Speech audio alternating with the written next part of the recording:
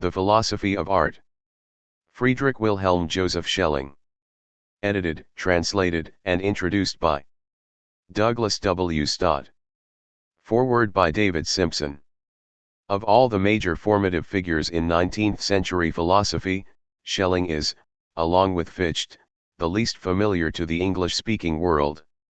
It was not until that the great work of his early period, the system of transcendental idealism, was made available in translation, and to this day much of his work exists only in German or French. The difficulty of his thought has indeed served to intimidate all but the most committed readers. In the course of a long and productive career, Schelling himself changed his emphasis, and occasionally his mind, often enough to oblige his interpreters to ponder very carefully the differences between, for example, the texts of and those of. It is very hard, in any exact sense, to come up with a single Schelling. But this is not the major cause of his obscurity. We happily devote close attention to the intellectual metamorphoses of those thinkers whom we deem to be central to our contemporary concerns. It is rather that the conceptual conventions within which Schelling operates, and which he did much to establish, are largely foreign to the late 20th century mind, whether it thinks in English or in German. To a culture that takes as its first principle a postmodern suspicion of grand systems, Schelling's entire metaphysical apparatus, with its commitment to the notion that all artistic, scientific, and social phenomena are in various ways emanations of a single entity, the Absolute, must seem absurd.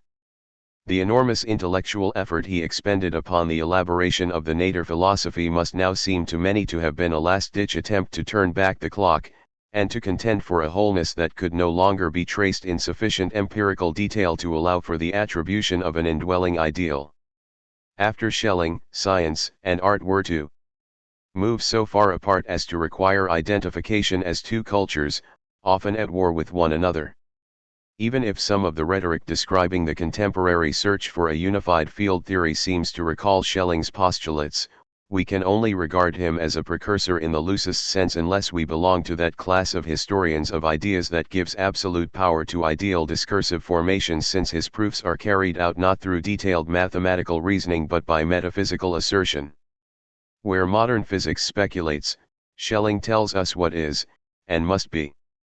For reasons that will become clear by the end of this foreword, Schelling's metaphysics were not to prove very useful to the economists, political scientists, philosophers, and critics who found in Hegel such foundational potential for the elaboration of their own disciplines. His writings do, however, demonstrate a similarly radical broadening of the spectrum of philosophical analysis beyond what had been authorized by Kant. Kant had preserved strict limitations governing any statements about the real nature of the world, seeking instead to refine and expand the sphere of subjective philosophy. He concerned himself less with what might be in the world than with what must be thought to be the case if what we recognize as normal experience is to be explained. This emphasis upon self-consciousness marked the work of Fichte and of the early Schelling. But, within a decade or so of the publication of the last of the great critiques the boundaries that Kant had so carefully set up were breaking down. Kant's sophisticated skepticism, designed to set narrow limits upon what could be spoken about in order that it should be spoken about with absolute conviction, is quite absent in Schelling and in his like-minded contemporaries, who pursue instead an all-inclusive, organicist methodology aiming to describe nothing less than everything, past, present, and to come. A major symptom of this shift is Schelling's endorsement of the Neoplatonic Plato, whom Kant had tried hard to marginalize in restricting the demonstrability of the Platonic idea to the sphere of practical reason, morality, and to the discussion of the totality of the universe. Schelling also does away with the limits Plato had set upon the empirical expression of the idea. For him, all absolute expressions of particularity are simultaneously universes, and thus ideas, Ideen, p. The ideal is more real than the real itself, and is present in the real, not just thought of as such. Arguing early in his lectures that Plato's case against art was in fact only a case against vulgar realism, p. Schelling elaborates upon the agenda he had set out for himself as early as the unification of all ideas in one. At this stage, and for some years thereafter, This one idea was envisaged as the idea of beauty, taken in the higher Platonic sense. Hence the unique importance of art and aesthetics to Schelling's system.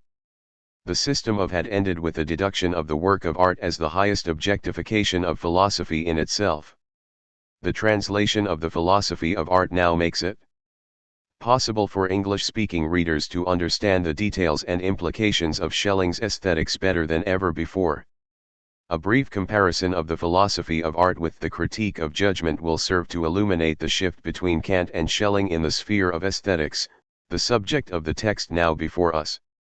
Kant had made scarcely any mention of particular artists or works of art, in order to preempt any identification of the critical method with the inherited disputes about good and bad art that marked most if not all of the available definitions of taste. Kant is interested only in aesthetic judgment, which is never derived from things in the world, however much one might like some of them. His inquiry concerns the transcendental faculties of the mind, which are not to be confused with the objects through which they become conscious of themselves.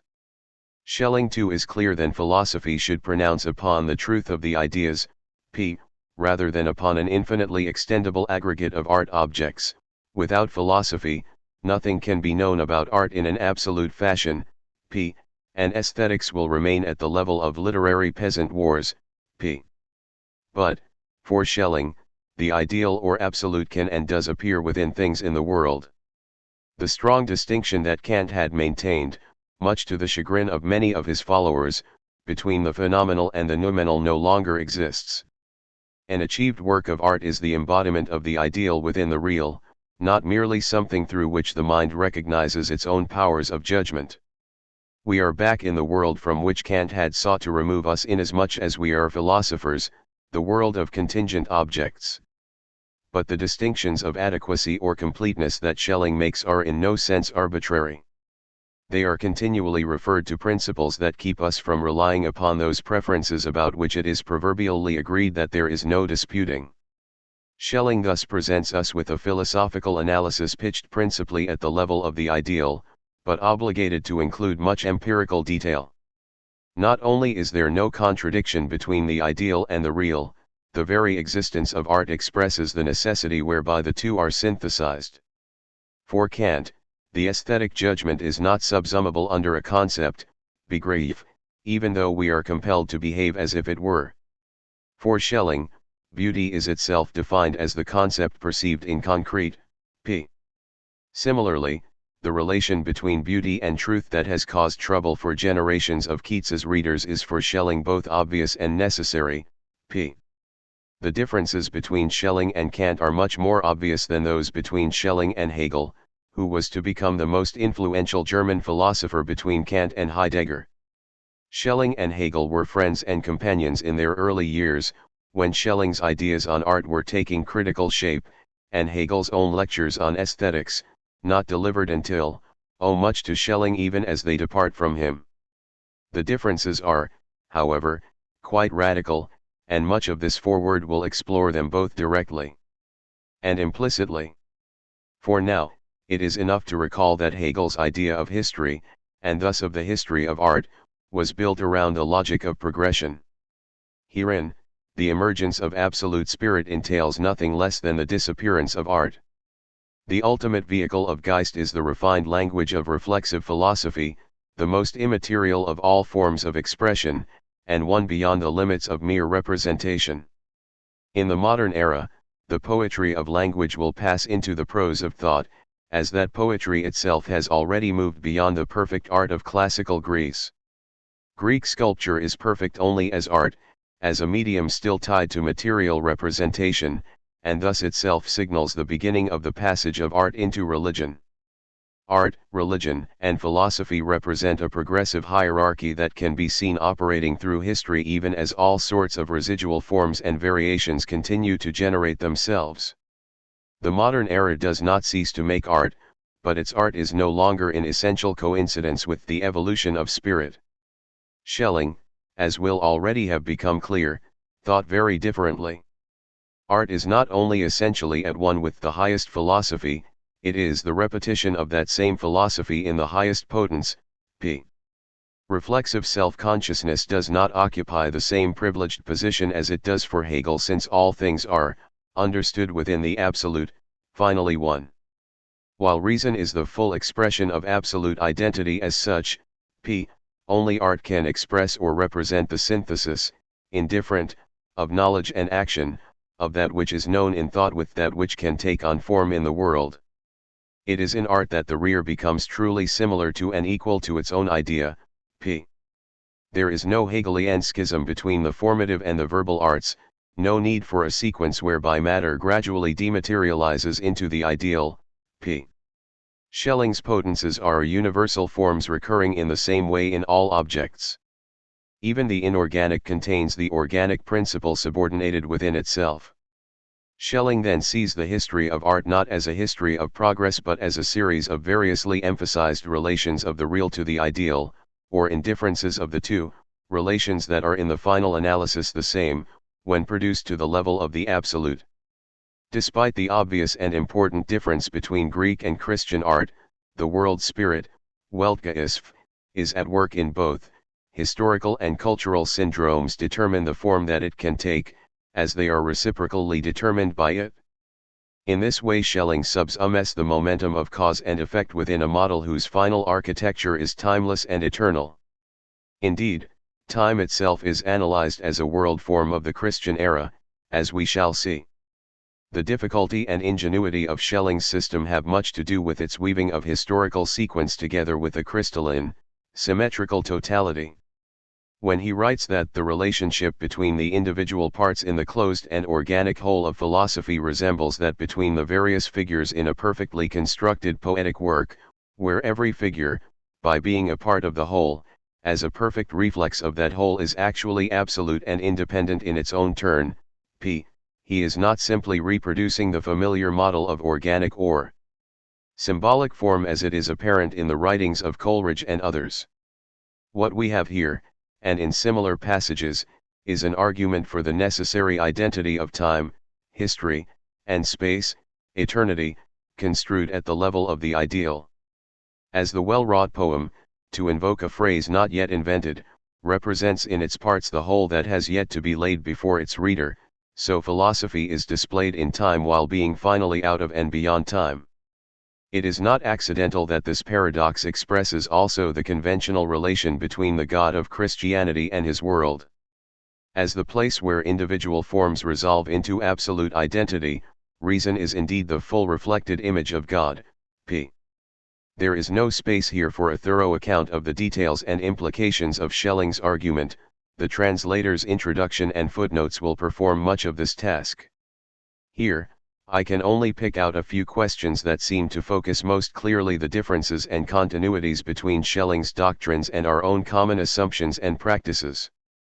Douglas Stott follows in the main tradition of Schelling scholarship in emphasizing the philosopher's preoccupation with the problem of how a particular work of art comes to be, how individual beautiful things can issue from universal and absolute beauty, For Schelling this is indeed the particular version, for aesthetics, of the general question of philosophy as a whole, namely, to understand the manifestation of the ideas through particular things, It is important to recognize that Schelling does not here deploy the conventional motif of a fall or breaking away from God, which is how he was later to explain the phenomenon of evil. Art is a more positive act, it is the objectification of the spirit of nature that is within human beings, and is analogous to nature's own generation of phenomena with consistency of form and regularity, Like natural things, art is an emanation of the absolute, Schelling's word, Ausfluss, implies an active, vital process of coming into being. The archetypes of all things are absolutely beautiful, pages, and the universe as a whole is the absolute artwork of God, himself the source of all beauty, Art is thus the medium of our insight into the noumenal essence, the real representation of the forms of things as they are in themselves, One need not agree with this explanation to recognize that it contains no metaphysical contradictions. The question that arises is an empirical one, of course with consequences for metaphysics. How does art emerge through particular human beings? Kant had completely avoided this kind of speculation, for coherent reasons of his own. But Schelling has to raise the question. At one point he remarks that beauty emerges automatically with the removal of that which does not belong to the essence, p. The activity of the artist would then consist in a stripping away, along the Neoplatonic lines described by Shelley as lifting the veil from the hidden beauty of the world, a world otherwise obscured and distorted by particular facts. This explanation seems to lead to an idea of the artist as one possessed with superior vision, and to a strong distinction between individual human beings in the world. It is not pursued. Instead, we have, in sections N of the text, a universal, psychological model for the passage of universal content into the particularity of form, p. In the reflected world, God can only produce art in a mediated form, and this he does through human genius, the indwelling element of divinity in human beings. A piece of the absoluteness of God, p. This activity is not made dependent upon individual will. And the fact that it is our nature to produce art explains not only its coming into being but also its reception as such. Simply by being human, the many can understand what the few produce. Where philosophy requires self-consciousness at the ideal level, art appears in an unconscious act in the real world. Schelling thus somewhat bypasses or de-emphasizes the empirical social implications of the scarcity of genius. These are not, strictly speaking, within his brief in these lectures, they do not have to do with making clear the identity of art at the essential level. And this identity itself presupposes that there is no critical gap between creator and perceiver, artist and ordinary person. All who are created in God share the archetypes of beauty and the capacity to understand them as such. To understand the debate that Schelling is here addressing, we need to recall that many of his precursors and contemporaries, Schiller chief among them, were very concerned that the ability to appreciate these archetypes was being lost, or was failing to develop in large sections of the populace who could no longer achieve a properly disinterested state of mind. They saw a modern culture founded in division of labor and division of interest, and marked by an economy of luxury and a psychology of desire. Hegel and Schopenhauer would try hard, as Kant and Schiller had tried, to set aside a place for aesthetic experience that was protected from or even triumphant over these pressures. Schelling admits that there are people who show themselves to be crude and uncultured, p. and who cannot elevate themselves to the level where the absolutely ideal is also immediately the real, p. If the argument is to work, these people must be discounted or tacitly passed over. In a tellingly pithy moment, he remarks that only the understanding Verstand subordinates, within reason Vernunft and the creative imagination everything is free and moves about in the same realm without crowding or chafing, for each is within itself the equal of the whole, p. It is the understanding, of course, that handles the empirical, day-to-day world. Here, subordination is necessary. Pure freedom and equality exist only at the transcendental level, where there is no chafing or crowding. I should not wish to be thought to be claiming to catch Schelling out here, or to be convicting him of an unconfessed elitism or mystification of the real state of the world. In fact, like his British contemporary, Coleridge, he is very well aware of the implications of his metaphysics, so much so that in the extensive comparison between the ancient and modern worlds that runs through the philosophy of art we can trace the necessary moment at which hierarchy and subordination emerge as the inevitable demands of the Weltgeist. In this argument, and in others like it, we can identify the particular ingenuity and originality of Schelling's system, as it matches an eclectically inherited account of the ancient world, drawing upon Winckelmann, Schiller, and A. W. Schlegel, among others, with the analytical requirements of his own metaphysical system. For Schelling, Greek mythology represents the highest archetype of the poetic world, p. Here, the synthesis of the absolute with limitation that is the mystery of all life, p. is most fully and completely carried out. The Greek gods, understood collectively, are an organic whole. All possibilities within the realm of ideas as constructed by philosophy are completely exhausted in Greek mythology, p. Here the reigning mode is the symbolic, so that the particular is at all times also the universal, pages. Thanks to this complete coexistence of the infinite within the finite, the condition of being in the world produces serenity and satisfaction. And, since all possibilities have been developed and are evident in essence to the senses, all interpretations are licensed ones, p. The culture is a whole. It does not matter whether Homer was a single poet or a collective, true mythology comes from a common formative impulse, p. Homer recites a poem that is already there in every sense except the empirical. In the modern world, whose major formative syndrome is that of Christianity, things are very different. This world is founded in divisive individuality and in the irrational, p. This predicament is frequently celebrated, indeed, especially by Protestants, as the only world worth having, one out of which authentic wholeness must be achieved and earned. But Schelling's account, unlike Hegel's, is distinctly reluctant to celebrate the felix culpa of the modern condition. Because Christianity does not accept, as the Greeks did, the achieved realization of the infinite within the finite, with the complex exception of Christ himself, who stands as the turning point between the two worlds p. It disseminates the experience of dissatisfaction.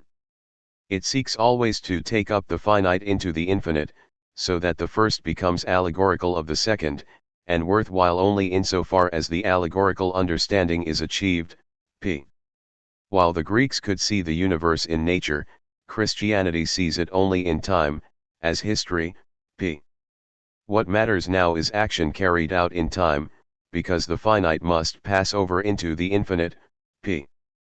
Baptism and death are the two most important acts, and it is only in such acts, rather than in being or existing, that Christianity can occupy the symbolic mode. It is thus only occasionally that the particular is wholly one with the ideal, p. In this way, Schelling diagnoses the modern condition as founded in nothing less than the invention of history. This does not, of course, mean that the Greeks could not tell one day from another, in some simply empirical sense. But for them time was not critical, since the infinite was already in the world with them, as nature. There was nothing to achieve. Christianity, on the other hand, demands authentication in time, in the double sense, for one can run out of it, as Faustus did, after which one seeks to be taken out of time, which has then become an encumbrance. Nature is no longer sufficient in itself, but becomes a mystery, an allegorical form needing to be deciphered, p. Mythology, by which Schelling means the body of ideas and practices holding together a culture, no longer creates religion, as it did for the Greeks, but must somehow emerge from it. We can now see why the modern world provides a more difficult medium for the emergence of the archetypes into the real world as art, and why the maintenance of consensus and social harmony becomes so difficult, leading to an inevitably hierarchical establishment. As a dominantly allegorical culture, the modern world creates the likelihood of interpretative disagreement and strife. Things in the world now have to the read as signifying something that no longer appears in them. Disputes will thus arise that are not subject to resolution by us in Zion. Access to the symbolic now comes only in acts, and these are self-confirming and performative only at the individual level. As construed by Schelling, the Greeks saw the identity of the absolute with the empirical as an everyday, familiar sight. For Christians, this can only come about in the miracle, which is thus their only mythological material, p.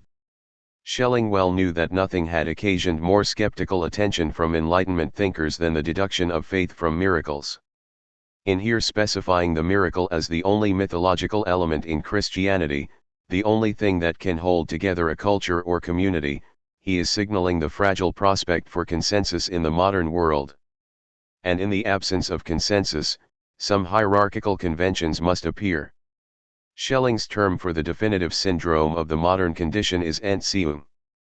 Douglas Stott renders this as estrangement, appropriately enough, even if he risks thereby an over-forceful association with J. B. Bailey's long-received translation of the Hegelian Entfremdung and Entäußerung.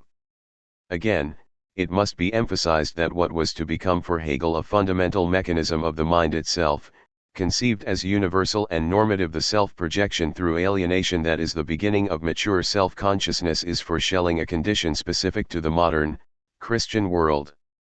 According to Hegel's account, both individuals, ontogeny, and the history of cultures, phylogeny, must go through this stage if they are to meet the requirements of an evolutionary Geist.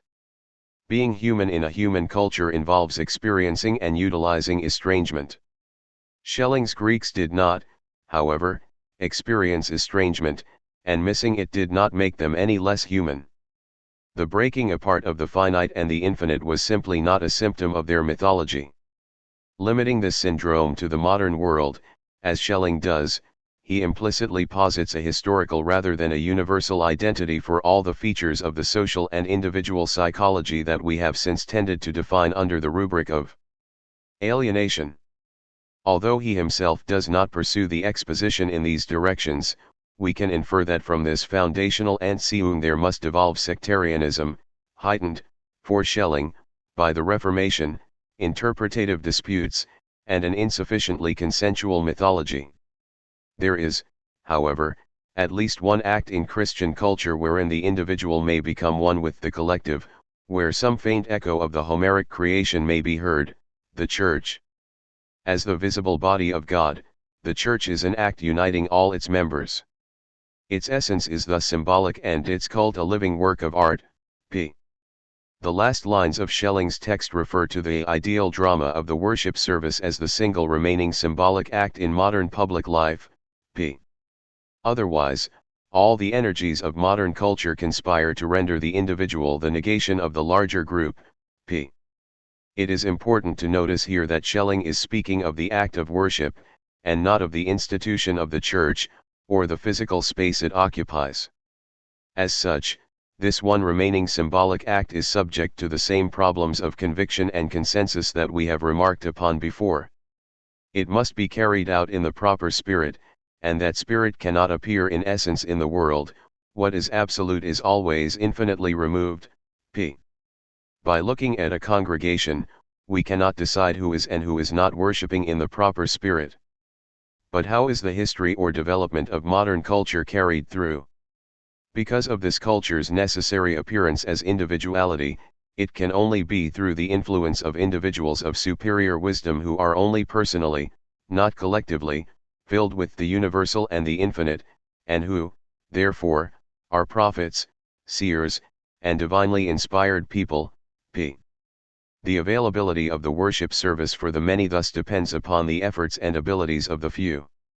Schelling does not pursue the analogy that beckons here between prophets and artists, and his refusing it makes complete sense given that what he is here describing is a phenomenon specific to modern culture, rather than to history as a whole and hence to human nature. And we may now sense the import of his limiting the account of the coming into being of art, as a whole, to a general psychological vocabulary, sections and, already mentioned, that does not set the possessor of genius apart from the rest of us. Had he done so, he would have participated uncritically in a Christian ideology, offering as normative a state of disjunction or estrangement that is in fact historical. Hence it really does not matter whether Homer was one single person or 5 different ones, but Shakespeare was not and could not have been Ben Jonson, Beaumont, and Fletcher, or anybody else. The mythology that Shakespeare created had to bear at all times the stamp of his own nature, P, as well as that of his times. For all his undoubted genius, not even Shakespeare could avoid contamination by the barbarism of his age, P. And, being compelled to work with character, particularity, rather than with universal human nature, even he can never achieve the highest morality, pages. Because Shakespeare is necessarily subject to the constraints of place and time in the formative process of his art, he is not to be blamed for its limitations. No more could have been done by anyone, and no one else did as much. At this point, we might seem to be on the verge of a comprehensively historical method, and one far more searching than that practiced by most of Schelling's British contemporaries, and indeed by many critics since. Calderon's superiority to Shakespeare has nothing to do with some Olympic-style competition between rival poets, but is premised upon his dwelling within a Catholic rather than a Protestant culture. Catholicism allows for the possibility of a truly tragic fate, while Protestantism does not. P. In the material of the lives of the saints, and in the greater proportion of its religious life that is given over to public rather than private embodiment, Catholic culture possesses a larger mythology than its Protestant counterpart. P. Calderon simply has more to work with than Shakespeare. Questions about individual genius are misleading, since what genius depends upon is not individual. How, then, does Schelling's system prefigure or differ from what we would recognize as a historical method in the contemporary sense? Have we not suggested that within the perspective of the absolute, of which these lectures treat at such length, all art must by definition mean the same thing to all people at all times? Is there a historical dimension to the coming into being of art, but not to its reception? Those familiar with Schelling's argument will anticipate already the answers to these questions, but they are worth expounding in further detail, and they are central to both the conception and the presentation of the philosophy of art. From what has been said already, we can see that Schelling's idea of the history of art is not founded upon a naive progressivism of the sort that underlies Hegel's alternative model, sophisticated as it is on its surface. It is in this sense closer to a secular, 20th-century notion of history, according to which things are simply different at different times, without offering evidence of some totalizing pattern evolving with the passing of time. Needless to say, this is by no means a characterization of all 20th-century historians. But Schelling is committed, as we have seen, to the eternal identity of all art and history, at the level of the absolute. At this level, and only at this level, history reveals the essential and inner unity of all works of art, whose works are products of the same spirit, a spirit that even in the antithesis of ancient and modern art is merely showing us two different faces. P. From this absolute perspective there is no time and thus no history, since all time is merely the difference between possibility and actuality, and all manifested actuality is only the dismantling of that identity in which everything is simultaneous. P. We thus have to think the idea of history at two coincident levels when we are reading Schelling. Because of the priority of the eternal, in absolute terms, there is no need to establish strong evaluative distinctions at the level of the empirically historical. Neither modern nor ancient culture is in absolute terms superior to the other. History is neither progress nor regress. Differences may stand forth as simply differences. At the same time, insofar as we are not thinking or living at the level of the eternal or the ideal, it seems clear that our peace of mind must vary with the particular conditions brought about by the Weltgeist in our particular lifetimes. What we moderns perceive in the everyday world as longing and estrangement is not the symptom of some final dissatisfaction at the level of the absolute, but neither is it a fortunate self-redemptive incentive. It simply is. And there are going to be times when we are not thinking transcendentally, and will then experience pain and frustration, in a way that the Greeks never did. The reception of a work of art is thus not a single, unitary act. It invites different kinds and levels of response. Dante, Shakespeare, and Calderon are all different, and distinguished as such by all sorts of local and historical conditions. As Christian artists, they also express facets of a common culture, one based in estrangement. And as artists in the absolute mode, they maintain a fellowship with Homer and the Greeks. They too can be read back through their besetting particularities and seen as instances of the appearance of God or reason in the world. This ultimate synthesis includes not only all artists but also all the forms of art. The forms of music set forth the forms of the eternal things, just as Dante's tripartite schema is a universally symbolic form. Pages. A work of art, then, both does and does not mean the same thing to all people at all times. We can all, in theory, understand the essential element of Greek art as essential. At this level its meaning is assured. We cannot, however, experience the conjunction of a Greek work of art with the public life into which it first emerged, and whose conditions were symmetrical with it at the empirical level. Again, we must register what Schelling does not infer here. He does not, for example, suggest, as Kierkegaard suggested in the case of the historical life of Christ, that the empirical experience of Greek art in any sense obscured or distorted its recognition as ideal by the Greeks themselves. He does not imply that we moderns understand Greek art better than the Greek themselves did. Such a complacent conclusion might seem to follow from Schelling's analysis, for it is clear that the Greeks were not sufficiently impelled by dissatisfaction to require the particular forms of knowing now obligatory among us. But this, and only this, is the point. Schelling carefully refrains from turning his analysis of difference into a celebration of the modern European worldview. The Greeks did not know the ideal content of their art as ideal because the critical distinction between real and ideal had not yet come into being for them. Despite his predilection for the analysis of the work of art from the perspective of the absolute, Schelling also does not say that the pursuit of an empirical historical inquiry is a waste of time. What he says is that it cannot of itself produce any insight into truth in the absolute.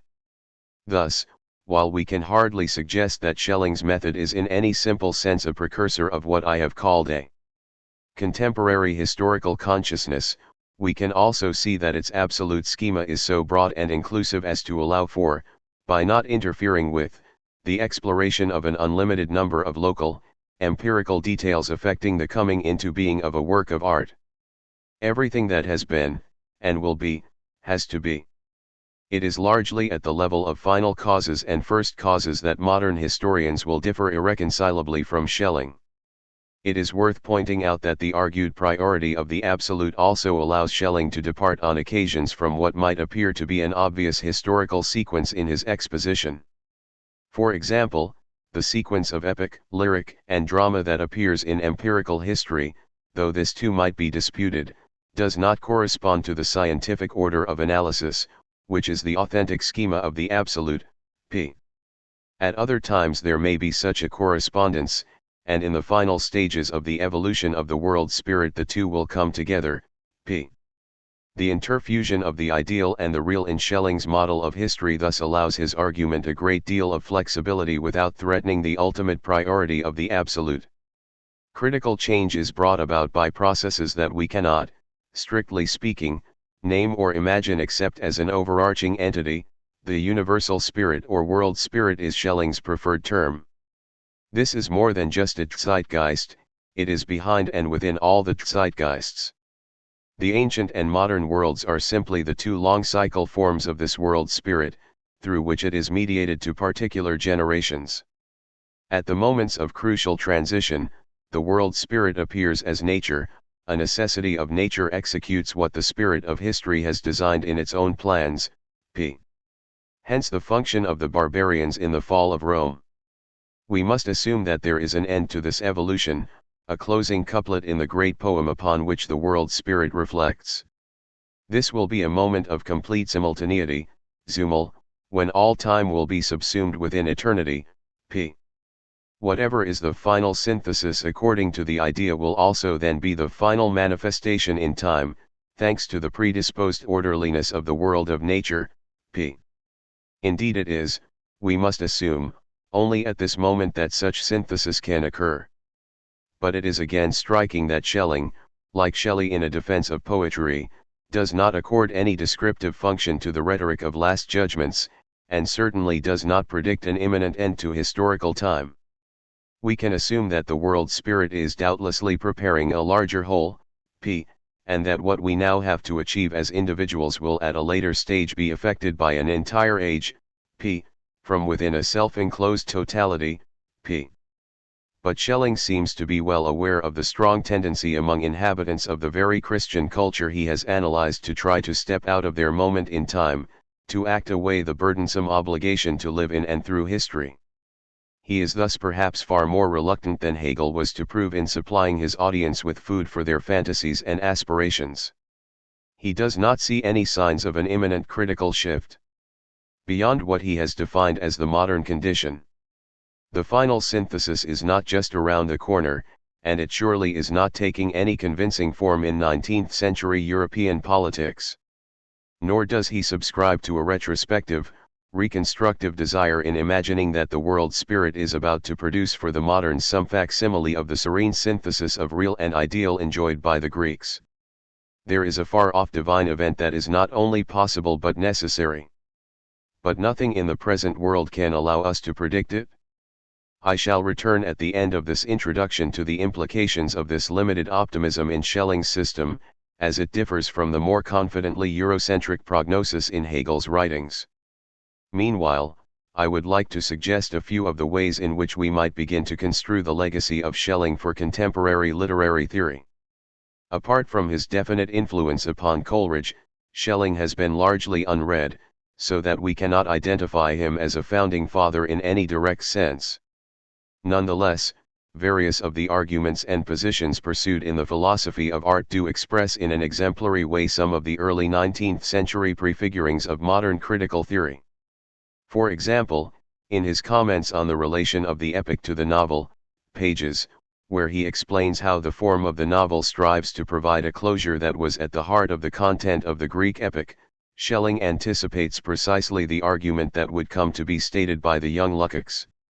What Schelling has to say about the novel, and about the role of irony within it, is much more pertinent to subsequent criticism of prose fiction than anything in Hegel, who seems to have regarded the novel as a relatively redundant form in the evolution of Geist toward a rationally prosaic medium, best embodied in the language of philosophy.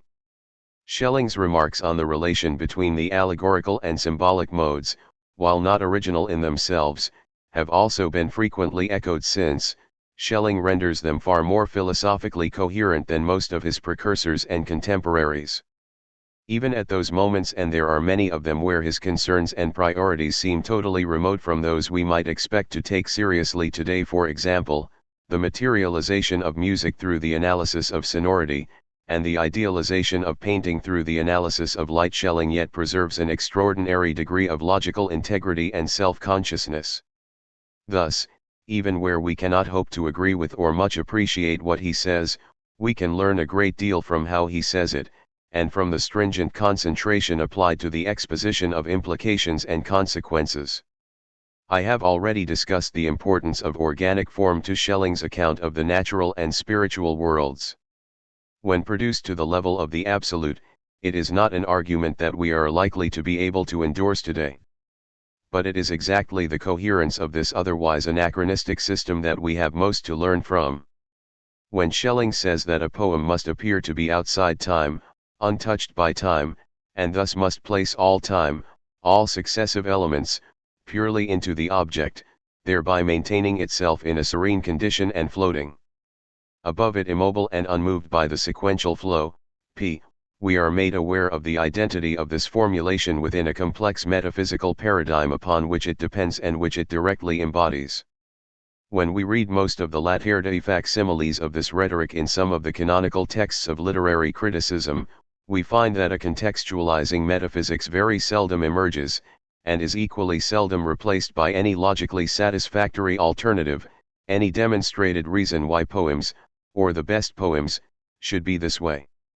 Schelling, unlike so many of those who have employed a similar rhetoric, never lapses into the mere dissemination of unjustified standards of taste.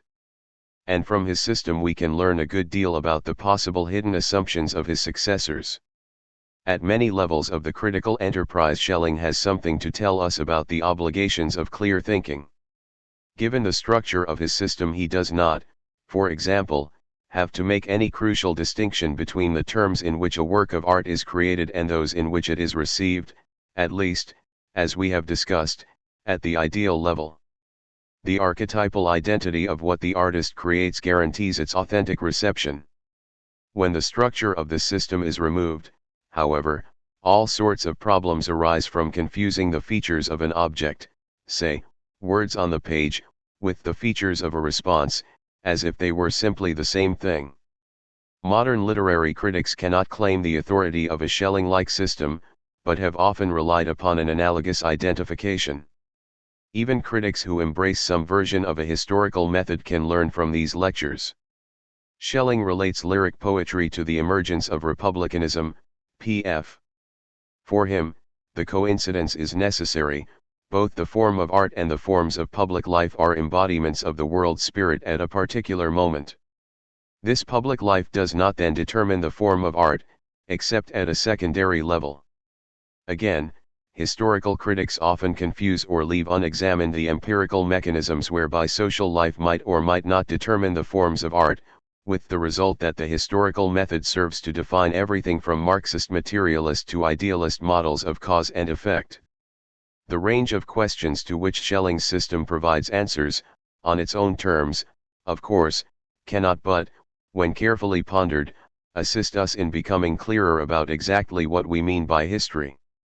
The sheer quality of intellect evident on every page of these lectures would then of itself be sufficient justification for reading them again today. They are extraordinarily useful for the production of a more exacting critical self-consciousness than literary critics who have not been trained in philosophy can usually achieve on their own. Because Schelling's argument and exposition is one wherein we both recognize and fail to recognize the paradigms of modern theory, its potential for developing logical self-awareness is greater than would be that of a text that is either wholly familiar or wholly strange. This quality of being partly familiar is also a very fertile stimulus for historical inquiry, for reading back to the early 19th century with the aim of discovering something about its life and thought. In particular, and here I return to a topic I have touched upon before, we can learn much from exploring the relation between Schelling and those important contemporaries who were not Schelling, those who made different choices and enunciated different options. The writings of Kant and Hegel, above all, proved far more persuasive to both contemporary and subsequent readers than did those of Schelling. Arguments within subjective philosophy tended to begin with Kant. Initiatives within objective philosophy found Hegel far more compatible than they found Schelling. We may begin to speculate about some reasons for these preferences by comparing Hegel and Schelling in their respective evaluations of the epoch. In the argument of Hegel's later and more influential lectures, the epoch represents a childlike consciousness, and is the product of a culture wherein there is as yet no separation between feeling and will, aesthetics, p. As the Greek epoch is more advanced than the Oriental epoch, so it is itself in turn only a crude prototype of the process of individuation that Hegel celebrates as carried through by Christianity and modernity. Thus Hegel is concerned to argue, against Schelling among others, that Homer's poetry had to be written by a single individual rather than by a collective, for poetry is a spiritual production, and the spirit exists only as an actual individual consciousness and self-consciousness, p.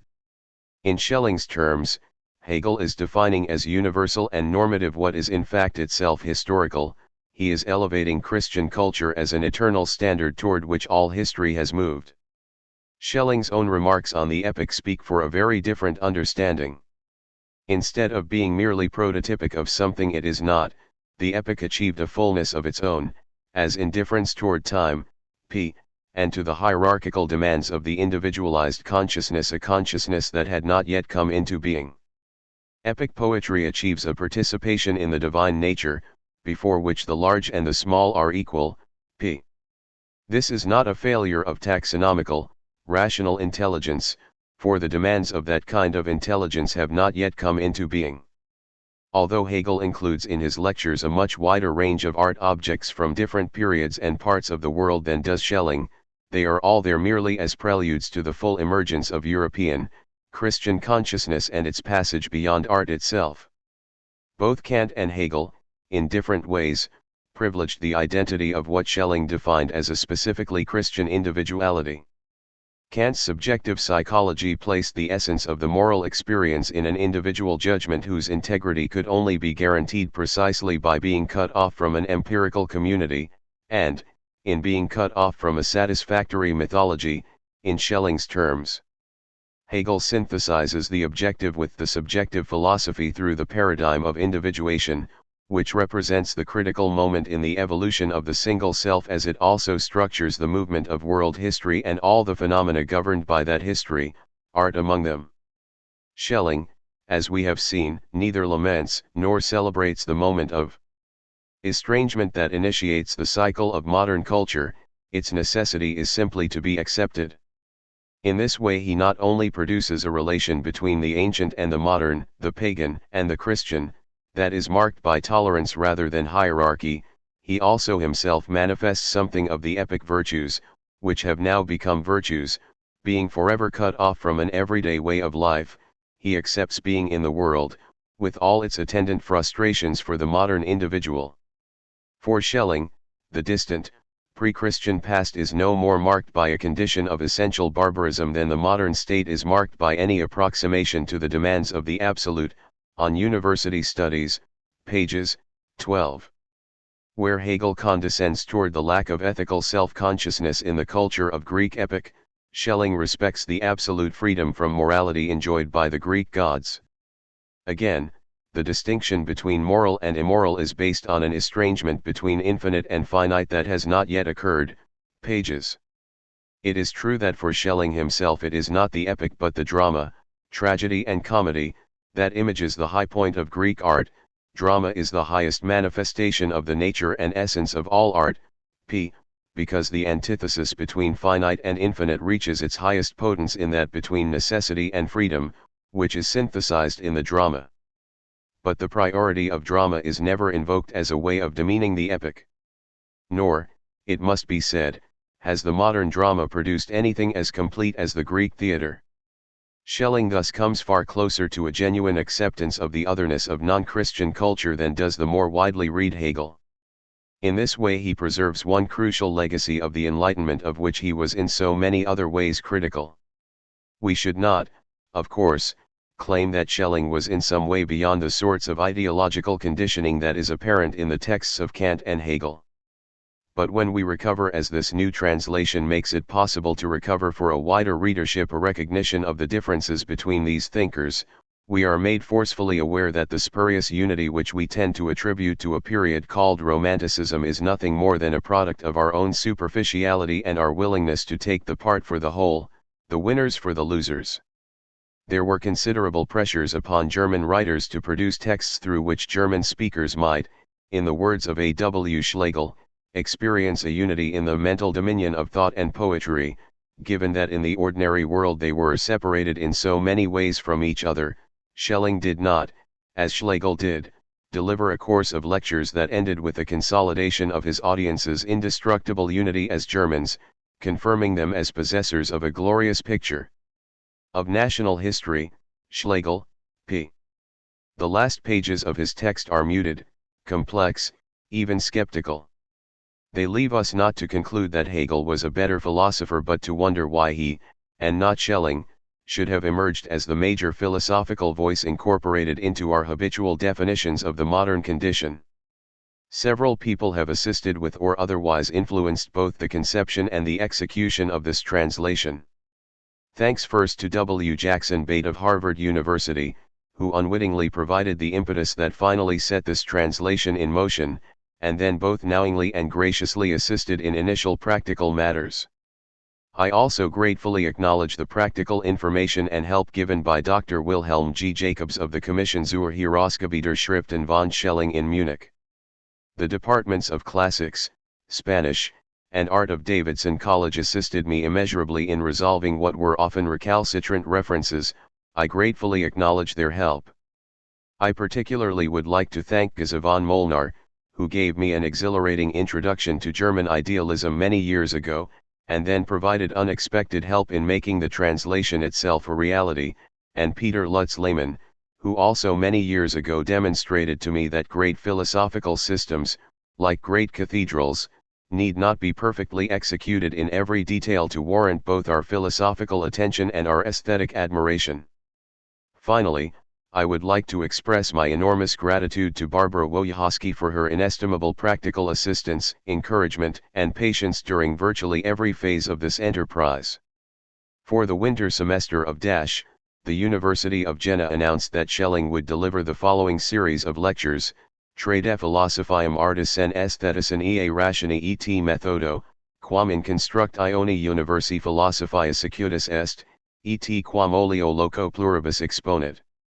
In September of that year, Schelling wrote a rather lengthy letter to August Wilhelm Schlegel, who had just moved to Berlin and with whom he corresponded a great deal during this period, requesting a copy of Schlegel's own series of lectures entitled Schöne Literatur und Kunst, a manuscript he probably first became acquainted with during his own visit to Berlin in May. He told Schlegel that he had decided to give the lectures on aesthetics because of the need to expand and develop his philosophy. He wished to acquire for it some higher forms from this region. As it turns out, this reference to higher forms would be significant for an understanding of the lectures, since Schelling here juxtaposed such forms to the empirical side of art. His lectures would not, he asserted, deal with this empirical side. Just as there are real or empirical things, there is also real or empirical art, and such art is the concern of theory. In contrast, he continued, just as there are intellectual things, things in and for themselves, however, there is also art in and for itself, of which empirical art is merely this appearance in the phenomenal world. This, Schelling asserted, is the true object of the philosophy of art, not art to the extent that it is a particular, but rather as it is absolutely, ideally, or essentially, not those aspects of art that might change in time, giving us what we know as the history of art, but rather those unchangeable, immutable features of art necessarily present in all ages, art as such or art taken from its mystical side. Music, the verbal arts, painting, all arts possess, just as does art as such, an essential nature within the absolute. It is this essential nature to which Schelling is referring in the phrase higher forms. Furthermore, he told Schlegel he would follow the same organizational scheme or construction in these lectures that he followed in his general philosophy, a scheme that successfully led him through the most difficult entanglements of reflection. Schelling then requested a copy of Schlegel's own manuscript, which dealt more with the empirical side of art. This, Schelling said, would save him considerable research and allow him to return more easily from that empirical, real, side to the intellectual, ideal, one. Schelling was, of course, already well acquainted with the world and history of what he is now calling the empirical side of art, and mentions as much in the lectures themselves. The specifics of Schlegel's own lectures, however, would allow him to get on more quickly to an investigation into those higher forms. Schelling's investigation, however, involved speculative presuppositions not immediately clear to a reader unacquainted with the philosophical tradition of German idealism. An acquaintance with the basic speculative framework behind the lectures themselves will aid considerably in understanding the system of the arts they generate. Two areas will be of particular interest to the English-speaking reader. First, many of the terms the idealists used as common currency no longer possess that currency in modern German, and if their English renderings ever possess such meaning, they do so today only within tightly circumscribed parameters that in their own turn set them off from ordinary English. Hence, a clarification of some of the more obscure or unusual terminology is necessary. Second, the entire enterprise of idealist philosophical speculation, the American transcendentalists notwithstanding, is fundamentally alien to the American, and to a certain extent also the English, philosophical sensibility. The idealists were essentially metaphysicians, in spite of Kant's warnings, and it has been argued that Schelling was the last among them, indeed, the last in the Western metaphysical tradition as such. The investigation into the essential nature of things necessarily involves metaphysical presuppositions, not the least of which is that language and the faculty of human reason really can supply such information.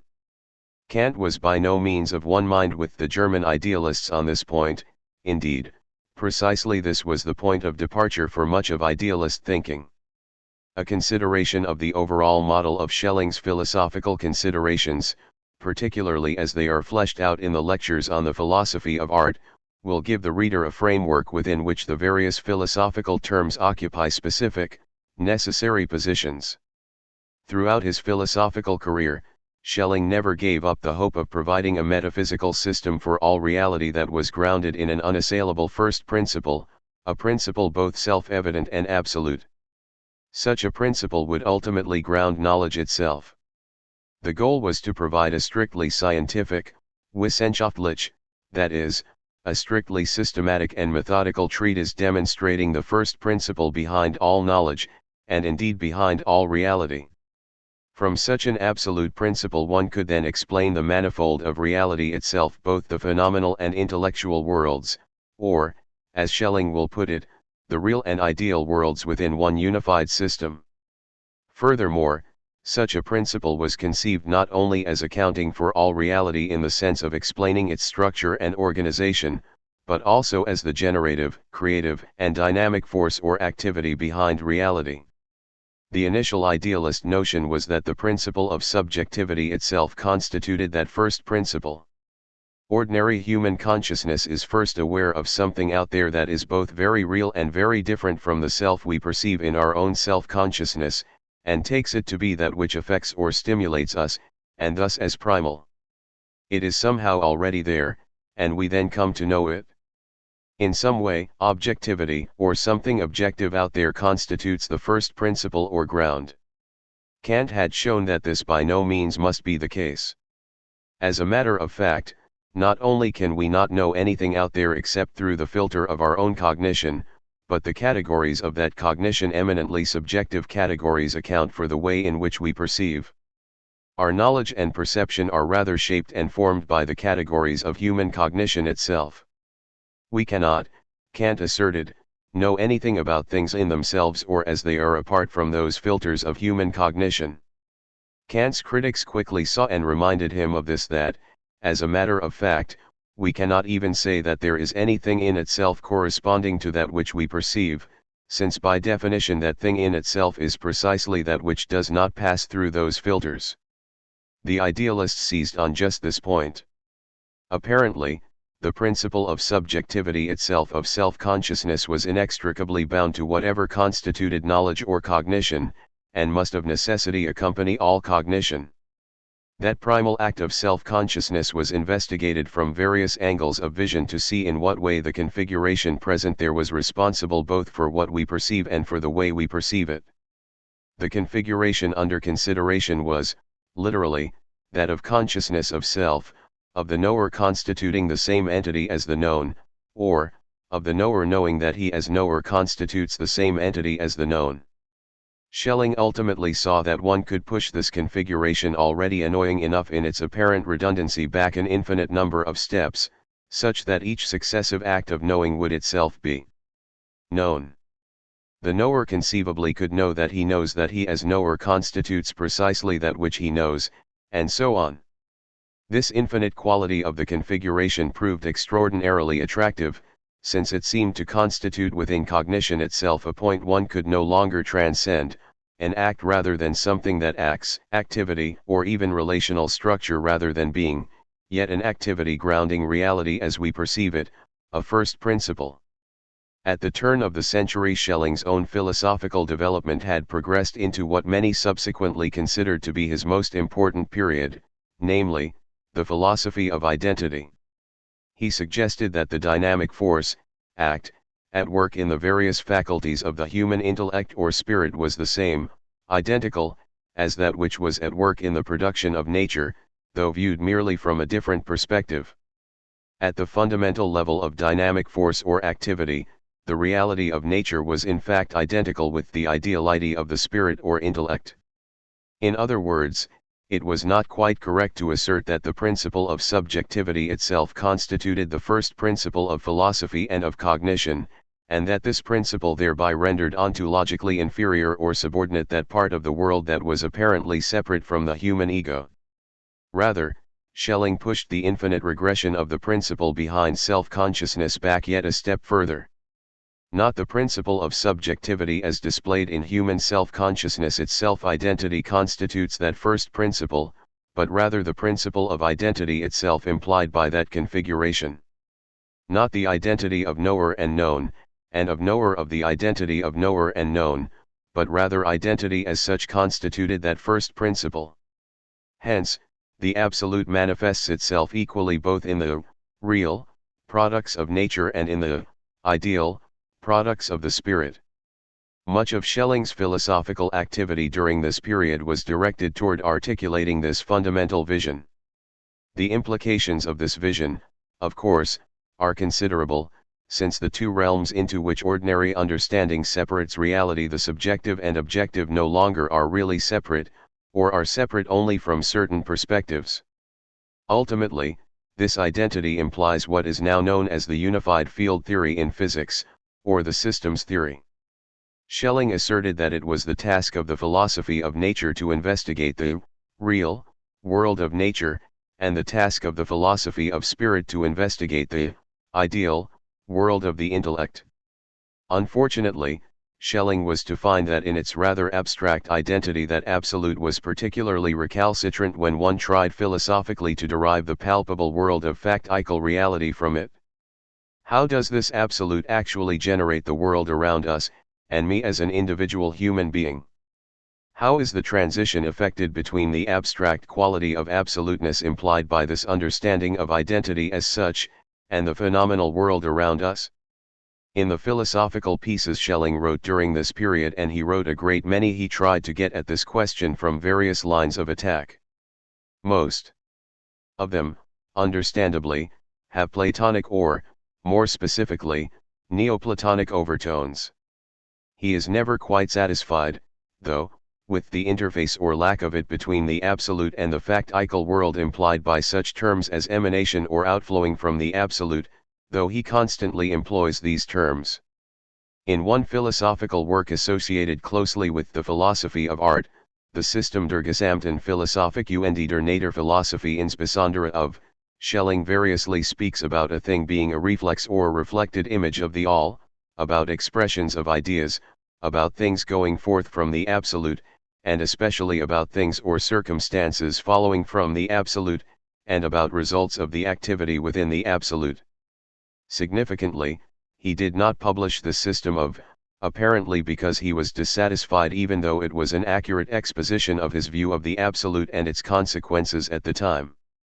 Neither did Schelling publish these lectures on the philosophy of art, whose composition coincides roughly with that of the System of. Although there were several probable reasons for this reluctance, reasons we will discuss shortly, at least one concerned the central problem within the System of, the derivation of content from the absolute.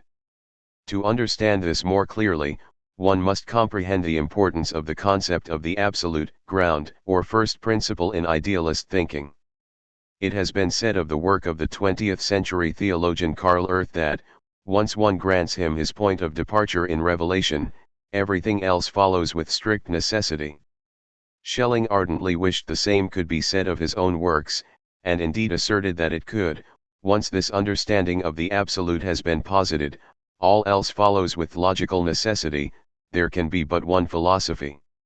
Schelling apparently challenged himself in the System of on just this point, and ultimately was not satisfied with his solution.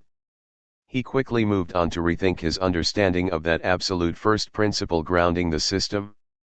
The philosophy of art, however, is yet predicated on this earlier understanding of the absolute. Having once established the first principle, that of identity, Schelling is concerned with showing scientifically with strictly systematic methodology that the world of art as we know it results from the activity characterizing the absolute, and itself constitutes a systematic, self-enclosed whole. In a similar fashion, he believes he has already shown how both the world of nature and the world of the spirit result with equal necessity from that principle, since the dynamic force at work in both is identical, hence, system of identity. What he will actually construct or construe, construeren, constructiori, here is the system of arts necessarily resulting from that principle. Since it is a system of the individual art forms as such, and not one based on a particular selection of works of art, however exemplary one might consider them to be, it necessarily precedes any actual works themselves. It does not precede them temporally, however, as would a system based on principles extracted from actual works, nor is a temporal process involved in its actual generation by the absolute. Rather, it lacks all relationship to time, and precedes actual works of art absolutely, just as the idea of a circle precedes any one, individual circle absolutely.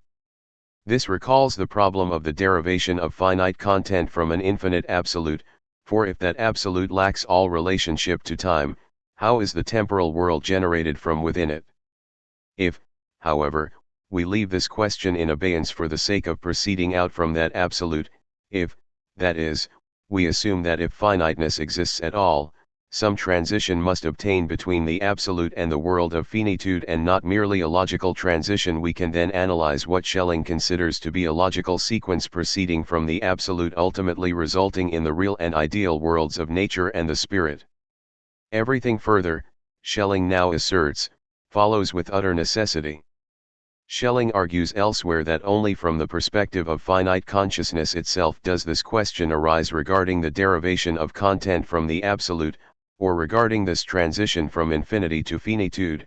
He does, however, still encounter difficulties deriving finite consciousness. Although the principle behind the system, indeed, behind all reality, both real and ideal, behind both the realm of nature and that of the spirit, is absolute identity, that identity is not as purely one as it might appear upon first consideration. If one posits identity as such, one has also posited its two possible members, even if they are, as the term implies, themselves identical. If A equals A, a common equation that both Fichte and Schelling use, one at least has to consider the unit A from both sides of the equation, and thus recognize difference in identity. This suggests that in some way one is nonetheless dealing with a dualistic first principle.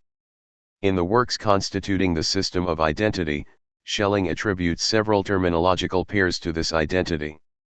It is the identity of spirit and nature, subject and object, ideal and real, universal and particular, conscious and unconscious, and particularly the identity of freedom and necessity, the latter pair corresponding to the necessity with which the system of nature operates and the freedom with which, ideally, the human world or world of history should operate.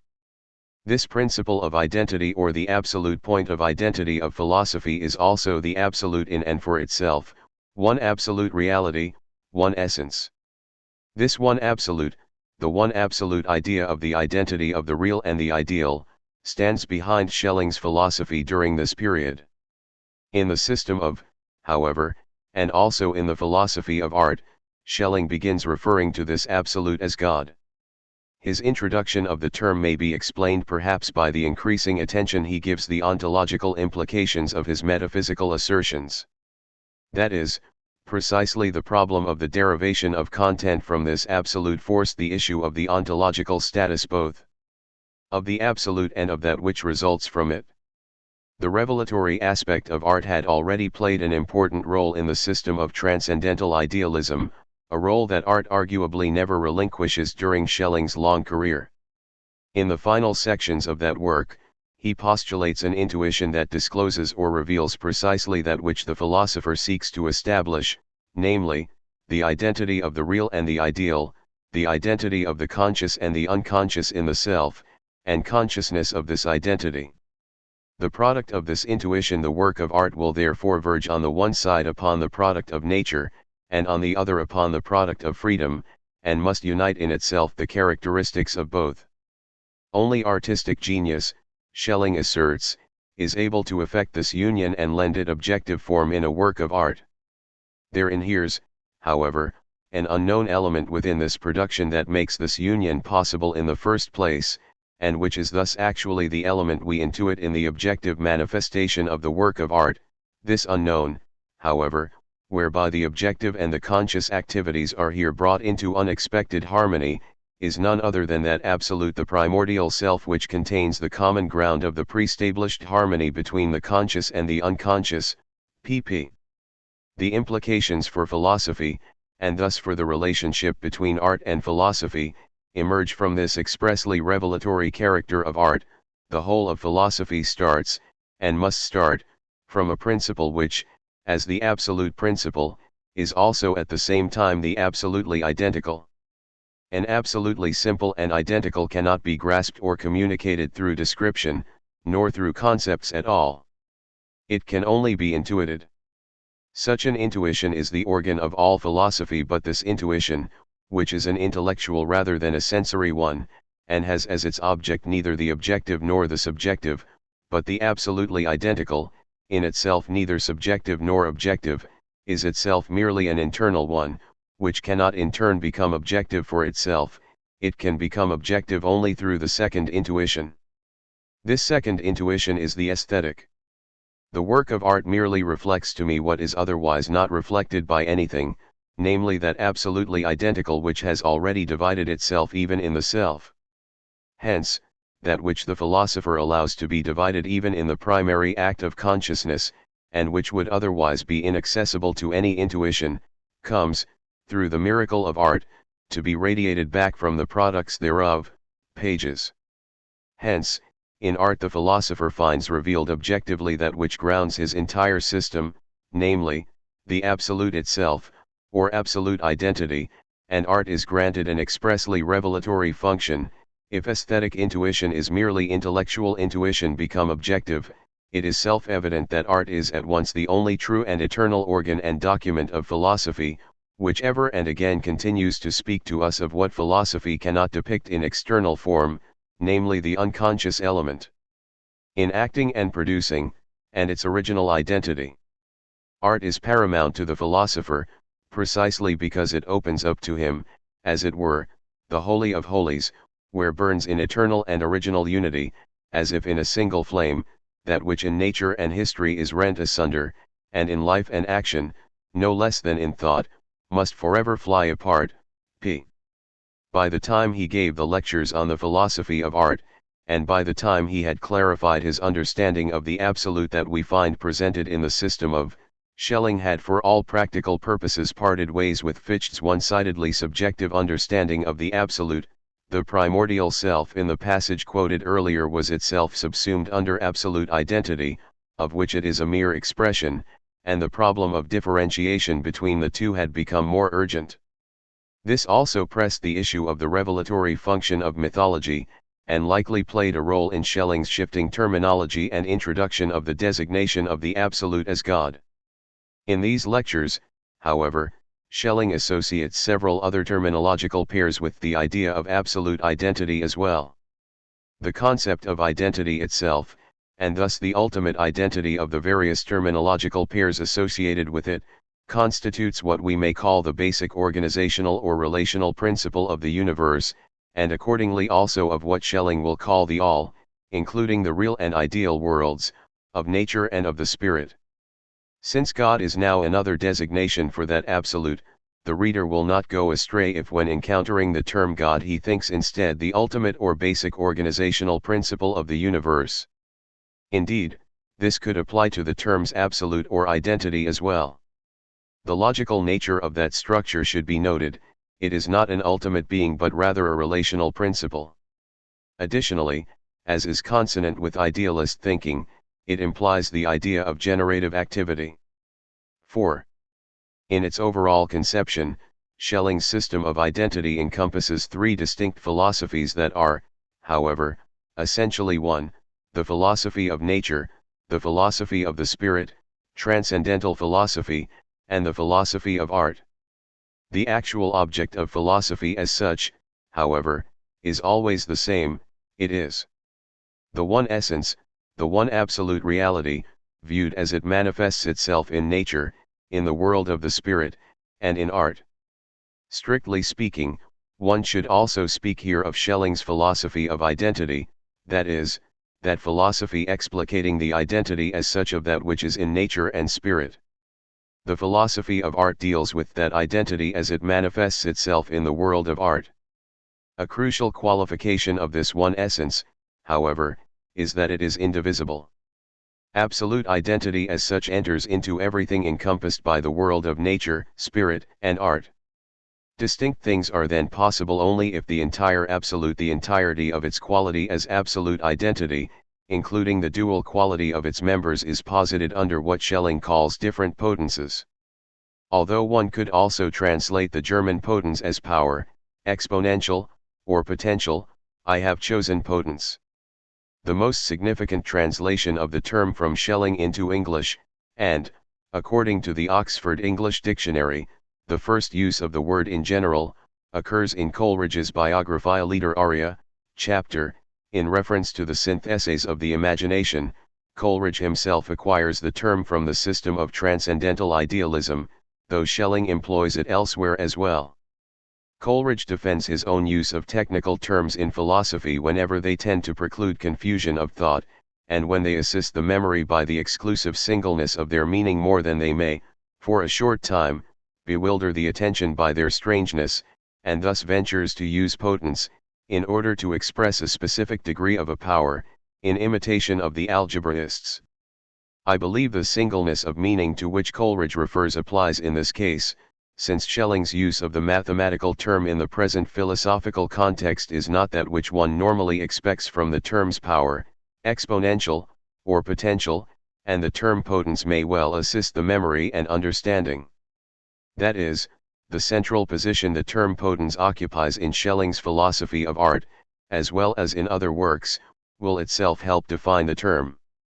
Coleridge mentions the word and then uses it no more in the Biographia Literaria. Schelling himself acquires the word from Giordano Bruno's De la Causa, though not directly. That is, he did not himself translate it from the Italian, but got it rather already translated from an appendix to the second edition of Johann Heinrich Jacobi's Über die Lehre de Spinoza. Bruno's own term was potenza, and likely came from Latin potentia as used by Nicholas of Cusa. August Wilhelm Schlegel also uses it in his lecture series entitled Schöne Literatur und Kunst, though not in this strictly philosophical context. This brings us to Schelling's understanding of duplicity and triplicity.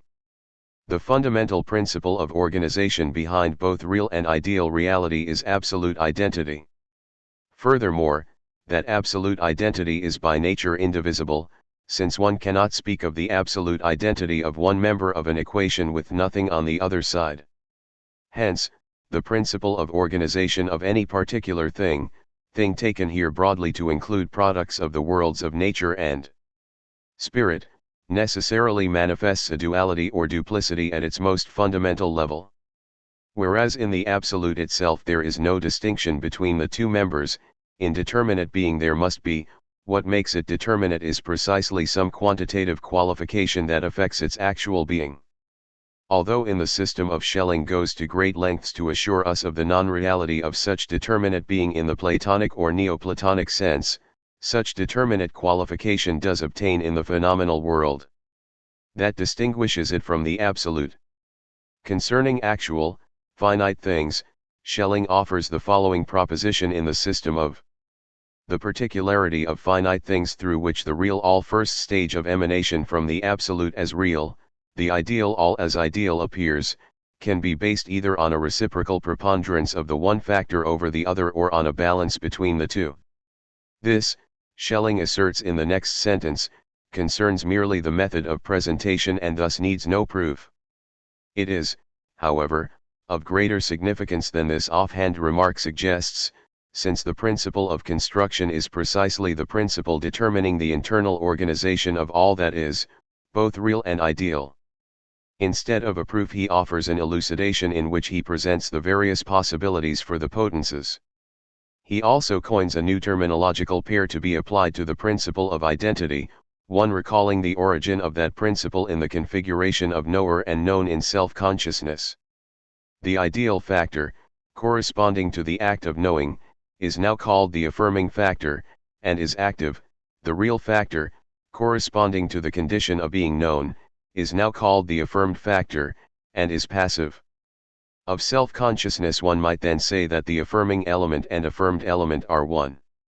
Applied to the particularities within the real and ideal all that sphere one remove from the absolute from which the actual world of particular things issues, the following principle will obtain. Triplicity of potences is the necessary mode of appearance of the real all as real, as well as of the ideal all as ideal, for the all can only appear through finite things whose differences can be expressed only through three potences, of which the one designates the preponderance of the affirmed condition, the other of the affirming element, and the third the indifference of the two. That is, a preponderance of the one or other factor results in a condition of difference, a balance between the two factors results in a condition of indifference. The annotation Schelling then adds to is significant enough to cite in its entirety. Annotation. The true schema of the immediate issuance from the idea of God would thus be this: God as the prototype is absolute identity in which the real and ideal all is contained. The immediate issuance of the real and ideal all as such is the indifference of the affirming and the affirmed, which for that reason has a double expression, one within the real and the other within the ideal, since absolute identity belongs neither to the one nor to the other. From this indifference there issues in declining order the affirming or the ideal in relative preponderance over the affirmed or real, and the affirmed or real in relative preponderance over the affirming or ideal. Both follow or issue in the same way from the indifference within the real and ideal. This same schema can repeat itself into infinity. The absolute itself transcends these potences, but includes them all. It pours its entire essence into each, such that each contains elements of the other, the entire identity, yet with the preponderance of the one factor over the other. Schelling expresses this mathematically with variations of the following scheme. These potences, however, though they determine the particular features of things in the real and ideal worlds, of nature and of the spirit or intellect, nonetheless do not determine the thing in itself or its essence, but rather only that part belonging to the phenomenal world. Hence, all differences of natura naturata, of the real as well as of the ideal, are only of a quantitative nature, and are only differences in potence, not in essence.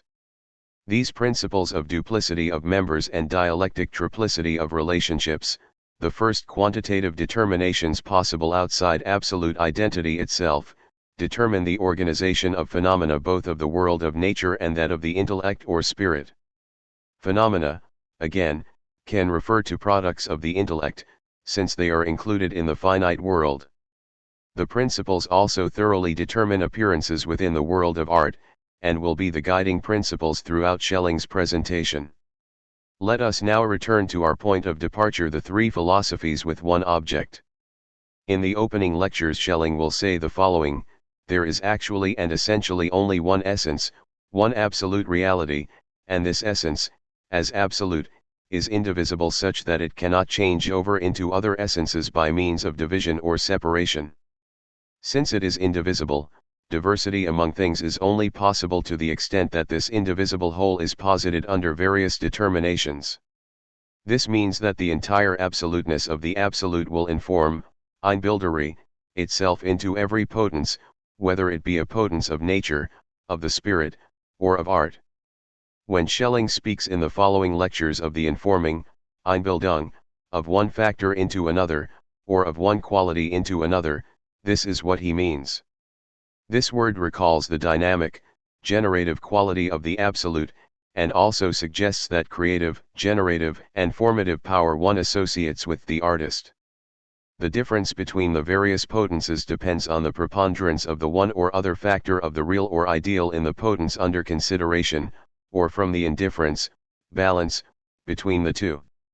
Each philosophy, that of nature, of the spirit, or of art, is to be a presentation of this fundamental, primordial identity inherent within the absolute, one manifesting itself as the complete mutual informing of the real and ideal within nature, the spirit, or art. Accordingly, Schelling refers to these three realms as potences as well. The entirety of absoluteness is posited or informed into the potence of nature, of the spirit, and of art, though with varying degrees of preponderance of the one or other factor, or with their indifference. Similarly, within each of these potences we encounter yet another subdivision into triplicity, that is, three more possible potences. In some instances, each of these potences divides itself yet further into three more, and so on. This entire schema can repeat itself into infinity. We will consider shortly just how this increasing triplicity manifests itself in the three potences.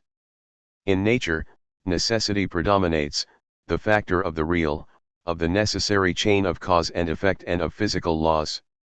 The dynamic force in nature corresponding to the creative activity within the absolute, or to the conscious activity of the spirit, operates unconsciously in creating that which we call nature. Nature is slumbering spirit. In the spirit itself, freedom is the predominating factor. Human spirit operates consciously and freely in what we call the productions of the spirit, for example, in the activity of philosophy. One of these products of the spirit is art, yet art presents us with that peculiar set of circumstances mentioned earlier in the discussion of the system of transcendental idealism. The conscious spirit in freedom does not operate alone within the artist. Otherwise, artistic talent could be taught just as that which we call the rudiments or mechanics of art. We all agree that talent cannot be taught. We sense in every work of genius that some element of necessity is also at work, something analogous to the necessity operating within nature, something that posits its own laws with the necessity we ordinarily encounter only in nature. The genius operates quite consciously, but there is always an element not quite under his control, some force acting through him, guiding him in his creation.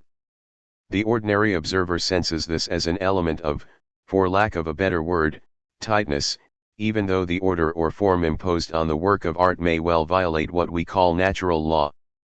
It is in this sense that, as we have seen, the philosophy of art concluded the system of transcendental idealism. The work of art reflects to us the identity of the conscious and unconscious activities. Besides what he has put into his work with manifest intention, the artist seems instinctively, as it were, to have depicted therein an infinity, which no finite understanding is capable of developing to the full, p. That is, the work of art discloses in actuality that identity of the conscious and the unconscious, of spirit and nature, of freedom and necessity, lying behind the philosopher's entire task as the principle of the absolute grounding all knowledge, and the disclosure of which actually constitutes the philosopher's primary goal.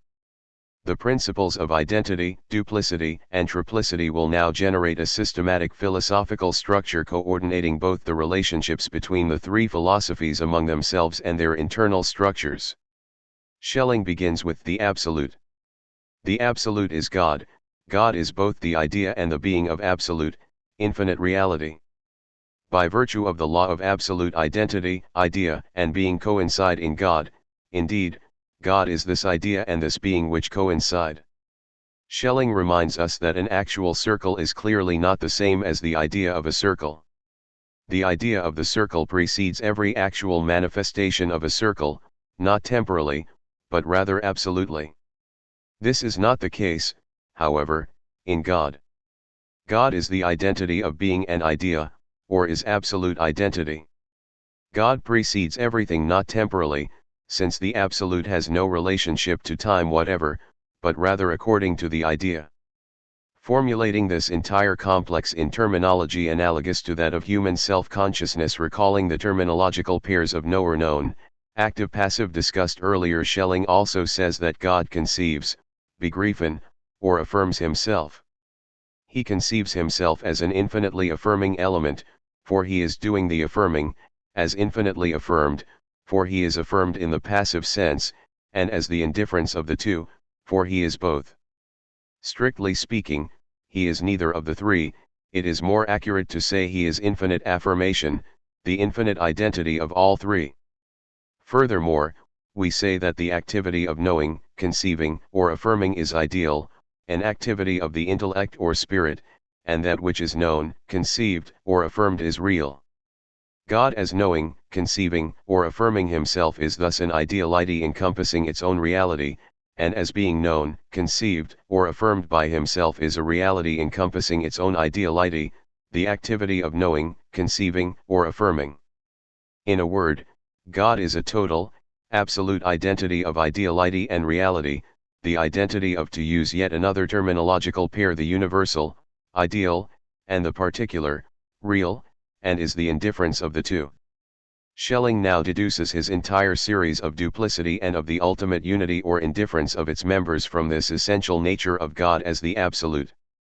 God is neither singularly ideal nor singularly real nor singularly the indifference of the two, but is rather all three, or, he is allness, and this suffix ness is as significant as the suffixation in affirmation, since it is reserved for God alone. In reality, ideality and reality are always sundered and separate. The concrete circle is never fully congruous with its own idea.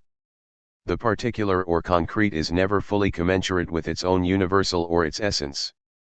In a highly significant work of Bruno, or On the Divine and Natural Principle of Things, Schelling develops an understanding both of the absolute and of the ideas that carries over into his work on the philosophy of art. Particularly in its initial discussions, he works out the philosophical background for the assertion that truth can be equated with beauty and beauty with truth. The fundamental notion is that the more closely a particular, actual thing approximates the perfection of its universal or idea, such that the idea itself, the universal, can be intuited in the particular, the more closely does that particular participate in beauty, which is thus defined as the concurrence of universal and particular intuited in the particular. This is the object of aesthetic intuition. The object of intellectual intuition, on the other hand, is the concurrence of the universal with its particular in the abstract, such concurrence then constituting truth. Hence, beauty, in the concrete, can be equated with truth, in the abstract, and the objects of aesthetic and intellectual intuition are actually the same identity of the universal and the particular, though viewed from opposite directions. This was, as we saw earlier, precisely the point made in the final sections of the system of transcendental idealism. Concerning the fundamental separation of the universal and particular in ordinary reality, we find that the idea or universal does appear within that particular that is the basis for recognition and cognition as such, but never completely. The reality of the particular never completely corresponds to the possibility inherent within its universal. To use Schelling's own words, the positing of the universal of a thing into its concrete is already a limitation of that universal or idea. Hence, the thing anything is never at once and in fact everything it could be essentially or according to its idea or universal. Reality is by definition a privation of ideality. This is not the case, however, in God. Hence, one does not say that God is conscious, ideal, neither is he unconscious, real, or non-conscious, but is rather the absolute unity of the two. He is neither free nor necessary, the opposite of free, but is rather the unity of the two. This duplicity and the resulting triplicity of relationships, or the triadic structure of the dialectic of the absolute, determines, according to Schelling, the structure of all reality in the larger sense, and does so in a fashion analogous to the inner character of the absolute. Again, the absolute or God is the infinitely affirming, the infinitely affirmed, and the unity of the two, or is the ideal, the real, and the unity of the two. The same is true of reality as such. Proceeding out from the absolute, the next stages are the universe and the all.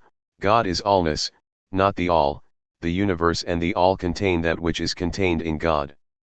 For example, the dynamic force in the all conceives itself as infinitely affirming, infinitely affirmed, and as the indifference of the two. There is a real world of nature and an ideal world of the intellect or of spirit. The world our world constitutes the unity of the two. The triplicity now continues. Within each of these the real and ideal worlds there inheres what Schelling now calls a real series, an ideal series, and the indifference of the two, such that triplicity imprints itself onto our entire reality. We will see that the world of art, as the indifference of the worlds of nature and of the spirit, then constitutes the third element in the triplicity of worlds, recalling yet again the understanding of art presented in the system of transcendental idealism. As such, the philosophy of art concludes or rounds off the triadic organization of the philosophy of nature, of spirit, and of art. Following this triplicity further down from the absolute, after the universe and the all, one encounters first the real world, reality as the affirmed condition rather than as activity. The infinite affirmed condition of God in the all is the real world, or it is the informing. Again, Schelling asks that we take this word literally, as active informing, Einbildung, of God's infinite identity into reality. Schelling calls this the real unity, eternal nature, nature in itself, in sich, natura naturans. It is not the world of phenomenal nature, natura naturata, not nature in its particularity, but rather nature insofar as it is itself a potence of God, namely, insofar as it is God in his infinite affirmed condition.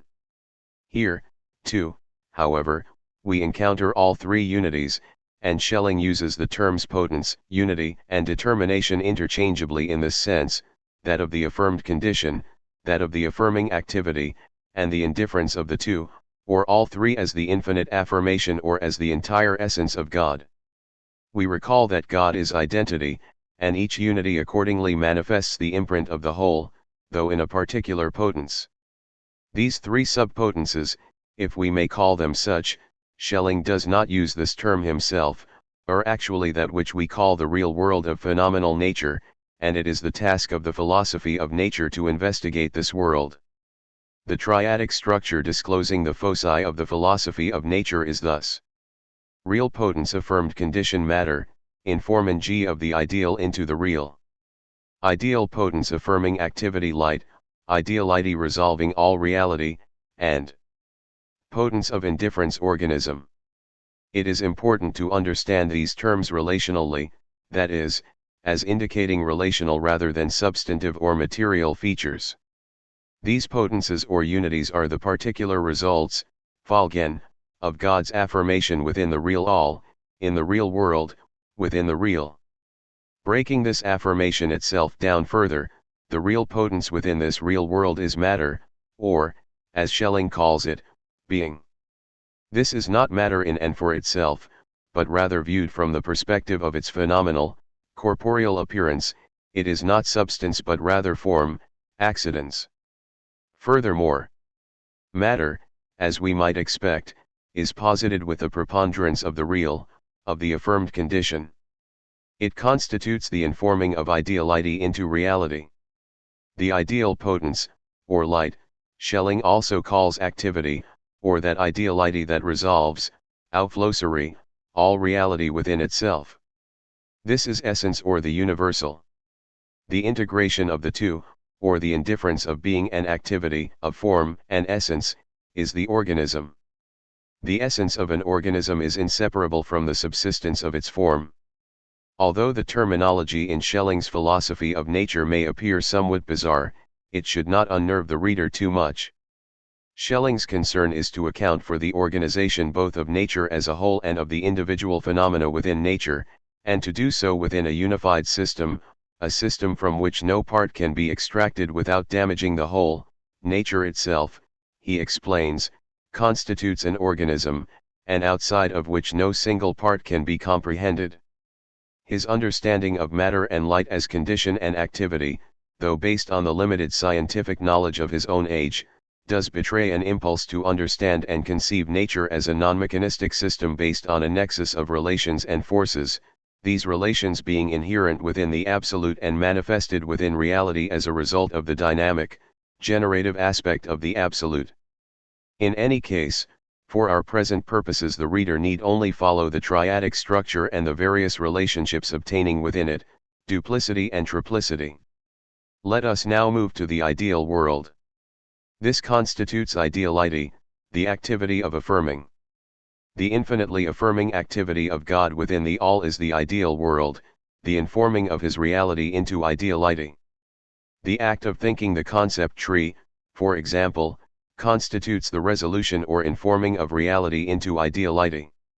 Acting according to an ideal, to take another example, constitutes the elevation or resolution or taking up, Aufnahmerei, of reality into ideality. The potences or unities of the ideal world are then: real potence affirmed condition knowledge preponderance of the subjective.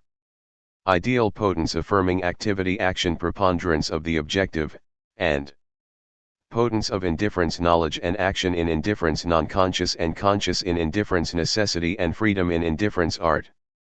Art is the representation, Darstellung, of this indifference of the ideal and the real as indifference. Art is concerned precisely with this indifference as indifference, and constitutes its representation or portrayal, as we can now see, within the ideal world of the intellect or spirit. The representation in the real world, or the manifestation within the real world, is the organism. Art, the work of art, is a product neither of action nor of knowledge alone, neither of freedom nor of necessity alone, neither of conscious nor of unconscious activity alone. As Schelling puts it, art is in itself neither mere activity nor mere knowledge, but is rather an activity completely permeated by knowledge, or, in a reverse fashion, knowledge which has completely become activity. That is, it is the indifference of both. We recall that knowledge is the real potence within the ideal world, the potence of necessity, just as action is the ideal potence within the ideal world, the potence of freedom. In the work of art, as we can now see, both coincide, freedom with necessity, conscious or intentional with non-conscious or unintentional activity. Again, the final section of the system of transcendental idealism establishes the position of art here. Schelling also views this complex from the perspective of the ideas themselves, and here, too, we encounter triplicity. The first potence of the real world is matter or being, that of the ideal world knowledge. The idea corresponding to these two potences is that of truth. The triadic members are then being, knowledge, truth. The second potence of the real world is light or activity, that of the ideal world, free, action, their idea is that of goodness or virtue. The triadic members are then activity, free action, virtue. The third potence of the real world is the organism as indifference, that of the ideal world art as indifference, their idea is beauty. The triadic members are thus organism, art, beauty. If we now look more closely at the ideal world, of the intellect or spirit, the world in which art constitutes the third potence, we see that truth manifests itself as necessity, goodness, or virtue as freedom, and beauty as the indifference of freedom and necessity, though indifference intuited objectively within the real. Beauty is the informing into unity, Ineinsbildung, of the real and the ideal within a reflected image, Gegenbild. Art is accordingly an absolute synthesis or mutual interpenetration of freedom and necessity. One can see the analogous position God or the Absolute as the absolute unity of freedom and necessity possesses in relation to the work of art, and the enormous metaphysical, revelatory, and symbolic significance Schelling can attribute to the work of art within his system. At this point we can also see how Schelling understands the German word for imagination, Einbildungskraft, in the artist, literally, the power of informing. It is the power whereby the ideal or universal is informed in actual fact into the real or particular. The more fully or completely the artist is able to inform that ideal or universal into the real or particular, the more beautiful and true will his work of art be. The artist is thus a creator within the reflected image just as God is a creator in the archetype, Bild. In these lectures, Schelling repeatedly emphasizes that this informing of the ideal into the real is not to be confused with mere correct approximation of nature, what we might call naturalism. In fact, nature, or the natural, phenomenal world by definition does not constitute a concurrence of the ideal and the real, for no particular object fully renders its own idea or universal, but consists precisely in a privation of that universal. Hence, an approximation of nature in art virtually assures the abrogation of beauty and thus also of truth. A Van Gogh sunflower need not approximate the appearance of an actual sunflower, and indeed does not, in order to allow us to intuit the idea sunflower. In fact, precisely in its departure from the appearance of an actual sunflower do we sense its closer approximation to that idea that can never be fully rendered in the natural world. In other words, the apparent unnatural particularity of Van Gogh's sunflower may well allow us to intuit the idea sunflower or its ideal reality better than any actual sunflower, and thus represents the specific type sunflower better than any particular natural sunflower could. The philosophy of nature investigates the real world in its three potences, matter, light, organism. The philosophy of transcendental idealism, of spirit, investigates the ideal world in its three potences, truth, action, ethics, art. Art concludes both series, and the philosophy of art itself accordingly has not merely one series of three potences, but rather two series of three potences each. Its real series corresponds to the philosophy of nature, its ideal series to the philosophy of spirit. As we saw in the concluding sections of the system of transcendental idealism, what for philosophy is comprehensible non-objectively in intellectual intuition, within the ideal, is comprehensible objectively within aesthetic intuition in art as the complete informing into unity of the universal and the particular, within the real. The further constructions of the philosophy of art thus deal with the particular potences of this informing within art. These particular potences themselves, not only within art, but also within nature and the world of the spirit, represent particular modes of representation of the universal within the particular, that representation in which the universal means the particular or in which the particular is intuited through the universal is schematism. That representation, however, in which the particular means the universal or in which the universal is intuited through the particular is allegory. The synthesis of these two, where neither the universal means the particular nor the particular the universal, but rather where both are absolutely one, is the symbolic. Schelling also calls the third, or symbolic, mode of representation absolute form. In his discussion of mythology, he remarks that as the representation of the forms of the absolute indifference of the universal and the particular within the real as gods, mythology is necessarily symbolic, since the meaning of the gods is simultaneously their being. Schelling will explain how he considers the symbolic development of mythology to have taken place only within Greek art. The development of modern mythology is still in transition. Schelling understands these modes of representation as a progressive series of potences themselves, general categories, in nature, spirit, and art as such. Each particular potence or unity includes all others: nature in the corporeal series, allegorical nature in light, schematic nature in the organism, symbolic spirit in thinking, schematic spirit in action, allegorical spirit in art, symbolic science in arithmetic, allegorical science in geometry, schematic science in philosophy, symbolic. 6. If we now view the world of art as such, we find that the structure of the two series of potences is analogous to that of the real and ideal world. Duplicity and triplicity necessarily recur, and constitute Schelling's system of the arts. Just as in the real world, in nature, ideality is informed into reality, the infinite into the finite, the universal into the particular, so also in the real series within art. Hence, the real series in art corresponds to the philosophy of nature.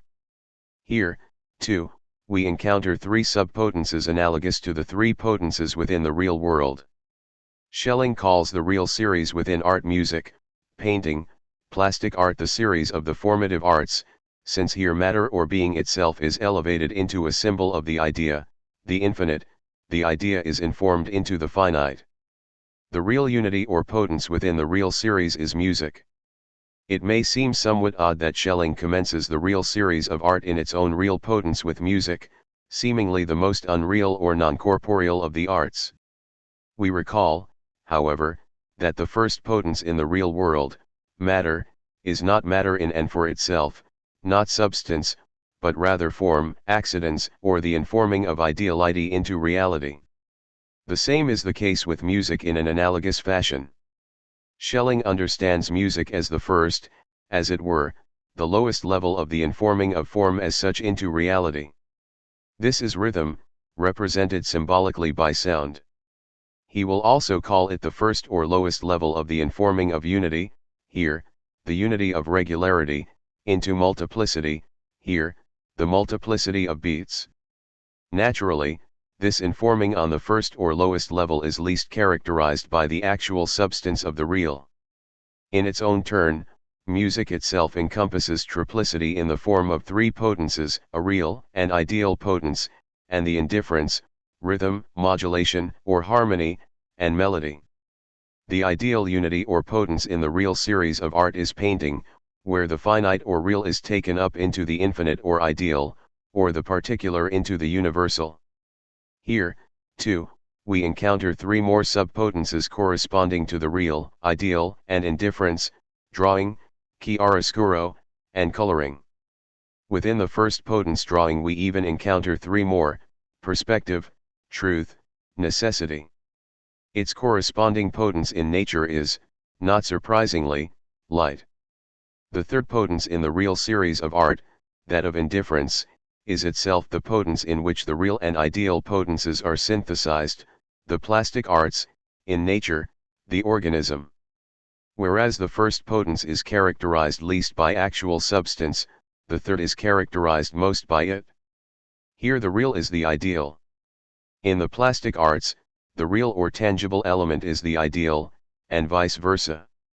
Here, too, we encounter three more subpotences corresponding to the real, ideal, and indifference: architecture, bas-relief, and sculpture.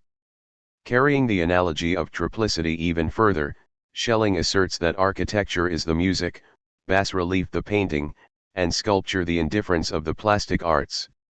This leads us back into the discussion of the various modes of representation. Here, too, Schelling strives to disclose the inherent symmetry: music is an allegorizing art, painting schematizes, the plastic arts are symbolic. The ideal series within art, lyric poetry, epic, and drama, corresponds to the ideal world of the spirit or to the philosophy of the spirit. Here language is elevated into a symbol of the idea. In language the particular, finite, or concrete is informed into the universal, infinite, or into the concept, or rather, it is resolved, aufgelöst. Accordingly, this is the series of the verbal arts, or poesy. The idea remains relatively ideal. Here, too, in the ideal series of art, we encounter three subpotences. The real potence in the ideal series of art is lyric poetry, the informing of the infinite into the finite or particular. It corresponds to music as the first potence in the real series of art, and one can see how Schelling will seek to ground the traditional kinship between music and lyric poetry. Both are characterized by particularity, subjectivity, and freedom, and are subordinated to rhythm. This correspondence extends to the mode of representation. Similarly, in poesy lyric poetry is allegorical. The ideal potence in the ideal series of art is the epic, the resolution or suspension of the finite or real into the infinite or universal. Necessity predominates here insofar as it is not antithetical to the subject and thus ceases to be necessity as such. As Schelling will point out, necessity is a concept determinable only through antithesis.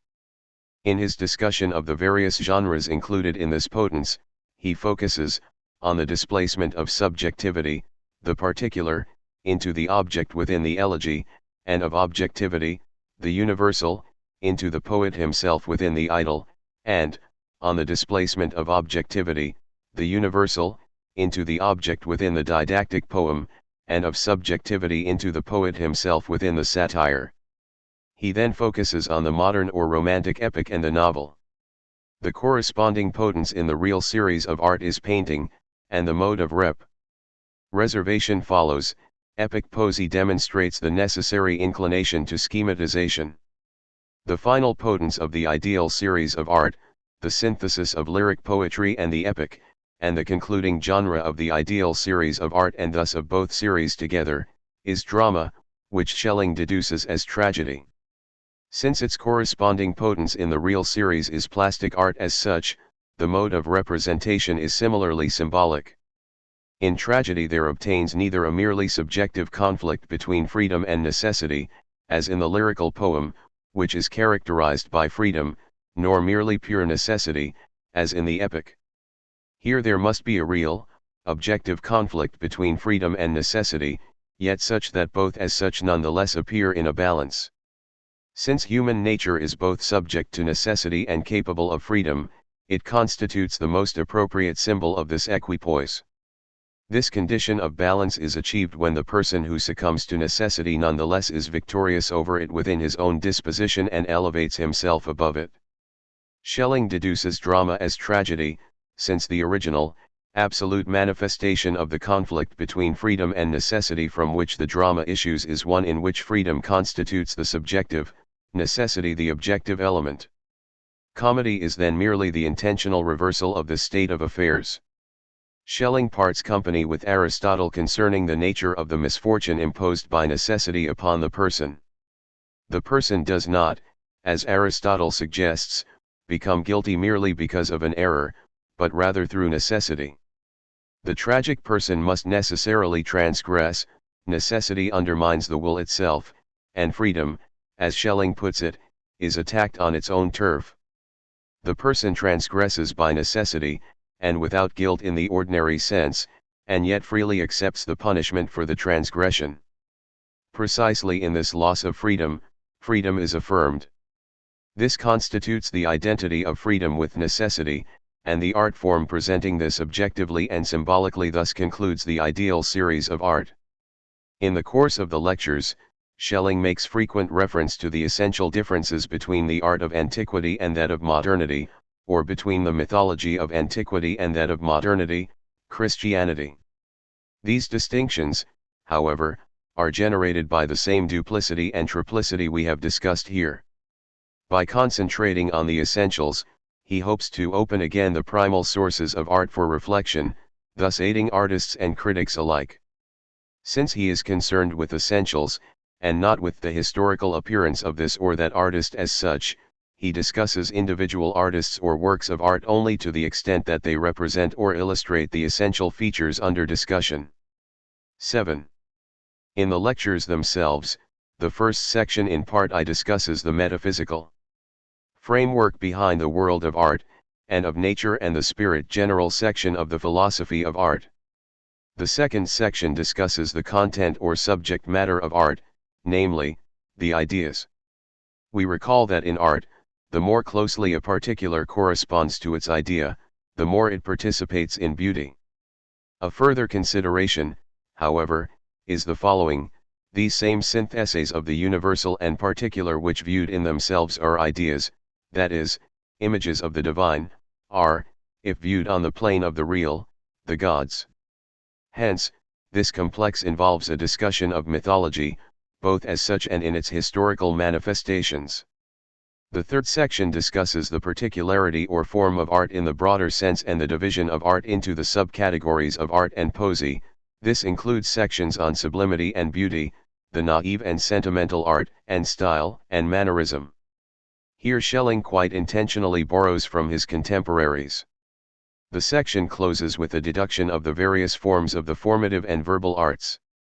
The largest section in the lectures, Part 2, or the specific section of the philosophy of art, then presents the system of the arts as discussed earlier, though in considerably more detail and with considerably more attention to the principle of identity with its attendant duplicity and triplicity.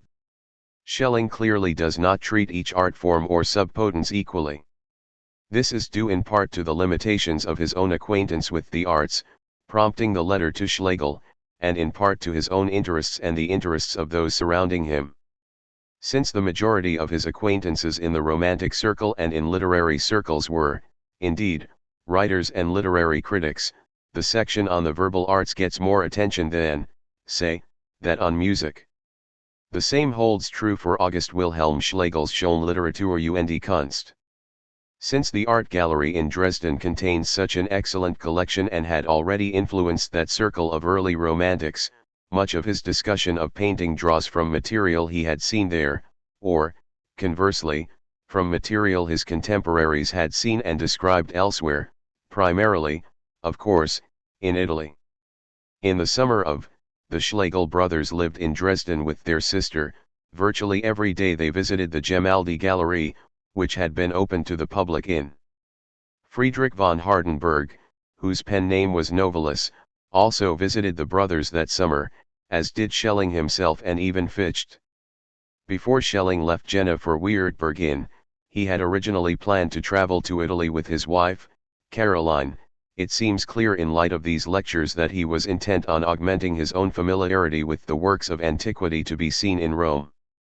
Instead of making the trip, he accepted the position in Weertburg, where these lectures were then given the second time.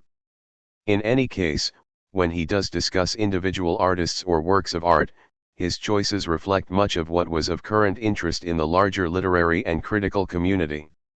We will have occasion to note such influences during the lectures. As a summarization of the foregoing discussion, and as an aid to the reader both in understanding Schelling's overall systematic conception and in locating certain terms within that whole, I have included the following scheme of the system. The reader may wish to refer to this scheme in referencing both the introductory discussion and the lectures themselves.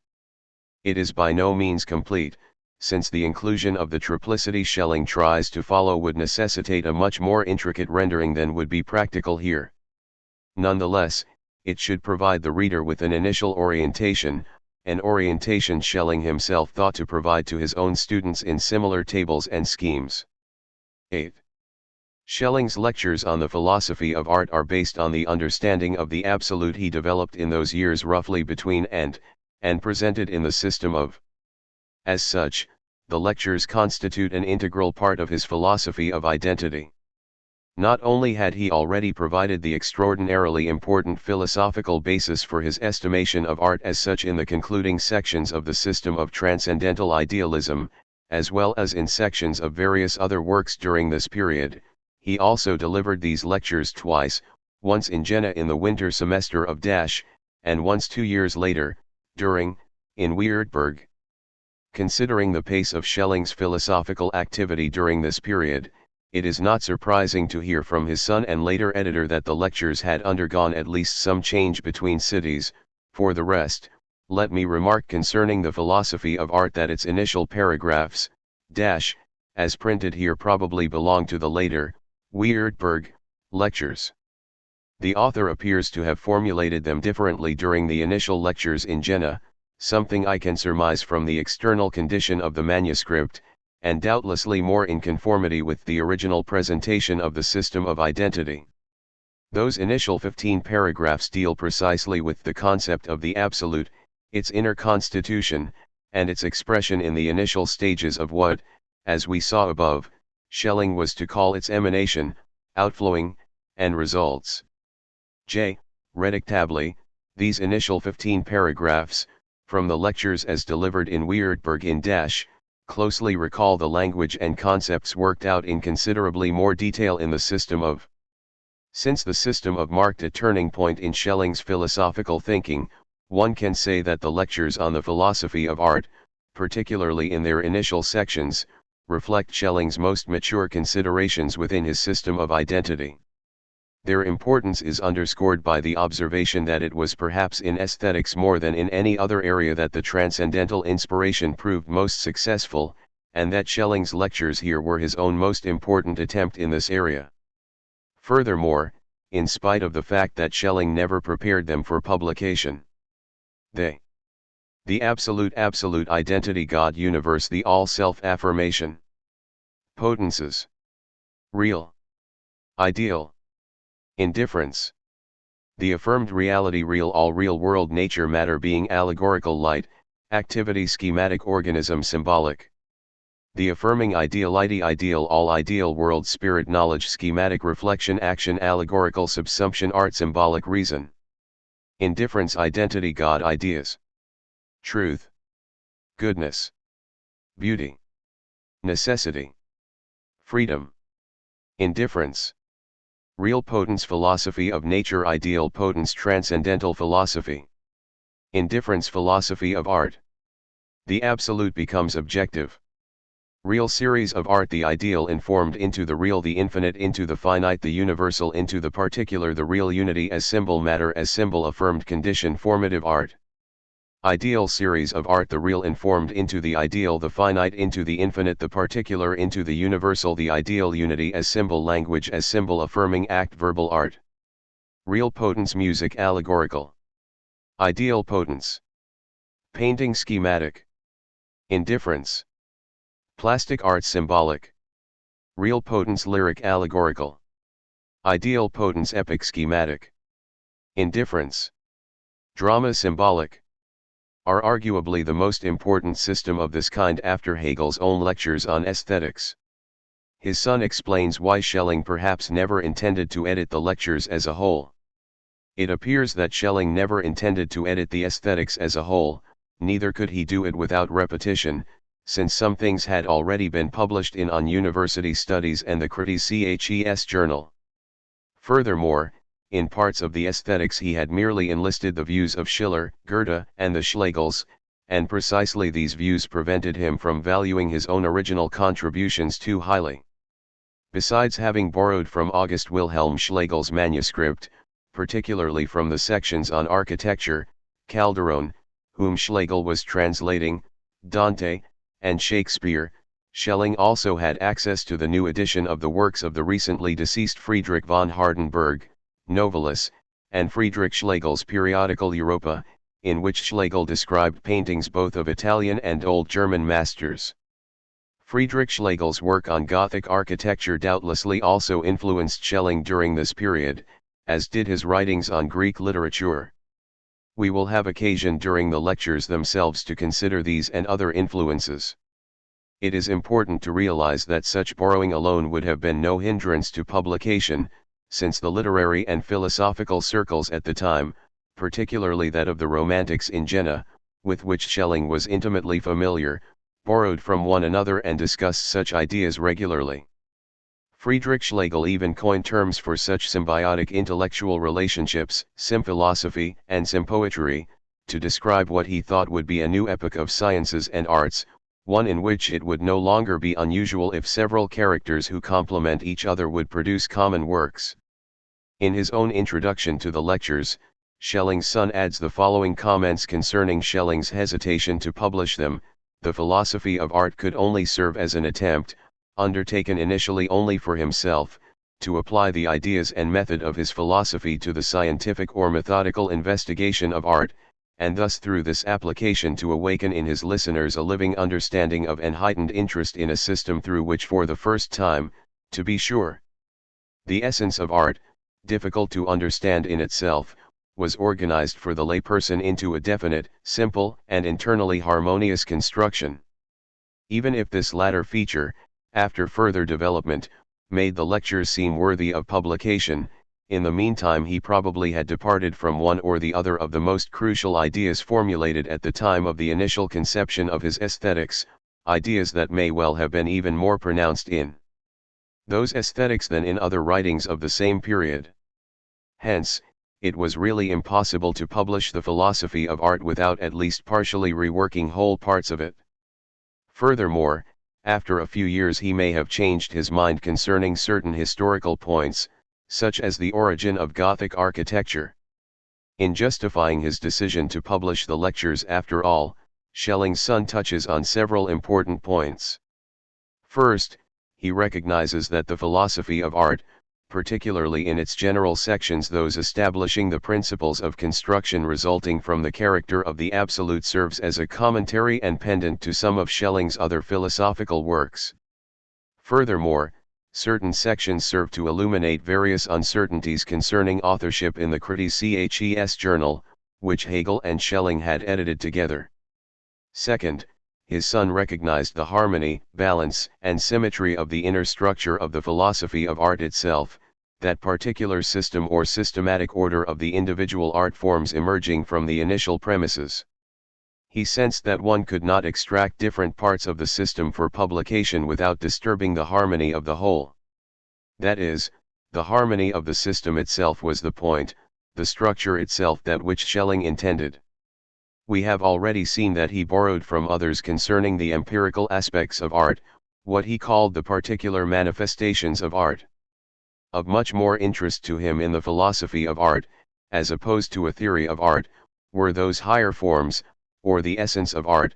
A consideration of the higher forms themselves generated the actual structure of his system, a system accordingly not dependent on or even primarily concerned with subjective factors determining artistic taste, nor structured by any subjective view of art, but rather by the necessity inherent within the idea of art, and of the individual art forms, as such, within the essential nature of art.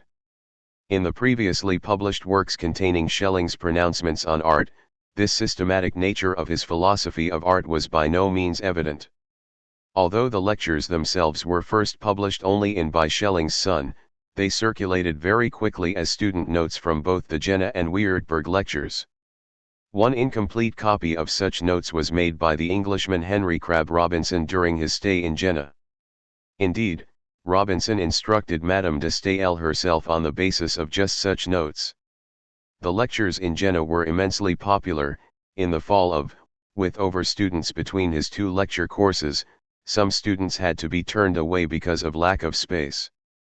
Finally, Schelling's son recognized the interest the section on mythology in the philosophy of art would generate among those already familiar in the S with Schelling's work, since toward the end of his life Schelling devoted enormous energy to his philosophy of mythology. Although certain features of his View of mythology did change over the years, the essentials remained the same.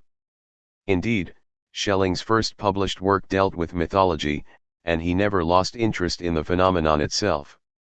His return to it in later years was quite in keeping with his further development, and consonant with some crucial views he presented in the lectures on the philosophy of art. It has been argued that his apparent abandonment of aesthetics, and yet continued interest in mythology, can be understood as a result of the enormous service his understanding of art rendered him. In the winter semester of, Schelling held his first lectures on the foundations of the philosophy of art. During the winter semester of, and the summer semester of he also lectured on transcendental idealism, the philosophy of nature, and the organic doctrine of nature. In the winter semester of, he lectured on the philosophy of art along with both his transcendental philosophy and the philosophy of nature. The system of transcendental idealism itself was published in the summer semester of he lectured both on transcendental philosophy and the philosophy of art. In the winter semester of, he lectured both on his speculative system of philosophy and on the philosophy of art we have before us, the latter now based on his philosophical system of identity. These lectures on the philosophy of art, with the alterations mentioned by Schelling's son, concerning the initial paragraphs, were repeated in the winter semester of Dash, and constitute the form published by Schelling's son Carl F. A. Schelling in Schelling's Samtliche in. The present translation is based on this edition. His son's edition has served as the basis for all subsequent editions, those of editors Otto Weiss, and Manfred Schroeder, whose entire edition was published in Munich between and that of the reprint edition published by the Wissenschaftliche Buchgesellschaft, Scholarly Book Society. Schelling's son deleted certain portions of the manuscript that Schelling himself had published elsewhere and that were then included in other parts of the Samtliche Werke. He refers readers to these other works in notes at the appropriate junctures. The edition of the Scholarly Book Society included these excerpts in an appendix, since this was a reprint edition and no insertions could be made. In the present edition, I have included them in the main body of the text itself and alerted readers to the insertions. Only in one instance is such an addendum not integrated into the text itself, since Schelling's son referred to it as an illustration, not as an originally integral part of the lectures. Schelling's son apparently made other deletions as well, none of which he thought abrogated the content or structure of the lectures. He alerts readers to such deletions directly by means of footnotes, which are included in the present edition as endnotes. Other peculiarities readers will encounter result from Schelling's predilection during this period for what he considers strictly scientific procedure. This results not only in the organization of the lectures into sequentially numbered paragraphs instead of actual lectures, as is the case in his lectures entitled On University Studies, but also in his insistence on providing proofs, explications, elucidations, or an explanation of why he need provide none of the three, since such would already be given in his system of general philosophy. Finally, his conviction regarding the inherent necessity and logical sequential nature of his exposition often prompts him to use mathematical equations as a kind of philosophical shorthand, including the equality sign, equals. These have been included in the present edition. His use of the v/ordpotence is congruent with these mathematical analogies. Translations of the works of others cited by Schelling have been given from standard English translations and duly noted. Otherwise such translations are my own. The notes serve several purposes. Besides providing some terminological clarification, I also identify most of Schelling's own contemporaries and their works whom he either mentions or actually cites, as well as most of the critics, artists, and artworks mentioned or discussed during the course of the lectures. I did assume, however, that readers are already familiar with such figures as Goethe, Leonardo da Vinci, Shakespeare, and Dante. Unfortunately, Schelling is not always consistent in citing mythological figures, and sometimes uses the Roman names, sometimes the Greek names. I have left these as they were, and have identified some of the lesser-known mythological figures or events. Schelling never actually prepared the manuscript for publication, and thus provided no reference notes. His son provided only very few himself, and then usually cited editions from the mid-19th century.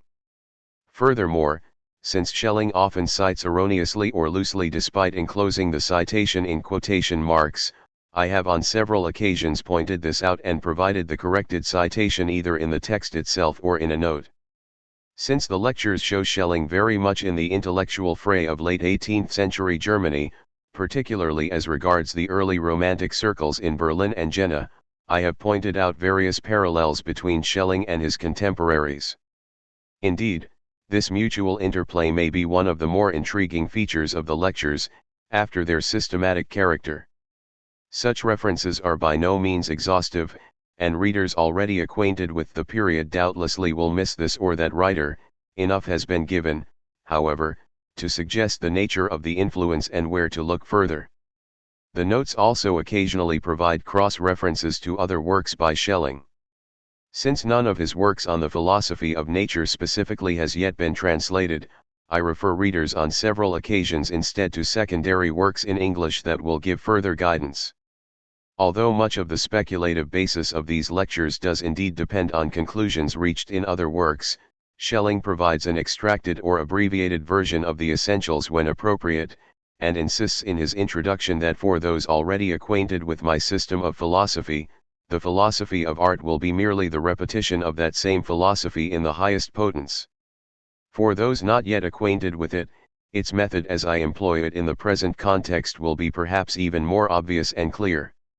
This is essentially a valid statement, and readers need not trouble themselves unduly with anything beyond what Schelling himself actually presents here, and with the explanations in this introduction, though a look at the other works quickly discloses numerous methodological and terminological parallels. Indeed, if one were to reference in certain sections every allusion or parallel to Schelling's other works during this period, a note would be needed after virtually every sentence, or at least every paragraph. In the bibliography I have listed several works in English that will provide the reader with a more detailed introduction to Schelling's philosophy. The works cited all include bibliographies for further reference. More annotations could have been included, though also fewer.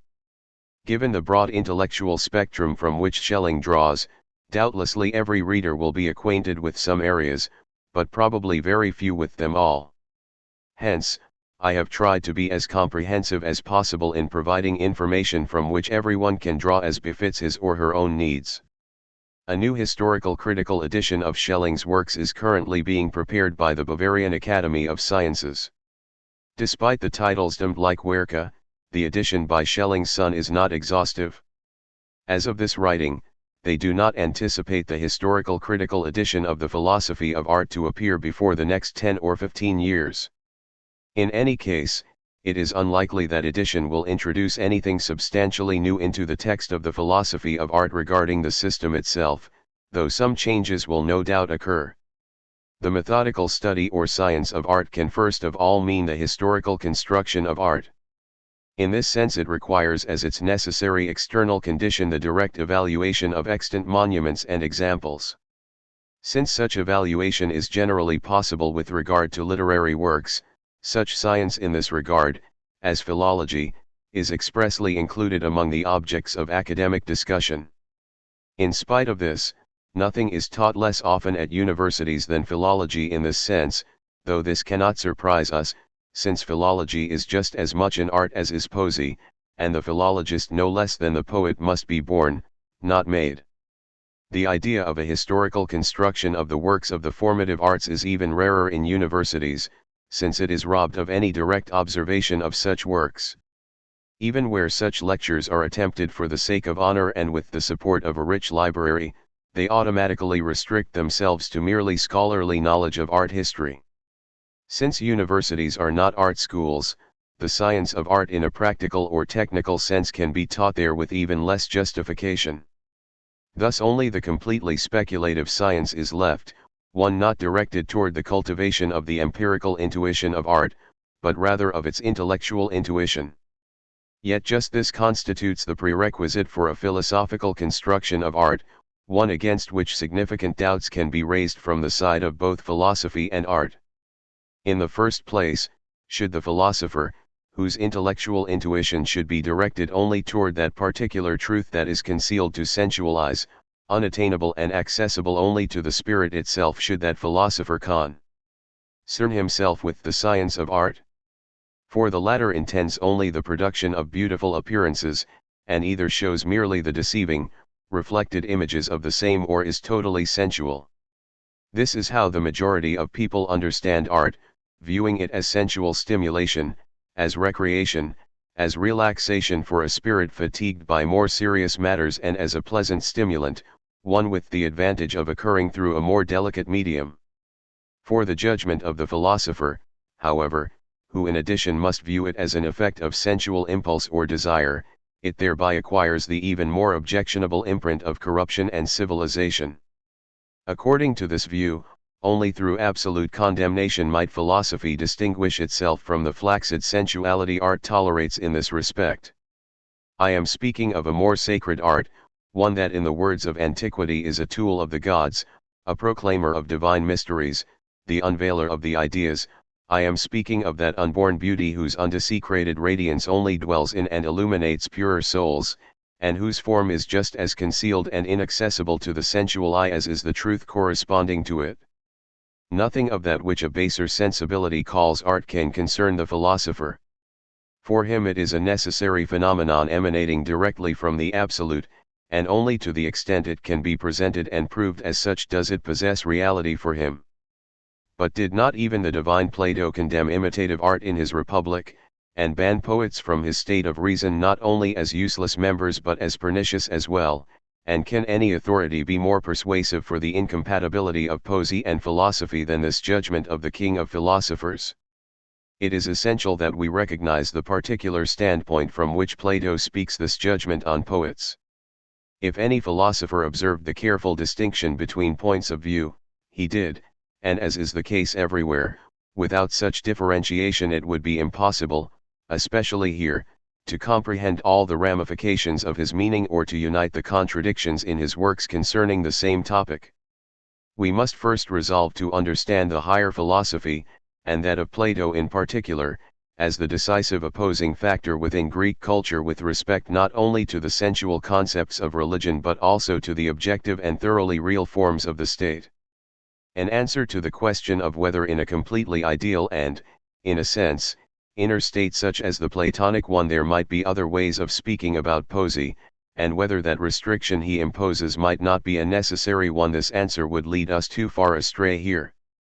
That particular opposition of all public institutions against philosophy necessarily had to elicit a similar opposition of the latter toward the former, and Plato is neither the earliest nor the only example of this. From Pythagoras onward, and even further back, down to Plato, philosophy perceived itself as an exotic plant in Greek soil, and this feeling expressed itself among other places in the universal impulse leading those initiated into higher teachings either through the wisdom of earlier philosophers or through the mysteries back to the birthplace of the ideas, namely, the Orient. Yet aside from this merely historical, not philosophical, opposition, an opposition philosophers readily admit, what is Plato's rejection of the poetic arts compared particularly with what he says in other works in praise of enthusiastic poesy other than a polemic against poetic realism, a foreboding of that later inclination of the spirit in general and of poesy in particular? That judgment could be applied least of all to Christian poesy, which on the whole just as decisively displays the character of the infinite as the poesy of antiquity as a whole displays that of the finite. We owe it to the experience of subsequent ages that we can determine the limits of the latter more exactly than could Plato, who was not acquainted with its opposite. For just that reason we are able to elevate ourselves to a more comprehensive understanding and construction of poesy than he. That which he saw as the objectionable element in the poesy of his age we refer to only as its beautiful limitations, and we see it as the fulfillment of what Plato foresaw but did not experience.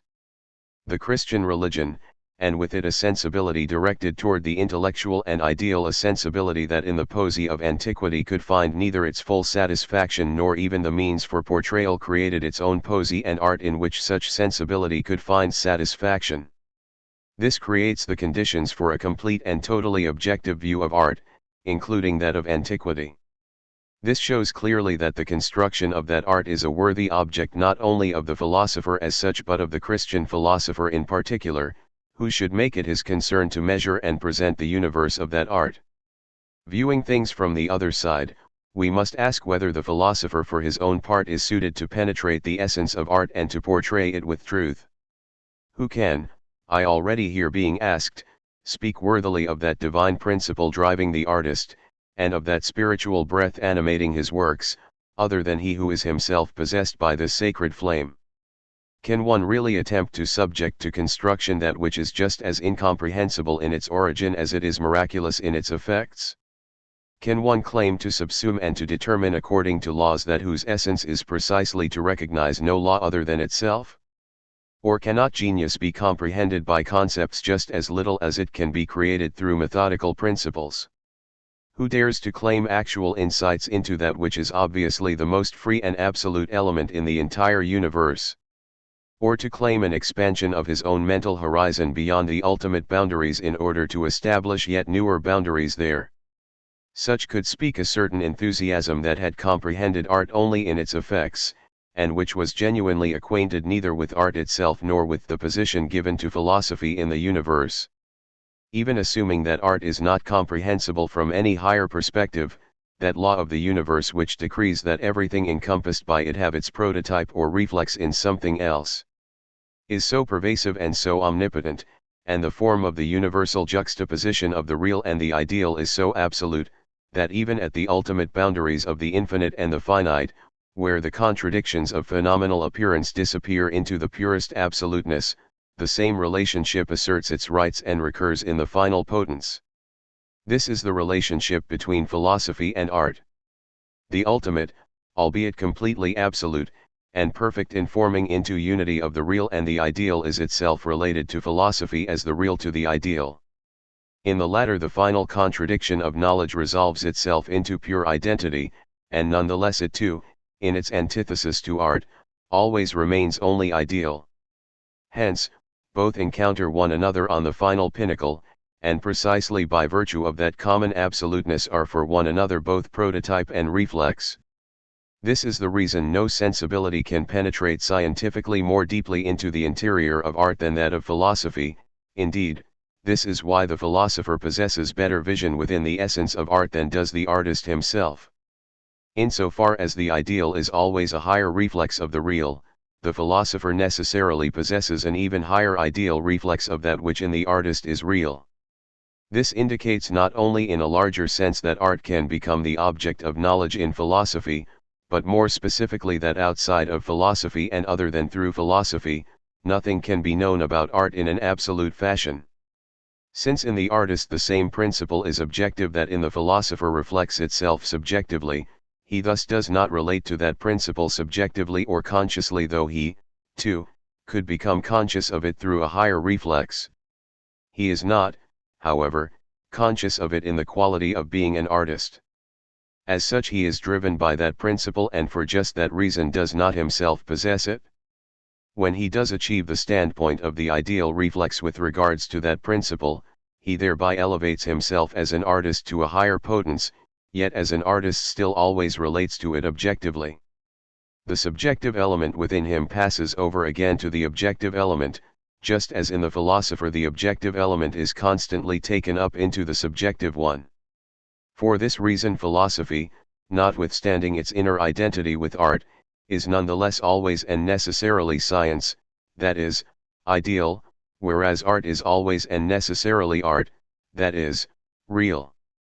Hence, the way in which the philosopher is thus able to pursue art even into its secret primal source and into the first workshop of its production is incomprehensible only from the purely objective standpoint, or from that of a philosophy that does not achieve the same heights within the ideal as does art within the real. The particular rules that genius is able to cast off are only those that a merely mechanical understanding may prescribe. Genius is autonomous, yet it escapes only external determination by laws, not determination by its own laws, since it is only genius insofar as it actually constitutes the highest law-governed qualities. Yet it is precisely this absolute legislation that philosophy recognizes in it. It is not only itself autonomous but also penetrates through to the principle of all autonomy. Thus in all ages it has been evident that the true artists are self-contained, simple, great, and necessary in their own fashion, just as is nature. That enthusiasm that sees in them nothing but genius unfettered by rules itself emerges first only through reflection, which recognizes only the negative side of genius. It is a derivative enthusiasm, not that which inspires the artist and which in its godlike freedom is simultaneously the purest and highest necessity. Yet even if the philosopher is best suited for presenting the unfathomable quality of art, and for recognizing the absolute within it, will he be just as skilled at comprehending that which really is comprehensible within it and in determining it according to laws? I mean the technical side of art. Will philosophy be able to lower itself to the empirical sphere of execution and of the medium itself and the conditions for execution?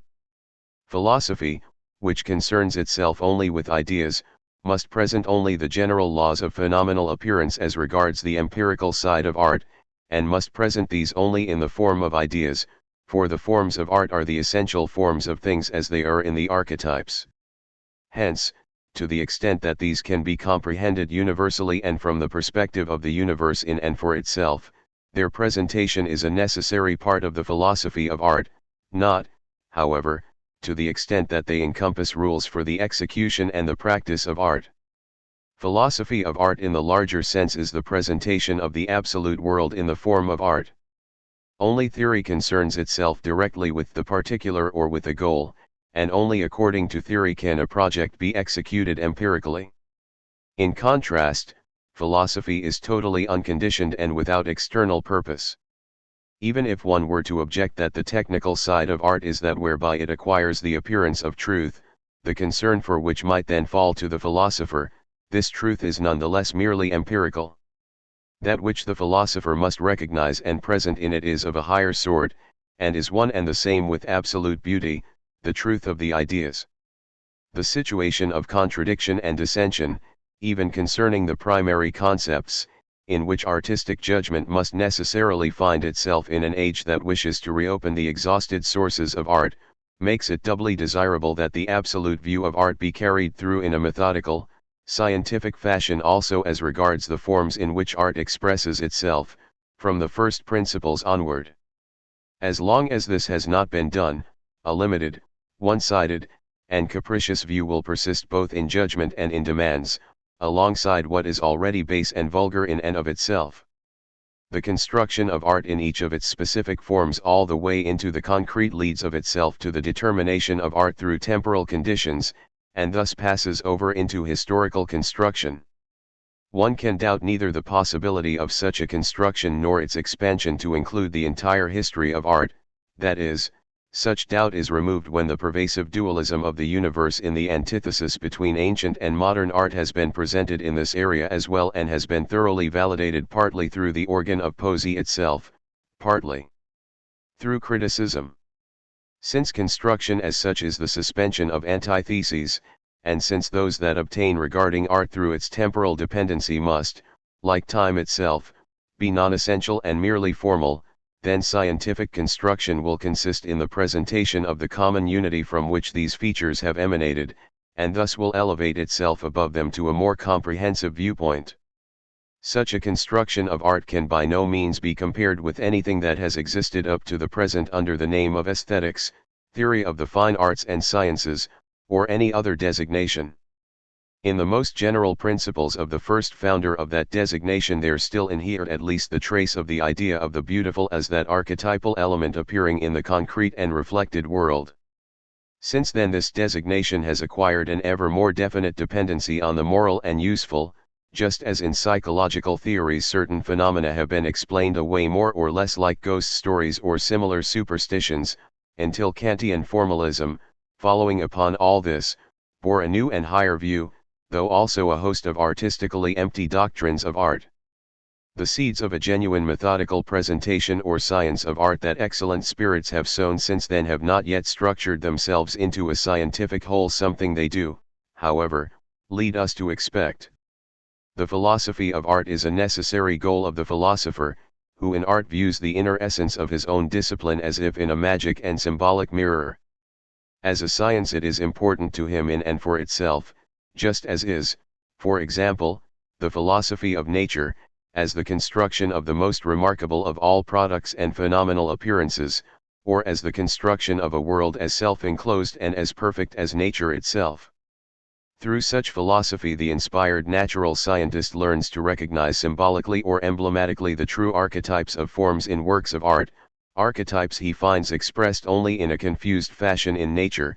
Through such works of art themselves he learns to recognize symbolically the way sensual things emerge from those archetypes. The inner bond uniting art and religion, the total impossibility on the one hand of giving the former any other poetic world than within and through religion, and the impossibility on the other hand of bringing the latter to any true objective manifestation other than through art, makes the scientific knowledge of art in this respect a necessity for the genuinely religious person. Finally, it is shameful for anyone either directly or indirectly involved in state government to have neither receptivity for art nor any true knowledge of it. Just as nothing is more honorable for princes and those in power than to value and appreciate the arts, to respect artistic works, and to elicit them through encouragement, nothing, in contrast, is more grievous and disgraceful than for those who have the means to promote art to its highest fruition to squander such means on tastelessness, barbarianism, or ingratiating baseness. Even if not everyone can comprehend that art is a necessary and integral part of a state constitution conceived according to ideas, at least antiquity should remind us of this fact, for the universal festivals of antiquity, its immortalizing monuments and plays, as well as all the actions of public life, were merely the different branches of one universal, objective, and living work of art. During the following lectures, I would like for you constantly to keep in mind their purely scientific intentions.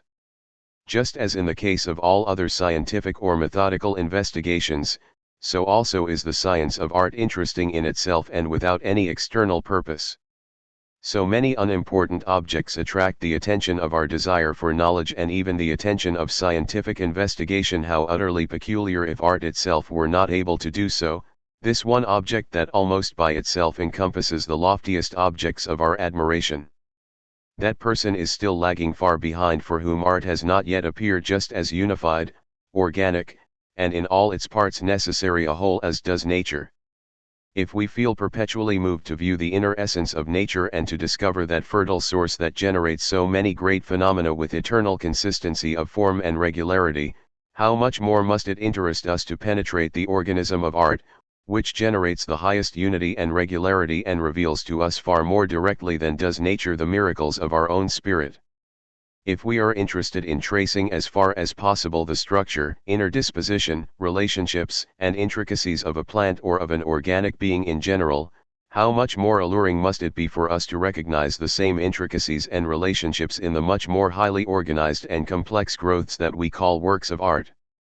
Most people have the same experience with art as Molière's Monsieur Jourdain had with prose. He was astonished to find he had spoken prose his whole life without even knowing it. Very few people realize that even the language in which they express themselves is the most perfect work of art. How many people have stood before a theater without asking themselves even once just how many conditions are necessary to ensure even a relatively successful theatrical production? How many have enjoyed the noble effect of beautiful architecture without ever being tempted to retrace the source of the harmony therein that addresses them? How many have been affected by a poem or by a sublime dramatic piece, have been moved by it, enchanted, or stirred without ever looking to see by what means the artist has succeeded in dominating their disposition, cleansing their soul, and exciting their innermost being without ever thinking of transforming this completely passive and to that extent rather lowly pleasure into the much more sublime pleasure of active perception and reconstruction of the work of art by the understanding? We consider crude and uncultured any person who does not everywhere allow art to flow over and affect him. It is, however, while perhaps not to the same degree, nonetheless in the same spirit just as crude if the merely sensual feelings, responses, and pleasure elicited by works of art are taken to be the effects of art as such. All effects of art are merely effects of nature for the person who has not attained a perception of art that is free, that is, one that is both passive and active, both swept away and reflective. Such a person behaves merely as a creature of nature and has never really experienced and appreciated art as art. What moves him are perhaps individual moments of beauty, while in the true work of art there is no individualized beauty, only the whole is beautiful. The person who has not yet elevated himself to the idea of the whole is totally incapable of evaluating a work of art. Yet in spite of this indifference, the majority of those who consider themselves cultured are most prone to display their judgment in matters of art and to play the connoisseur. Rarely is a negative judgment more painful for them than the accusation that they have no taste at all. Those who sense a weakness in their own judgment would rather withhold judgment entirely regardless of how decisively a work of art affects them or how original their view of it may well be than expose that weakness. Others, those who are less modest, make fools of themselves with their judgment or annoy those who do understand. It is therefore an integral part of one's general social education, since there is in any case no realm of study that is more social than that of art, to acquire a methodical and well-founded knowledge of art, to cultivate the ability to comprehend the idea or the whole as well as the mutual relationships between the various parts and between those parts and the whole. Yet this is possible only through sklent, and specifically through philosophy. The more strictly one construes the idea both of art and of the work of art, the more strictly can one provide a corrective both for the laxity of judgment and for those thoughtless attempts made in art or poesy usually undertaken without any idea of what art actually is. In what follows I want to indicate briefly just how necessary precisely this kind of strictly methodical view of art is for the cultivation of the intellectual intuition of a work of art as well as for the cultivation of artistic judgment itself. Very often, particularly nowadays, one finds that even artists themselves disagree in their judgment. Indeed, they often hold completely opposite opinions in matters of art. This phenomenon can be easily explained. In periods in which art flourishes, the necessity of the generally dominant spirit of the time, fortunate circumstances, and what one might call the springtime of the age generate more or less a common, fundamental agreement among the great masters. As the history of art shows, this causes the great works of art to arise and mature virtually on one another's heels, almost simultaneously, as if animated by a common breath of life beneath a common sun. Albrecht Dürer simultaneous with Raphael, Cervantes and Calderon simultaneous with Shakespeare. When such a fortunate age of pure production has passed, reflection enters, and with it an element of estrangement. What was earlier living spirit is now transmitted theory. The inclination of the artists of antiquity proceeded from the center out toward the periphery. Later artists take the externally extracted form and seek to imitate it, retaining the shadow without the body. Each forms his own particular point of view regarding art and employs it to evaluate even existing art. Those who notice the emptiness of form without content preach the return to substantiality by means of imitation of nature. Those who cannot elevate themselves above that empty and vacant external extraction of form preach the ideal, the imitation of what has already been formed. None, however, returns to the true primal sources of art from which form and substance issue together as one. This is more or less the present situation of art and of artistic judgment. As multifarious as art is within itself, so also are the various viewpoints of artistic evaluation multifarious and full of nuances. None of the disputants understands the others. The one judges according to the standard of truth, the other according to that of beauty, yet neither knows what truth or beauty is. With few exceptions, one can learn very little about the essence of art from those who actually practice art in such an age, since as a rule they have no guide concerning the actual idea of art and of beauty. Precisely this dominant disagreement even among those who practice art is a compelling reason for seeking the true idea and principles of art itself by means of science. A serious study of art based on ideas is even more necessary in this age of literary peasant wars, wars conducted against all that is sublime, great, or ideal, indeed against beauty itself in poesy and art, an age in which the frivolous, the sensually provocative, or nobly base are the idols to which the greatest reverence is paid. Only philosophy can reopen the primal sources of art for reflection, sources that for the most part no longer nourish production. Only through philosophy can we hope to attain a true science of art.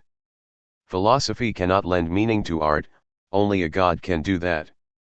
It cannot bestow artistic sensibility on someone to whom nature has already denied such sensibility. Philosophy can, however, express immutably in ideas that which true artistic sensibility actually intuits in the concrete work of art, and can disclose those factors determining genuine artistic judgment. I think it is appropriate that I also indicate which specific factors have prompted me not only to study the science but also to give these lectures. Above all, I request that you not confuse the science of art with anything previously presented under this or any other title as aesthetics or as a theory of the fine arts and sciences. There does not yet exist anywhere a scientific and philosophical doctrine of art. At most only fragments of such a doctrine exist, and even these are little understood and can be comprehended only within the context of the whole. All pre-Kantian doctrines of art in Germany were merely children of Baumgarten's Aesthetica, since the latter was the first to employ the term aesthetics. It suffices merely to point out that this aesthetics was in its own turn an offspring of Wolffian philosophy. In the period immediately preceding Kant, a period in which shallow popularity and philosophical empiricism held sway, various well-known theories of the fine arts and sciences were proposed, theories whose foundations were the psychological principles of the English and the French. One tried to explain beauty using empirical psychology, and in general treated the miracles of art the same way one treated ghost stories and other superstitions, by enlightening us and explaining them away. We still encounter fragments of this empiricism even in later writings that at least in part have been conceived according to a much more sophisticated point of view. Other aesthetics are virtual recipes or cookbooks in which the recipe for a tragedy reads approximately as follows: a great deal of fright, but not too much, as much sympathy as possible, and tears without end. Kant's critique of judgment experienced the same fate as his other writings. From the Kantians themselves one could naturally expect the most extreme tastelessness, just as one could expect complete sterility of spirit in their philosophy. A multitude of people learned the critique of judgment by heart and then presented it both from the lectern and in writing as aesthetics. After Kant, a few excellent minds provided us with some admirable points of departure for the idea of a genuine philosophical science of art, and even with various contributions to such a science. No one, however, has yet brought forth a scientifically constructed whole or even the absolute principles themselves, principles that would be universally valid and presented in a consistent, strict form. Furthermore, many of these people have not yet rigorously separated empiricism from philosophy, a separation absolutely necessary for true scientific investigation. The system of the philosophy of art that I intend to present here will thus differentiate itself fundamentally from the previous systems, and will do so as regards both form and content. I will retrace even the principles themselves further back than has hitherto been the case.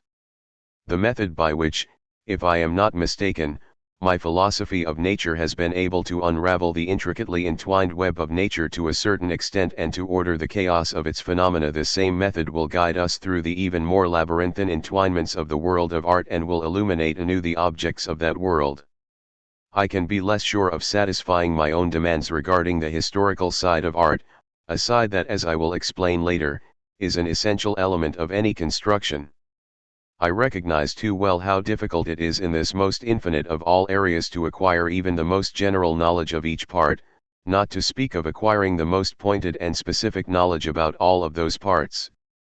The only thing I can claim for myself is that I have long been engaged in serious study of both ancient and contemporary works of poesy, and that I have made it my most earnest business to acquire some acquaintance and views regarding works of the plastic arts.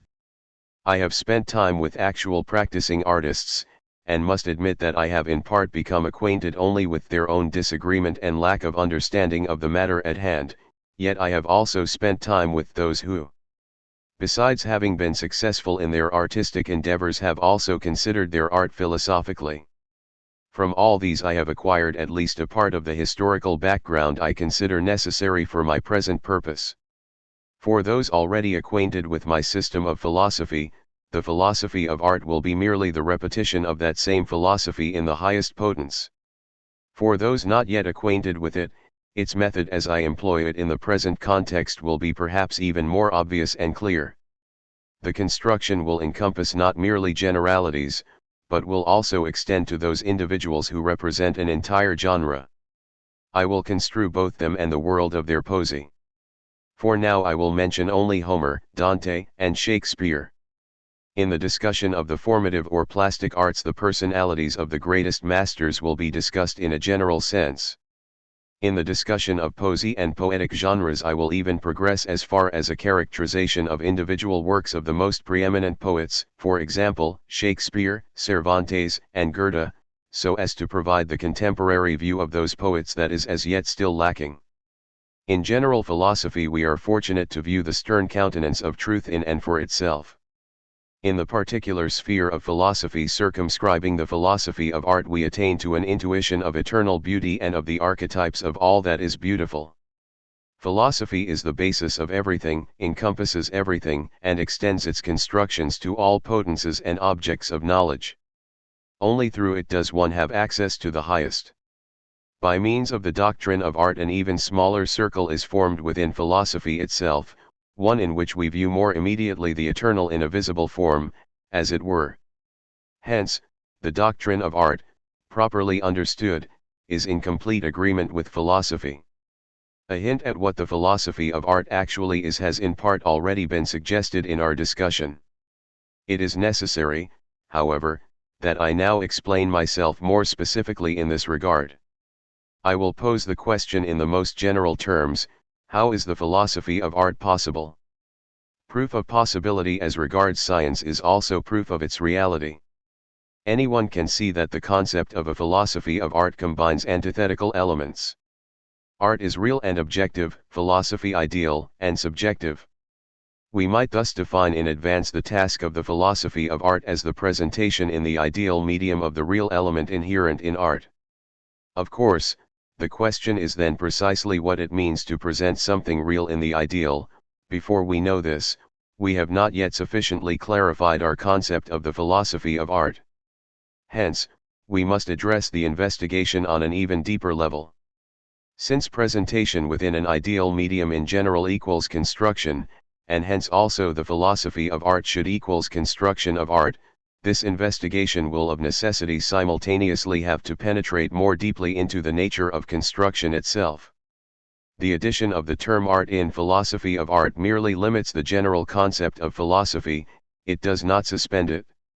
Our methodical investigation or science should be philosophy, that is essential. That it is to be specifically philosophy in relationship to art is accidental as regards our concept. Now a concept's accidentals can change nothing regarding its essentials, neither can philosophy specifically as philosophy of art be anything other than what it is when viewed in and for itself and absolutely. Philosophy is absolutely and essentially one, it cannot be subdivided. Hence, whatever is philosophy at all is philosophy completely and undividedly. It is this concept of the indivisibility of philosophy that I want you particularly to keep in mind so as to comprehend the entire idea of our science. We all know with what disastrous results the concept of philosophy is misused. We have already been presented with a philosophy of, indeed a doctrine of, knowledge of agriculture, and we can expect someone to present us with a philosophy of vehicles as well. Finally, there will be as many philosophies as there are objects, and the sheer quantity of philosophies will make us lose philosophy itself entirely. Besides these many philosophies, we also have various philosophical sciences or philosophical theories. And not even that is enough. Yet there is only one philosophy and one science of philosophy. What everyone is calling different philosophical sciences is either something totally oblique as regards philosophy, or is only a series of representations of the one and undivided whole of philosophy in its various potencies or from the viewpoint of various ideal determinations. Let me explain the expression potens now, since it occurs here for the first time in a context in which it is imperative that it be understood. It refers to the general proposition of philosophy concerning the essential and inner identity of all things and of all that we are able to discern and distinguish in general. There is actually and essentially only one essence, one absolute reality, and this essence, as absolute, is indivisible such that it cannot change over into other essences by means of division or separation. Since it is indivisible, diversity among things is only possible to the extent that this indivisible whole is posited under various determinations. I call these determinations potences. They change absolutely nothing in the one essence itself. It always and necessarily remains the same, that is why they are called ideal determinations. For example, what we recognize or perceive in history or in art is essentially the same as that which is also in nature, since the entire absoluteness is infused into each. Yet this absoluteness inheres in nature, in history, and in art in different potences. If one could remove these and view the pure essence, as it were, completely exposed, the same essence would truly be found in each. Philosophy emerges in its most complete manifestation only within the totality of all potences, since it is to be an accurate image of the universe. The universe, however, equals the absolute, represented in the totality of all ideal determinations. God and universe are one, or are merely different views of one and the same thing. God is the universe viewed from the perspective of identity. He is everything, since he is the only reality, outside him there is therefore nothing. The universe is God viewed from the perspective of totality. In the absolute idea, however, which is the principle of philosophy, identity and totality are again one. The complete manifestation of philosophy, as I have said, emerges only within the totality of all potences. Within the absolute as such and hence also within the principle of philosophy, since it encompasses all potences there inheres no individual potence, by the same token, only to the extent that no individual potence inheres within it, are all contained within it. Precisely for this reason, precisely because it is not equal to any particular or individual potence and yet encompasses them all, I call this principle the absolute point of identity of philosophy.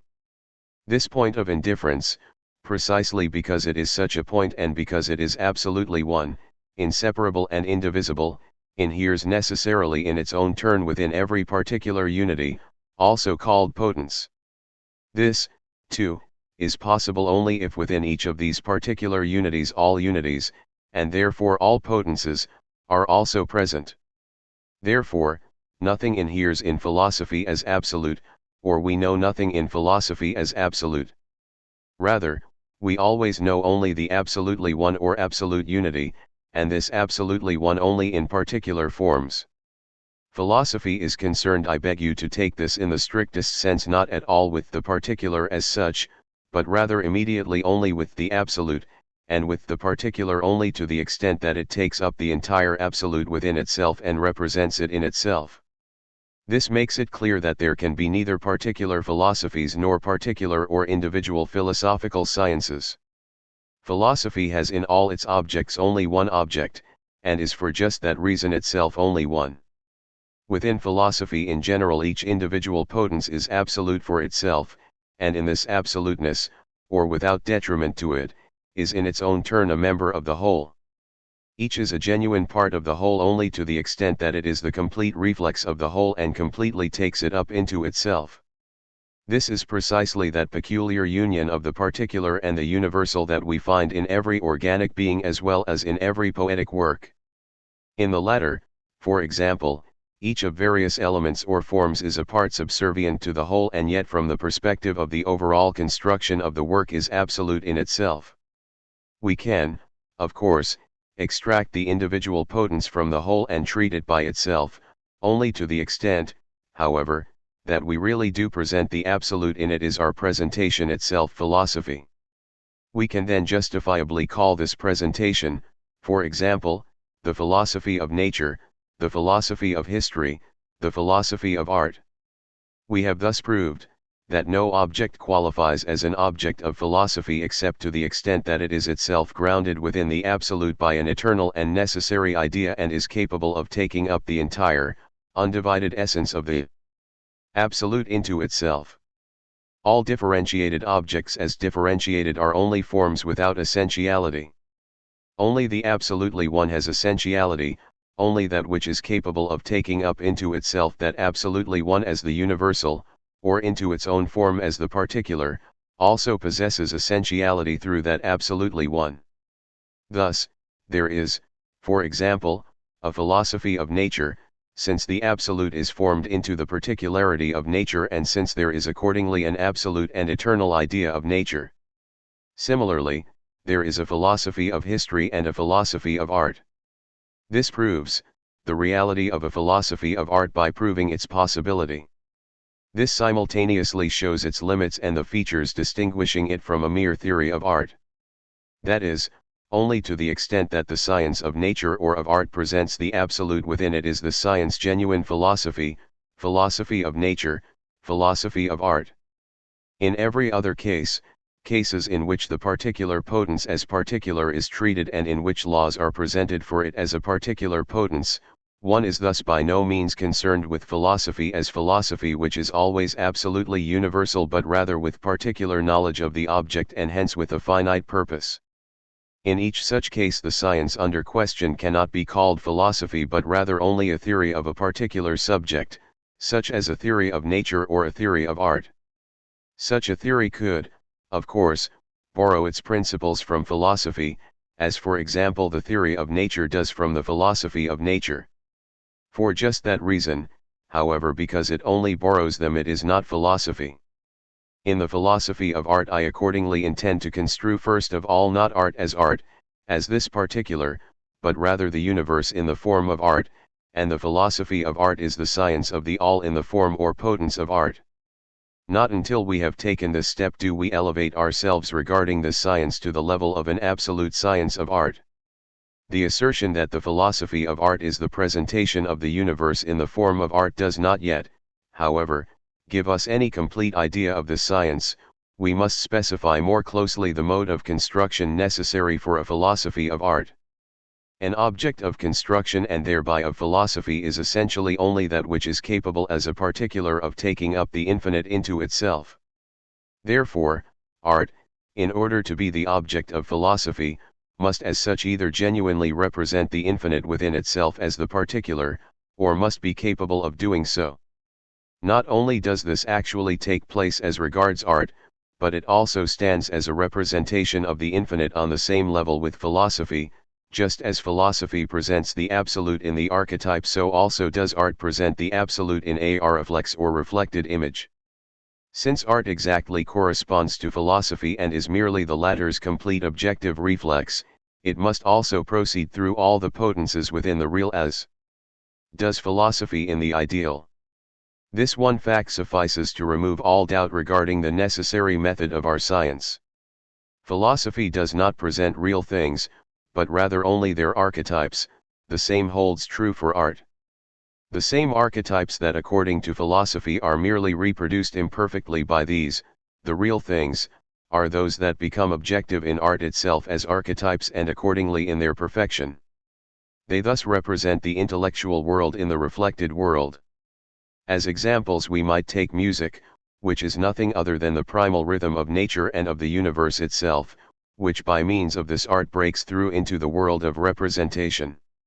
The complete forms generated by the plastic arts are the objectively portrayed archetypes of organic nature itself. The Homeric epic is identity itself, as this identity lies at the base of history within the absolute. Every painting discloses the intellectual world. Given these assertions, in the philosophy of art we will have all those problems to solve regarding art that we also must solve in general philosophy regarding the universe. In the philosophy of art, no principle other than that of the infinite can serve as our point of departure, hence, we must present the infinite as the unconditioned principle of art. Just as for philosophy in general the absolute is the archetype of truth, so also for art is it the archetype of beauty. We must therefore show that truth and beauty are merely two different ways of viewing the one absolute. The second question, both as regards philosophy as such as well as the philosophy of art, will be just how this principle, a principle that is in and for itself absolutely one and simple, can pass over into multiplicity and differentiation, and thus how individual beautiful things can issue from universal and absolute beauty. Philosophy answers this question with the doctrine of the ideas or archetypes. The absolute is absolutely one, viewed absolutely in particular forms, however, such that the absolute is thereby not suspended, this one equals idea. The same holds true for art. It, too, views or intuits primal beauty only in ideas as particular forms, each of which, however, is divine and absolute for itself. Whereas philosophy intuits these ideas as they are in themselves, art intuits them objectively. The ideas, to the extent that they are intuited objectively, are therefore the substance and as it were the universal and absolute material of art from which all particular works of art emerge as mature entities. These real or objective, living and existing ideas are the gods. The universal symbolism or universal representation of the ideas as real is thus given in mythology, and the solution to the second aforementioned task consists in the construction of mythology. Indeed, the gods of any mythology are nothing other than the ideas of philosophy intuited objectively or concretely. This still does not answer the question of how a real, individual work of art comes to be. Just as the absolute or unreal is always characterized by the condition of identity, so also is the real always characterized by the non-identity of the universal and the particular, by disjunction, such that either the particular or universal predominates. An antithesis thus arises here, one between plastic or formative art on the one hand, and verbal art on the other. Formative and verbal art equals the real and ideal series of philosophy. The former is characterized by that unity in which the infinite is taken up into the finite, and the construction of the series corresponds to the philosophy of nature. The latter is characterized by the other unity, the one in which the finite is formed into the infinite, and the construction of the series corresponds to idealism in the general system of philosophy. I will call the first unity the real unity, the second the ideal unity, that which encompasses both I will call indifference. If we now concentrate on each of these unities individually, then, since each is absolute for itself, the same unities must recur in each, hence, the real unity, the ideal unity, and that in which both are one must all recur in the real unity itself. The same holds true for the ideal unity. A particular form of art corresponds to each of these forms to the extent that they are encompassed within the real or ideal unity. Music corresponds to the real form within the real series. Painting corresponds to the ideal form within the real series. The plastic arts correspond to that form within the real series that represents the confluence of the previous two unities. The same holds true as regards the ideal unity, which in its own turn encompasses within itself the three forms of lyric, epic, and dramatic poetry. Lyric poetry equals the informing of the infinite into the finite equals the particular. The epic equals the representation, subsumption, of the finite within the infinite equals the universal.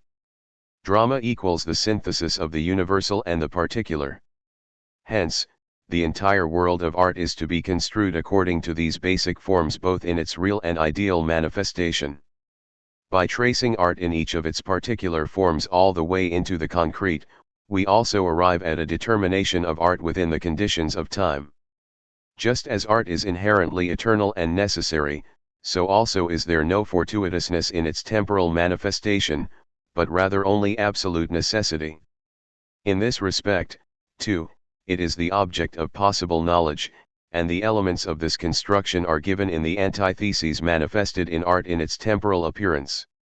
Any antitheses posited as regards art in its temporal dependence, however, are, as is time itself, necessarily non-essential and merely formal antitheses, hence, they are completely different from those real antitheses grounded in the essence or in the idea of art itself. This universal, formal antithesis extending through all branches of art is that of ancient and modern art. It would be an essential weakness of our construction if we were to neglect the consideration of this antithesis in our discussion of each individual form of art. Since, however, we consider this antithesis to be a merely formal one, its construction necessarily consists in negation or suspension. By considering this antithesis, we will simultaneously present the historical dimension of art. Only by this means can we hope to bring our construction in the larger sense to its final completion. According to my entire understanding here, art is itself an emanation of the Absolute. The history of art will show us most revealingly its immediate connections to the conditions of the universe and thereby to that absolute identity in which art is preordained.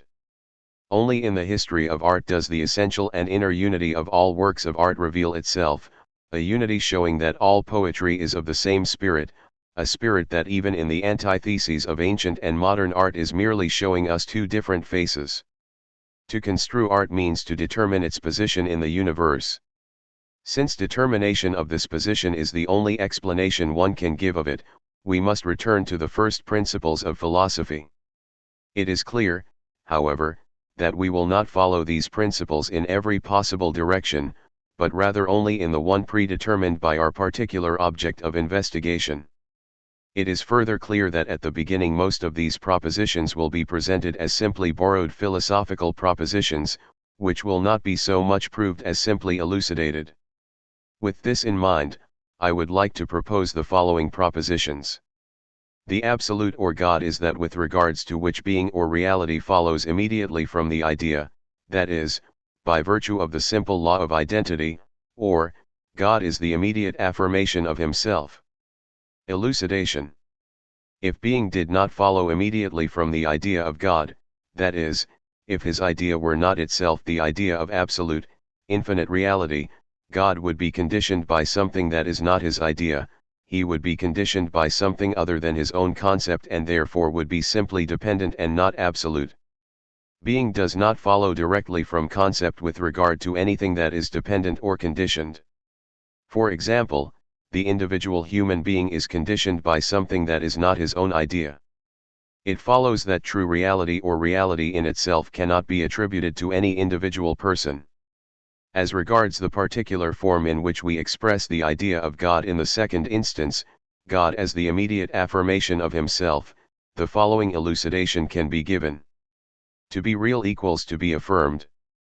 Now, God is by virtue of his own idea, that is, he is his own affirmation, and since he cannot affirm himself finitely, since he is absolute, he is the infinite affirmation of himself.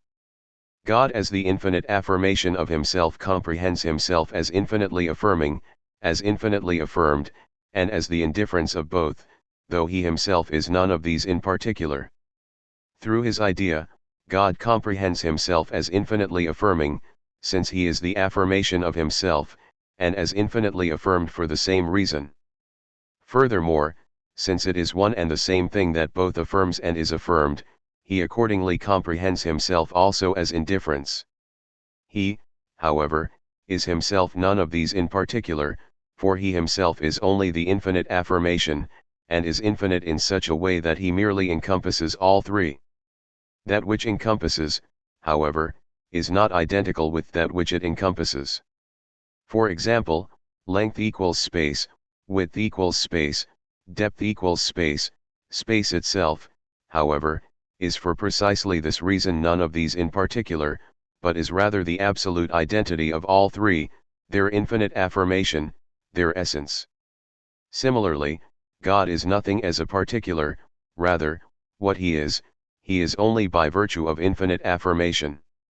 Hence, God is understood as affirming himself, as affirmed by himself, and as indifference, only once again by means of the infinite affirmation of himself. Addendum. God as affirming himself can also be described as infinite ideality encompassing all reality within itself.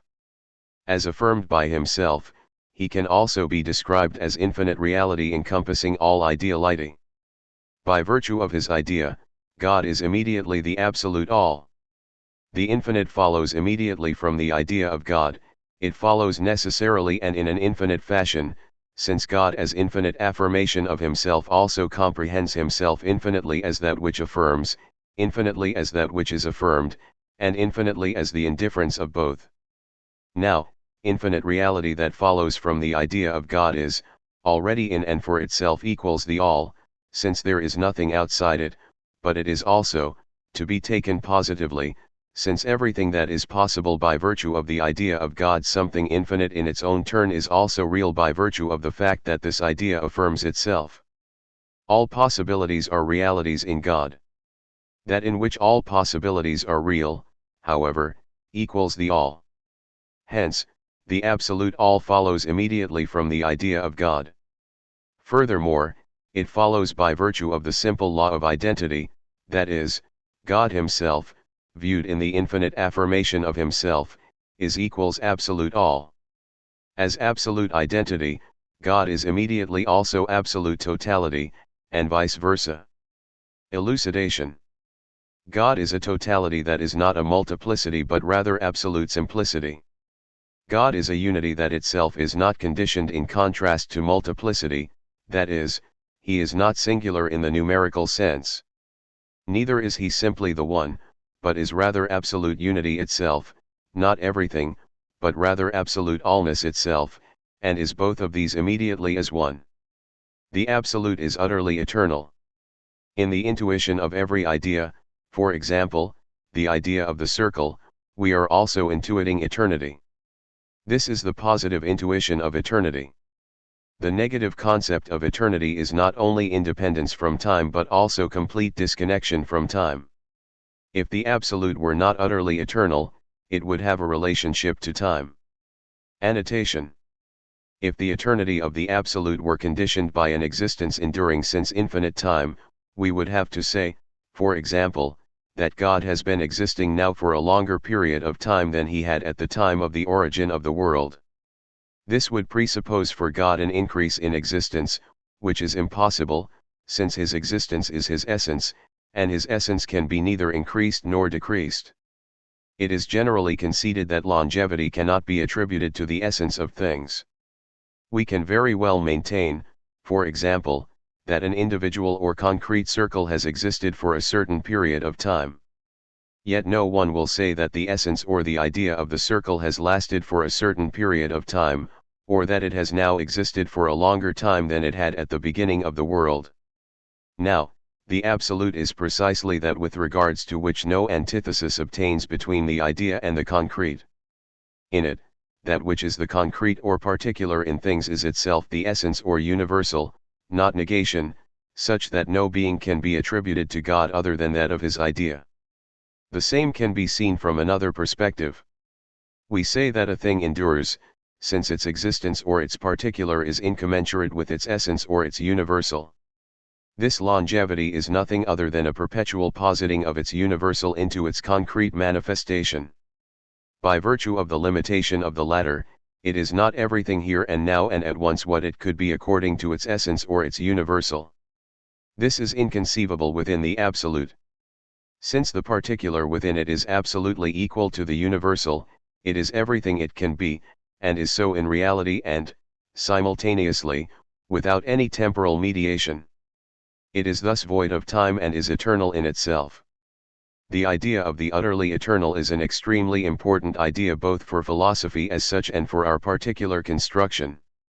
As regards the former, it follows immediately, something you may note as a corollary, that the true universe is eternal, since the absolute can have no temporal relationship to it.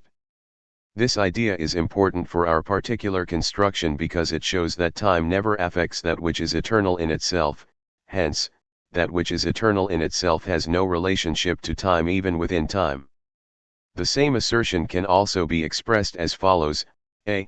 The absolute, therefore, cannot be conceived as having preceded anything in time. This is a simple conclusion from what has just been said. Expressed positively, the absolute precedes all else only as regards the idea. Everything else, everything that is not the absolute, is only to the extent that within it, being is not equal to the idea, that is, to the extent that it is itself merely privation and not true being. The concrete circle as such belongs only to the phenomenal world. The circle in itself, however, never precedes the concrete circle in time, but rather only as regards the idea. Similarly, the absolute precedes all else only as regards the idea. b. Within the absolute itself, there can be no before or after, hence, no single determination can precede or follow any other. If this were the case, we would have to posit affectability, passivity, or passive conditioning within the absolute. It is, however, completely unaffectable and devoid of any internal antithesis. The Absolute as such is neither conscious nor non-conscious, neither free nor unfree nor necessary. It is not conscious, for all consciousness results from the relative unity of thinking and being, whereas absolute unity or identity obtains within the Absolute. It is not non-conscious, for it is not conscious only because it is absolute consciousness. It is not free, for freedom results from the relative antithesis and relative unity of possibility and reality, whereas both are absolutely one within the Absolute.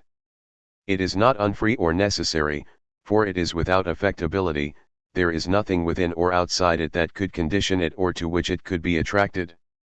The All encompasses that which God encompasses. Accordingly, the All, just as God, comprehends itself as infinitely affirming, as infinitely affirmed and as the unity of both, without itself being one of these forms in particular, precisely because it is affirming, yet it does so, not such that the forms are separated, but rather such that they are resolved into absolute identity. God's infinite affirmed condition within the All or the informing of his infinite ideality into reality as such is eternal nature. This is actually a borrowed proposition, yet I wish to prove it here. As everyone will concede, nature is related to the universe, viewed absolutely, as that which is real. Now, that particular unity that is posited through the informing of infinite ideality into reality is God's infinite affirmed condition within the All equals real unity. The predominating factor is that which takes up the other. Annotation. Please note the difference between nature to the extent that it actually appears. This is mere natura naturata, nature in its particularity and separation from the All and as a mere reflection of the absolute All, and nature in itself to the extent that it is resolved into the absolute All and is God in his infinite affirmed condition. Eternal nature similarly encompasses within itself all unities, that of being affirmed, of affirming, and of their indifference, for the universe in and for itself equals God. If the unity encompassed by the universe in and for itself did not inhere within each, that is, if the entire infinite affirmation and therefore the entire essence of God were not also found within nature itself, God would have divided himself within the All, which is impossible. Each of the unities encompassed within the All is therefore similarly endowed with the imprint of the entire All. Explication. These consequences of infinite affirmation can also be shown to obtain throughout phenomenal nature, except that here they do not permeate one another as within the absolute All, but are rather separated and asunder. For example, the informing of the ideal into the real or the form of the affirmed condition within the All expresses itself through material existence. Ideality that dissolves all reality, or that which affirms, is equals light. The indifference equals organism. Phenomenal nature as such is not a complete revelation of God, for even the organism itself is only a particular potence. Complete revelation of God only occurs where in the reflected world itself the individual forms resolve into absolute identity, and this occurs only within reason. Reason is thus within the All itself the full reflected image of God. Elucidation. God's infinite affirmed condition manifests itself in nature, which itself, as the real world within the All, in its own turn encompasses all unity within itself. Concerning this let me say the following. We designate as potences those unities or particular consequences of God's affirmation to the extent that these recur within the real or ideal All. The first potence of nature is matter to the extent that it is posited with a predominance of affirmed existence or under the form of the informing of ideality into reality. The other potence is light as that ideality that resolves all reality into itself. The essence of nature as nature, however, can be represented only by the third potence, which equally affirms both real or material existence and the ideal or light, thereby equating both. The essence of matter equals being, the essence of light equals activity. In the third potence, then, activity and being must be combined and indifferent. Matter, viewed according to its corporeal appearance rather than in itself, is not substance but rather merely accidens, form, with which the essence or the universal within light is juxtaposed.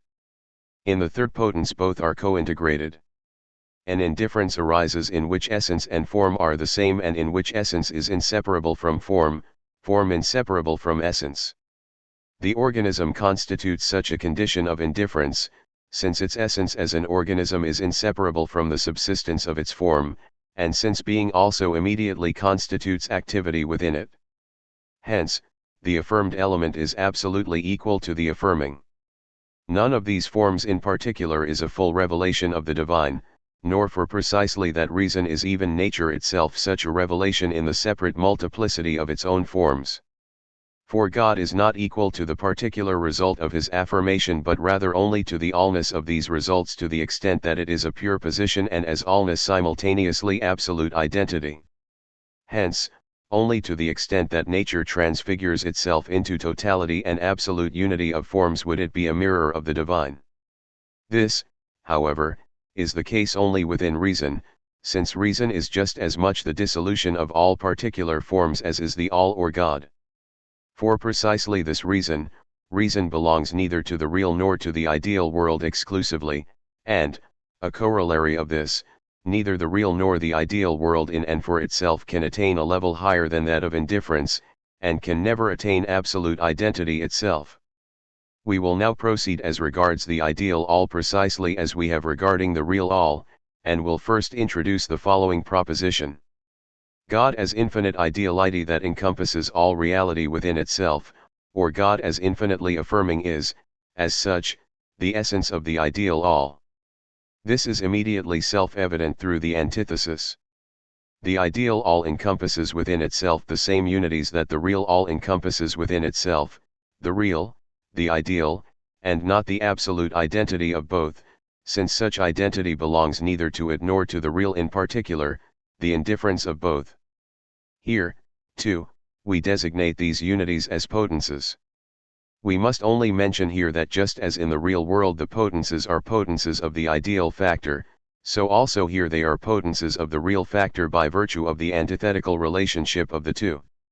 The first potence designates here the predominance of the ideal. Reality is posited here only in the first potence of the affirmed condition. Knowledge is included here, and is posited accordingly with the greatest predominance of the ideal factor or of the subjective. The second potence rests on a predominance of the real, the factor of the real is raised here to the second potence. Action is included here as the objective or real factor to which knowledge corresponds as the subjective factor. The essence of the ideal world is, however, indifference, just as is the essence of the real world. Knowledge and action therefore necessarily integrate themselves in indifference within a third element, which as the element affirming both is the third potence. Here we find art, and I accordingly introduce specifically the following proposition. The indifference of the ideal and the real as indifference manifests itself in the ideal world through art, for art is in itself neither mere activity nor mere knowledge, but is rather an activity completely permeated by knowledge, or in a reverse fashion knowledge that has completely become activity.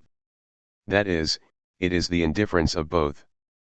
This proof suffices for the present purpose, though we will, of course, return to this proposition later.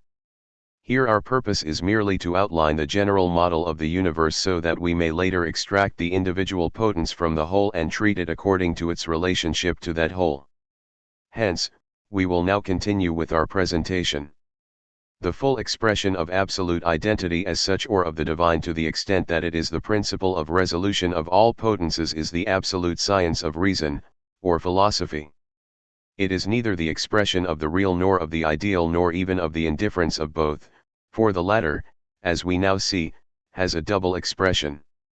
Philosophy is thus within the phenomenal ideal world just as much the resolution of all particularity as is God in the archetypal world, divine science.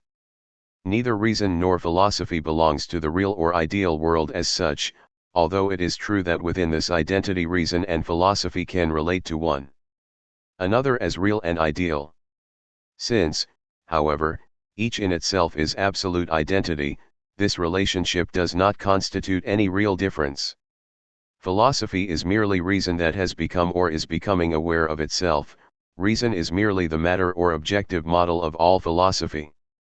If we determine in a preliminary fashion the relationship of philosophy to art, it is the following: philosophy is the immediate or direct representation of the divine, whereas art is immediately or directly only the representation of indifference as such. The fact that it is only indifference constitutes the reflective element of art. Absolute identity equals archetype. The degree of perfection or of the reality of a thing increases to the extent that it corresponds to its own absolute idea and to the fullness of infinite affirmation, and thus the more it encompasses other potencies within itself. Hence, it is clear that art enjoys the most immediate relationship to philosophy and distinguishes itself from it only by virtue of the determination of particularity or of the reflected nature of its images.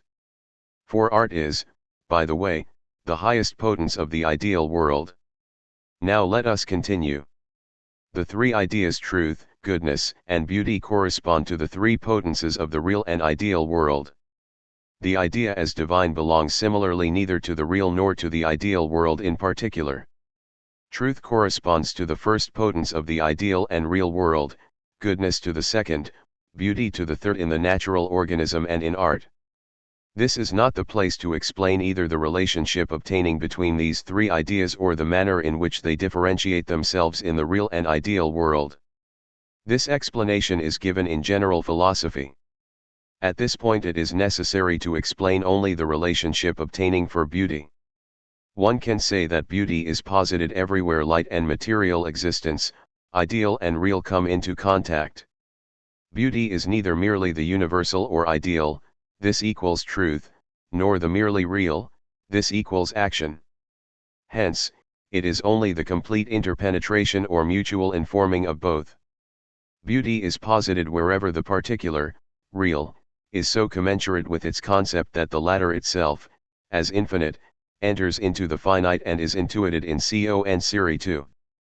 The real in which it, the concept, appears thereby becomes truly similar and equal to its own idea, the idea in which precisely this universal and this particular are in absolute identity. The rational as rational becomes simultaneously phenomenal or sensuous. Annotation. Just as God hovers above the ideas of truth, goodness, and beauty as their common element, so also does philosophy. Philosophy treats neither truth, virtue, nor beauty alone, but rather the common element in all three, and deduces them from this one primal source.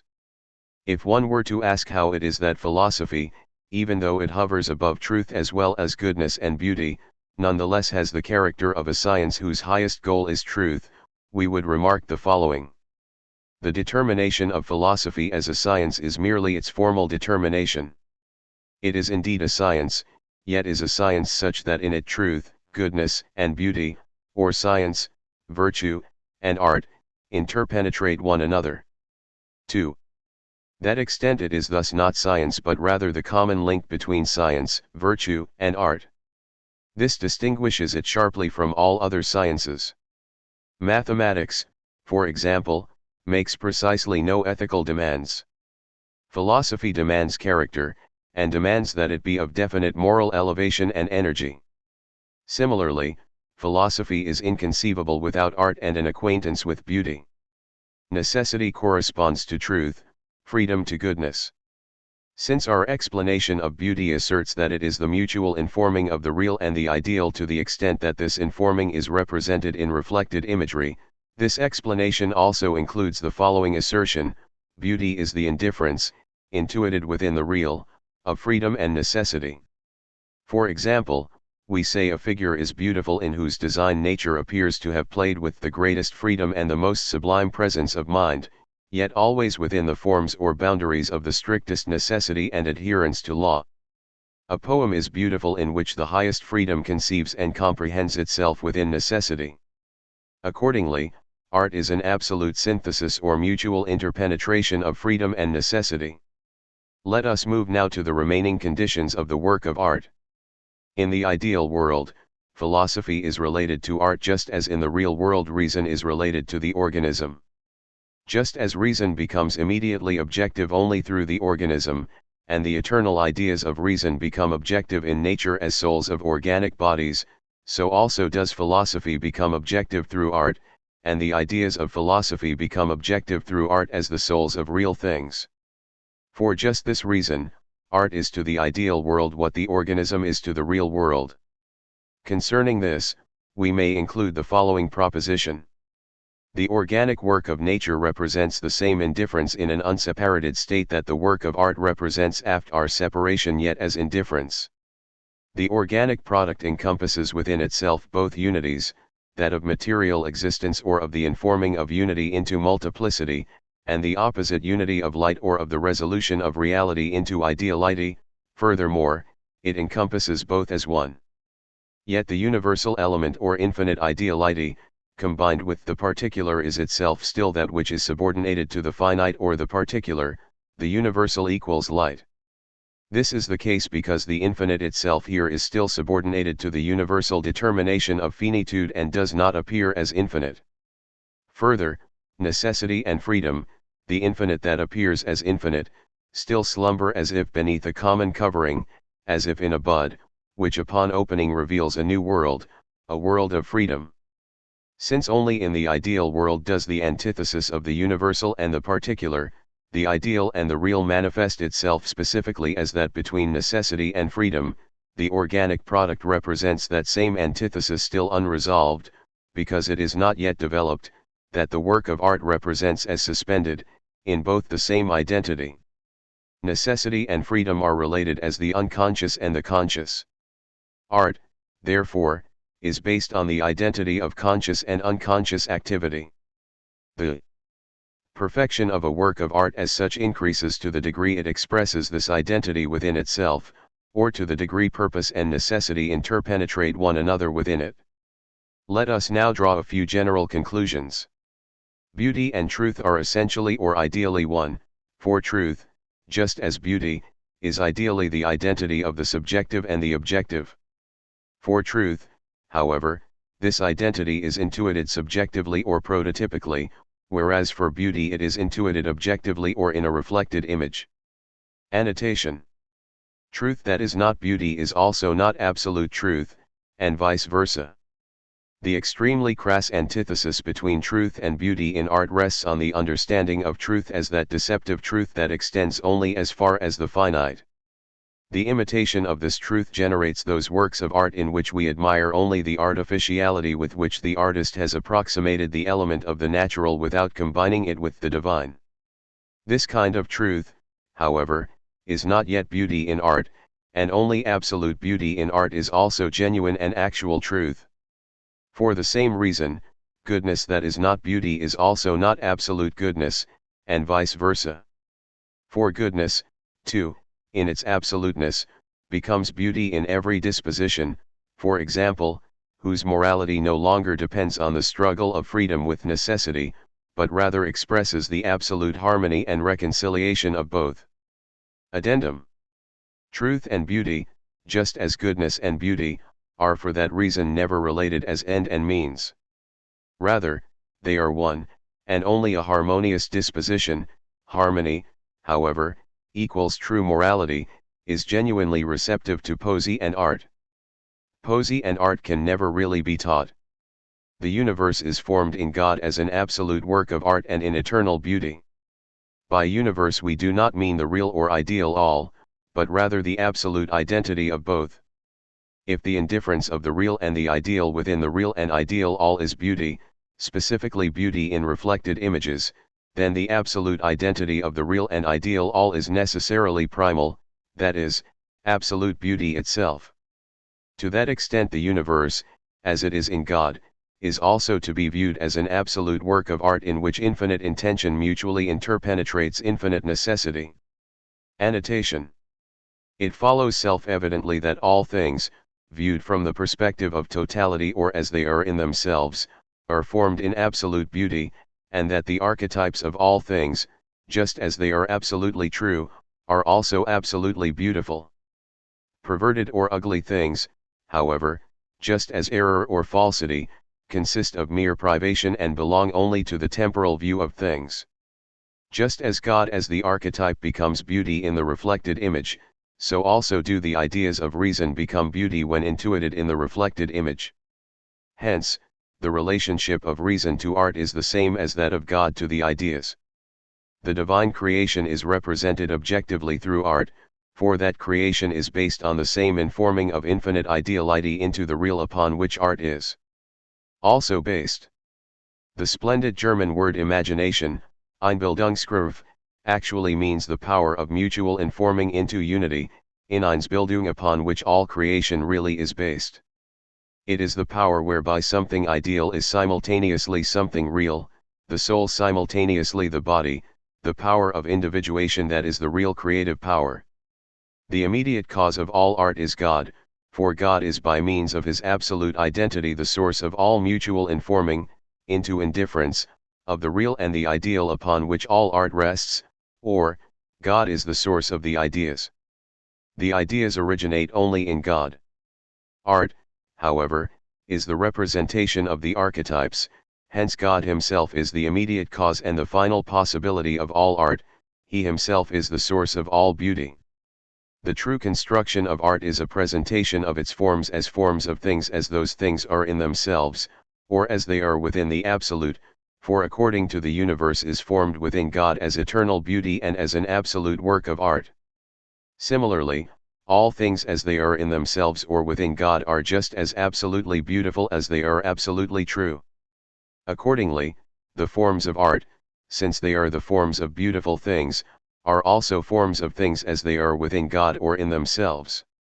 And since all construction is a presentation of things within the absolute, the construction of art in particular is the presentation of its forms as forms of things as they are within the absolute, and accordingly also a presentation of the universe itself as an absolute work of art as it is formed within God in eternal beauty.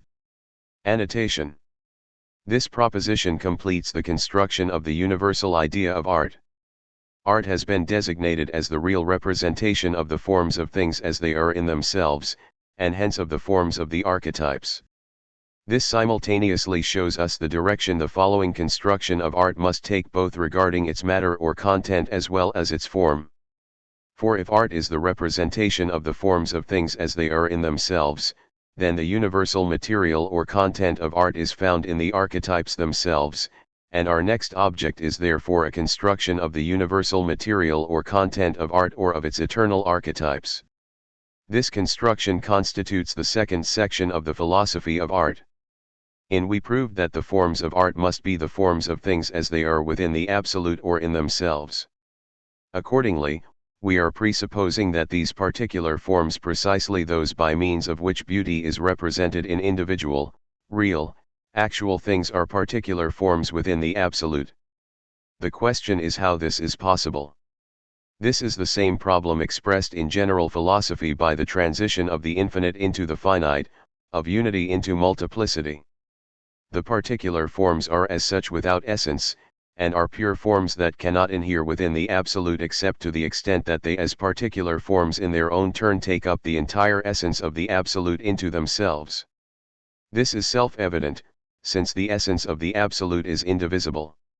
Only as such are the forms possible in respect to the absolute, that is, absolutely possible, and for precisely that reason also absolutely actual, since within the absolute there is no difference between actuality and possibility.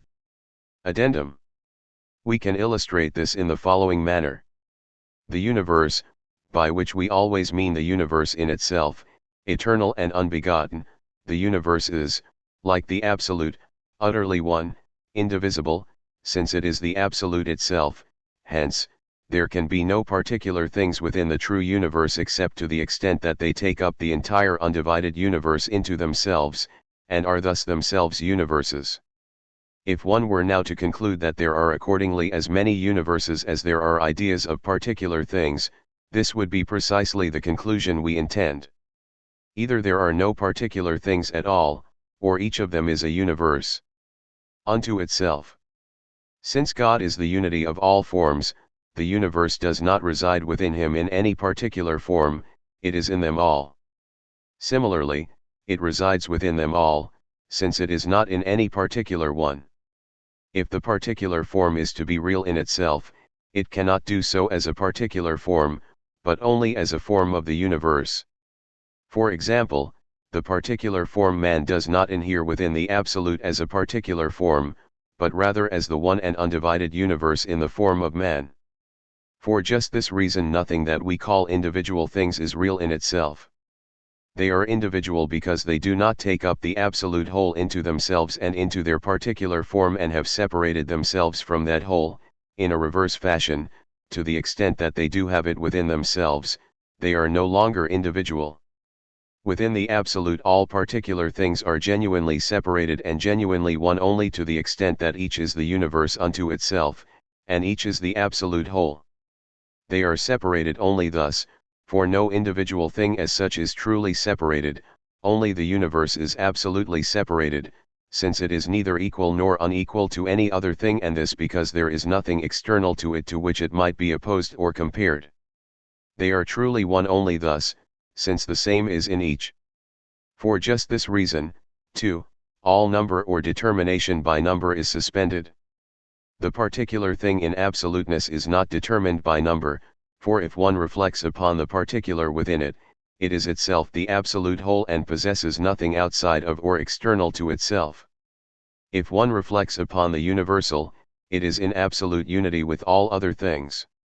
Accordingly, only it itself subsumes or comprehends unity and multiplicity within itself, though it is itself not capable of being determined by these concepts. Annotation. These concepts are important, a. because of the double view of the universe that is necessary in any case, a. the view of the universe as chaos, which, briefly stated, is the basic view of the sublime to the extent that within it everything is comprehended as unity in absolute identity, p. the view of the universe as the highest beauty and form, since the universe is chaos precisely by means of the absoluteness of form, or because all forms and accordingly also the absolute form are structured into every particular and into every form. In what follows we will employ these concepts in an extremely precise fashion. b. The concept of the absolute separateness of the particular is especially important for art, since art's ultimate effect is based on precisely the separation of forms. Yet this separation obtains only because each is absolute within itself.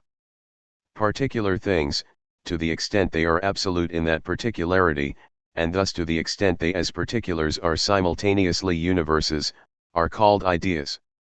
This proposition is merely an explication and is thus in no need of proof, though one could demonstrate that even the first author of the doctrine of ideas understood the same thing by this even if he did not explain it in just this way. Elucidation. Every idea is equals universe in the form of the particular. For just this reason, however, it is not real as this particular. The real is always only the universe itself. Every idea has two unities, the one through which it exists within itself and is absolute, hence the one through which the absolute is formed into the particularity of the idea, and the one through which it is taken up as a particular into the absolute as into its own center. This double unity of every idea is actually the mystery by which the particular can be comprehended both within the absolute and, in spite of this, also as a particular. These same syntheses of the universal and particular that viewed in themselves are ideas, that is, images of the divine, are, if viewed on the plane of the real, the gods, for their essence, their essential nature, equals God. They are ideas only to the extent that they are God in a particular form. Every idea, therefore, equals God, but a particular God. Annotation. This proposition needs no explanation, particularly since what follows will serve to illuminate it further. The idea of the gods is necessary for art. Our systematic construction of art leads us back precisely to the point to which instinct first led poesy at its inception. What ideas are for philosophy, the gods are for art, and vice versa. The absolute reality of the gods follows directly from their absolute ideality, for they are absolute, and within the absolute, ideality and reality are one. Absolute possibility equals absolute actuality. The highest identity is at once the highest objectivity. Anyone who has not yet elevated himself to the level upon which the absolutely ideal is also immediately the absolutely real for him, possesses neither philosophical nor poetic sensibility. The question posed by ordinary consciousness concerning reality is of no significance regarding what is absolute, neither in a poetic nor in a philosophical sense. This common reality is no true reality at all, but is rather in the true sense non-reality. All figures and forms in art, and thus particularly the gods, are actual because they are possible. Anyone who is still able to ask how such highly cultivated spirits as the Greeks were able to believe in the reality or actuality of the gods, how Socrates was able to direct sacrifices, how the Socratic Xenophon as an army officer during the famous retreat was himself able to offer up sacrifices, and so forth. The person posing such questions proves only that he himself has not yet arrived at that stage of cultivation at which precisely the ideal is the real and is much more real than the so-called real itself. The Greeks did not at all take the gods to be real in the sense, for example, that common understanding believes in the reality of physical objects. From that perspective the Greeks considered the gods to be neither real nor unreal. In the higher sense they were more real for the Greeks than every other reality. The determining law of all gods is pure limitation on the one hand, and undivided absoluteness on the other, for they are the ideas intuited in actuality. Particular things, however, cannot be within the ideas unless, for precisely that reason, they are simultaneously truly or absolutely separated and truly one, namely, essentially absolute, according to. Hence, the determining law of the world of the gods is strict separation or limitation on the one hand, and equal absoluteness on the other. Annotation. We must pay particular attention to this relationship if we wish to comprehend the enormous significance of the gods both as regards them individually and as a whole. The mystery of their charm and of their suitability for artistic portrayal actually lies, first of all, in the fact that they are strictly limited, hence, mutually limiting characteristics exclude one another within the same deity and are absolutely separated from one another. Nonetheless, within this limitation every form receives into itself the entire divinity. This is the means by which art acquires separate, self-enclosed figures for portrayal, and yet within each figure simultaneously the totality, the entire divinity. In order to make this comprehensible by means of examples, I must here take such examples from the world of the Greek gods themselves, even though we will be able to construct that world in its entirety only in the entire following discussion. In the meantime, if you see that all the characteristics of the Greek gods fit our deduction of the law of all the figures of the gods, then right from the beginning it must be admitted that Greek mythology is the highest archetype of the poetic world.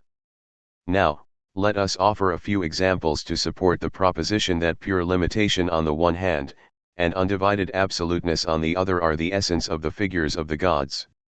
Minerva is the archetype of wisdom and strength in unity. Feminine tenderness, however, has been eliminated from her, since both characteristics together would reduce this figure to indifference and accordingly more or less to nullity. Juno is strength without wisdom and gentle charm, the latter of which she borrows from Venus in the form of a girdle. If, on the other hand, Venus were invested with the cold wisdom of Minerva, her influence would doubtlessly not be as destructive as it is in the Trojan War, which she causes in order to satisfy the desires of her favorite. Yet then she would no longer be the goddess of love and hence no longer the object of fantasy, for which the universal and absolute within the particular in limitation is the highest artistic virtue. Considering things from this perspective, one can thus say with Moritz that precisely the missing characteristics in the manifestations of the gods lend them their highest charm and yet still weave them back together into various relationships. The mystery of all life is the synthesis of the absolute with limitation. There is a kind of ultimate in one's view of the world that we demand for complete satisfaction, highest or ultimate life, the most free, unique existence and operation without stricture or limitation of the absolute. The absolute in and for itself offers no multiplicity or variety whatever, and to that extent it is for the understanding an absolute, bottomless emptiness. Life is found only within particularity. But life and multiplicity in a general sense, particularity without limitation of that which is without qualification, one are originally and within themselves possible only through the principle of the divine imagination, that is to say, in the derived world, they are possible only through fantasy, which brings the absolute and limitation together and forms into the particular the entire divinity of the universal. This is the means by which the universe is populated. According to this law, life flows out into the world from the absolute as from that which is without qualification. 1.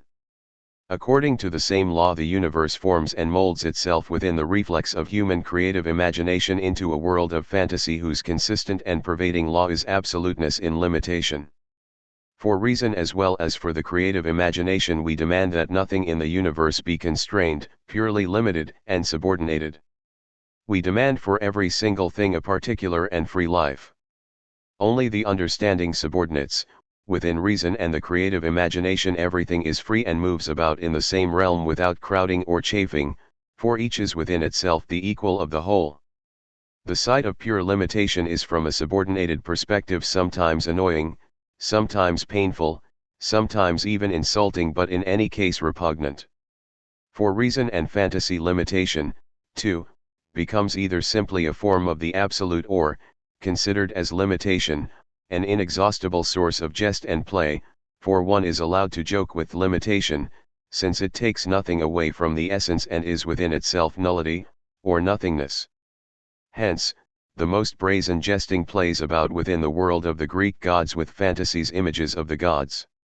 For example, when Venus is wounded by Diomedes, and Minerva mocks, I think Venus must have been persuading some one of the Achaean women to go with the Trojans, and while caressing one or other of them she must have torn her delicate hand with the gold pin of the woman's brooch. Zeus then speaks the following words to Venus with a smile: "My child, it has not been given you to be a warrior. Attend, henceforth, to your own delightful matrimonial duties, and leave all this fighting to Ares and to Athena." As a consequence of the principle we have presented, one can see further that the complete assembly of the gods can first appear only after the purely formless, dark, frightful element is driven out. This region of darkness and formlessness includes everything that directly recalls eternity, the initial ground of existence. It has often been said that it is the ideas that first disclose the absolute. Only within them do we find a positive, simultaneously limited and unlimited intuition of the absolute. As the common germ of both gods and men, absolute chaos is night, obscurity. The first forms and figures fantasy allows to be born from within it are also still formless. A world of misshapen and frightful forms must perish before the mild realm of the blessed and enduring gods can enter. In this respect, too, the Greek poems remain true to the law of all fantasy. The first children born from the embrace of Uranus and Gaia are yet monstrous, 100-armed giants, powerful cyclopes, and wild titans, children before whom even the father himself is horrified. He banishes them again into Tartarus. Chaos must devour its own children.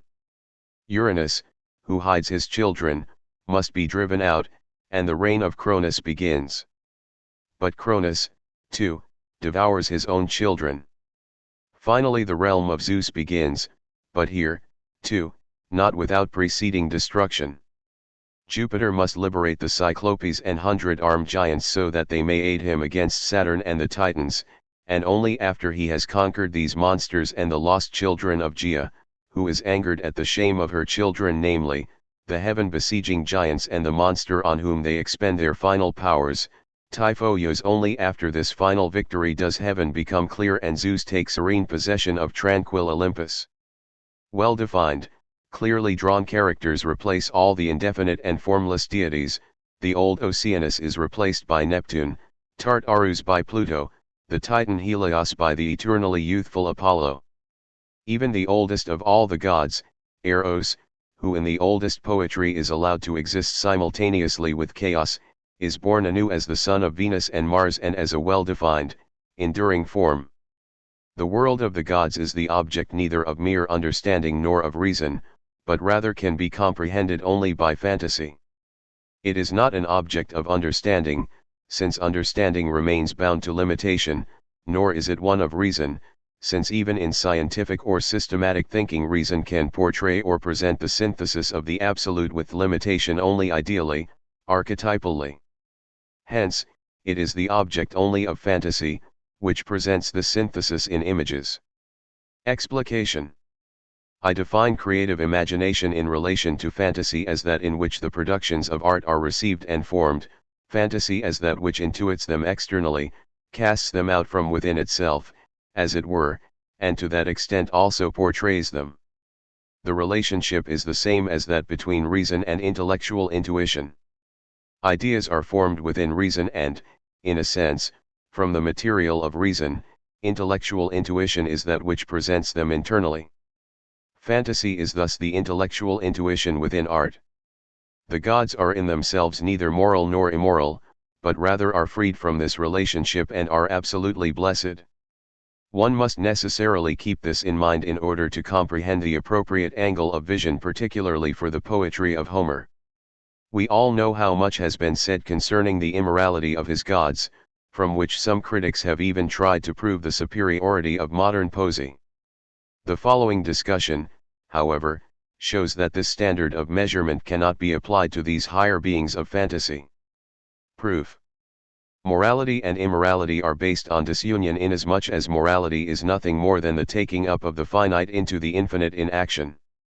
Wherever both are one to the point of absolute indifference, however, the former and accordingly, morality is eliminated along with its opposite.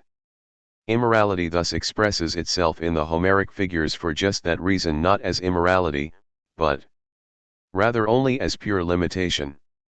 Those figures act completely within this limitation and are divine only insofar as they do act within those parameters.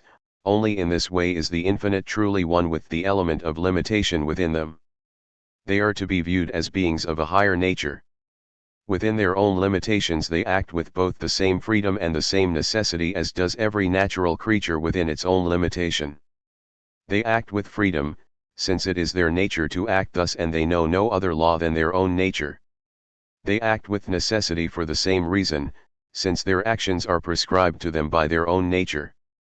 In their immorality, the Homeric gods are therefore merely naive and truly neither moral nor immoral, but rather are completely freed from this contrast. We can also express the same proposition in the following way: the gods are absolutely blessed. No other attribute is applied to them more frequently. Their lives constitute the perpetual antithesis of human life, which is full of toil and discord and is subjected to illness and age. In Sophocles, too, the aged Oedipus says to Theseus, kind son of Aegeus, to the gods alone comes never old age or death, but all else is confounded by all-mastering time. Earth's strength decays, and the strength of the body, faith dies, distrust is born. Both tragedy and epic poetry are full of this contrast. We can understand the inevitability of this attribute of the gods directly from the principle according to which they are comprehended in the first place. As absolute beings they are particular, and as particular beings absolute. If we consider the antithesis between morality and blessedness or happiness, an antithesis in which everything finite is ensnared, we can see that morality is in any case not an ultimate, and is accordingly not something that could be attributed to the gods. Just as morality is the assumption of the finite or particular into the infinite, so is blessedness the assumption of the infinite into the finite or the particular. In the former instance, in which the particular is taken up into the universal, the particular is subjected to the law as the universal and behaves like a body obeying gravity. For precisely that reason, the gods, in whose nature both unities are united, do not live a dependent, determined life, but rather a free and independent one. As particular beings they nonetheless enjoy the blessedness of the absolute, and vice versa. To strive toward blessedness equals to strive as a particular to partake of absoluteness. This is a relationship for which perhaps only the cosmic bodies, as the first physical symbols of the gods, can serve as an example, since they are simultaneously as particulars nonetheless absolute within themselves, and on the other hand in that absoluteness nonetheless particular. Accordingly, they are both outside of and in their own centers. To the extent, then, that both unities in their absoluteness include one another within themselves, since the particular cannot be absolute without, for the same reason, also being in the absolute, and to the extent that from this perspective blessedness and morality are actually one and the same, One can also assert that the gods are absolutely moral precisely because they are absolutely blessed. The basic law of all portrayals of the gods is the law of beauty, for beauty is the absolute intuited in reality. Now, since the gods are the absolute itself intuited actually, or synthesized with limitation, within the particular, their basic law of portrayal is that of beauty. One might object that precisely because the gods are limited, they are not absolutely beautiful. I, however, would rather assert the reverse, namely, that the absolute cannot be beautiful at all except as intuited within limitation, that is, within the particular. The complete removal of all limitation is either the complete negation of all form. This is only the case, however, where the negation of form is at the same time absolute form, as is the case in the beauty of the sublime something we will discuss later, or thoroughgoing mutual restriction, that is, reduction to nullity. The former kind of beauty is found, for example, in the dignified and sublime figure of Jupiter, which is the same kind of expression of wisdom and power without boundary as in Juno, who is the pure expression of power without loss of beauty. These limitations are thus merely that which for now we will call the various modes of beauty, since we can present that particular investigation successfully only when we speak about the different forms of the plastic arts. One might, however, lodge an objection with evidence based on Greek mythology itself, Vulcan, the various forms of Pan, of Silenus, of the fauns, satyrs, and so on. As regards the form of Vulcan, it shows us the considerable identity between the formations of the fantasy and those of nature, which creates organically. Just as nature is compelled by the eminent development of one organ or impulse in one type of creature to neglect it somewhat in another, fantasy here has had to extract from Hephaestus's feet which are lame what it gave to his powerful arms. As regards the ugly forms within Greek mythology in general, however, all of these are in their own turn also ideals, albeit reverse ideals, and as such are included in the realm of the beautiful. Yet even this merely anticipates our explication. As regards Vulcan himself, the limitations that in his case culminate in ugliness become for poetry a source of inexhaustible humor and of inextinguishable laughter within the circle of the gods whenever he passes around a cup of nectar. The beautiful reveals itself eminently as the canon of all concepts of the gods in its alleviation of all that is frightful and terrible by means of the beautiful. The fates according to the oldest poetry daughters of the night, according to a later source daughters of Jupiter and Themis are conceived in sublime beauty not only within the plastic arts, indeed, the entire conception of fantasy as regards them suggests this mollification. As servants of unbending necessity they yet execute the highest office, the steering of all human affairs, as if it were the East, lightest work as a delicate thread that runs through their hands and is then gently severed without the least effort. The gods taken together necessarily constitute a totality, a world. Here we begin our inner construction. Since in each figure the absolute is posited with limitation, each figure therefore presupposes others, directly or indirectly each individual presupposes all others and all presuppose each individual. Accordingly, they necessarily constitute a world in their own turn collectively, one in which everything together is mutually determined, an organic whole, a totality, a world. Only by collectively constituting a world in this way do the gods acquire independent existence for fantasy or an independent poetic existence. This proposition follows directly, for only in this way do they become beings of their own world, a world existing completely in and for itself and completely separate from that world commonly known as the real one. Every encounter with common reality or with concepts of that reality necessarily destroys the fascination and charm of these beings, for this fascination results precisely from the fact that, according to, nothing more is needed for their reality than possibility itself, and from the fact that they therefore live in an absolute world that only fantasy is able to intuit in reality. Elucidation concerning these two propositions, and after this genuine world of fantasy has been created there are no other limitations to what can be conceived within it. This is true precisely because within it, all possibility is also immediately real. This world therefore can and indeed must form and fashion itself out from one individual point into infinity. No possible relationship between the gods and no possible limitation as regards the absolute is excluded. Because all these beings are viewed as existing in and for themselves in all possible entanglements and relationships, and because among them yet another circle of relationships and a unique history generates itself, they attain the highest objectivity, whereby this unique poetic history itself passes over into mythology. As regards particularly the totality of conceptions in Greek mythology, one can show that indeed all possibilities within the realm of ideas as constructed by philosophy are completely exhausted in Greek mythology.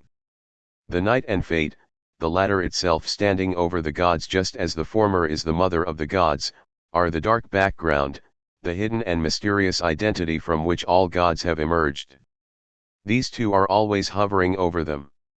Yet in the bright realm of limited and discernible forms, Jupiter is the absolute point of indifference. Absolute power inheres within him coupled with absolute wisdom, for when he first wed Metis and it was prophesied that she would bear a son by him who would combine both natures and rule over the gods, he drew her into himself and united with her completely, manifest symbol of the absolute indifference of wisdom and power within eternal being. Then, from directly within himself, he gave birth to Minerva, who sprang fully equipped and armed from his eternal head, the symbol of absolute form and of the universe as the image of divine wisdom, an image that springs totally formed and atemporally from within the eternal principle. Not that Jupiter or Minerva means or signifies this or is supposed to signify it. This would completely destroy the poetic independence of these figures. They do not signify it, they are it themselves. The ideas of philosophy and the gods of art are one and the same, yet each is in and for itself what it is, each is a unique view of the same thing. None is there for the sake of another or in order to signify the other. All limitations are removed from the figure of Jupiter except those that are necessary. Limitations serve only to allow the essentials to be seen. Absolute power, precisely because it is what it is also ultimate serenity. Jupiter blinks his eyes, and Mount Olympus quakes. Or as a recent poet put it, it is as if Jupiter merely sows the lightning. Minerva encompasses within herself all forms of the elevated and powerful, the creative and destructive, the unifying and divisive. Form in and for itself is cold, since in such separation the material element is alien to it.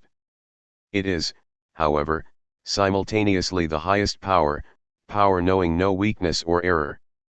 Hence, it is simultaneously archetype and eternal designer of all art as well as the terrible destroyer of cities, both the one who wounds and the one who heals. As the absolute form, she unifies, but she is also the goddess of war in the realm of human beings. High on Olympus, in the ethereal region of the divine, there is no dissension, since antitheses here, whether separated or united, are equally absolute.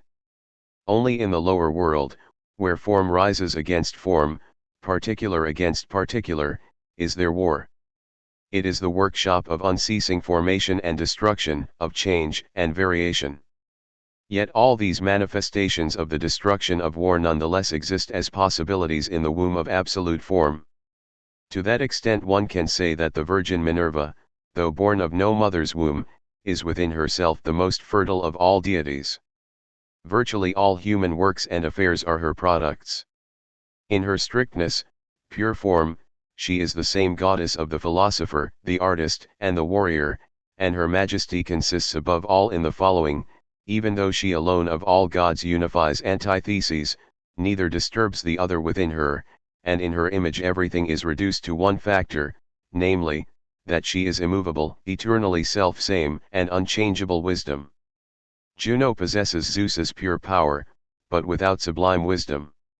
This is the source of her hatred for everything that is divine by virtue of its form, and hence for all divinity formed by Jupiter in the newly subdued era of time, Apollo, Diana, and so forth. When Jupiter gives birth to Minerva from within himself, Juno, without Jupiter's participation and actually to spite him, gives birth to Vulcan. He is the formative artist of clever works, though without Minerva's majestic wisdom, the manipulator of fire and the creator of weapons, although his own arm only guides the hammer. An extremely significant addendum to this story and antithesis to Minerva is the fact that Vulcan strives to unite himself with Minerva, and that in his futile struggle with her he fructifies the earth, whereupon the earth gives birth to Erichthonius with dragon feet. It is well known that the dragon form always signifies something that has issued from the earth. Hence, Vulcan is designated as the merely earthly form of art that seeks unsuccessfully to unite with the divine form of art, just as on the other hand and in a similar fashion Venus, who did unite with him, is the earthly form of beauty even though her majestic archetype dwells simultaneously in heaven. Without seeking to impose an alien conceptual context onto these delicate creations of fantasy, we nonetheless can understand the entire chain from Jupiter onward to the other principal deities in the following fashion. Jupiter as the eternal father is the absolute point of indifference on Olympus, elevated above all conflict. With him dwells the figure of Minerva, eternal wisdom, his counterpart, born from within his head. Beneath him we find, in the real world both the forming and formless principle, iron and water, Vulcan and Neptune. To ensure that the chain is closed on both sides, these two are brought together again by a point of indifference corresponding to Jupiter, namely, a subterranean god, Pluto, or the Stygian Jupiter, ruler in the realm of night or gravity. Just as he is the point of indifference, corresponding to Jupiter, in the real world, so also is, Apollo the point of indifference in the ideal world, the antithetical figure to Pluto. Whereas the latter is imagined as being old, Apollo is formed in eternally youthful beauty. The one dwells in the bleak realm of shadows, of empty things, and of darkness, the other is the god of light, of ideas, of living form, who by tolerating only the element of life within his own realm sends death with his gentle arrow even to the person wilted by age. Similarly, his arrows, which shoot as thickly as rays, collectively annihilate what he hates, for example, the Greeks after they insult his priests. And all the other characteristics of this god, the fact that he is the healer, the begetter of the healer Asclepius, the guide of the muses, illuminator of the future just as the all-seeing eye of the world in heaven, all these characteristics agree with the meaning we have given this god. We find the most important of these characteristics separated in the figure of Mars, who corresponds on the ideal side to Vulcan, and in Venus, who as the highest earthly form corresponds to the formless principle of Neptune and who according to the oldest myths extricated herself as form first from the realm of the formless, the ocean, a realm ruled under the new gods by Poseidon. The totality of the world of the Greek gods would, by the way, not be complete if only the necessary and not every particular and perhaps even accidental view of things were not equally absolute. Whole masses of phenomena, which perhaps only from a certain point of view appear as one, and indeed all types of relationships are summarized as the universal through one individual, a state of affairs that is doubtlessly the most obvious example of the representation of the universal in the particular.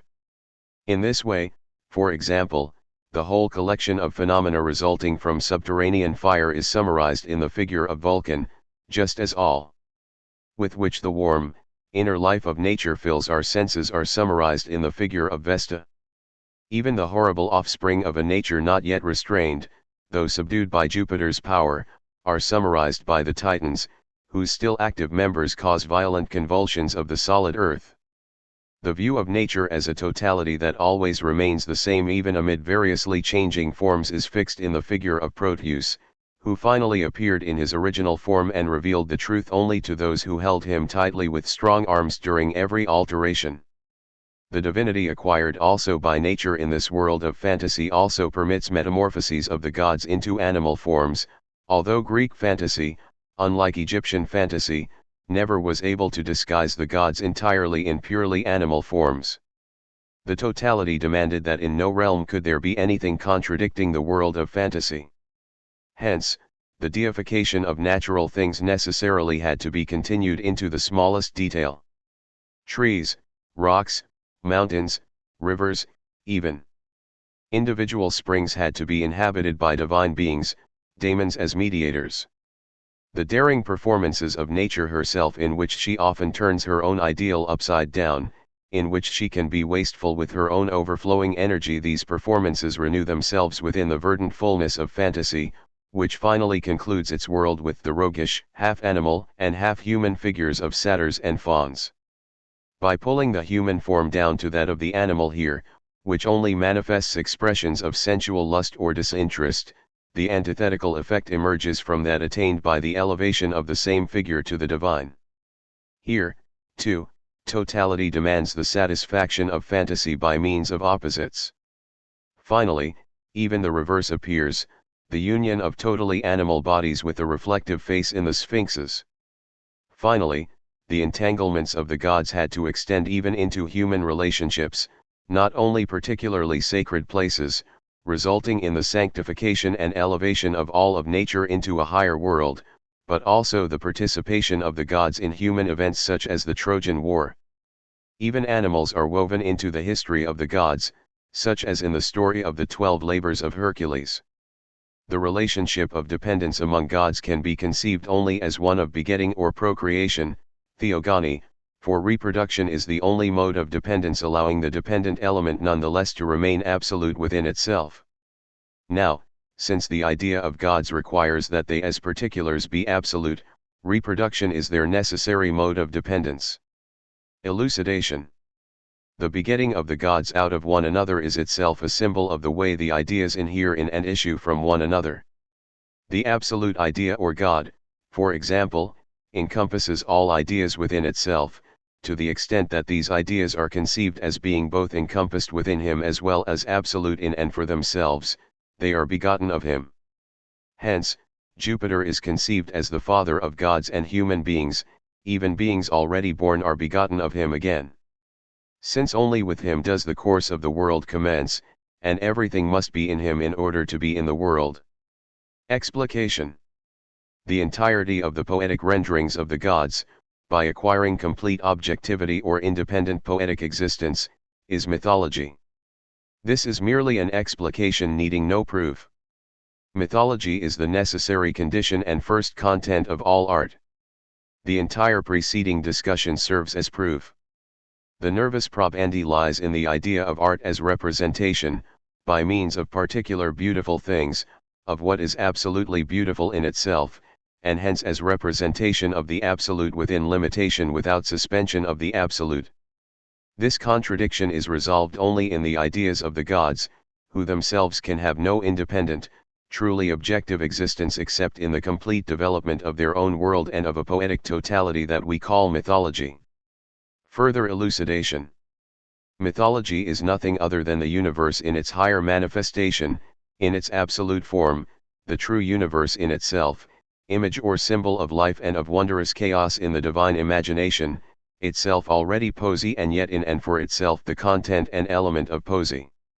It, mythology, is the world and as it were the ground in which alone the exotic plants of art are able to bloom and grow. Only within such a world are abiding and definite forms possible through which alone the eternal concepts can be expressed. The creations of art must have the same reality as, indeed an even higher reality than, those of nature. The figures of the gods that endure so necessarily and so eternally must have a higher reality than those of human beings or of plants, yet must simultaneously possess the characteristics both of individuals and of types, including the immortality of the latter. Insofar as poesy is the formative element of the material or content, just as art in the narrower sense is the formative element of form, so also is mythology the absolute poesy, as it were the poesy en masse. It is eternal matter from which all forms issue so wondrously and variously. Representation of the absolute with absolute indifference of the universal and the particular within the particular is possible only symbolically. Elucidation. Representation of the absolute with absolute indifference of the universal and the particular within the universal equals philosophy idea. Representation of the absolute with absolute indifference of the universal and the particular in the particular art. The universal content of this representation equals mythology. In mythology we thus find the second synthesis already accomplished, that of the indifference of the universal and the particular with the particular. This proposition is thus the principle of construction of mythology as such. The proof of this proposition requires an explication of the symbolic, and since this mode of representation is itself the synthesis of two opposing modes, the schematic and the allegorical, I will also use this opportunity to explain what schematism and allegory are. Propositions of elucidation. That representation in which the universal means the particular or in which the particular is intuited through the universal is schematism. That representation, however, in which the particular means the universal or in which the universal is intuited through the particular is allegory. The synthesis of these two, where neither the universal means the particular nor the particular the universal, but rather where both are absolutely one, is the symbolic. Although all three different modes of representation are possible only through the imagination and are forms of it, only the third constitutes the absolute form. We also must distinguish each of these three from the image. The image is always concrete, purely particular, and is determined from all sides such that only the definite factor of the space occupied by the original object prevents it from being identical with the object itself. In contrast, the dominating element in the schema is the universal, although the universal in it is intuited as a particular. Hence, Kant could define it in the Critique of Pure Reason as the sensually intuited rule for the production of an object. To that extent it stands between the concept and the object and as such is a product of the power of imagination. One can see most clearly what a schema is from the example of the mechanical artist who is to create an object with some definite form according to its concept. This concept schematizes itself for him, that is, it becomes immediate for him in the imagination in its universality simultaneously as the particular and as an intuition of the particular. The schema is the rule guiding his production, but he intuits in this universal simultaneously the particular itself. First he will produce only a rough outline of the whole according to this intuition, then he develops the individual parts completely until the schema gradually becomes for him a fully concrete image, and the work itself is completed simultaneously with the fully determined image in his imagination. Hence, only through our own inner intuition can we know what a schema and schematism are. Since, however, our act of thinking the particular is actually always schematization of that particular, we really need only reflect upon that perpetually active schematism at work even in language in order to secure an intuition of it. In language, too, we make use of merely universal designations even for the designation of the particular. To that extent even language itself is nothing more than perpetual schematization. Now, schematism also exists in art, however.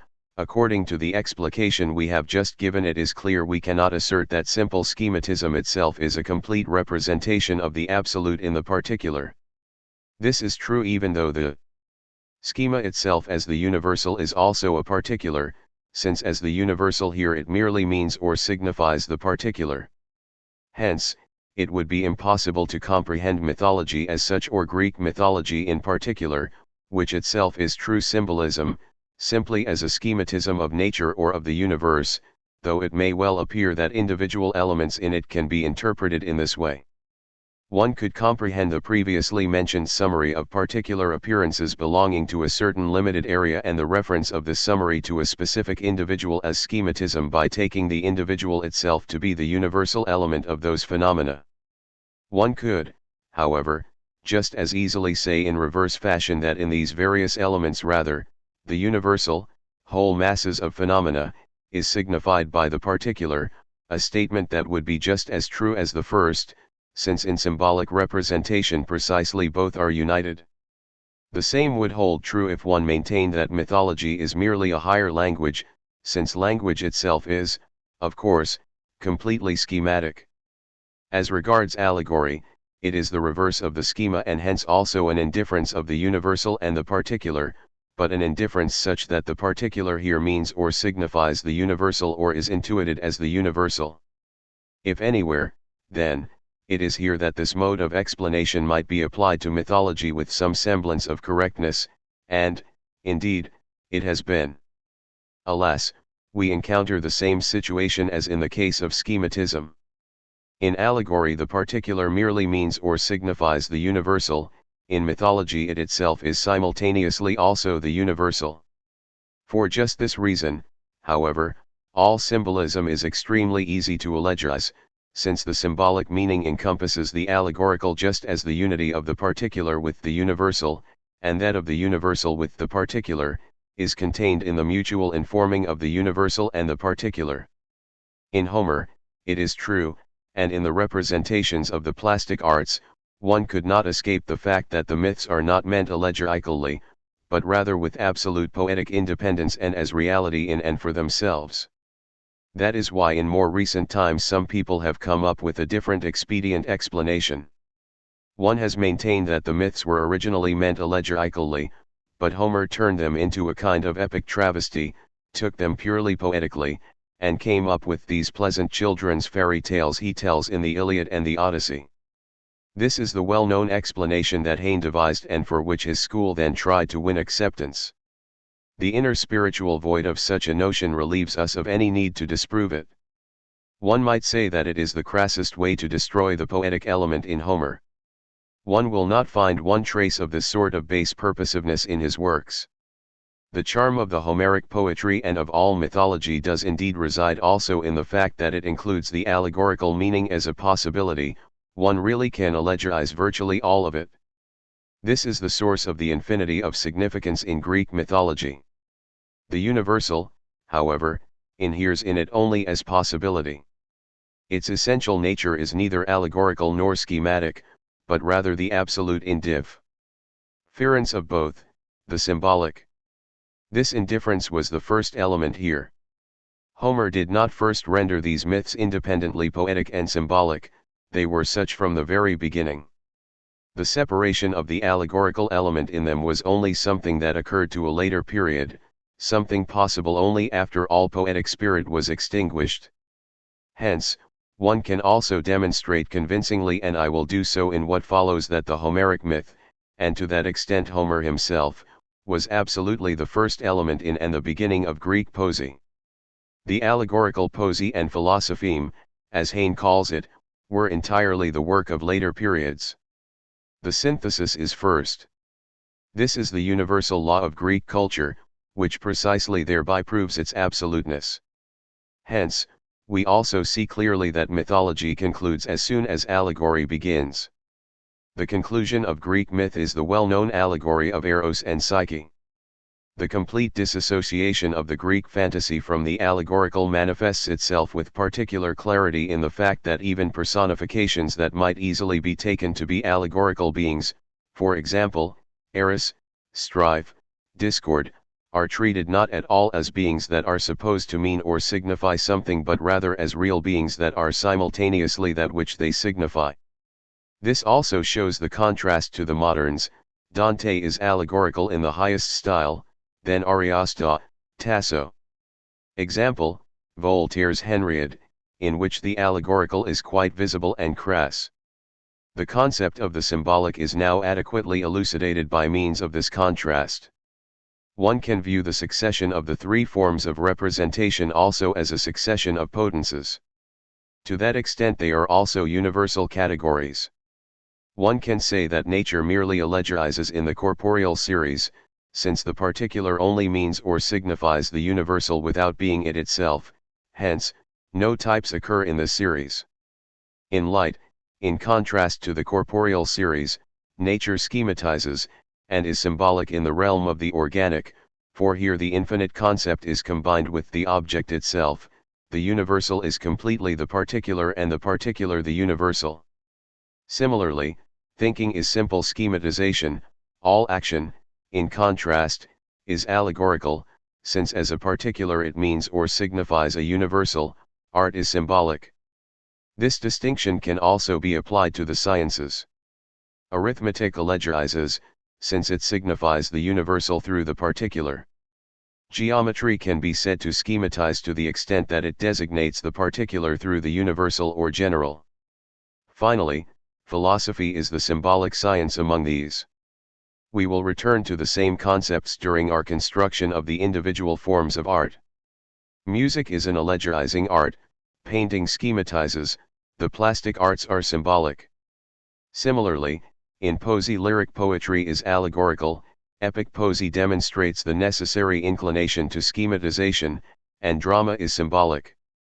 A necessary corollary issuing from this entire discussion is then the following: mythology as such and every poetic rendering of it in particular are to be comprehended neither schematically nor allegorically, but rather symbolically.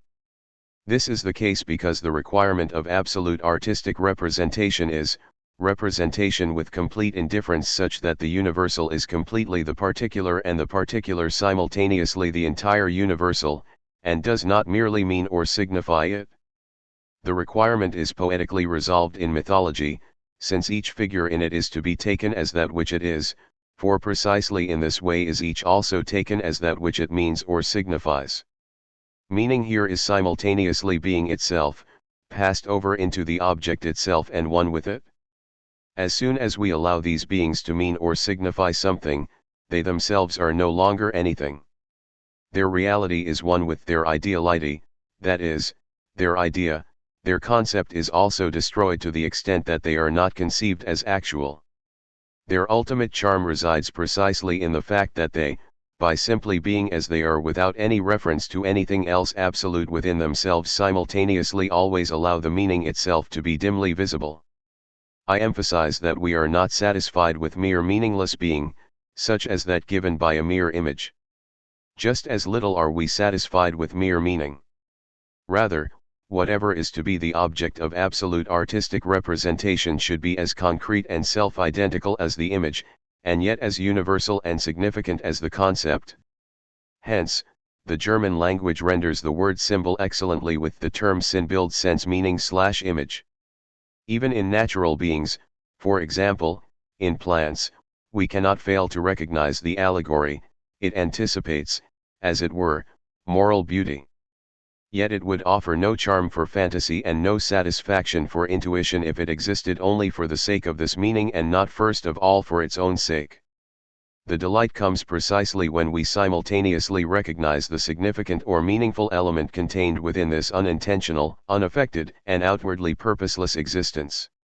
Any suspicion that this meaning is intentional would suspend the object itself for us, since that object should be absolute according to its own nature and should not exist for the sake of any purpose external to it.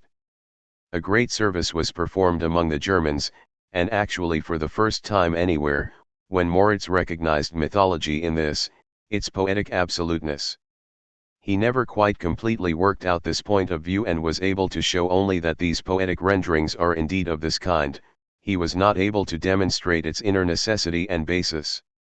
Nonetheless, a fine poetic sensibility characterizes his entire presentation, and perhaps we can recognize here the influence of Goethe, who expresses these views quite clearly in his own works and doubtlessly awakened them in Moritz as well. A subordinate corollary proposition is then that mythology is equally to be comprehended historically.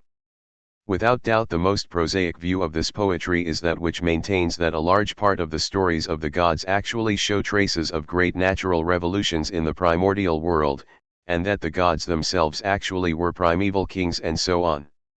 In such a view, however, the relationship of mythology to an intuition of the universe and of nature would be lost in a manner different than within the historical relationship, that is, the immediately and universally valid element of mythology would be lost. Only as a type or model, as it were, as the archetypal world itself, does mythology possess universal reality for all time. The wondrous interweaving characterizing this divine whole does indeed allow us to expect historical elements to play a part in it. Yet who can separate out the individual elements in this living whole without destroying the context of that whole? Just as this poetry, like a gentle fragrance, allows us to intuit nature through it, so also does it act as a kind of mist through which we recognize distant times in the primordial world and great individual figures moving against its dark background. Everything else persuades us that present human beings are a derived species, that therefore without a doubt everything living in the poetic renderings of mythology really did exist once, and that a race of gods preceded present human beings. Yet the mythological stories themselves are completely independent of such truth and should be viewed quite simply in and for themselves. You will now no longer wonder why I have made no use of those popular historical psychological explanations of mythology according to which the origin of mythology is to be found in the attempts made by uncultivated primitives to personify and vivify everything in a manner similar to that of the American Indian, who sticks his hand into a pot of boiling water and believes that there is an animal in it that has bitten him. Mythology is different from this kind of uncultivated natural language, not in principle, but merely as regards the degree of execution.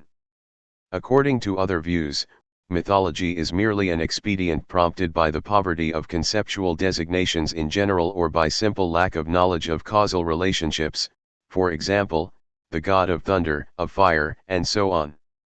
The character of true mythology is that of universality and infinity, for according to it is possible in and for itself only to the extent that it has developed into a totality and represents the archetypal universe itself. Within the latter, however, not only all things, but also all relationships between things inhere as absolute possibilities. Hence, the same must be the case in mythology, and to that extent it must be characterized by universality. Since in the universe in itself, however in the archetypal world of which mythology is the immediate representation past and future are one, the same must also be the case in mythology. It must not only represent the present or past, it must also encompass the future. As if by prophetic anticipation it must even now be commensurate with or adequate for future relationships and the infinite developments of time, that is, it must be infinite. As far as understanding is concerned, this infinity must express itself such that no understanding is capable of developing it entirely, and such that in it there resides the infinite possibility to formulate ever new relationships.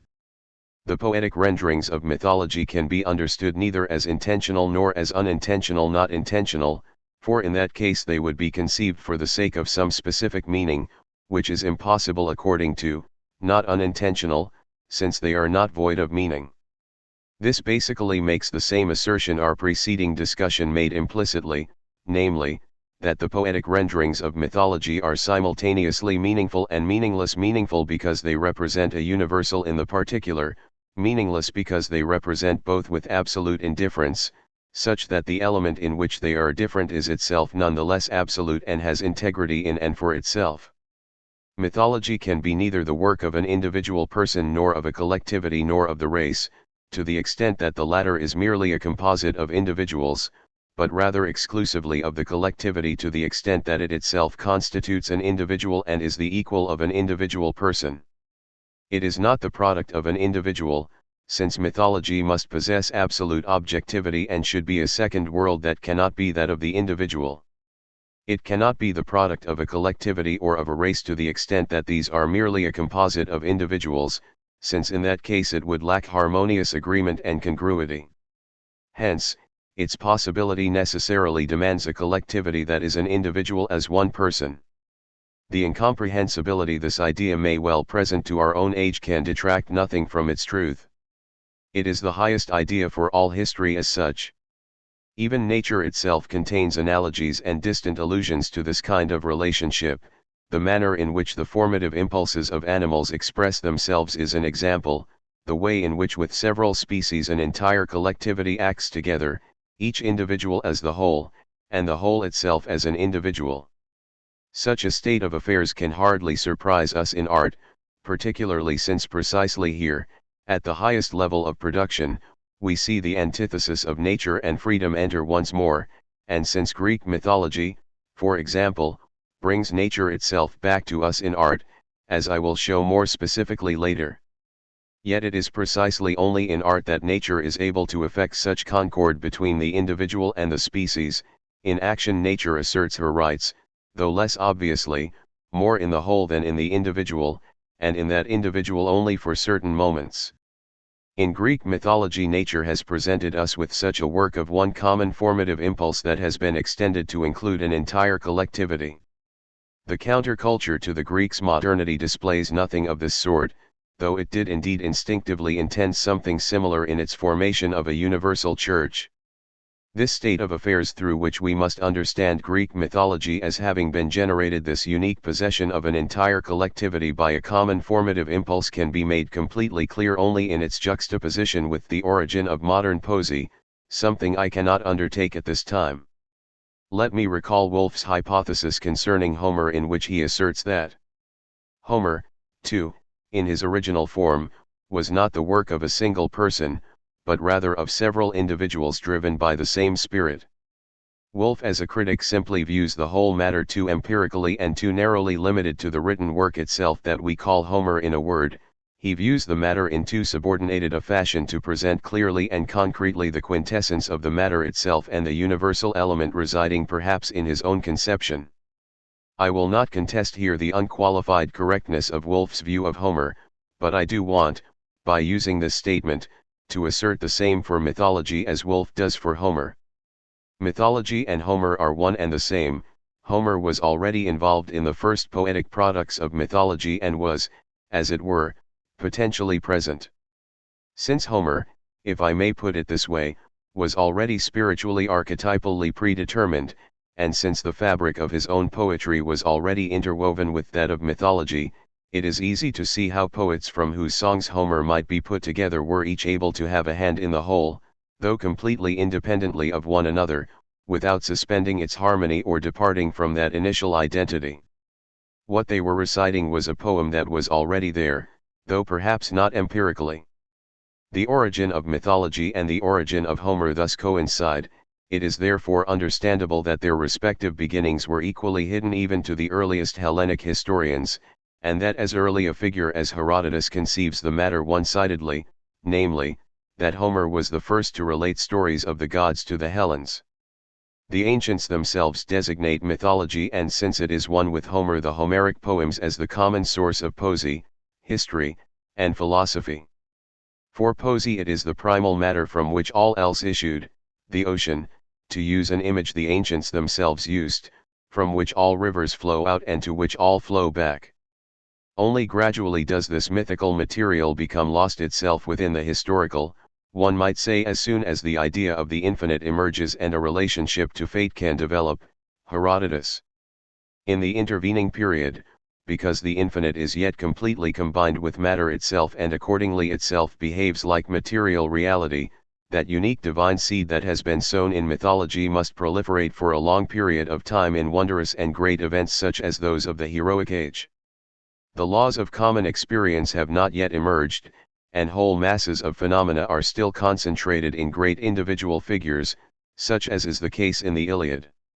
Since mythology is nothing other than the archetypal world itself and the initial universal intuition of the universe, it was the foundation for philosophy, and it is easy to show that it determined the entire direction and development of Greek philosophy. The first element that wrested itself away from mythology was the oldest philosophy of nature of the Greeks, which was yet purely realistic until first Anaxagoras, Wolffs, and more fully after him Socrates, introduced the idealistic element. Yet it was also the first source of the ethical part of philosophy. The initial views of ethical relationships still have their source in mythology, particularly that feeling common to all Greeks that human beings are indeed subordinate to the gods, a feeling that reached its highest cultivation in Sophocles and in any case deeply characterized all their works. This includes that peculiar sense for limitation and moderation in ethical matters as well, the antipathy toward arrogance or blasphemous violence and so on, and the most sublime ethical aspects of the work of Sophocles. Hence, Greek mythology is not only infinitely significant in and for itself, but also, because in its inception it is the work of a collectivity that is simultaneously an individual, it is the work of a god, just as the Greek anthology itself contains an epigram to Homer: if Homer was a god, let temples be erected to him; if he was a mortal, let him nonetheless be revered as divine. One more point. We have constructed mythology completely rationally on the basis of artistic demands. Beginning with the first of those demands, Greek mythology emerged quite automatically as the solution to all those demands. Here the thorough rationality of Greek art and poesy obliges us to take notice for the first time, so that one can always be certain to find in Greek culture every artistic genre constructed commensurate with this idea, and indeed to encounter in Greek culture virtually the archetypal artistic individual. Modern poesy and art, on the other hand, are irrational and are to that extent the negative side of ancient art, though I do not mean this in a deprecating fashion, since the negative as such can also again acquire that form that is able to encompass perfection. This brings us to the contrast between ancient and modern poesy regarding mythology. Just as the recurrence in nature of the same antithesis in different potences confuses us if we are not familiar with the general law governing these recurrences, how much more confused are we when we encounter this situation in history and in matters apparently belonging to the realm of freedom. Even in the absence of other evidence, reality itself would prompt us to assume that in art, to the highest union of nature and freedom, this contrast between nature and freedom, the infinite and the finite, will recur. Furthermore, we need a stable norm, a model generated from within reason itself, with which to comprehend the necessity of this recurrence. The mere path of explication will lead us absolutely nowhere as regards genuine knowledge. Science does not explain, unconcerned with the actual results issuing from its purely scientific action, it merely constructs. Alas, at the conclusion of precisely this procedure it is then surprised by the emergence of the complete and self-contained totality. The objects under consideration land directly in their proper place as a result of the construction itself, and this place they receive during the construction is at the same time their only true and correct explication. There is then no further need to deduce from the given phenomenon its cause. It is this particular object precisely because it occupies this position, and vice versa, it assumes this position precisely because it is this particular object. Only such a procedure yields necessity. To apply this now to the object under consideration here, we can say that Greek mythology could be viewed from all sides and explained as a given phenomenon taking into consideration all possible factors. Such an explication would doubtlessly lead us to the same conclusions as does our construction, for precisely this is an advantage of construction, it anticipates with reason that to which a correctly executed explication will finally lead. Yet something would always be missing in such a procedure, namely, an understanding of the necessity and of the overall context, a context determining that this particular phenomenon will occupy this particular place for this particular reason. A consideration of Greek mythology and a closer investigation will persuade every person who has a sense for such things that this mythology regenerates nature itself within the sphere of art. Construction, however, will designate beforehand and with necessity this particular position mythology occupies within the overall context. The principle of construction is in a different and higher sense the same as that of ancient physics, namely, that nature seeks to fill a vacuum. Accordingly, wherever there is a void in the universe, nature fills it. Or, expressed less graphically, no possibility is left unrealized in the universe, all that is possible is also real. Since the universe is one and indivisible, it cannot flow into anything without flowing in its entirety. There is no universe of poesy without nature and freedom also being juxtaposed within it. Whoever understands our assertion regarding Greek mythology as a work of nature as implying that mythology would be a work of nature in the same blind fashion as are the products of the formative or artistic impulses in animals, would quite frankly have an extremely crude understanding of it. Yet someone who conceived it as a work of absolute poetic freedom would be equally far from the truth. I have already given the main characteristics through which Greek mythology represents itself within the world of art as organic nature. People have repeatedly pointed out its overwhelming inclination to flee from the formless or boundless.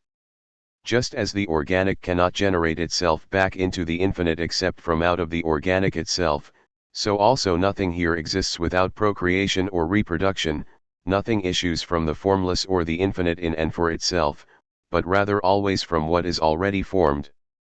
Despite the infinity that Greek mythology does indeed manifest, at least externally its manifestation is totally finite, complete, and, in its whole essence, realistic. The element of the infinite manifests itself here on the higher level just as in the organism as being yet wedded directly to material existence. That is why within this whole all form is necessary form, and if one views it as one organic being, it possesses internally the same material infinity characteristic of the organic being. Formation issues from formation, not merely divisible into infinity, but actually divided. The infinite appears nowhere as infinite, it is everywhere, but only in the object itself wedded to matter. Nowhere in the reflection of the poet, for example, in the Homeric poems. Infinite and finite still slumber under a common cloak. Juxtaposed with nature, each of its formations is ideal infinite, while in relation to art itself they are completely real limited and finite. This is the reason for the total absence of any ethical concepts in mythology to the extent that they might concern the gods. The latter are organic beings of a higher, absolute, and thoroughly idealistic nature, and they always act as such, always commensurate with their limitations and for that reason absolutely. Even the most moral gods, such as Themis, are not moral simple because of morality itself, rather, in their case even this belongs to their specific limitations. Morality, like sickness and death, only plagues mortals, and within mortals it can express itself in relationship to the gods only as rebellion against them. Prometheus is the archetype of morality that ancient mythology offers to us. He is the universal symbol of that particular relationship morality occupies within mythology. Because freedom expresses itself in him as independence from the gods, he is chained to the rock and eternally tormented by the vulture sent by Jupiter, a vulture that perpetually gnaws at his growing liver. As such he represents the whole human race and suffers in his own person the torments of the entire species. Hence, here the infinite does indeed make an appearance, but in that appearance immediately bound again, held back, and subjected to limitation. The same is the case in ancient tragedy, where the highest morality lies in the recognition of the boundaries and limitations to which human beings are subject. If all possible antitheses consist merely in the preponderance of one factor or another, and never in the complete exclusion of the opposing factor, the same will necessarily also be true for Greek poesy. Hence, if we assert that finitude and limitation are the fundamental law of all Greek culture, this does not imply that within Greek poesy there is absolutely no sign of the opposing factor, namely, of the infinite. Rather, we can determine quite precisely the point at which the infinite makes a decisive appearance. It was doubtlessly the period of the emergence of republicanism, and with it we can assume the simultaneous emergence particularly of lyric art and of tragedy. Yet precisely this is the most obvious proof that this more decisive stirring of the infinite in Greek culture, one that was able to push its way through to a certain level of actual expression, is totally post-Homeric. This is not to say that earlier in Greece there were not already customs and religious acts that were more immediately concerned with the infinite. As mystery religions they distanced themselves almost immediately from the universally valid nature of mythology. It would not be difficult to prove that all mystical elements in lieu of a more specific explanation. This is how I will for now refer to all concepts that are related directly to the infinite, that all such elements were originally alien to Hellenic culture, and that Greek culture similarly was able to assimilate these elements later only in philosophy. Construction of the content of AR. The initial stirrings of philosophy, whose beginning is everywhere the concept of the infinite, first manifested themselves in mystical poems such as the Orphic songs mentioned by Plato and Aristotle, the poems of Musaeus, and the numerous poems of the seer and philosopher Epimenides. The further the principle of the infinite developed in Greek culture, the more effort was made to give this mystical poesy a more elevated position of age and to push its origins back even beyond the age of Homer. Yet even Herodotus already contradicts this when he says that all poets who one claims are older than Homer and Hesiod are actually younger. Homer knows of no orgies and no enthusiasm in the sense of the priests and the philosophers. As insignificant as these mystical elements were for the history of Hellenic poesy, they are nonetheless interesting for us as manifestations of the opposite pole in Greek culture. If we designate this contrast in its highest form as that between Christianity and paganism, these elements allude to Christian elements within paganism. We can also trace similar elements of paganism within Christianity. If one examines the essence of Greek poetry, one finds that in it the finite and infinite have so interpenetrated one another that one no longer perceives any symbolism of the one through the other, but rather only the absolute equality of the two. If one examines the form, on the other hand, one finds that entire interpenetration of the infinite and finite represented now in the finite or in the particular. In those cases where the imagination did not quite attain complete interpenetration of the two, only two situations could result: either the infinite was symbolized through the finite, or the finite through the infinite. The latter was the case in Oriental art. The Greek did not draw the one-sided element of infinity down into finitude, but rather that element of the infinite that was already permeated with the finite, that is, the entire element of divinity or divinity to the extent that it is allness. Greek poesy is to that extent absolute poesy, and has no antithesis as a point of indifference external to itself. The Oriental nowhere really attained interpenetration itself. Hence, not only are figures of genuinely independent poetic life a total impossibility in his mythology, but his entire symbolism is itself one-sided, namely, a symbolism of the finite through the infinite. Hence, his imagination dwells entirely in the supersensible or the intellectual world. Into this world he also transposes nature instead of symbolizing the intellectual world as that world in which finite and infinite are one through nature and thus transposing it into the realm of the finite. To that extent one really can say that his poesy is the opposite of that of the Greek. If by the infinite we understand the absolutely infinite, and accordingly the perfect interpenetration of the infinite and the finite, then the Greek fantasy was directed from the infinite or eternal to the finite. The Oriental fantasy, in contrast, was directed from the finite to the infinite, yet such that within the idea of the infinite the element of disunion was not necessarily suspended. This can be illustrated most clearly perhaps in Persian doctrine to the extent it is known from the Zend books and other sources. Among idealistic mythologies, however, the Persian and Indian are doubtlessly the most famous. It would be inappropriate to apply the same standards to Indian mythology that are applied to Greek, realistic, mythology and to demand that one view its figures as being independent and in and for themselves, or as being purely that which they are. On the other hand, one cannot deny that Indian mythology has come closer to poetic significance than has its Persian counterpart. Whereas the latter remains pure schematism in all its creations, the former at least elevates itself to the level of allegory, and the allegorical element is its dominant poetic principle. Hence, this explains the ease with which superficially poetic minds appropriate it. It is never able to elevate itself to the symbolic level. Since, however, it is at least allegorically poetic, the further cultivation of this allegorical side did indeed enable genuine poesy to develop, such that Indian culture does possess works of genuine poetic art. The foundation or basis is unpoetic, though that which cultivated itself for its own sake independently of this basis is poetic. The dominant color of the dramatic poems of the Indians, for example, of the Shakuntala and the yearning, voluptuous poem of the Gita Govinda, is the lyric epic. In and for themselves these poems are not allegorical, even if the love affairs and the changeability of the god Krishna, which is the subject of the latter poem, originally possessed allegorical significance, at least in these poems they have lost such significance. Yet although these works at least as a whole are not allegorical, they are constructed internally quite in the spirit of allegory.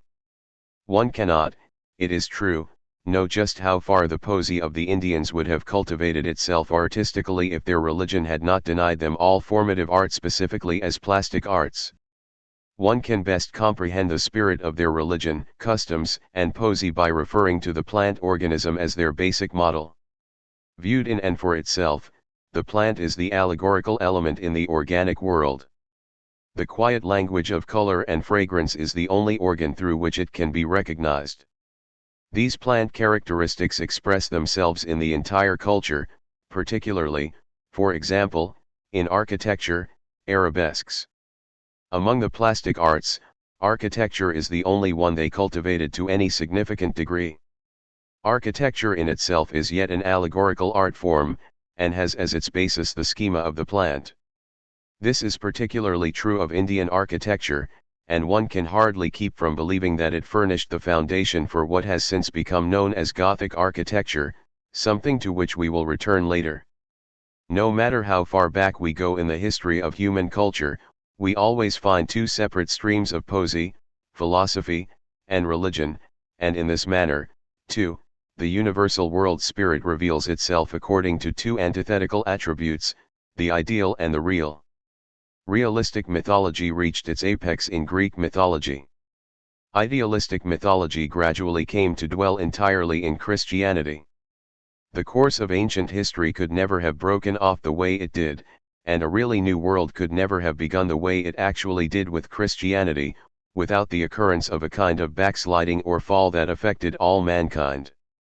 Those who are able to comprehend things only as specifics may also view Christianity that way as well. Viewed from a higher perspective, however, Christianity at its inception was itself merely one individual manifestation of the universal spirit that was about to take hold of the entire world.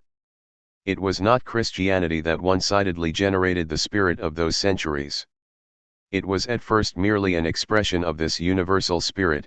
It was the first to express the spirit and thereby crystallize it. We must go back to the historical beginnings of Christianity if we are to understand the poesy that developed out of it, even if that poesy later freed itself as an independent whole. If we are to comprehend this kind of poesy in even a larger sense in its antithetical nature, one that is different from the poesy of antiquity not just in degree but in kind as well, we must try to understand the earliest circumstances preceding the subsequent transfiguration into poesy. In the first epoch of Christianity we immediately recognize two completely different elements. The first is found where Christianity was still completely within the mother religion, the Jewish, as the faith of an individual sect. Christ himself had not brought it any further than this, though according to what we know of his actual history he was and to a certain extent had to be filled with a strong anticipation of the subsequent dissemination of his teaching.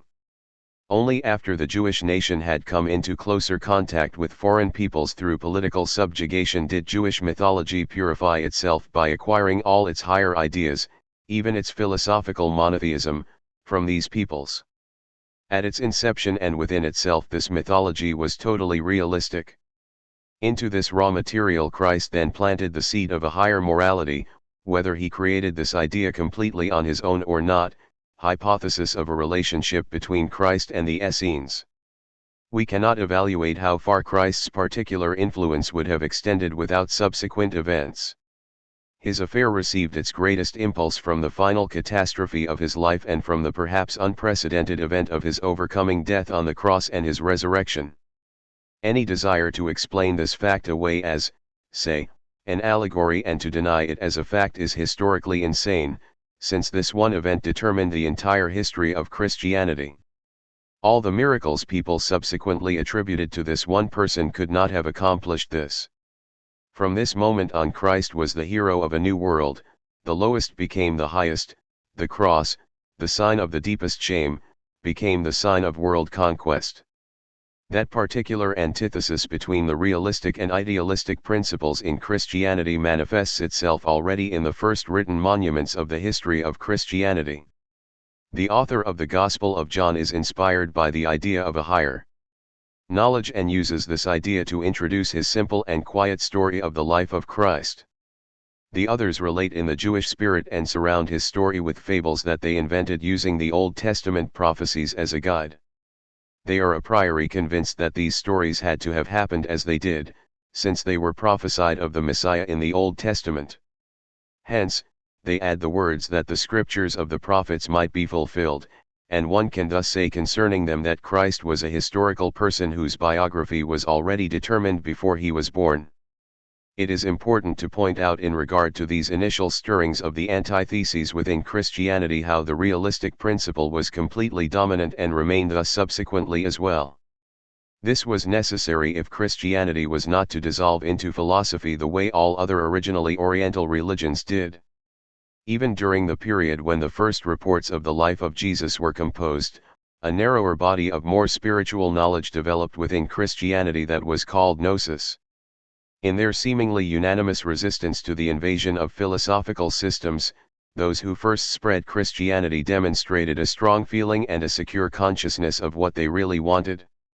With obvious reflection they removed everything that could not become universally historical or the affair of all human beings. Just as Christianity originally drew its adherents from the mass of miserable or despised people, thus demonstrating from the very beginning democratic characteristics, so also did it continue to seek to maintain this popularity. The first great step in the future development of Christianity was the enthusiasm of the Apostle Paul, who first carried the doctrine to the Gentiles. It could develop only in foreign soil. It was necessary that the Oriental ideas be planted in Occidental soil. To be sure, this soil itself was infertile. The ideal principle had to come from the Orient. Yet this principle, too, in and for itself, was the same as in the Oriental religions: pure light, pure ether, formless and even colorless. Only by combining with the opposite element could it generate life. Only where completely different elements come into contact with one another does the chaotic matter first develop that is the beginning of all life. The Christian content could never, however, have formed itself into mythology if Christianity had not become universally historical, for universal content is the first condition of all mythology. The material or content of Greek mythology was nature, the universal intuition of the universe as nature. The material of Christian mythology was the universal intuition of the universe as history, as a world of providence. This is the actual turning point of ancient and modern religion and poesy. The modern world begins when man wrests himself loose from nature. Since he does not yet have a new home, however, he feels abandoned. Wherever such a feeling comes over an entire group, that group turns either voluntarily or compelled by an inner urge to the ideal world in order to find a home. Such a feeling had come over the world when Christianity arose. Greece's beauty was gone. Rome, which had collected all the world's splendor into itself, lay crushed under its own massive weight. The complete saturation and satisfaction of all objective needs naturally generated boredom and an inclination toward the element of the ideal. Even before Christianity had extended its own power to Rome, even under the first Caesars, this degenerate city was already filled with Oriental superstition. Astrologers, magicians, and even the counselors of the head of state, the oracles of the gods, had already lost their esteem before they went completely silent. The universal feeling that a new world must come, since the old one was no longer able to continue, lay like sultry air over the entire world at that time, an atmosphere like that announcing a great movement in nature. General anticipation seemed to draw all thoughts toward the Orient, as if the Savior would come from there, something of which we find traces even in the reports of Tacitus and Suetonius. One might say that in Rome's world domination the world spirit first intuited or viewed history as the universe. From this center all the characteristics of the various peoples developed and came into contact with one another. As if to express its designs for a new world, the world spirit brought distant peoples onto the stage of this world domination, just as a great windstorm often blows whole flocks of winged creatures over a land, or a great sea pushes huge masses of water up against one single place in order to combine the elements of all climates and all peoples with the ruins of a dying Rome. Anyone who does not believe in the connection between nature and history would have to if he were merely to comprehend this one point. On the one hand, the world spirit prepares a great and unprecedented event. It reflects upon a new world in the making, and looks angrily at the arrogant greatness of Rome, which by gathering together the splendor of the entire world, simultaneously buried it in itself. The spirit sees that the world at that time is ready for judgment. At the same moment, an impulse inherent in nature, a necessity not unlike those determining the great epochs in the earth's history and guiding the movement of its poles, draws forth great masses of foreign hordes from all quarters toward this one central point, and a necessity of nature executes what the spirit of history has designed in its own plans. It is clear that I wish to confess my persuasion that all historical explanations of the Germanic migrations are insufficient, and I admit that I would seek that explanation much more specifically in a universal law that also affected nature itself rather than in merely historical factors. This would be a natural law that guides uncultured, barbarian nations much more blindly. That which occurs in nature in a quieter and more limited fashion according to the law of finitude manifests itself in history in more colossal epochs and more loudly. What from a physical point of view is the periodic declination of the magnetic needle, viewed historically was the Germanic migrations. Not until this particular point, that of the highest power and of the collapse of the Roman Empire, does what we can call universal history actually begin. On the other side of this history, just as in c. that particular part of the universe itself representing the real side, the particular is the dominant factor. A particular people such as the Greeks, living within narrow boundaries and on only a few islands, represents the species itself. Here, on the other hand, the universal becomes the dominant factor, and the particular collapses within it. All of ancient history can be viewed as the tragic period of history. Fate, too, is a form of providence, except that it is intuited within the real, just as providence is fate intuited in the ideal. Eternal necessity reveals itself during the time of identity with it as nature. This was the case with the Greeks. After the fall from nature, it reveals itself in bitter and violent blows as fate. One can escape fate only in one way, by throwing oneself into the arms of providence. This was the general world feeling in that particular period of the deepest transformation, when fate played its final tricks on all that was beautiful and splendid in antiquity. The old gods lost their power, the oracles and celebrations fell silent, and a bottomless abyss full of a wild admixture of all the elements of the past world appeared to open itself up before mankind. Above this dark abyss, the only sign of peace and of a balance of forces seemed to be the cross, a kind of rainbow of a second flood, as a Spanish poet calls it, and this at a time when there was no other choice but to believe in this sign. I will now give at least the basic outline of the way in which the second world of poesy finally extricated itself from this murky state of affairs, and how this material developed mythical content. After I have also presented the totality of the mythical content of Christianity, I will be able to present in a few unified primary propositions the results of the entire investigation. We may best understand the principle of the mythology of Christianity by returning to the precise point of its antithesis to Greek mythology. In the latter, the universe is intuited as nature, in the former as a moral world. The character of nature is unseparated unity of the universe with the finite. The finite predominates, yet within it, as if under a common cover, lies the seed of the absolute, of the entire unity of the infinite and the finite. The character of the moral world, freedom, is originally the antithesis of the finite and the infinite, accompanied by the absolute demand for the suspension of this antithesis. Yet even this conflict, because it depends on an informing of the finite into the infinite, itself is subject to the conditions of infinity, such that the antithesis can indeed be suspended partially, but never entirely, never in the whole. Whereas the demand fulfilled in Greek mythology was for a representation of the infinite as such in the finite, and was thus a demand for a symbolic treatment of the infinite, the fundamental demand raised in Christianity was just the opposite, namely, to take up the finite into the infinite, that is, to make it into an allegory of the infinite. In the first case, the finite counts for something in and for itself, since it takes up the infinite into itself. In the second case, however, the finite is nothing in and for itself. It counts only to the extent that it means or signifies the infinite. Subordination of the finite to the infinite is thus characteristic of such a religion.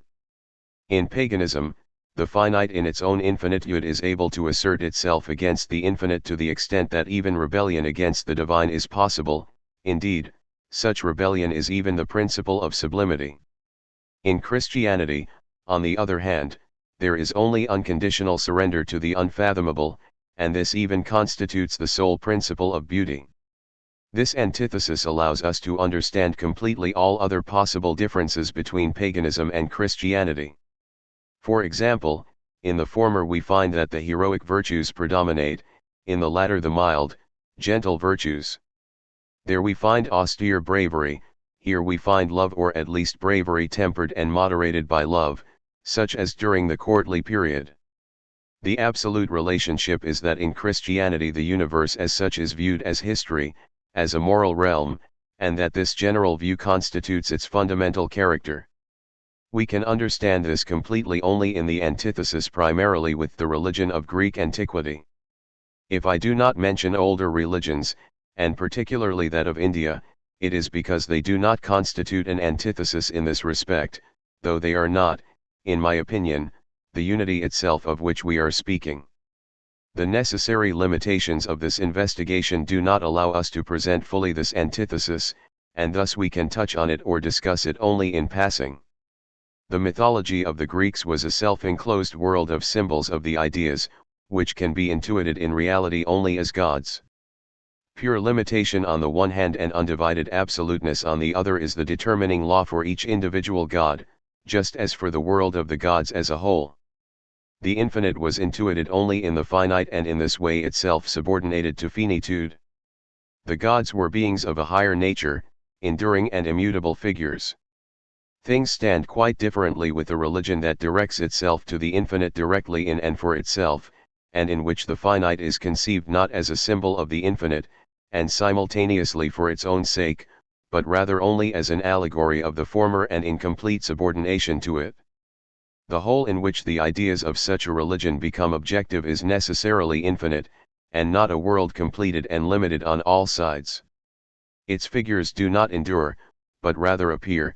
They are not eternal beings of nature, but rather historical figures in whom the divine reveals itself only temporarily and whose fleeting appearance can be held fast only through faith, but never transformed into an absolute presence. Wherever the infinite itself can become finite, it can also become multiplicity. This renders polytheism possible. Wherever it is merely signified through the finite, it necessarily remains one, and no polytheism is possible except as a simultaneity of divine beings. It emerges through a synthesis of absoluteness with limitation such that in that synthesis neither the absoluteness according to form nor limitation is suspended.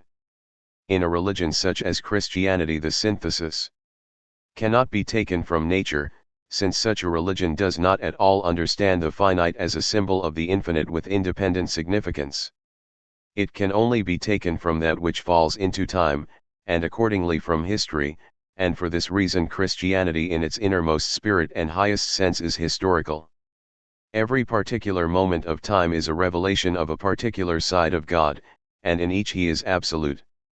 What Greek religion possessed as simultaneity, Christianity possesses as succession, even if the time of separation of appearances and with it of form has not yet come. One might be led to believe that the idea of Christianity, which asserts that the deity consists of more than one person, might show traces of polytheism. We can see, however, that the Trinity as such cannot be understood as a symbol of an idea because the three unities in the divine nature itself are conceived as being completely ideal. They are themselves ideas, but not symbols of ideas, and are characterized by philosophical content.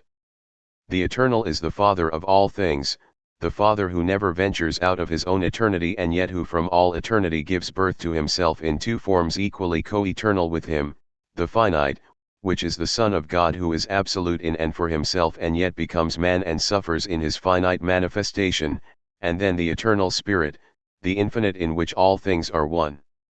Above them both is the God in whom all things are resolved. One can say that if these ideas in and for themselves were capable of acquiring poetic reality, they would have acquired such through their treatment in Christianity. Right from the beginning they were taken to be completely independent of their speculative meaning, completely historical and literal.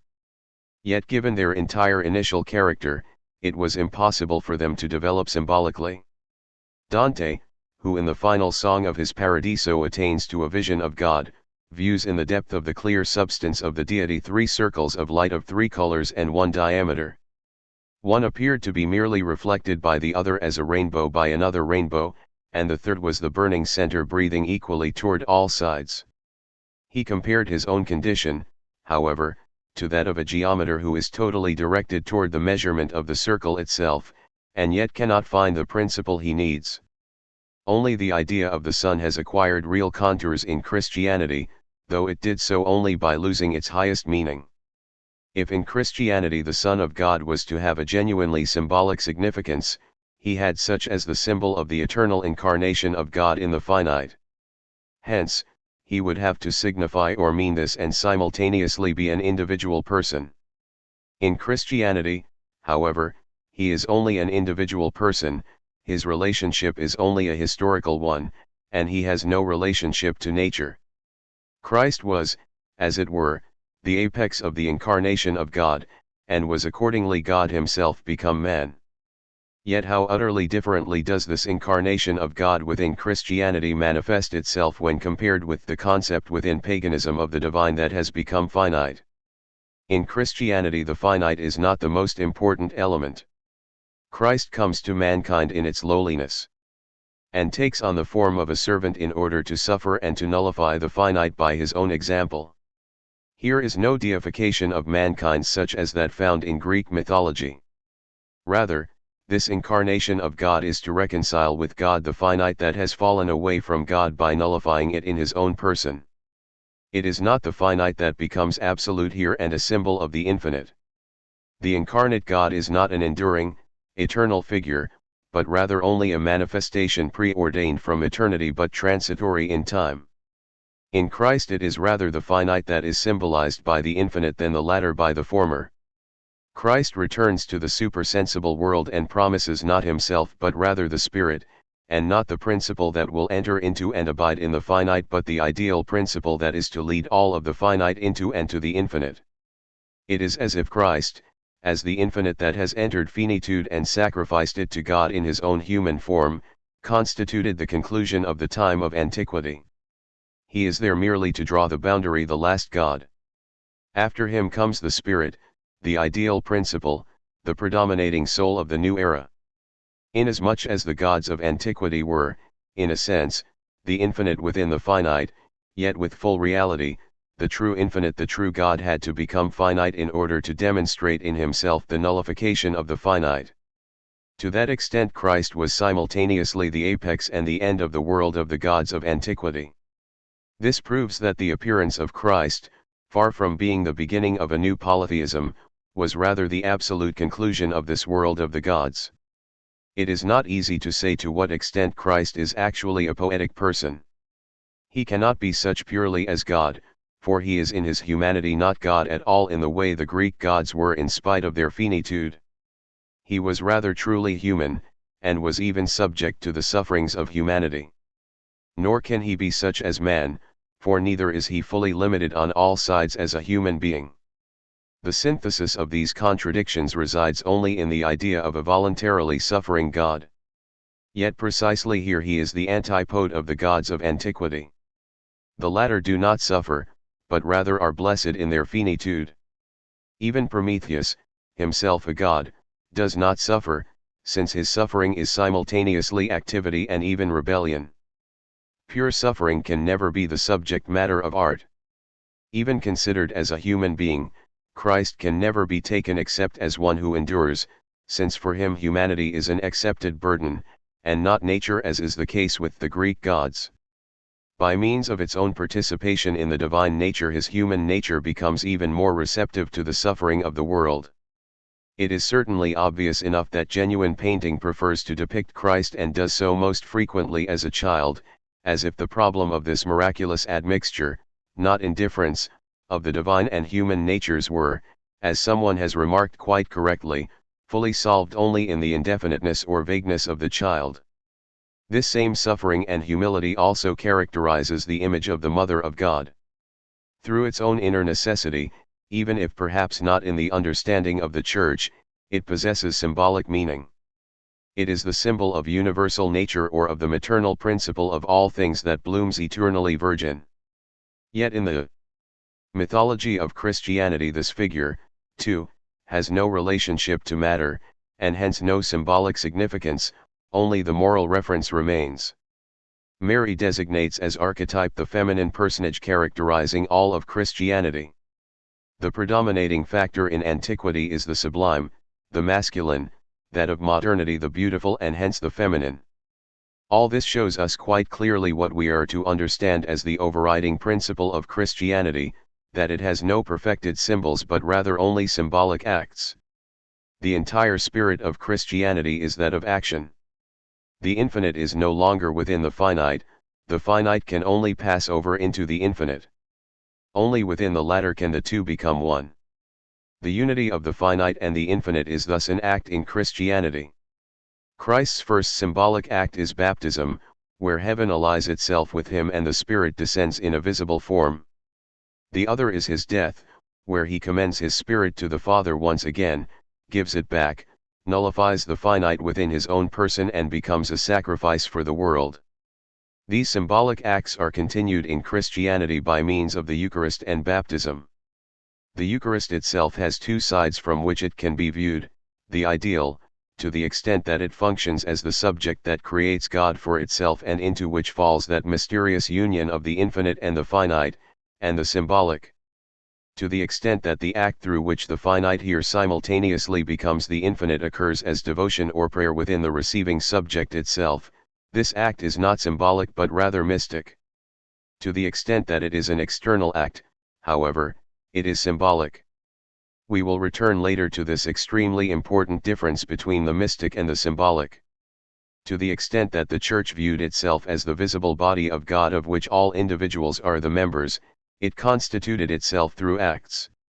The public life of the Church was thus alone able to be symbolic, and its cult a living work of art, a kind of spiritual drama in which each member had a part. The popular impulse in Christianity, the principle of the Church to take up everything into itself as if into an ocean, not even to exclude from itself the destitute and despised, in a word, its striving to be Catholic and universal of necessity soon compelled it to give to itself an external totality or a kind of body. Thus the Church itself in the totality of its manifestation was symbolic and was the symbol of the constitution of the kingdom of heaven itself.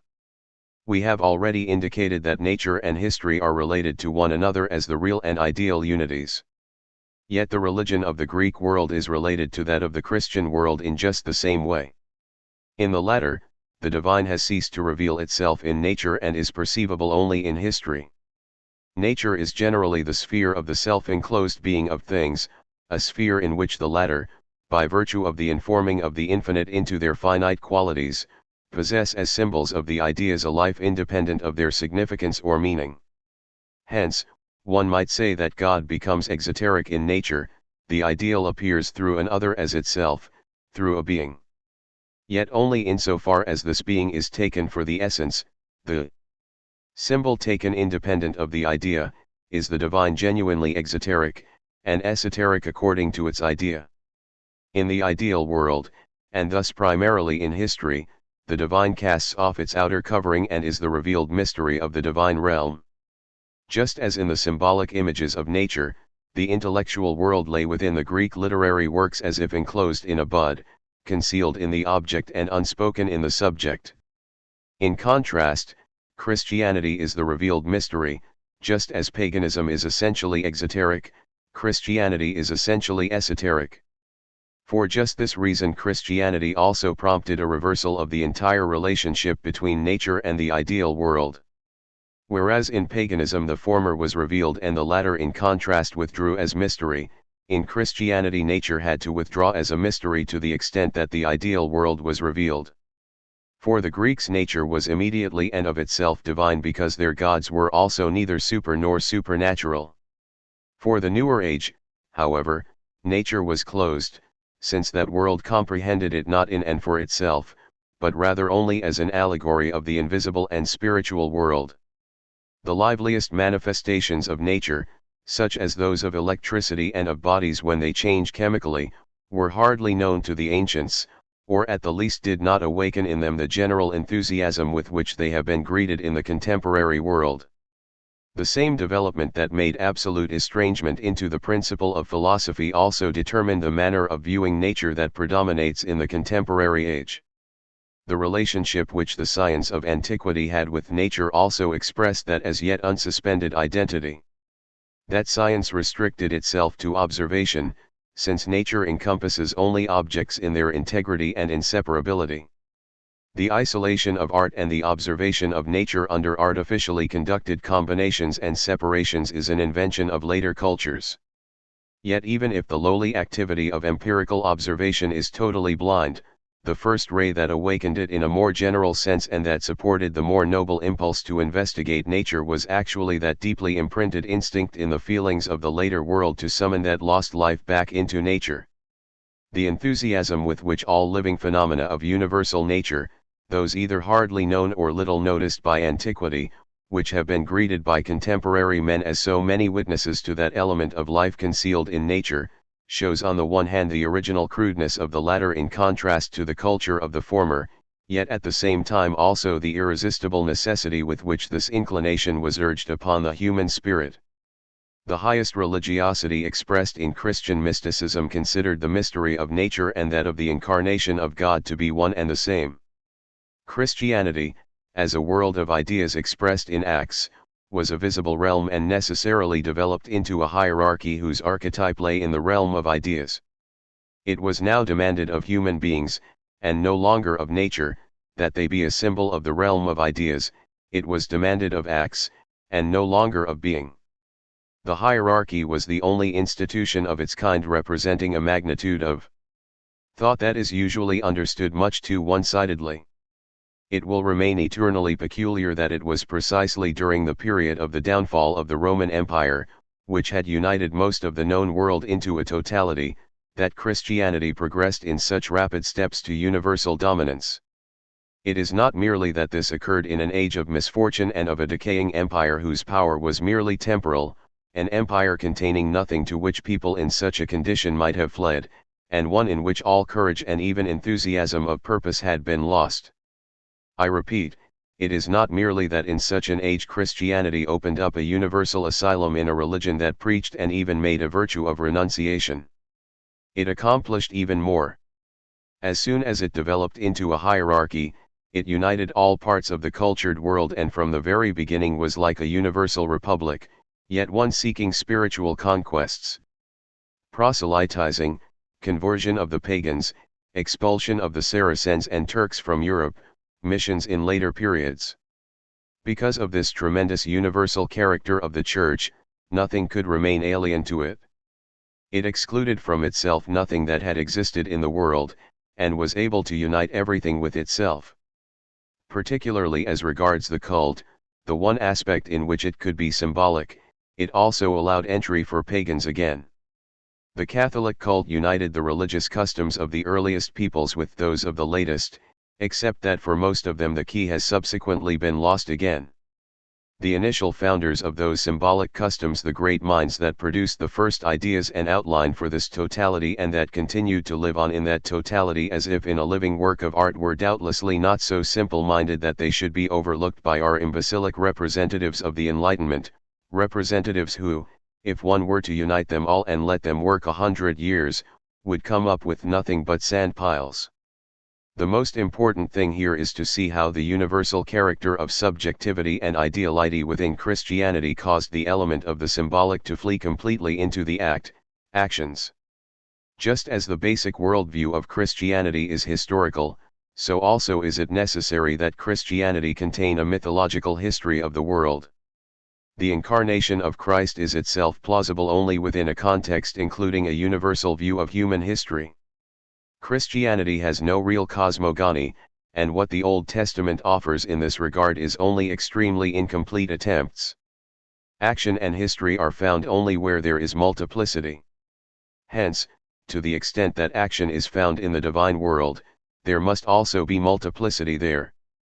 The spirit of Christianity, however, does not allow such multiplicity to be conceived polytheistically, and it is thus rendered with the aid of mediating agents that inhere in the most immediate vision or intuition of the deity. They are the first creations, the first products of the divine substance. Such beings are in Christianity the angels. One might be tempted to view these angels as the substitute for polytheism in Christianity, particularly since they are, by virtue of their peculiar origin in the Orient, just as definitely personifications of the ideas as are the gods of Greek mythology. It is also well known what extensive use contemporary Christian poets such as Milton, Klopstock, and others have thought necessary to make of these mediating agents. Indeed, they have been almost as bad as Wieland in his use of the graces. The difference, however, is merely that the Greek gods are the ideas intuited in actuality, in reality, whereas the corporeality itself of angels is still somewhat in question, and they are for that reason yet supersensual beings. If one insisted on understanding the angels as personifications of God's effects on the world of the senses, they would, as such, nonetheless be a mere schematism as a result of that vagueness and would thus be useless for poesy. Both the angels and their concept or constitution first acquired a body, as it were, only within the Church itself, whose hierarchy was supposed to be a direct reflection of the heavenly kingdom. That is why only the Church itself is symbolic in Christianity. The angels are not natural beings. They totally lack contours, and even the highest among them almost merge together. The entire mass of them recalls the halo of certain great Italian painters, halos that, when viewed very carefully up close, consist of nothing but tiny angel heads, almost like a blanket. It is as if one wished to express this deliquescence in Christianity by means of the most monotonous activity one could attribute to them, namely, their eternal singing and music making. The history of the angels taken in and for itself thus contains no mythological aspects at all except to the extent that it includes the story of the rebellion and expulsion of Lucifer, a figure who already demonstrates much more decisive individuality and a much more realistic nature.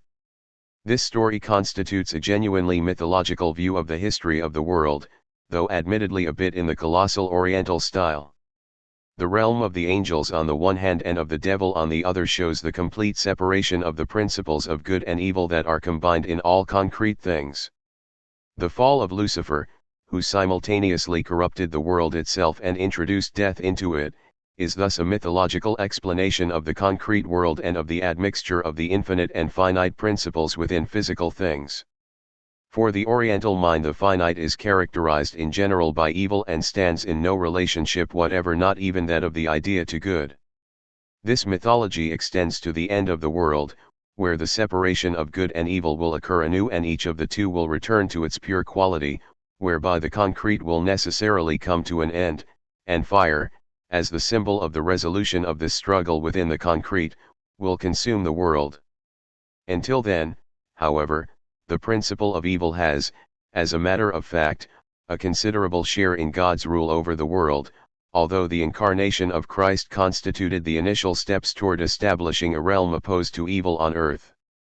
We will discuss this Oriental mask more fully later, during our examination of modern comedy. In subsequent periods, Lucifer generally assumes the role of the comic in the universe. The one who constantly makes new plans that as a rule are always foiled. Yet he is so hungry for souls that he resorts to the most base tricks, and yet still, even when he seems most sure of his own success, usually must withdraw with his tail between his legs because of the constant availability of grace and of the Church.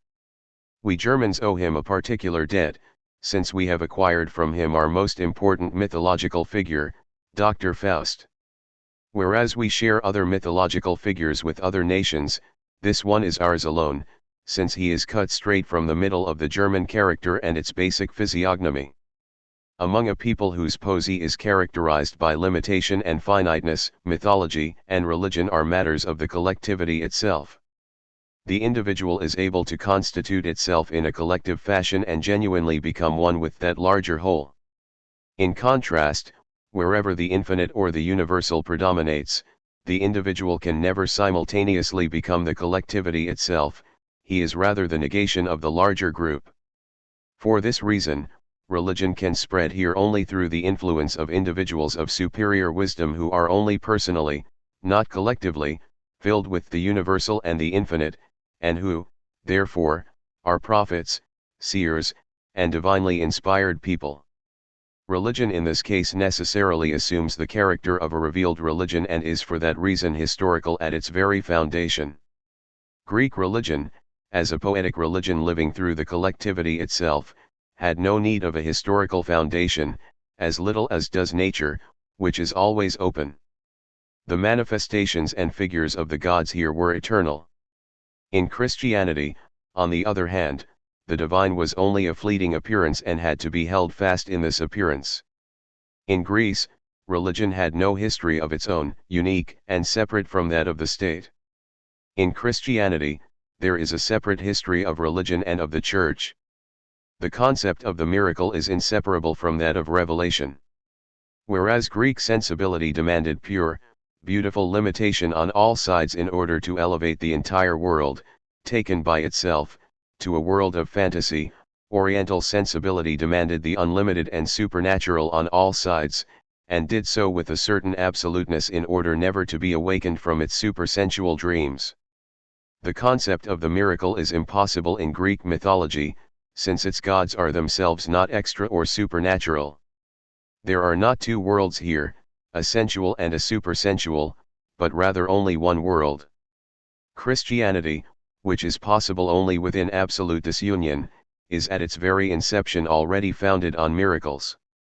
A miracle is an absolute viewed from the empirical perspective, an absolute occurring within the finite realm without for that reason having any relationship to time. The element of the miraculous within historical relationships is the only mythological material in Christianity. It spreads from the story of Christ and of the apostles down through the legends, the stories of the martyrs and saints, to the miraculous of the romantic sort, which was generated by the contact between Christianity and bravery. It is impossible for us to develop fully this historico-mythological material. In general, let me remark merely that this mythology of Christianity is indeed based originally on the intuition of the universe as the kingdom of God. The stories of the saints are at the same time also a history of heaven itself, and even the histories of the kings are woven into this universal history of the kingdom of God. Only in this area has Christianity developed its own mythology. This is the way it was expressed in Dante's work, which portrays the universe under three basic visions of the Inferno, Purgatorio, and Paradiso. Yet the material of all his poetic work in these three potences is always historical. In France and Spain, the historico-Christian material developed primarily into the mythology of knighthood. The poetic apex of this development is Ariosto, whose poetic work would be the only epic work if in modern poesy up to the present an epic were possible at all. In subsequent periods, after the taste for knighthood was dulled, the Spaniards employed the lives of the saints primarily for dramatic performances. The high point of this poesy is the Spaniard Calderón de la Barca, of whom perhaps one cannot even say too much if one equates him with Shakespeare. Later on we can present more fully the poetic development of Christian mythology in the works of the plastic or formative arts, particularly of painting, and in the lyric, romantic epic, and dramatic works of more contemporary culture. Yet precisely this is also the subject of the modern world, namely, that all that is finite in it is transient, and that the absolute is infinitely removed. Here everything is subordinated to the law of the infinite. According to this law, a new mass has thrown itself between the world of art in Catholicism on the one hand, and the present age on the other. Protestantism was born and was historically necessary. Praise to the heroes who at that time, at least for certain parts of the world, eternally secured freedom of thought and of invention.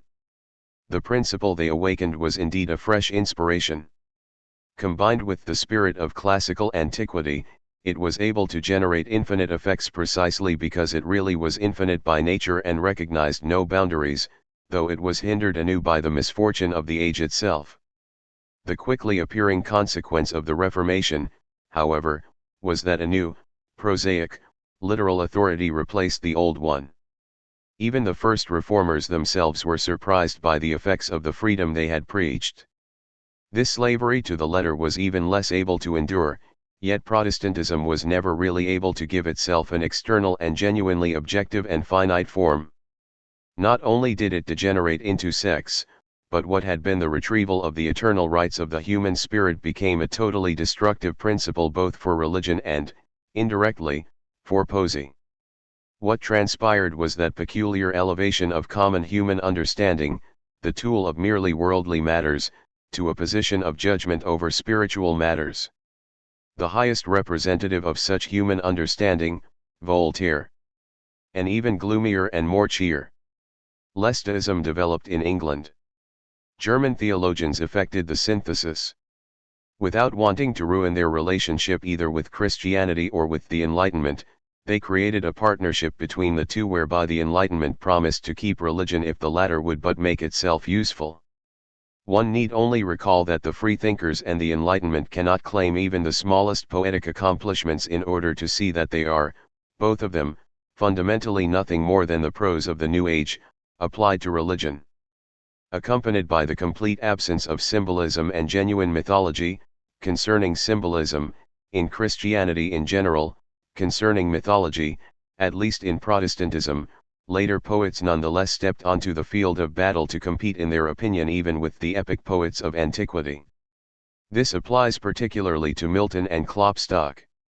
The work of the former cannot be purely Christian if for no other reason than its content and subject matter lie in the Old Testament, and because as a whole it lacks the necessary limitation to the modern and Christian element.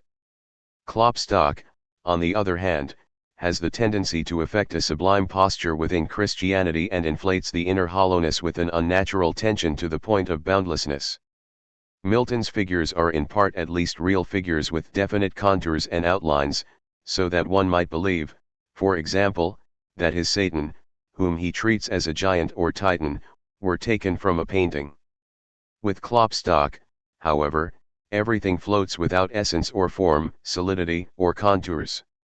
Milton spent a long time in Italy, where he saw works of art and also conceived the plan for his poetic work, and where his erudition cultivated itself. Klopstock completely lacked any real sensibility for nature or art. It goes without saying that this does not belittle his achievements as regards language.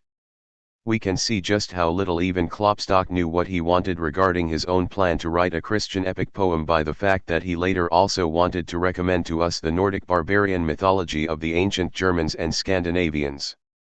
His primary striving concerns his struggle with the infinite, not that it should become finite for him, but rather that it should become finite for him against his will and against his continual struggles against it, whereby he ends up with such contradictions as we find in the well-known beginning to one of his odes: the seraphim stutters it and infinity quakes it in response through the circumference of its fields. There is no need to prove further that the modern world has no real epic, and that, since mythology becomes established only in the epic as such, it also has no self-enclosed mythology. I must, however, yet mention the contemporary attempt to lead mythology back into the circle of Catholic mythology. In my preceding discussion I think I have said everything that can be said about the necessity of a definite mythological circle for poesy. Similarly, I must leave you to judge for yourselves from that discussion just what source of poesy within the limitations previously set for the modern world might be found within Catholicism. It is, however, an essential part of Christianity to pay attention to the revelations of the world spirit and not to forget that it is part of its plan to render this world as well the one modern mythology has constructed for itself a part of the past. It is also essential to Christianity to consider nothing in history only partially. Catholicism is a necessary element of all modern poesy and mythology, but it is not the whole of it, and as regards the intentions of the world spirit it itself doubtlessly constitutes only a part. When one considers what enormous historical material is involved in the collapse of the Roman Empire and the Byzantine Empire and indeed of all modern history, what simultaneous multiplicity of customs and cultures among individual nations and humanity as a whole, and what sequential variety within the various centuries, if one considers that modern poesy is no longer a poesy merely for one particular people that has developed into a collective whole, but rather must be the poesy for the entire species and be generated out of the material of the entire history of this species with all its multifarious colors and tones, if one considers all these circumstances together, one will have no doubt that the mythology of Christianity, too, in the thoughts of the world spirit, is always merely a part of the larger whole the spirit doubtlessly is preparing. We can see that the mythology of Christianity was not universal, and that one side of it was the limited one for whose sake the spirit of the New World, a spirit totally dedicated to the destruction of all purely finite forms, allowed the whole to collapse in on itself, by the fact that this did indeed happen. We can see from this that it will only be within the larger whole, of which it is then a part, that Christianity can function again as universally valid poetic material, any use made of it in poesy should be made even now in the sense of this larger whole that one may well surmise now but not yet express. Such use could be least poetic where this religion of poesy expresses itself only as subjectivity or individuality. Only where it genuinely passes over into the object can it be called poetic, for the essence of Christianity is mysticism, itself merely an inner light or inner intuition. The unity of the infinite and the finite occurs here only within the subject itself. This inner mysticism can, however, itself acquire a moral person as its objective symbol and in this way be brought to poetic intuition, but not if one allows it to express itself only subjectively. Mysticism is related to the purest and most beautiful morality, just as in a reverse fashion there can be mysticism even within sin. Wherever such mysticism genuinely expresses itself in action and manifests itself through an objective person, an art form such as modern tragedy, for example, can entirely achieve the sublime and symbolic morality of the Sophoclean works, just as Calderon can in this respect be compared with no one but Sophocles. Only Catholicism lived in a mythological world. This accounts for the brightness of those poetic works indigenous to Catholicism, the lightness and freedom of treatment of this material natural to them which almost recalls the Greeks' approach to their own mythology.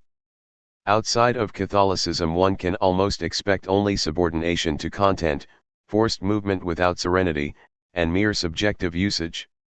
In general, whenever mythology degenerates into an object for use, for example, the use of ancient mythology in modernity, this usage constitutes, precisely because it is only usage, a mere formality.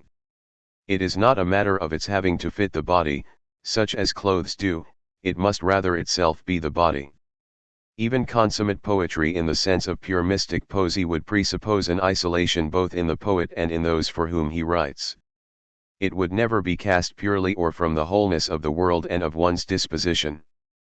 The fundamental demand made of all poesy is not universal effect, but rather universality both internally and externally. Partialities are of no use whatever here. In every age there have been only a few in whom the whole age and the universe, to the extent that the latter is intuited in this age, have concentrated themselves. These are the naturally appointed poets. We are not referring here to the age to the extent that it is itself a partiality, but rather to the extent that it is the universe, a revelation of one entire side of the world spirit.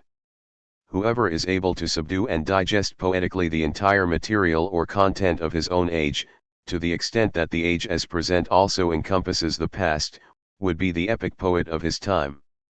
Universality, the necessary requirement of all poesy, is in our contemporary age possible only for the person who is himself able to create from his own limited condition a mythology, a self-enclosed circle of poesy. In general, one can call the modern world the world of individuals, and the world of antiquity the world of the collective. In the latter the universal is the particular, the collective the individual. Hence, that world is a world of the collective even though the particular is the predominating element in it. In the former, the particular merely means or signifies the universal, and for precisely that reason because the universal rules within it the modern world is that of individuals and of degeneration or collapse. In the world of antiquity everything is eternal, enduring, imperishable, number has, in a sense, no power because the universal concept of the collective and of the individual coincide. Here, in the modern world, change and transformation are the reigning law. All that is finite passes away here, since it does not exist in and for itself, but rather only for the sake of signifying the infinite. The universal world spirit, which has also manifested the infinity of history both in nature and in the world system itself concretely, as it were has presented the same contrast, that of ancient and modern time, within the solar system and the system of comets. The ancients are the planets of the world of art, limited to a few individuals who are simultaneously the collective and who nonetheless even in the highest freedom of movement remove themselves the least from their identity with that collective. Taken as a group themselves, these planet analogies are also characterized by definite subtypes. Those with the most depth are the rhythmic ones. Those more distant wear the mass structures. Itself as a totality, where everything positions itself concentrically in rings and moons around the center, like the petals of a blossom are the dramatic ones. Boundless space belongs to the comets. When they appear, they come directly from infinite space, and though they well may draw near to the sun, just as certainly do they also distance themselves from it again. They are, we might say, merely general beings, since they possess no real substance.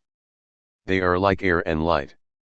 The planets, on the other hand, the plastic, symbolic figures, are all of them dominating individuals with no limitation by number.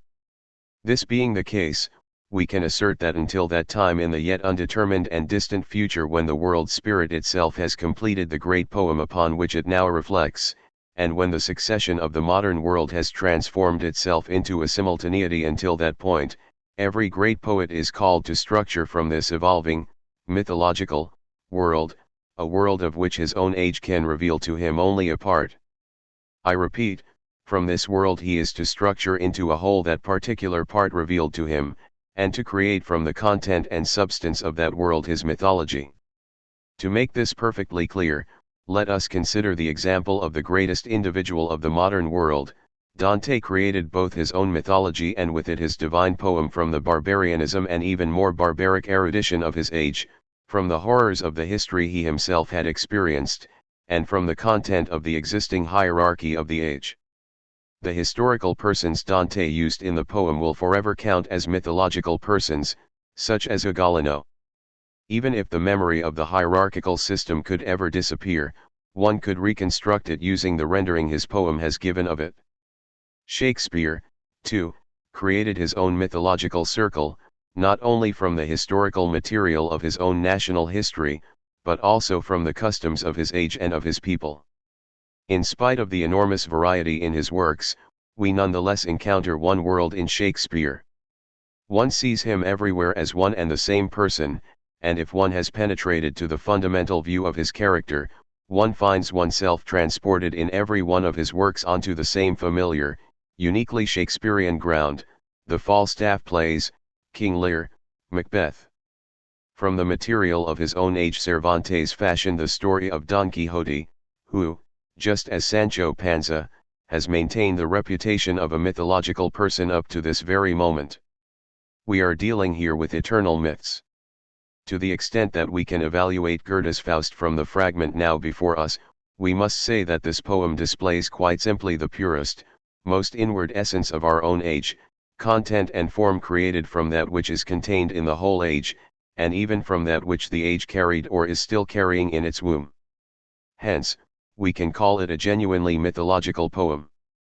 We have often heard of late that it might well be possible to acquire the content of a new mythology from physics naturally, to the extent that we mean speculative physics.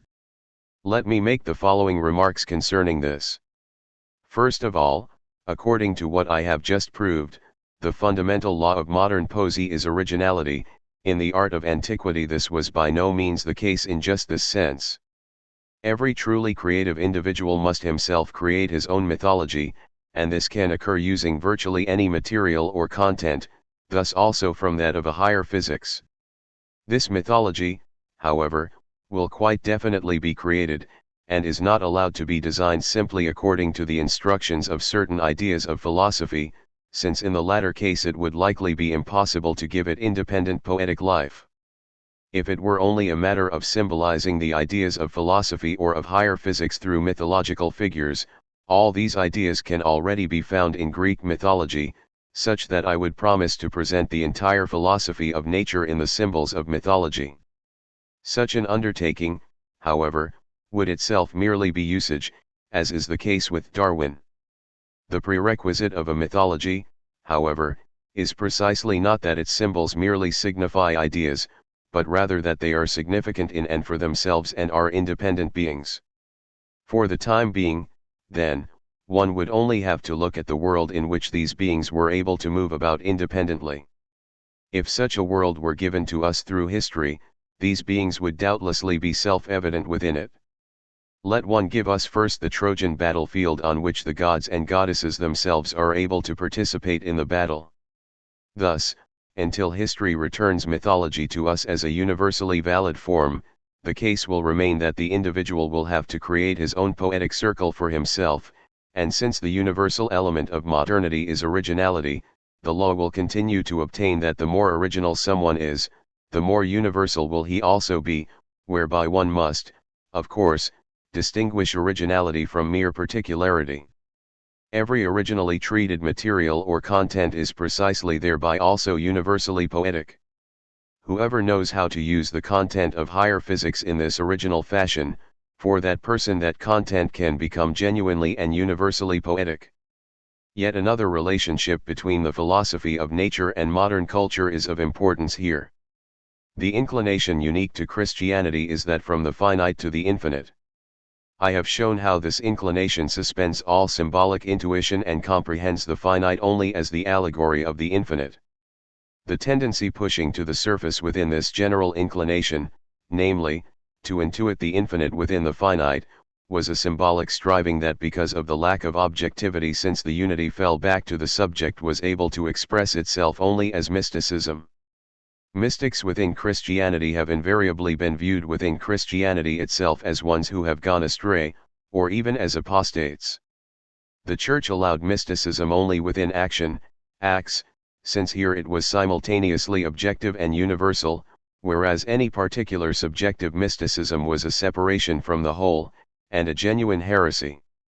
The philosophy of nature is equally the intuition of the infinite within the finite, but in a universally valid and scientifically objective fashion. All speculative philosophy is necessarily characterized by the same general tendency, one quite the opposite of the tendency within Christianity. This is particularly true to the extent that one takes Christianity in the empirical historical appearance in which it manifests itself as antithesis, and does not view it in this antithetical manifestation as a transition. Christianity, however, is already portrayed through the course of time and through the activity of the world spirit merely as a transition and as an element of or perhaps merely one part of the new world, that part in which the element of succession in the modern era will finally be manifested as a totality. Although the world spirit at this time allows us only to surmise its distant intentions, it does ensure that we do not mistake those intentions. Anyone who recognizes the universal design according to which everything is ordered and happens, will not doubt that this integral part of modern culture is the other unity that Christianity excluded from itself as its opposite. This unity which constitutes an intuition of the infinite within the finite will have to be taken up into the whole of that culture even if, of course, subordinated to its particular unity. What follows will serve to clarify my view of this. The realistic mythology of the Greeks did not exclude the historical dimension. On the contrary, it only really became mythology within that historical dimension as epic. Its gods were originally natural beings. These nature gods had to extricate themselves from their origin and become historical beings in order to become truly independent, poetic beings. Only here do they become gods, before, they were idols. The dominant factor in Greek mythology thus always remained the realistic or finite principle. Precisely the opposite will be the case in modern culture. It views the universe only as history, as a moral realm, and to that extent it manifests itself as antithesis. The polytheism possible within it is possible only through delimitation in time, through historical delimitation. Its gods are gods of history. They will not be able to become truly gods, living, independent, and poetic, until they have taken possession of nature, or until they have become nature gods.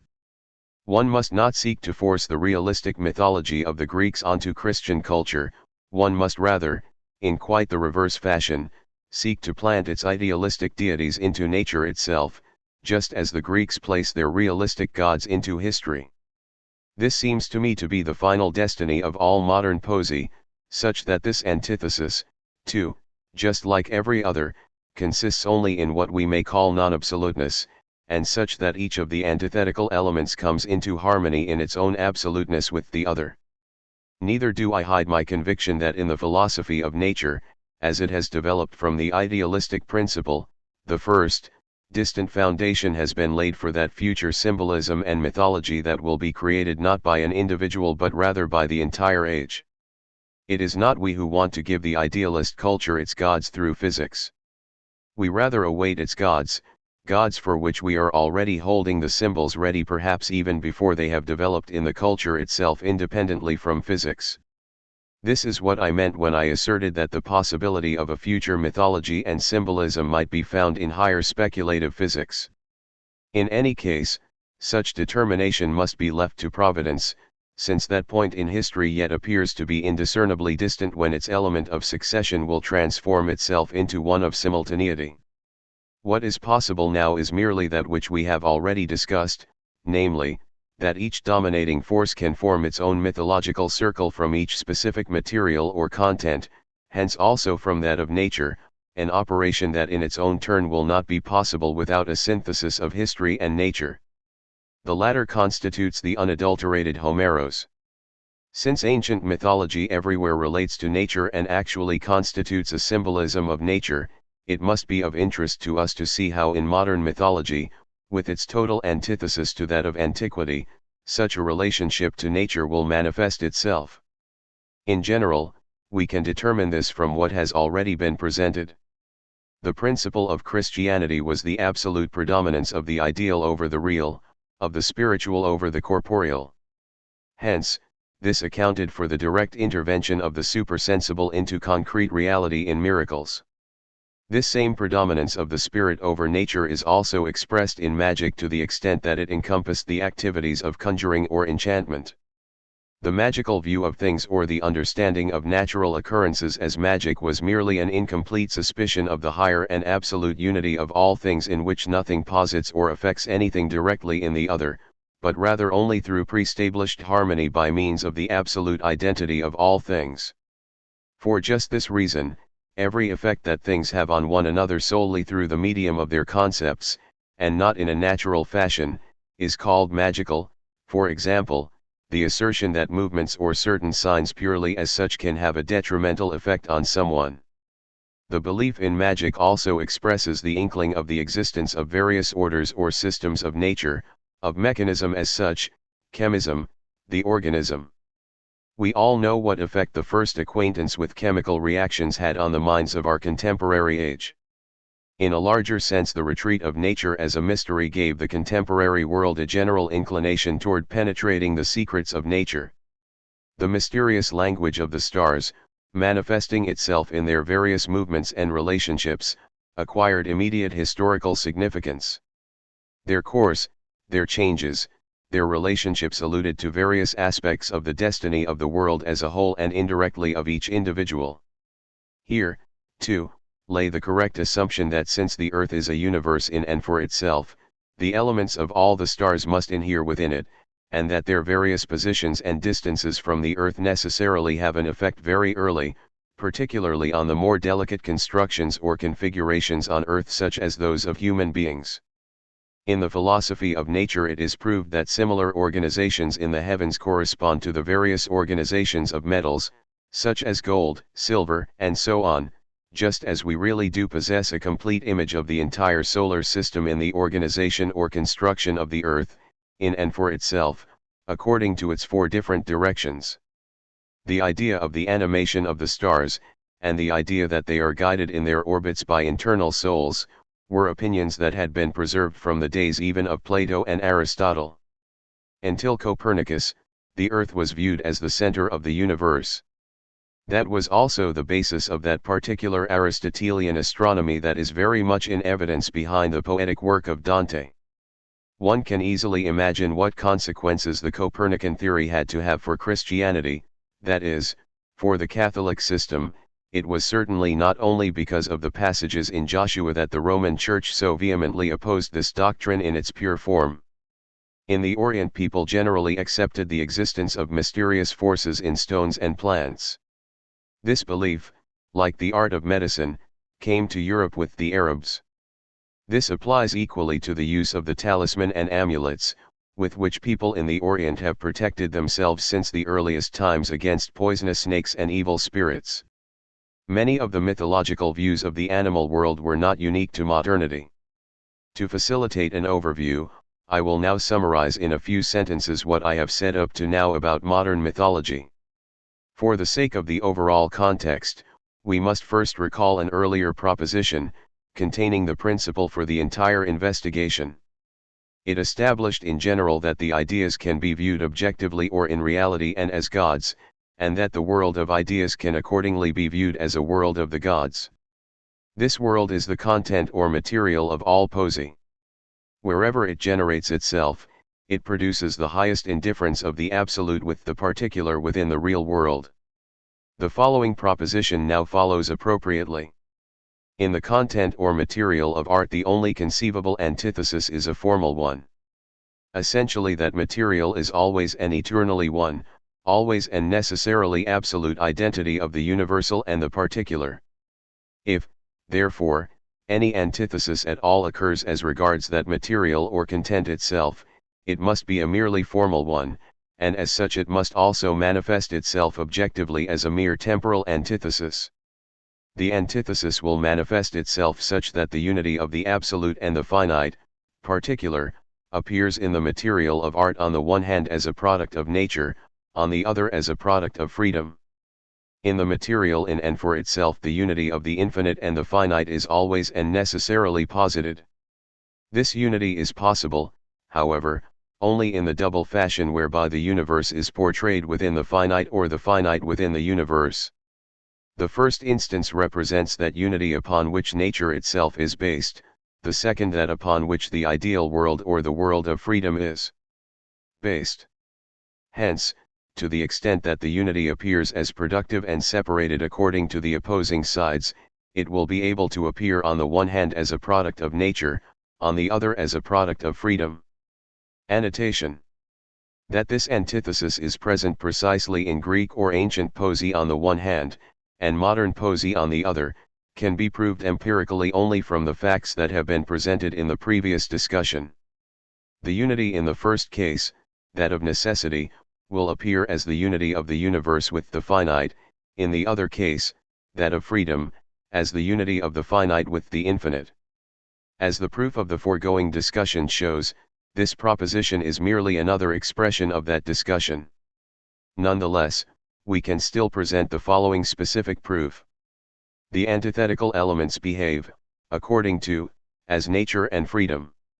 Now, the character of nature, according to, is that of unseparated unity of the infinite and the finite that is still effective before separation.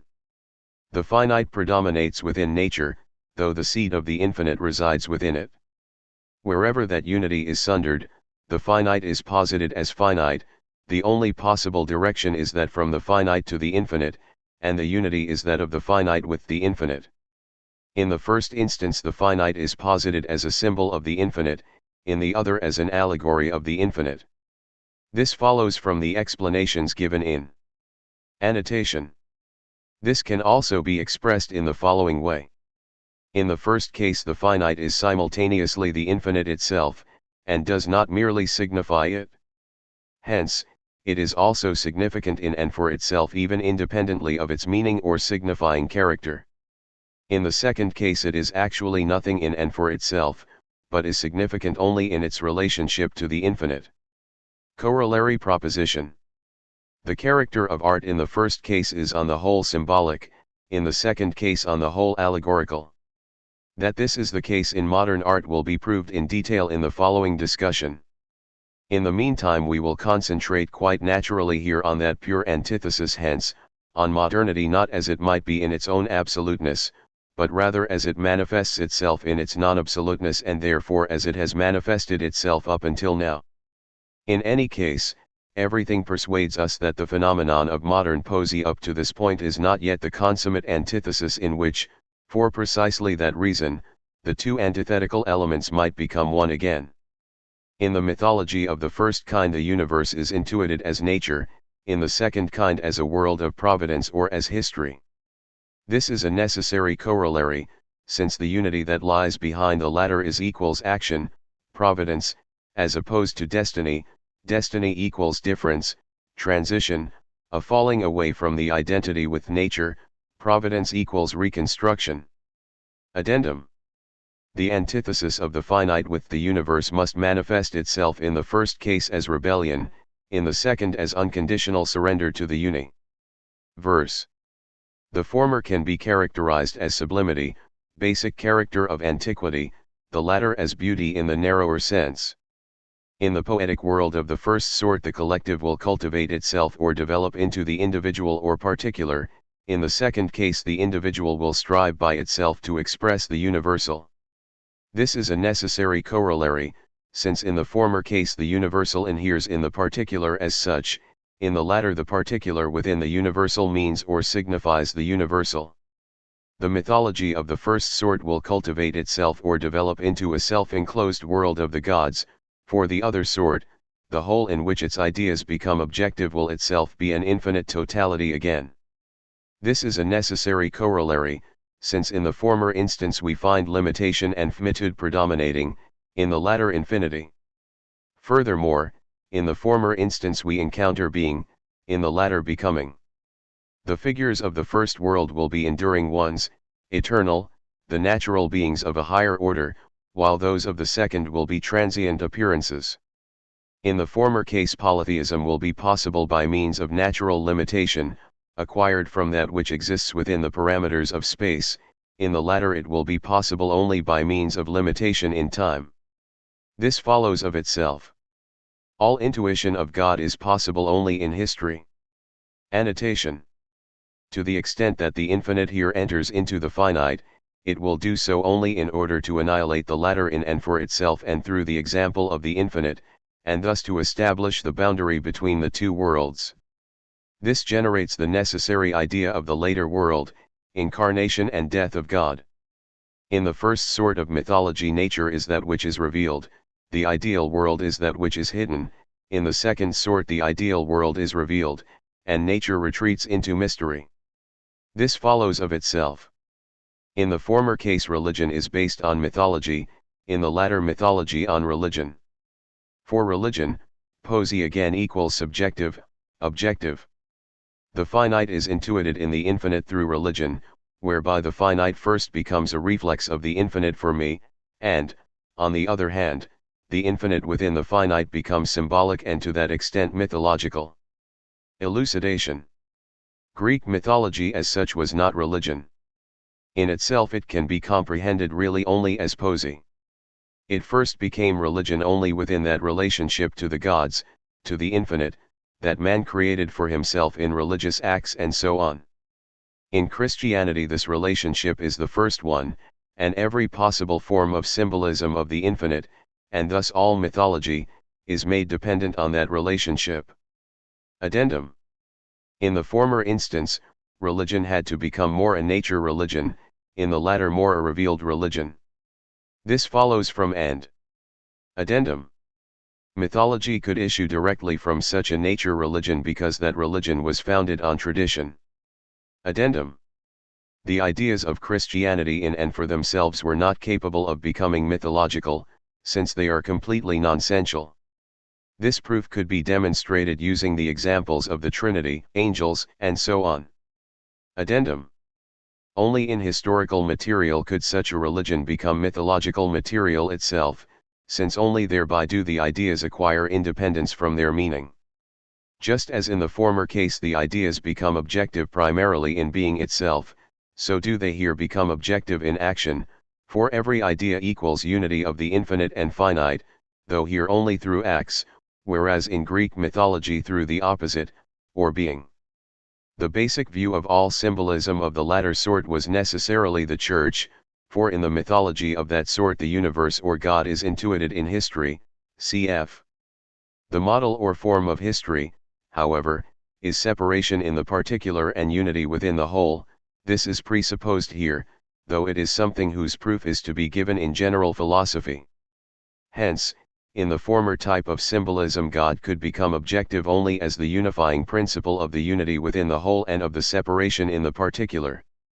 This could only occur, however, in the Church, where we also encounter the immediate intuition of God, for in the objective world there was no other synthesis of this sort. For example, in the larger structure of the state or in history itself the synthesis might become objective again only within the whole or totality itself, that is, in infinite time, but not in the present. Addendum. The Church is to be viewed as a work of art. The external act in which the unity of the infinite and the finite is expressed is symbolic, for it is the manifestation of the unity of the infinite and the finite in the finite or particular. To the extent that this same act is merely inward, it is mystic. This is the concept we are defining as mystic, and which as an explanation needs no proof. Addendum. Mysticism thus equals subjective symbolism. Addendum. Mysticism in and for itself is unpoetic, for it is the opposite pole of poesy, which itself is the unity of the infinite and the finite in the finite. Of course, we are speaking about mysticism in and for itself, not to the extent that it can itself become objective, for example, in an ethical or moral disposition and so on. The law of the first type of art is unchangeability within itself, that of the other type, progress within change. This follows already from the juxtaposition of both as nature and freedom. In the first type, the exemplary or archetypal predominates, in the latter, originality, for in the first type the universal appears as the particular, the collective as individual. In the latter, in contrast, the individual should appear as the collective, the particular as the universal. In the first type the point of departure is identical, oj stipos, 1, namely, the universal itself. In the latter, however, the point of departure is always and necessarily different, since it resides within the particular. The difference between originality on the one hand, and particularity on the other, consists in the fact that the former cultivates itself or develops from the particular to the general or universal. The latter type of art is possible only as a transition or as characterized by non-absoluteness in contrast to the former, for the complete informing of the finite into the infinite will also affect the informing of the universe into the finite. Addendum. Within this transition, where originality predominates, it is necessary that the individual create for himself the universal content or material from particularity. The requirement of absoluteness regarding the latter type of mythology would involve the transformation of the sequential nature of its divine manifestations into a simultaneity, explained in Addendum. This is possible only through an integration by means of the opposing unity. In nature we find in simultaneity that which in history is characterized by sequence, absolute identity of nature and history. Just as in the mythology of the first type the gods of nature developed into gods of history, so must in the second type the gods make the transition from history to nature and thus develop from gods of history into gods of nature, for only that would constitute absoluteness according to Addendum. To the extent that this first mutual interpenetration of the two unities of nature with history and of history with nature takes place in the epic itself the Homeros, literally the unifying one, the identity, which was the initial element in the first type, will be the final element in the second type and will fulfill the complete destiny of the new art. Construction of the particular, or of the form of art. With the completed construction of the material or content of art, content that lies in mythology, we encounter a new antithesis. We began with the construction of art as the real manifestation or presentation of the absolute. Such presentation could not be designated as real unless it rendered the absolute by means of individual finite things. We reconstructed the synthesis of the absolute with limitation, and the result was the world of ideas of art. Yet as regards the manifestation or presentation of which we are speaking, this world itself is merely content or universal material to which is now juxtaposed the element of form or of the particular. How does this universal content make the transition into the particularity of form and actually become the true material of a particular work of art? Referring to the principle presented at the beginning, we already can see that the resolution here will involve synthesizing the two opposing elements and presenting content and form in indifference by means of a new synthesis. The following propositions refer to this process and will begin our construction of the work of art as such.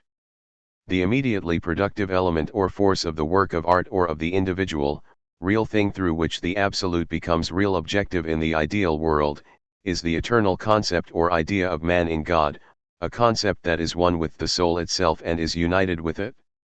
Proof. The proof is to be provided on the basis of, according to which the formal or absolute cause of all art is God. God, however, produces directly and from within himself only the ideas of things, and produces real or particular things only indirectly or mediately in the reflected world. Hence, to the extent that this principle of divine informing, that is, God himself, becomes objective through particular things, God directly and viewed in himself is not that which actually produces particular things, but rather only God as the essence of a particular and in relationship to a particular thing. Now, God is related to the particular, however, only through that wherein it is one with its own universal, that is, through its idea or its eternal concept. In the case under discussion here, this idea is that of the Absolute itself. This idea acquires an immediate relationship to a particular or is produced objectively only in the organism or in the faculty of reason, both conceived as one, for only the former is the real reflection, the latter the ideal reflection of the Absolute in the real or created world, according to and. The indifference of the organism and of reason, however, or the one in which the Absolute becomes equally real and ideal in its objectivity, is the human being. It is thus God to the extent that he acquires a relationship to the human being by means of an idea or an eternal concept, that is, it is the eternal concept in God of the human being himself through which the work of art is produced. The idea of the human being, however, is nothing other than the essence or essential nature of the human being himself that becomes objective in the soul and in the body, and which accordingly is directly united with the soul. Elucidation. All things are in God only through their idea, and this idea becomes objective where in the reflex as well, the unity of the infinite within the finite is produced in the form. Since this is indeed the case in human beings, inasmuch as here the finite the body as well as the soul is the entire unity itself, the idea as idea becomes objective here, since it is its essence or nature to produce, it becomes productive in the larger sense. This eternal concept of the human being in God as the immediate cause of his productions is that which one calls genius, as it were the daemon, the indwelling element of divinity in human beings. It is, so to speak, a piece of the absoluteness of God. Each artist can thus produce only as much as is united or allied with the eternal concept of his own essence in God. The more within that essence in and for itself the universe is intuited, the more organic he is, the more he links finitude to infinitude, the more productive will he be. Elucidations. God produces nothing from within himself that does not in its own turn contain and express his entire essence, and hence nothing that is not productive in its own turn and is itself a universe. This is the state of affairs within the essential nature itself. That this productiveness of God, that is, the idea as idea, might also emerge within the phenomenal world depends on factors inherent in that world, factors which to that extent appear to us to be accidental, although, viewed from a higher perspective, even the appearance of the genius is always a necessary occurrence. The productiveness of God is an eternal act of self-affirmation having absolutely no relationship to time, and itself contains both a real and ideal side. In the former he begets his own infinitude into finitude and is nature, in the latter he takes finitude back again into his infinitude. Yet precisely this is also contained in the idea of genius, namely, that it is conceived on the one hand just as much as a natural principle as from the other as an ideal principle. It is accordingly the entire absolute idea viewed in the phenomenal realm or in relationship to a particular. It is one and the same relationship through which in the original act of cognition the world in and for itself is produced on the one hand, and through which in the activity of genius the world of art as the same world in and for itself, but simply now in the phenomenal world is produced. Genius distinguishes itself from everything that is merely talent by the fact that the latter possesses merely an empirical necessity that is itself accidental, while the former possesses absolute necessity. Every true work of art is an absolutely necessary one that might equally be or not be does not deserve this name. Explication. The real side of genius, or that unity that constitutes the informing of the infinite into the finite, can be called poesy in the narrower sense, the ideal side, or that unity that constitutes the informing of the finite into the infinite, can be called the art within art. Elucidation. By poesy in the narrower sense, if we stay close to the original meaning of the word, we understand the immediate or direct production or creation of something real, or invention in and for itself. All immediate production or creation, however, is always and necessarily the representation of something infinite, a concept, within something finite or real. Most of us refer the idea of art more to the opposite unity, that of the informing of a particular into the universal. In invention, the quality of genius expands or powers itself into the particular. In form, it takes the particular back into the infinite. Only in the perfected informing of the infinite into the finite does the latter become something that exists and endures on its own power, a being in itself that does not merely mean or signify something else. Thus does the Absolute give to the ideas of things within itself an independent life, by informing them into finitude in an eternal fashion. Through this process they acquire a life within themselves, and only to the extent that they are absolute within themselves are they in the Absolute. Poesy and art are thus like the two unities. Poesy is that whereby a thing possesses life and reality within itself, art is that whereby it is within the one producing. Explication.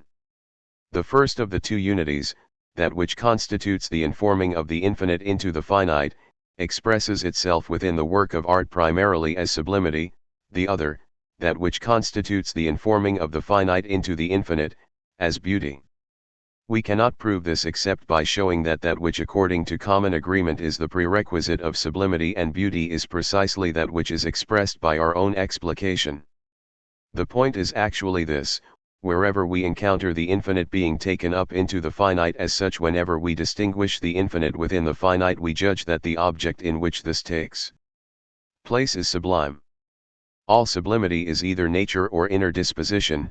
In the following reflections we will find that the being or substance of the sublime is always one and the same, and that only the form changes. Sublimity within nature takes place in one of two ways: we refer it either to our power of apprehension and are defeated in our attempt to form an image of its concept, or we refer it to our vital power and view it as a power against which our own dwindles to nothing. Examples of the first case would be colossal masses of mountains or cliffs whose peaks our vision cannot reach, the wide ocean that is surrounded only by the vault of heaven, the immensity of the earth itself in its boundlessness, for which every possible human standard is found to be inadequate. The usual reaction to this boundlessness of nature is to view it as the infinite itself. Yet such a view has nothing of that feeling of sublimity, but rather only of depressing inferiority. Colossal size as such contains absolutely nothing of infinity, but rather contains only the reflection of true infinity. The intuition of the sublime enters only when the sensual, concrete intuition is found to be inadequate for the greatness of the concrete object, and then the truly infinite appears, for which the merely concretely infinite is the symbol. The sublime is to that extent a subjugation by the truly infinite of the finite that is merely affecting infinity. There can be no more complete intuition of the infinite than where the symbol in which it is intuited itself feigns or affects infinity. To draw from Schiller again, so long as man was merely a slave of physical necessity, had not yet found an egress from the narrow sphere of his wants, and still did not suspect the lofty demonic freedom in his breast, he was reminded by inscrutable nature only of the inadequacy of his conceptual faculties, and by destructive nature only of his physical incapacity. The first he was obliged humbly to acknowledge, and from the second he turned in revulsion. But no sooner has free contemplation set him at a distance from the blind assault of natural forces, no sooner does he discover in the flood of appearances something abiding in his own being, than the savage bulk of nature about him begins to speak quite another language to his heart, and the relative grandeur outside him is the mirror in which he perceives the absolute grandeur within himself. Fearlessly and with a terrible delight he now approaches these ghastly visions of his imagination, and deliberately deploys the whole force of this faculty in order to represent the sensuously infinite, so that even if it should fail in this attempt he will experience all the more vividly the superiority of his ideas over the highest of which sensuousness is capable. This intuition of the sublime, in spite of its kinship with the element of the ideal and the ethical, is an aesthetic intuition, to use this word here finally.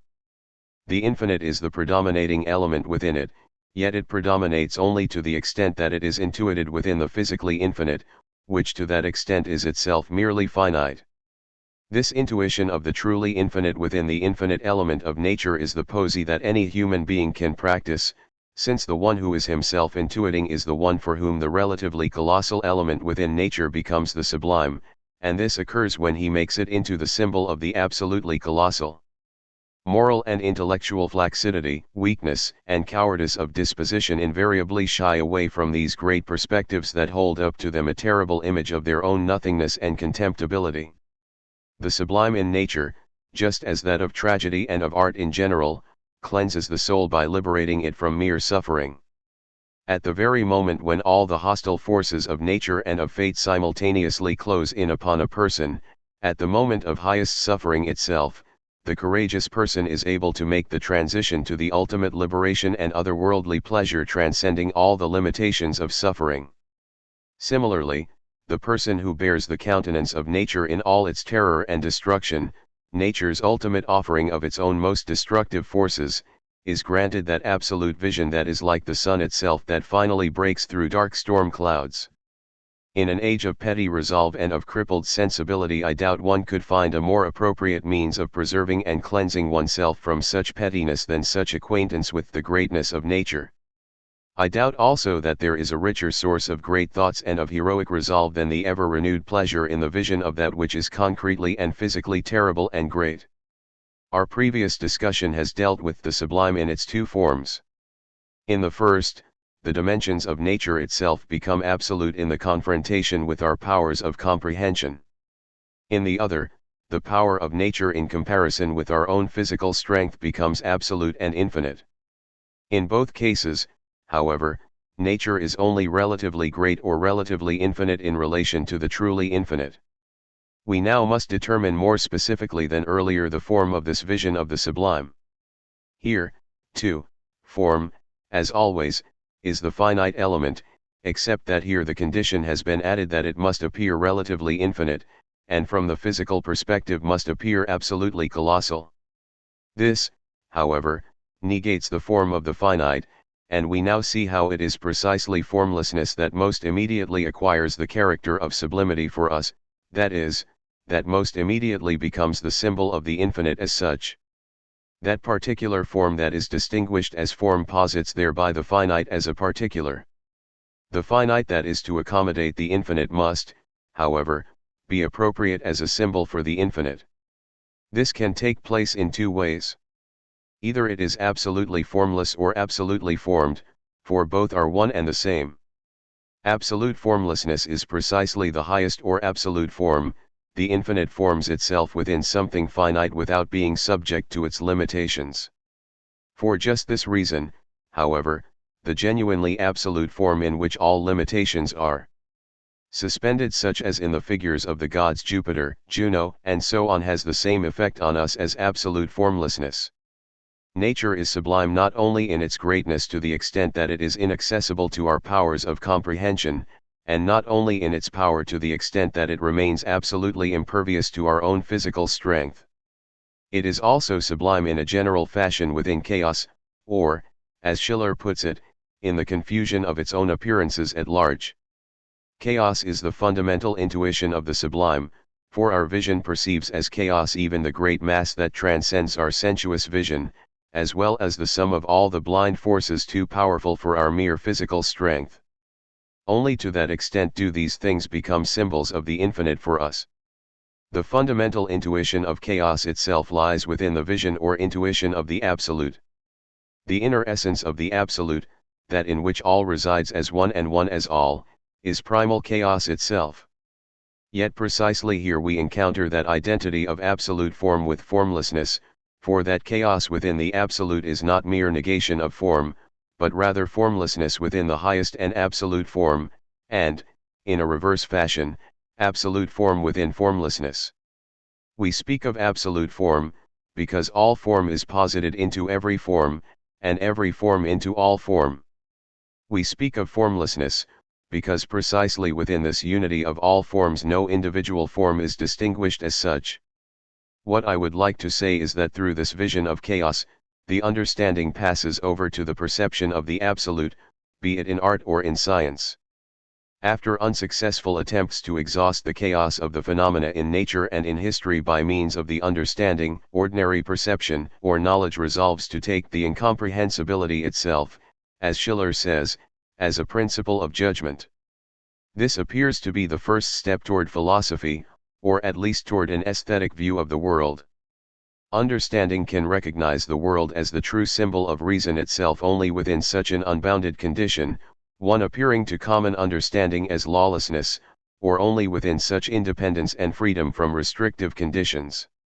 These would be the conditions under which every natural phenomenon normally appears to ordinary understanding, since the latter can never comprehend one manifestation fully on the basis of another and necessarily must attribute an absolute quality to each. I repeat, only within such a condition of the independence of each individual phenomenon, a condition thus putting an end to understanding itself, again, since understanding depends on given conditions and determinate being, can understanding recognize the world as the true symbol of reason. Since it is a condition in which everything is unqualified and unconditional, it is also a symbol of the absolute itself, in which everything is free and unconstrained. From this perspective we also encounter now the sublimity of disposition or of character, particularly to the extent that the person in whom it manifests itself can simultaneously serve as a symbol of all of history. The same world that as nature still controls itself through barriers of law that are drawn broadly enough to allow yet at least the appearance of lawlessness, as history appears to have cast aside all adherence to law. The element of the real revenges itself here, and returns in all its strict necessity in order rather to destroy all laws that the free or unrestrained element has given itself, and to present itself to that freedom as itself being free. The laws and plans of men are not laws for nature. The latter, to use a passage from Schiller yet again, treads into the dust the creations of wisdom and of chance with equal indifference. Nature drags down with her in a single collapse both the important and the trivial. She often wastes in a wanton hour the most tediously won achievements, while often working for centuries on some inane labor. In a word, this disregard by nature as a whole of the laws of science, which she obeys in individual cases, renders obvious the absolute impossibility of explaining nature herself by means of natural laws, and of imputing to her domain what holds in her domain, and thus the mind is irresistibly driven out of the world of phenomena into the world of ideas, out of the conditioned into the unconditioned. The hero of tragedy, one who nonetheless calmly bears all the severity and capriciousness of fate heaped upon his head, represents for just that reason that particular essential nature or unconditioned and absolute itself in his person. Secure in his own plan, one that no time executes, but also none destroys, he gazes down serenely at the course of the world. The misfortune that physically casts down and destroys the tragic person is as necessary an element of the ethically sublime as the conflict of natural forces and the superiority of nature over the mere physical capacity for comprehension is for the physically sublime. Only in misfortune is virtue tested, only in danger is bravery tested. The courageous person engaged in a struggle with misfortune, a struggle in which he neither wins a physical victory nor capitulates morally, is only the symbol of the infinite, of that which transcends all suffering. Only within the maximum of suffering can that principle be revealed in which there is no suffering, just as everywhere things are revealed only in their opposites. The genuinely tragically sublime depends for just this reason on two conditions, namely, that the moral person capitulate to the forces of nature and simultaneously be victorious through his inner character. It is essential that the hero be victorious only through that which is not an effect of nature or of chance, and hence only through inner character or disposition, as is always the case with Sophocles. It is inappropriate that something extraneous or external apparently mitigates the bitterness of his fate, as is often the case with Euripides. False indulgence, something embraced by limpid taste that cannot bear the hard side of necessity, is itself not only despicable but also completely abrogates the actual artistic effect it intends. We have now adequately elucidated to what extent the sublime constitutes the informing of the infinite into the finite, except that the finite itself always appears as something relatively infinite, for only in this case is the truly infinite as such thrown into relief, be it as regards one's powers of comprehension, one's own physical power, or one's inner disposition. Such is the case in tragedy, where it is defeated by the infinite quality of one's moral character. I would like to make just one more comment regarding the sublime, something actually following from our previous presentation, namely, that only in art is the object itself sublime. Nature is not sublime in itself, since here the disposition or the principle by which the finite is reduced to a symbol of the infinite is actually found in the subject. In the sublime, we said, the physically infinite is coerced or subdued by the truly infinite. Within beauty the finite is allowed to show itself once again by appearing within the beautiful as already informed into the infinite. There, within the sublime, the finite still manifests itself as it were in a condition of revolt against the infinite, although in this very relationship it becomes a symbol of it. Here, in the beautiful, it is reconciled with the infinite from the very start. That the relationship between the beautiful and the sublime really must be this way to the extent that the two are juxtaposed, emerges in an antithetical fashion from what has already been proved concerning the sublime. On the basis of precisely this juxtaposition we can then assert the following. The sublime in its absoluteness encompasses the beautiful, just as the beautiful in its absoluteness encompasses the sublime. In a general sense this is already self-evident in the fact that the relationship of the two resembles that of the two unities, each of which, however, in its own absoluteness equally encompasses the other. The sublime, to the extent that it is not beautiful, will for this reason also not be sublime, but rather only monstrous or adventurous. Similarly, absolute beauty always must be more or less simultaneously awesome or frightening beauty. Since in any case beauty always and necessarily requires limitation, the absence of limitation itself thus constitutes form within the figure of Jupiter, where there is no limitation at all except what is necessary for rendering an image at all, for all other limitation is suspended, for example, he is neither young nor old. Similarly, Juno is limited only as much as is necessary for her to be a female figure. The less limitation within which an image actually constitutes beauty, the more does it incline toward the sublime, though without ceasing to be beauty.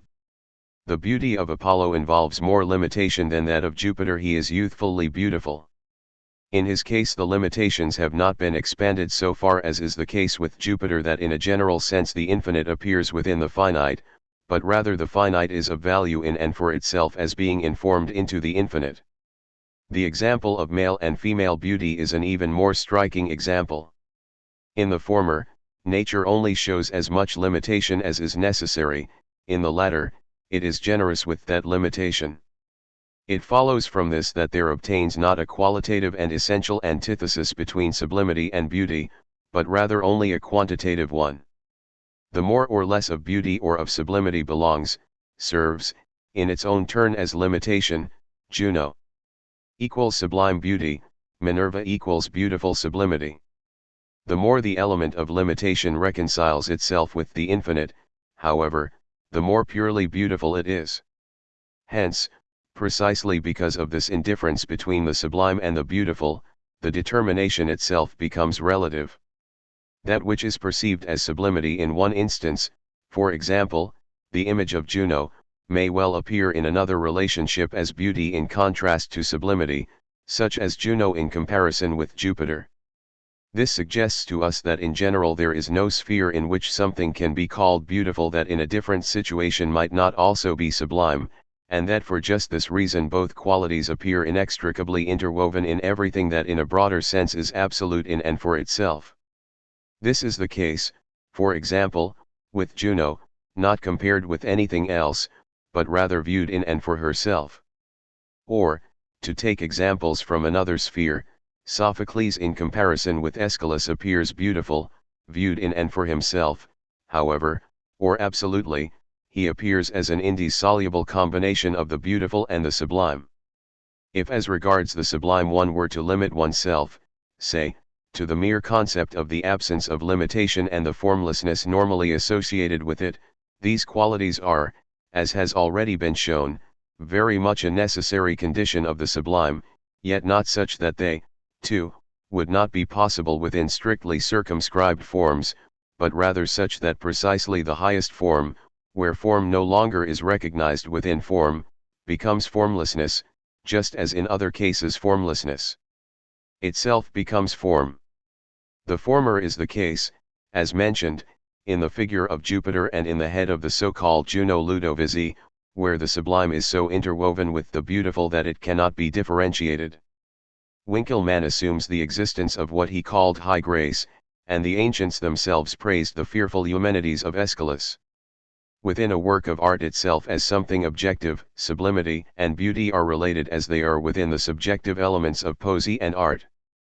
Yet within poesy taken by itself just as within art taken by itself, the same antithesis is possible, in the former as naive and sentimental, in the latter as style and mannerism.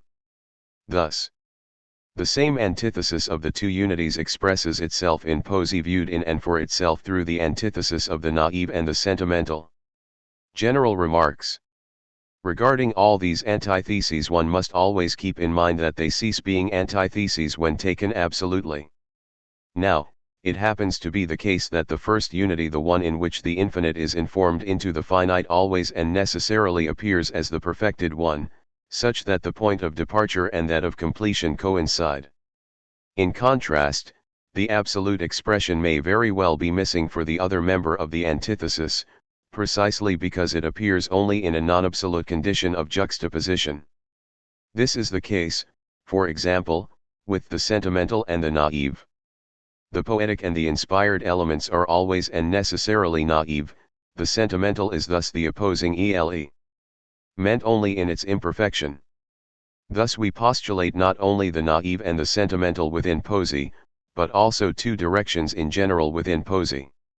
In the one, the universal appears informed into the particular, in the other, the particular appears informed into the universal. In an absolute condition, both would have to be one, that is, since naive is the only expression we have for absoluteness, both would have to be naive. Sentimental is thus merely the expression or designation for the other direction in its imperfection. To this extent, the relationship between naive and sentimental is by no means the same as that just discussed between sublimity and beauty, where each in and for itself designates an absolute. It is well known that Schiller made currency of this antithesis first in his essay entitled Naive and Sentimental Poetry, an essay that is in any case quite rich with fertile ideas. I will cite here the following propositions from this essay that will serve best to make this antithesis clear. Naive can be explained as nature or the appearance of nature to the extent that it puts art to shame. This explication encompasses both the meaning of the word in normal usage and the higher meaning it acquires here in relationship to art. The fundamental character of the naive, namely, that it be nature, already shows that it originally corresponds to the first of the two antitheses. The naive is nature, the sentimental seeks nature. The naive sensibility feels naturally, the sentimental feels the natural. This antithesis is most striking in the comparison of antiquity with modernity, as Schiller quite nicely shows. The Greek view of sublimity within nature, for example, is by no means an overly sensitive one that merely responds to the emotional element involved while never progressing to free and objective reflection. In contrast, mere subjective interest in nature, interest without any objectivity of view or thought, is the basic character trait of modernity, and it is itself removed from nature to the extent it merely perceives nature in an emotional sense and does not really view or portray it. One can summarize the entire difference between the naive and the sentimental poet by stating that in the former only the object holds sway, in the latter, the subject steps forward as subject. The former appears unconscious concerning his object, the latter constantly accompanies his object with his own consciousness and makes us aware of this consciousness. The former is cold and without feeling regarding his object, just as is nature, the latter presents his feeling to us so that we may participate in it as well. The former displays no intimacy with us, only the object is related to us, the poet himself flees us.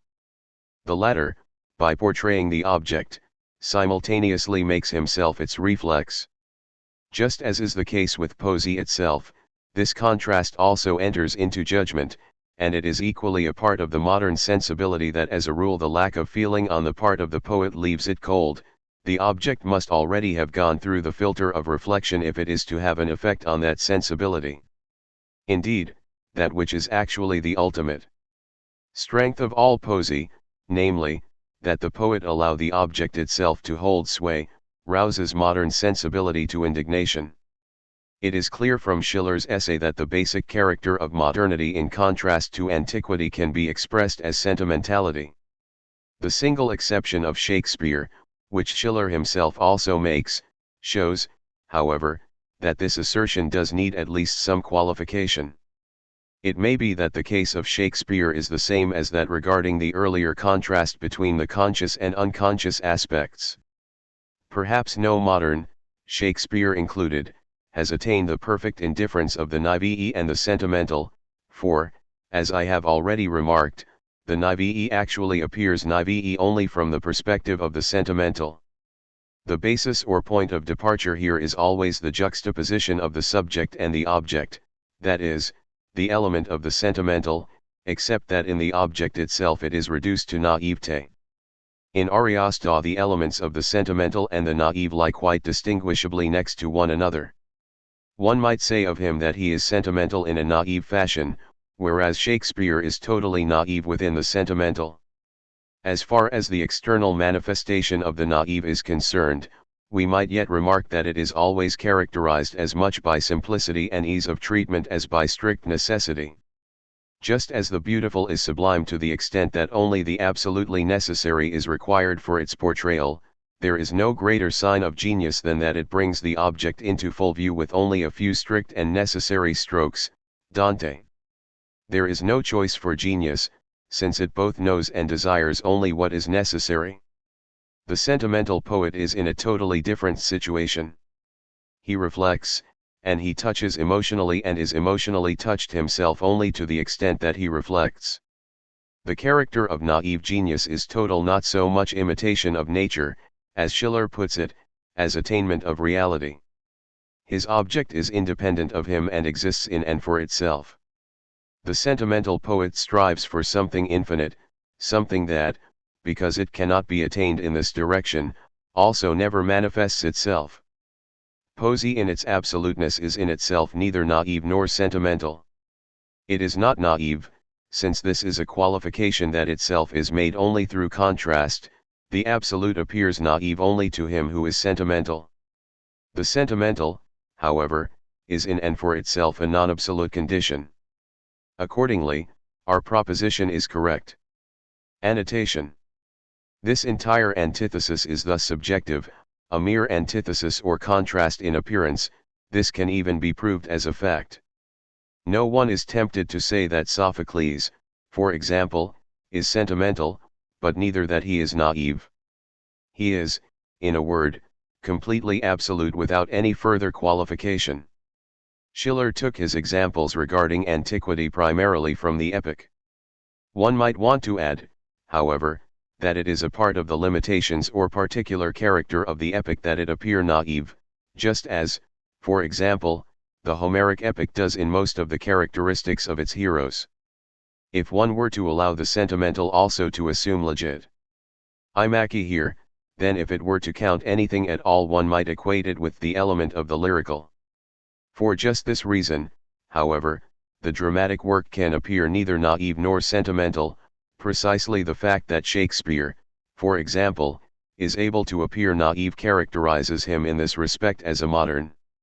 This contrast of the two unities within art viewed in and for itself can express itself only as style and mannerism. Annotation.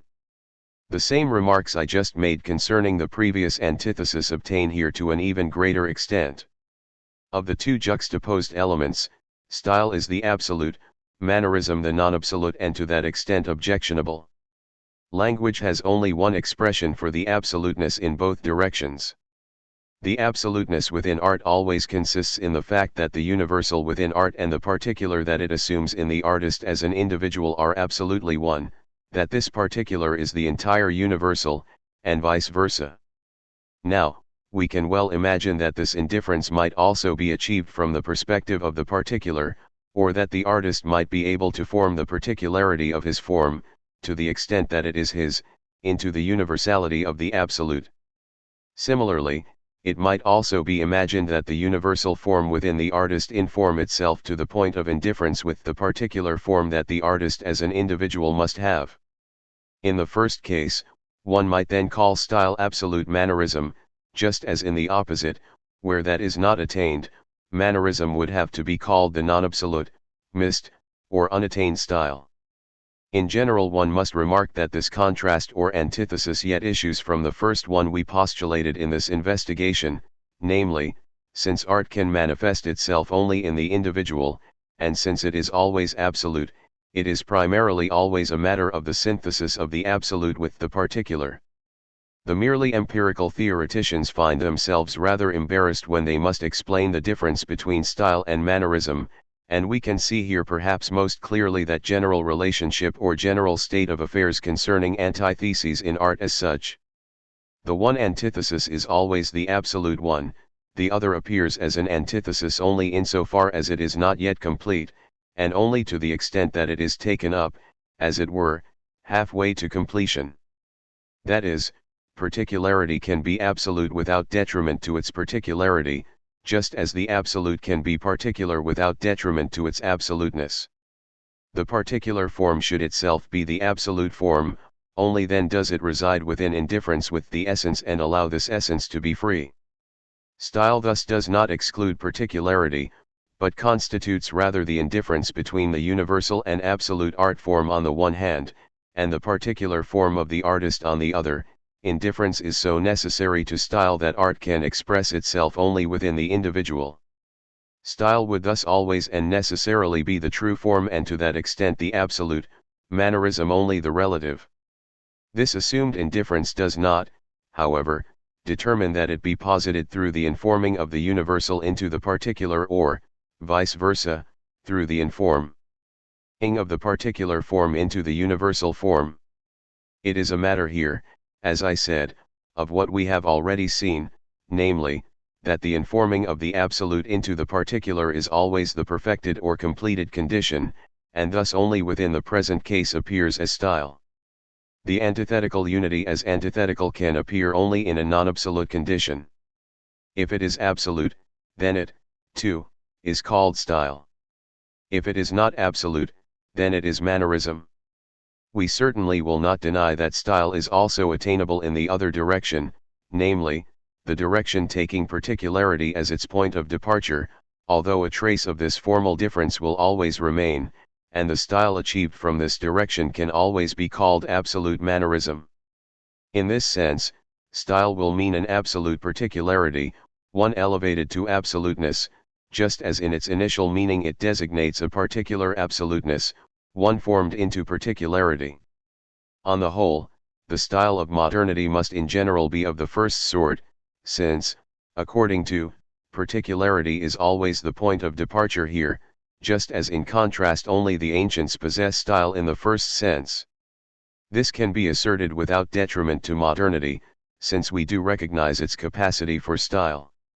It is in any case obvious that in the final perfection of modern art, this antithesis, too, must disappear.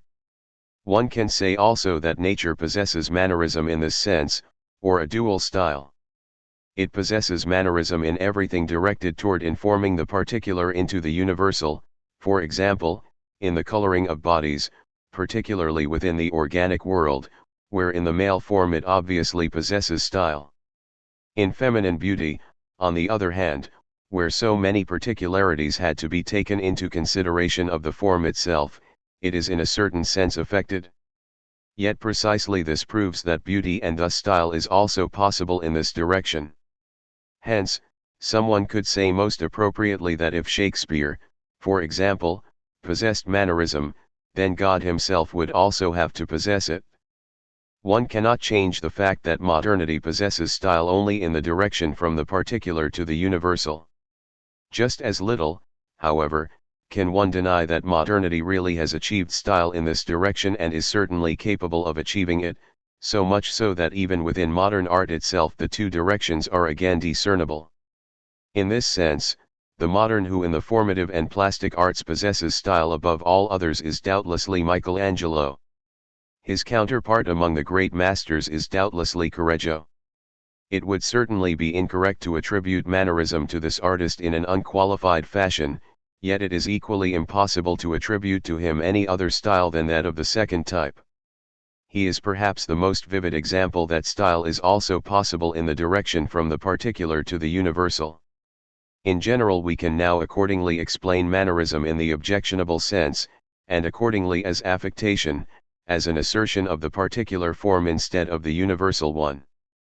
Since in general the artist only has form at his disposal, such that he expresses or achieves the essence only through form, and since only absolute form itself fully corresponds to that essence, mannerism in this sense directly suspends the very essence of art itself as well. Affectation manifests itself most often as a striving for superficial elegance that bedazzles only unpracticed eyes, and toward insipid beauty, and in the pale, washed-over element of some works whose only or main virtue is at least cleanliness.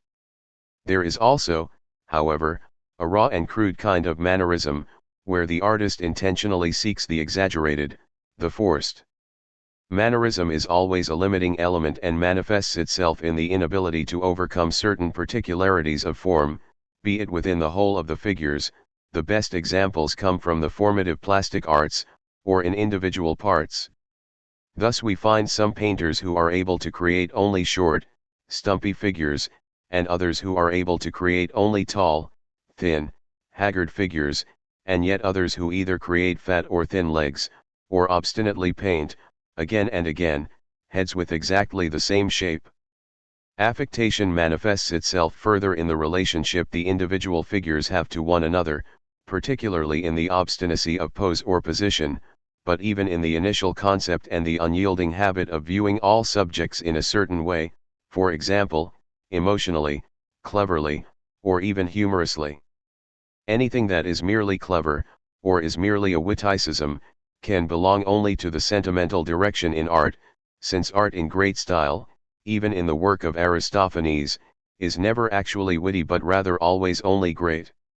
Finally, it must be noted that the element of particularity that in style is added to the element of generality can also be the particularity of time, and not merely that of the particular individual. In this sense we speak about the different style of different epochs. The particular style an individual artist cultivates for himself is for him that which a system of thought is for the philosopher within the realm of knowledge, or what action is for an individual person. Winckelmann accordingly and justifiably calls such style a system of art, and asserts that the older style was built on a system. Much could be said about the difficulties involved in distinguishing between style and mannerism in certain cases, or in identifying the transition from the one to the other. But it is not our place to do that here, and does not concern the general science of art. General comments on the antitheses dealt with up to this point in these antitheses all belong to one and the same family and arise from that initial relationship of art, as absolute form, to the particular form posited by the individuals through which it expresses itself. That is why they of necessity appeared precisely at this juncture of our investigation. Already the first antithesis, from the perspective of reflection, of poesy and art shows us the former as absolute form, the latter as particular form. That which in genius is in itself absolutely one, separates itself into these two modes of manifestation. Furthermore, these manifestations in their own turn are one and the same when taken in their absoluteness. Similarly, that which in beauty in and for itself is a simple, unified element, separates itself within the particular object, the individual work of art, into the two modes of manifestation of the sublime and the beautiful. They in turn are different when taken in their non-absoluteness, such that just as in the perfect artist poesy and art are inextricably interwoven, so also in the highest works are sublimity and beauty. Sublimity appears everywhere as the absolute and universal form of art in which the particular is there only for the sake of taking up the entire element of infinity into itself. Especially as beauty, the particular form appears reconciled with the absolute form and completely taken up into it, completely one with it. These antitheses are not to be equated with the following ones, which take place either in poesy taken by itself or in art taken by itself, and which in the first case where they appear as the qualities naive and sentimental are merely subjective, since it already constitutes subjectivity when one conceives the absolute merely as naive, and the sentimental as such as absolutely objectionable. Similarly, in the other case only one of the two elements designates the absolute, although to be sure the difference in direction is a factor determining just where the absolute, or style, can be attained. Within this merely subjective and formal juxtaposition, however, the naive and style do indeed constitute absolute form, just as the sentimental and mannerism constitute particular form. One can also compare these antitheses to each other and remark, for example, that mannerism can never be naive, just as the sentimental is always and necessarily affected. One can further say that mannerism is always mere art without poesy, that is, non-absolute art, and that neither sublimity nor, for just that reason, beauty in the absolute sense is compatible with mannerism. One can say further that the sentimental is always able to appear more as art than as poesy, and for that reason lacks absoluteness. Our previous discussion, however, has still not led us as far as the construction of the particular work of art. The absolute relates here, according to the proofs to the producing individual by means of the eternal concept of him that itself inheres in the absolute. This eternal concept, the essential nature of the soul, separates itself in appearance or phenomenally into poesy and art and into the other antitheses, or rather it is the absolute point of identity of these antitheses, which in fact are antitheses only from the perspective of reflection. We have not discussed these antitheses for their own sake but rather for the sake of recognizing or identifying genius. All these antitheses are either the one-sided modes of manifestation or qualification of that which is the absolute principle of art, that element of the divine that is informed into the artist, or the essential nature of art. In the work of art in and for itself these juxtapositions should never be in evidence as such, only the absolute should become objective. Our previous discussion was thus concerned merely with presenting genius as the absolute indifference of all possible antitheses between the universal and the particular, antitheses that can manifest themselves in the relationship of the idea or the eternal concept to an individual. Genius is itself precisely that in which the universal of the idea and the particular of the individual are equated. Yet this principle of art is to correspond exactly to that whose immediate emanation it actually is, the eternal. As such it must thereby grant to the ideas within that eternal an existence independent of their own principle by letting them exist as the concepts of individual real things and by forming them into actual bodies. The proof of this is given in and. We must now demonstrate the possibility of just this objective rendering. Only then will the entire system of art unfold itself to us completely. We must remind ourselves here that the philosophy of art is actually general philosophy itself, except presented in the potence of art. Thus we will understand the way in which art lends objectivity to its own ideas in the same way we understand how the ideas of individual real things become objective in the phenomenal realm. Or we might put it thus, our present task, which is to understand the transition of the aesthetic idea into the concrete work of art, is the same as the general task of philosophy as such, namely, to understand the manifestation of the ideas through particular things. Of course, we can assume here only certain propositions as being given by general philosophy, and not prove them ourselves. In this respect we preface our discussion with the following borrowed proposition. Borrowed proposition.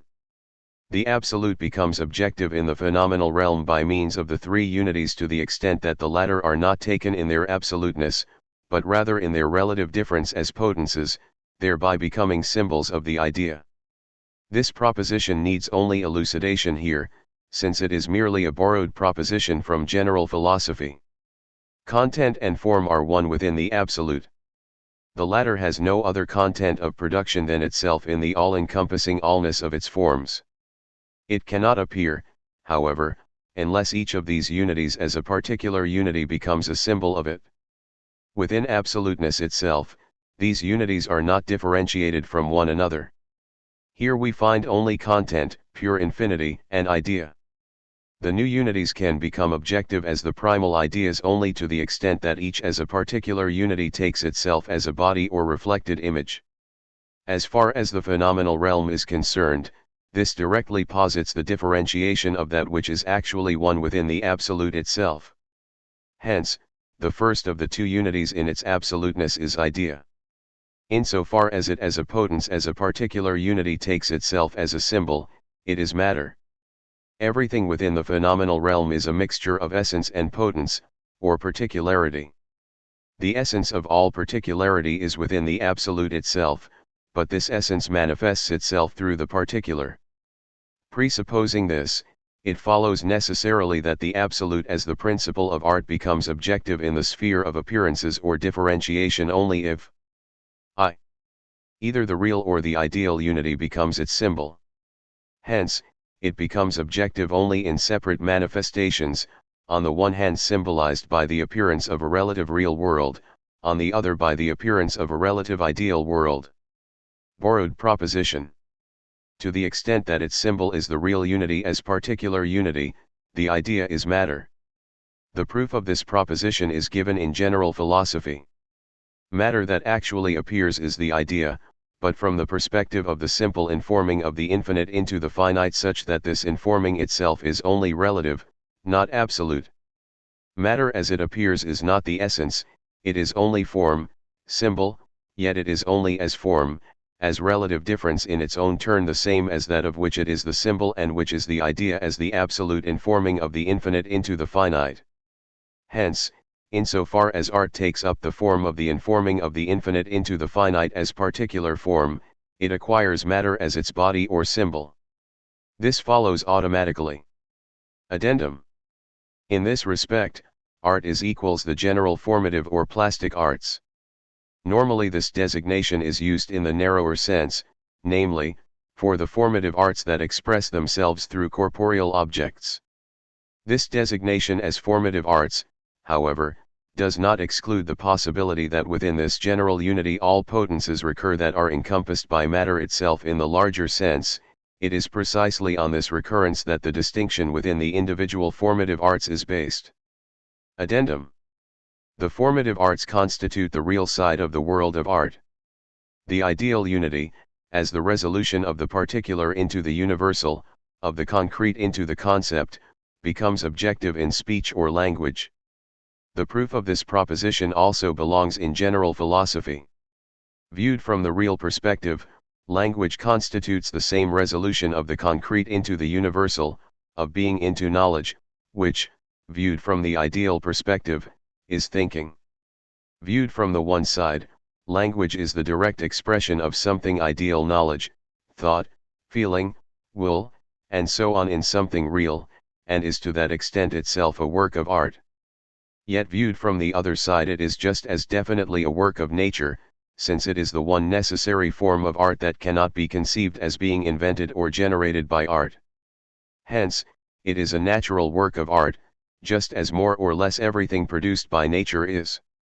The most convincing proof of this proposition can be given only within a larger context, particularly, however, by the juxtaposition of language and the other form of art, matter. The significance of language can be understood best on the basis of the following relationships. The absolute is by nature an eternal act of producing. This producing is its essence. Its producing is an absolute act of affirming or of knowing, whose two sides constitute the two postulated unities. Wherever this absolute cognitive act becomes objective only by the one side as a particular unity becoming form, there it appears necessarily transformed into an other, namely, into a being. The absolute informing of the infinite into the finite, which is the real side of this act, is in itself not a being. In its absoluteness it is the entire idea, the entire infinite self-affirmation. Only when taken in its relativity, and thus only as a particular unity, does it no longer appear as idea or as self-affirmation, but rather as something itself affirmed, as matter. The real side as a particular unity becomes the symbol of the absolute idea here, which only through this husk or covering first becomes recognized as such. Wherever the ideal unity itself, as a particular unity, functions as the form for the idea in the ideal world, it is not distorted into something else. It remains ideal, yet such that it leaves the other side behind and thus does not appear as something absolutely ideal, but rather merely as something relatively ideal that possesses the real outside of itself standing over against it. As purely ideal, however, it does not become objective, but rather returns to the subjective and is itself the subjective. Thus it necessarily strives yet again toward a covering, a body, through which it may become objective without detriment to its ideality. It integrates itself again through something real.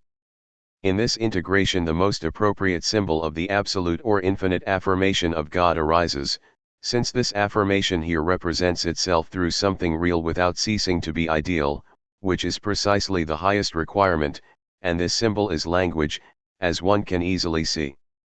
For this reason, language and reason, which is precisely absolute knowledge, the knowing of the ideas, have one and the same expression in most languages. Furthermore, in most philosophical and religious systems, particularly those of the Orient, the eternal and absolute act of self-affirmation in God, his eternal act of creating, is designated as the speaking word of God, the Logos, which is simultaneously God himself. One views the word or speaking of God as the outflow of the divine science, as the creating, multifarious, and yet congruous harmony of the divine act of creation.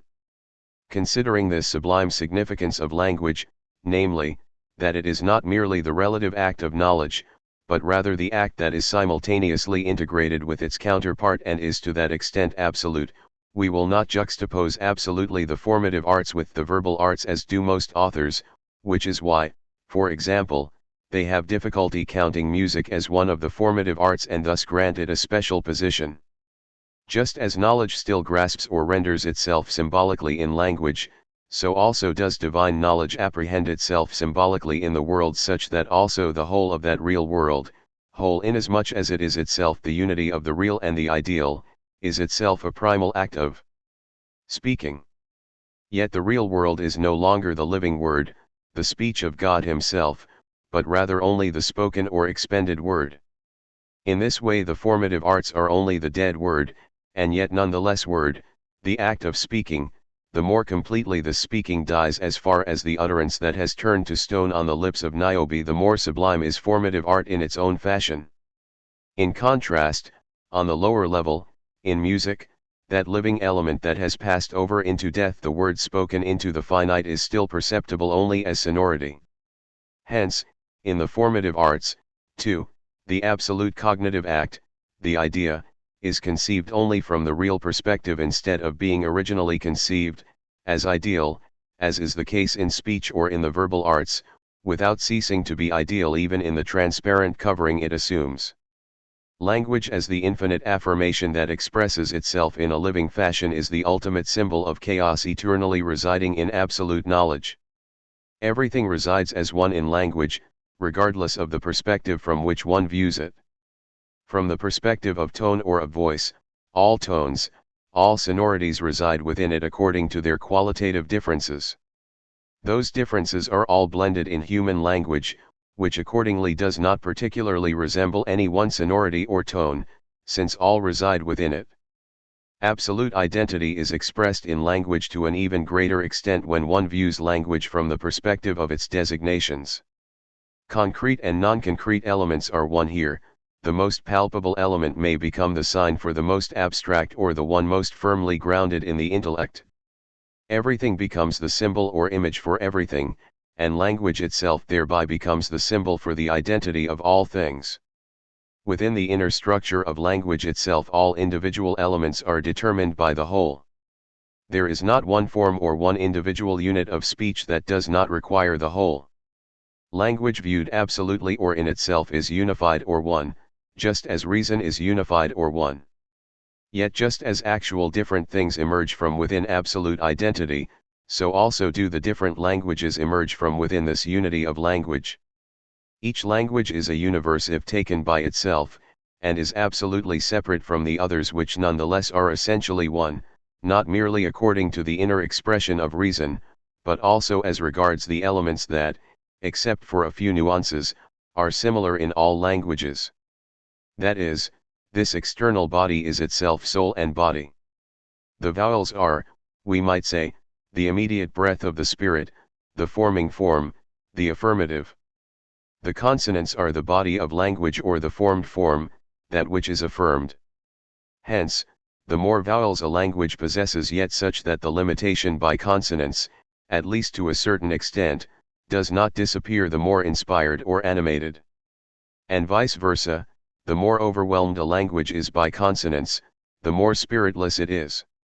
At this point I would like to make some brief remarks concerning the variously posed question concerning why reasonable beings opted specifically for language or voice as the immediate body of the inner soul, since one also could have used other external signs, for example, facial expressions. After all, not only can deaf mutes make themselves understood, but to a certain extent so do all wild or uncultivated nations that speak with the entire body. Yet even the question itself views language as an arbitrary choice or invention.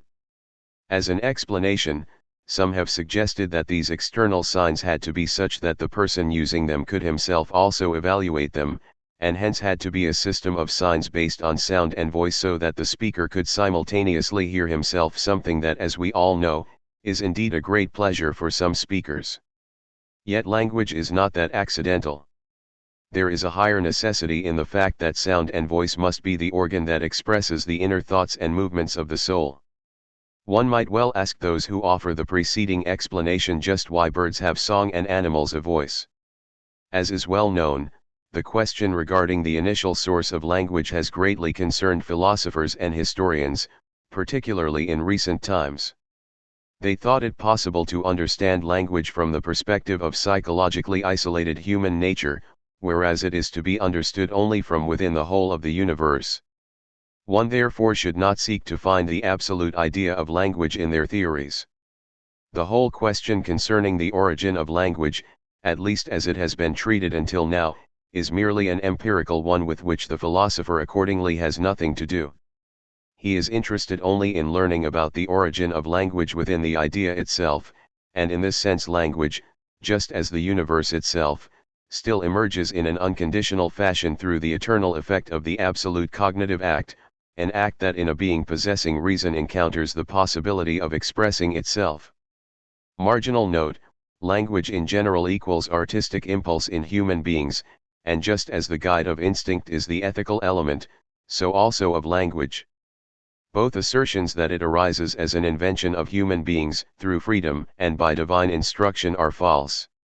An exposition of the particular model of reason and reflection within the structure and inner conditions of language belongs to a different sphere of science than the one with which we are here concerned, and in which language itself functions merely as a medium.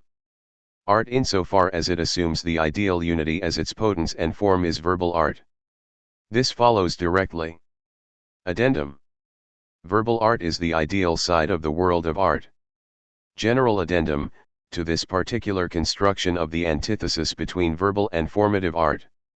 Since according to the forms of art are the forms of things as they are in God, the real side of the universe itself constitutes the plastic arts, the ideal side constitutes the poetic or verbal arts, and all particular forms that recur within these basic forms will in their own turn merely express the manner in which particular things inhere within the absolute.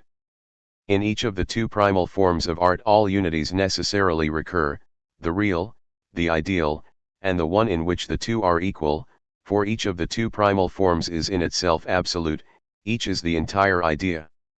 Addendum.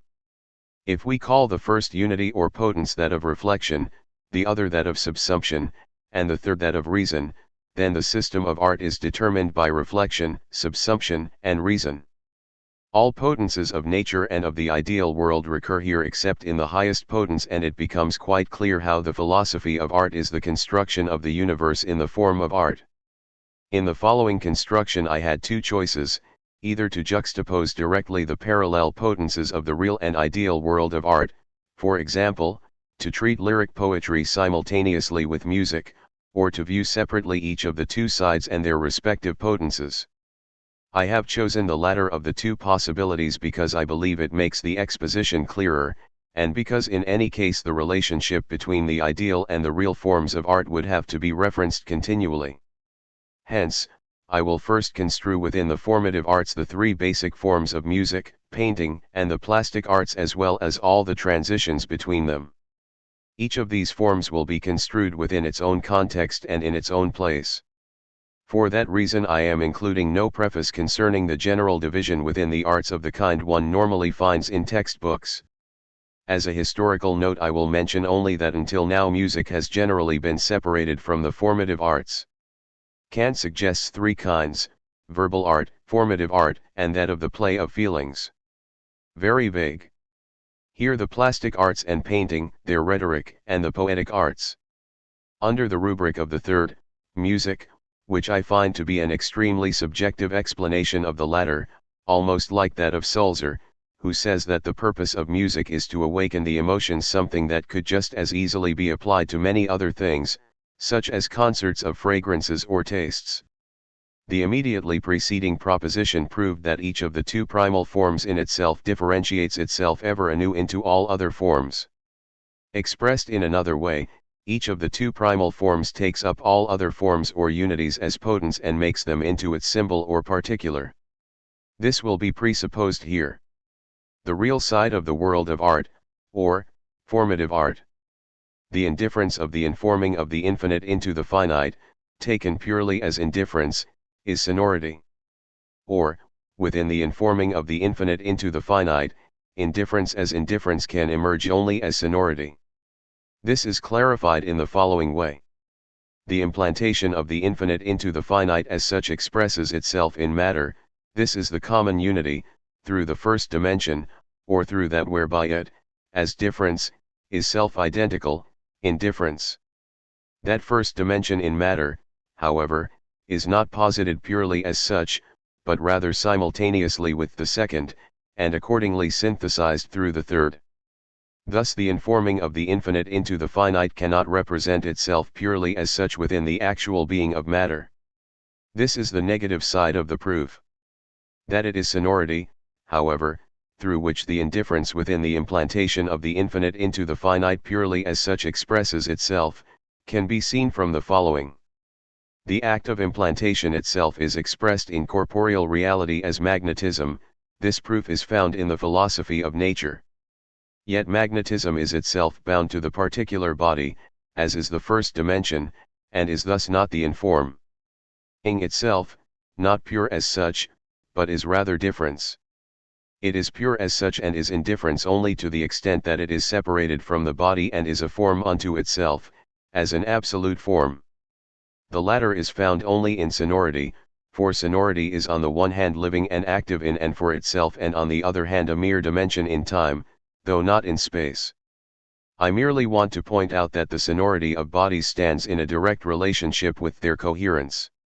Experience has proved that their capacity for conducting resonance is determined by their coherence. All resonance, however, is conduction, and no body resounds except inasmuch as it simultaneously conducts sound. Incoherence or magnetism in and for themselves, however, the ideal principle passed over completely into the corporeal. The demand, however, was that the informing of unity into multiplicity appear purely as such, as form in and for itself.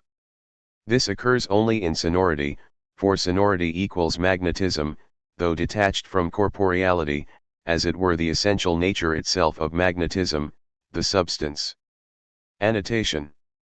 There is no need to discuss exhaustively the distinction between sonority, on the one hand, and resonance and sound, on the other.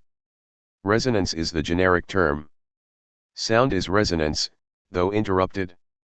Sonority is resonance that is comprehended as continuity, as an uninterrupted flow of resonance. The higher difference of the two, however, is that mere resonance or sound does not allow the unity in the multiplicity to be recognized clearly. Something sonority, on the other hand, does. The latter is accordingly resonance combined with totality. Within sonority we do not merely hear the simple tone itself. Rather, we hear clothed, as it were, or embedded in it a whole array of tones, and we hear them such that the consonant ones predominate, instead of the dissonant ones, as in the other case.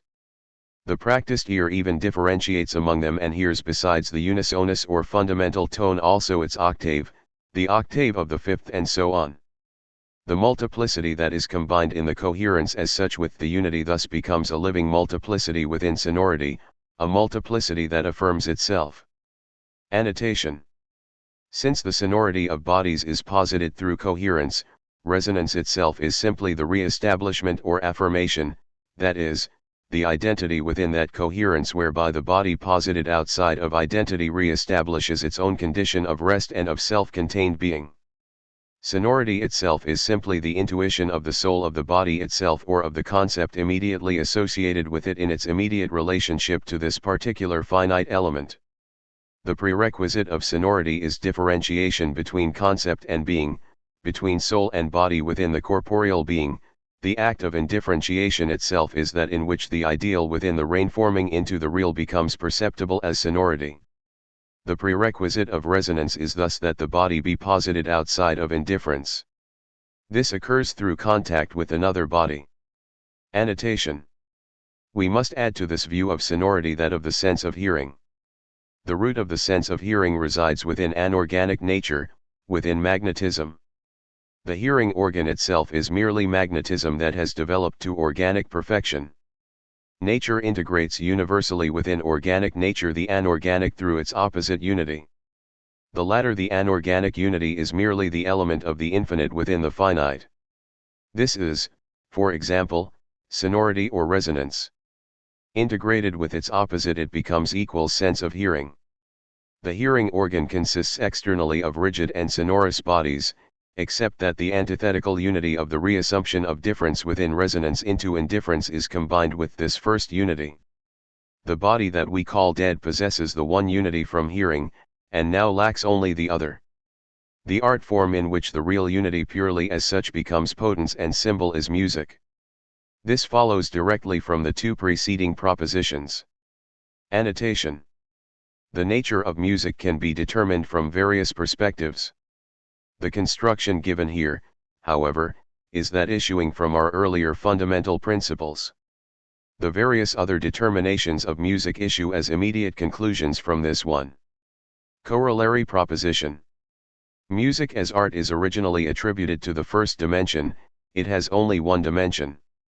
Corollary proposition. The necessary form of music is succession, for time is the universal form of the informing of the infinite into the finite and to that extent is intuited as form, abstracted from the real. The principle of time within the subject is self-consciousness, which is precisely the informing, within the ideal, of the unity of consciousness into multiplicity. This also enables us to comprehend better the close relationship between the sense of hearing in general and music and speech in particular with self-consciousness. It also enables us to comprehend in a preliminary fashion until we have demonstrated its even higher significance the arithmetical side of music. Music is the real self-numbering of the soul. Pythagoras already compared the soul to a number, yet for precisely that reason it is also an unconscious, self-forgetting numbering or counting. Hence, Leibniz could say, musica est raptus numeraire se nescientis animi. The other determination of the character of music can be developed only within its relationship to the other arts. Music as the form in which the real unity becomes its own symbol encompasses necessarily all other unities within itself, for the real unity takes its elf, within art, as potence merely in order to represent itself, through itself, absolutely as form. Each unity in its own absoluteness, however, encompasses all others as well, hence, music also encompasses all others. Within music itself, that particular informing of unity into multiplicity, an informing that is itself encompassed as a particular unity, in this case the real unity, is rhythm. If for the sake of this proof I may employ the most general concept of rhythm, then rhythm in this sense is nothing more than the periodic subdivision of homogeneity whereby the uniformity of the latter is combined with variety and thus unity with multiplicity. For example, the emotion that a piece of music arouses as a whole is a completely homogeneous, Uniform 1. It is, for example, cheerful or sad. Through the various rhythmic subdivisions, however, this single feeling that alone would have been completely homogeneous acquires variety and diversity. Rhythm is one of the most wonderful mysteries of nature and art, and no human invention appears to be more immediately or directly inspired by nature. The ancients roundly attributed to rhythm the greatest aesthetic power. Neither can one easily deny that everything one can call truly beautiful in music or dance actually has to do with the rhythm. In order to comprehend rhythm most purely, however, we must separate out everything else in music that is stimulating or exciting. Tones, for example, are also significant in themselves. They can be cheerful, gentle, sad, or painful. Yet when we view rhythm we must completely abstract from them. Its beauty is not material and it does not require the merely natural affectations residing within tones in and for themselves in order to be absolutely pleasing and to enchant a receptive soul. To see this more clearly, imagine first the elements of rhythm as being completely indifferent, as are, for example, the individual tones of a string by themselves, or the beat of a drum. How can a series of such beats become significant, exciting, or pleasing? Beats or tones that succeed one another without the slightest order have no effect on us.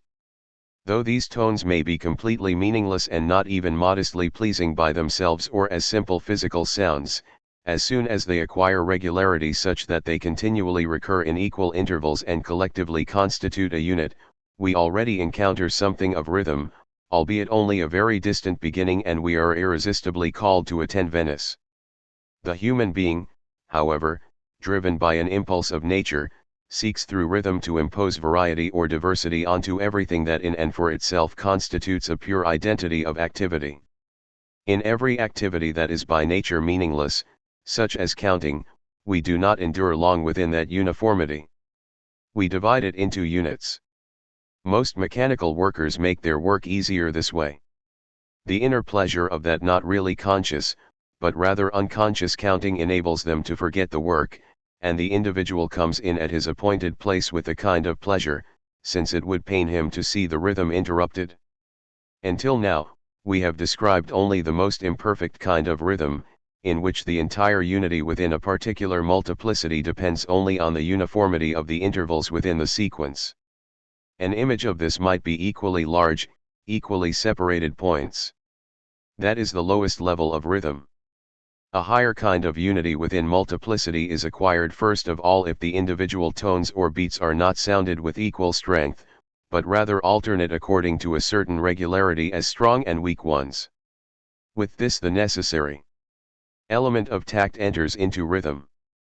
This, too, is sought wherever something identical is to become different or varied, and it is capable of numerous variations itself whereby an even greater variety enters into the uniformity of the sequence.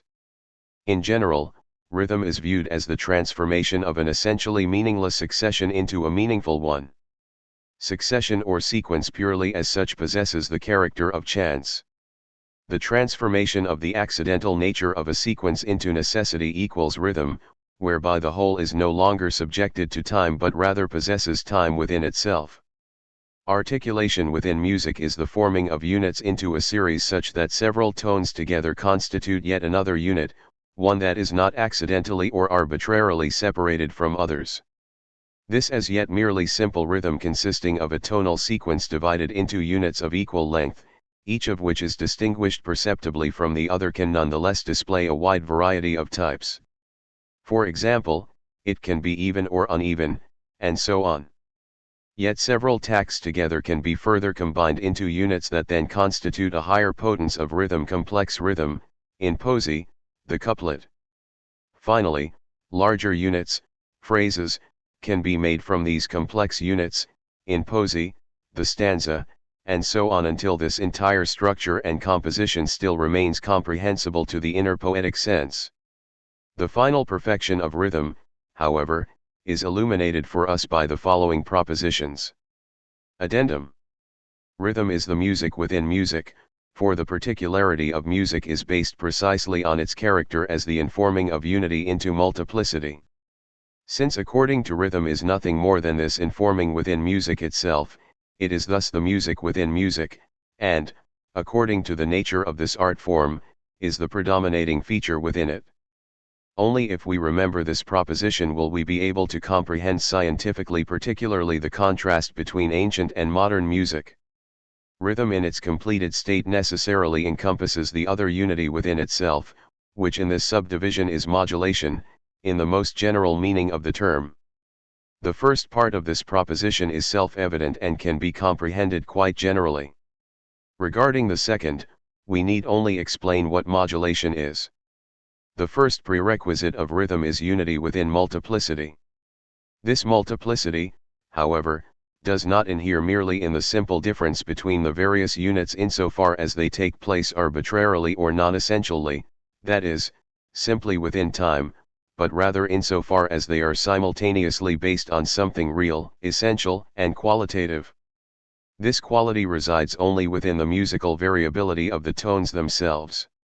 In this respect, modulation is the art of maintaining the identity of the one tone that is the predominating one within the whole of a musical work, to maintain it in the qualitative difference, just as through rhythm itself the same identity is observed in the quantitative difference. I must express myself in generalities here because modulation has so many different meanings in the language of art, and I do not want any of that particular meaning that modulation possesses only within modern music to suggest itself here. That artificial method of guiding song and harmony through several tones by means of so-called modulation and cadences, and of finally returning to the main tone, belongs totally to the modern art of music. Since it is impossible for me to go into all these technical considerations that belong to the theory of music and not to a general construction, you must note merely in general that the two unities designated by rhythm and modulation are to be conceived as quantitative and qualitative unities, respectively. The former, however, must in its own absolute state also encompass the latter, such that the independence of the latter unity from the first would necessarily suspend the first in that absoluteness, and yields as its product a music based only on harmony. This will become clearer in the following discussion. Rhythm in this sense, that is, to the extent that it already encompasses the other unity, is thus music in its entirety. This also generates for us the idea of a distinction arising from the fact that in the first case music in its entirety is subordinated to the first unity, rhythm, in the second case to the second unity, modulation, whereby two equally absolute yet different genres of music emerge. The third unity in which the first two are posited as equal is melody. Since this proposition is actually merely an explication, and since none will doubt that the union of rhythm and modulation is melody, it needs no proof. For the sake of illustrating the relationship among the three unities within music itself, we wish rather to qualify them further according to different standards. One can thus say, rhythm equals first dimension, modulation equals second, melody equals third. The first determines or qualifies music for reflection and self-consciousness, the second for feeling and judgment, and the third for intuition and the power of imagination. We can also see already that if the three basic forms or categories of art are music, painting, and the plastic arts, then rhythm is the musical element within music, modulation is the element of painting, not to be confused with musical painting, which only a completely degenerate and sunken sense of taste can find good in music, such as that contemporary sensibility that finds edification in the bleating of the sheep in Haydn's creation music, and melody is the plastic element. We can now see quite easily from the proof given in the preceding proposition that rhythm in this sense, namely, as encompassing the opposite unity, and melody are themselves one and the same. Addendum. Rhythm conceived in absoluteness is the entirety of music, or vice versa, the entirety of music is rhythm in its absoluteness, for rhythm directly encompasses the other unity and constitutes melody through itself, and is thus the entirety. Rhythm in the larger sense is the predominating potence in music. Insofar as the entirety of music, hence rhythm, modulation, and melody might be subordinated collectively to rhythm, we have rhythmic music. Such was the music of antiquity. Virtually anyone can see how precisely in this construction all relationships and qualifications recur, and that here, 2. Rhythm as the informing of the infinite into the finite resides on the side of antiquity, whereas the opposite unity, as we will see, is the predominating element of modernity. We do not, it is true, have access to concrete examples of the music of antiquity. I refer the reader to Rousseau's Dictionnaire de Musique, still the most intelligent work on this art form, where one will find how little we can think of rendering even moderately accessible the music of antiquity by means of performance. Since the Greeks were enormously successful in all the arts, they were certainly also successful in music. As little as we admittedly know about that music, we do know that here, too, the realistic, plastic, heroic principle predominated, and it predominated solely by subordinating everything else to rhythm. The predominating element in contemporary music is harmony, which is precisely the opposite of the rhythmic melody of antiquity, as I will show more specifically. The only trace, and a highly distorted one at that, of the music of antiquity still resides in the chorale. It is true, as Rousseau says, that by the time the Christians began to sing hymns and psalms in their own churches, music had already lost virtually all of its emphasis. The Christians took it as they found it, and in addition robbed it of its most powerful energy, tempo and rhythm. Yet in those early times the chorale always remained monophonic, and this is actually what canto fermo means. In later times it was always set in 4 voices, and the complex art of harmony also spread into church hymns. The Christians took music first from verse and set it to the prose of the scriptures or to a totally barbaric poesy. Thus arose that form of song that now is dragged along without tact and with perpetually identical steps. Along with its rhythmic pace it also lost all its energy. Only in a few hymns did one still sense the rise and fall of the verse, since the tempo of the syllables and the meter were maintained. Yet in spite of all these deficiencies, Rousseau, too, finds in the chorale that the priests in the Roman Church have preserved in its original character, extremely valuable remnants of the music of antiquity and of its various keys to the extent it was possible to preserve them without tact and rhythm. Melody, which is the subordination of the 3 unities of music to the first unity, can be juxtaposed to its opposite, harmony, as the subordination of the 3 unities to the other. The merely empirical theoreticians also generally recognize harmony as the opposite of melody. Melody is in music the absolute informing of the infinite into the finite, and thus is the entire unity. Harmony is similarly music, and to that extent is no less the informing of identity into difference, yet this unity is symbolized here by the opposing one, the ideal unity. In common language usage one says of a musician that he understands melody if he can compose a monophonic piece distinguished by both rhythm and modulation. Similarly, he understands harmony if he also is able to lend broadness, expansion of the second dimension, to that identity that is taken up into difference within rhythm, and hence when he is able to unite several voices, each of which has its own melody, into a pleasant-sounding harmonious whole. In the first case we are obviously dealing with unity within multiplicity, in the second with multiplicity within unity, in the first case with succession, in the second with coexistence. Harmony also inheres in the melody, but only in subordination to rhythm, the plastic element. We are speaking here of harmony to the extent that it excludes such subordination to rhythm, to the extent that it is itself the whole, subordinated to the second dimension.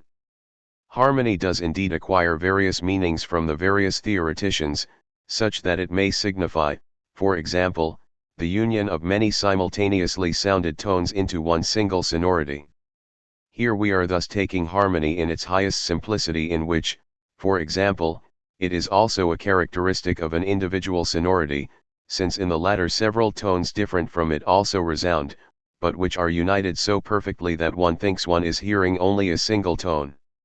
If we now apply this same concept of multiplicity within unity to the larger units of an entire musical piece, then harmony consists of different tonal relationships within each of these units nonetheless being brought into a unity within the whole.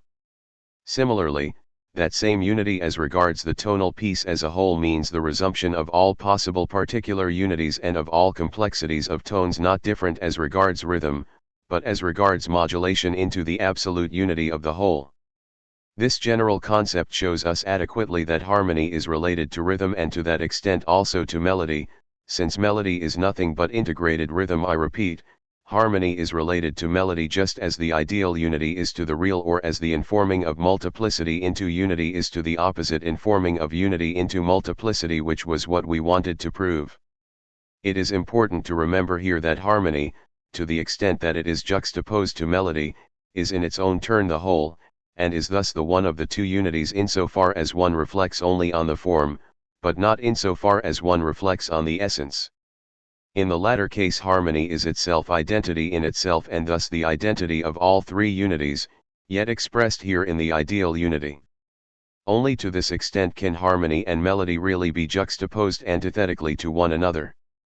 If one now asks about the precedence of harmony or melody in this sense, we find ourselves in the same situation as if one were to ask in general about the precedence of the art of antiquity over that of modernity.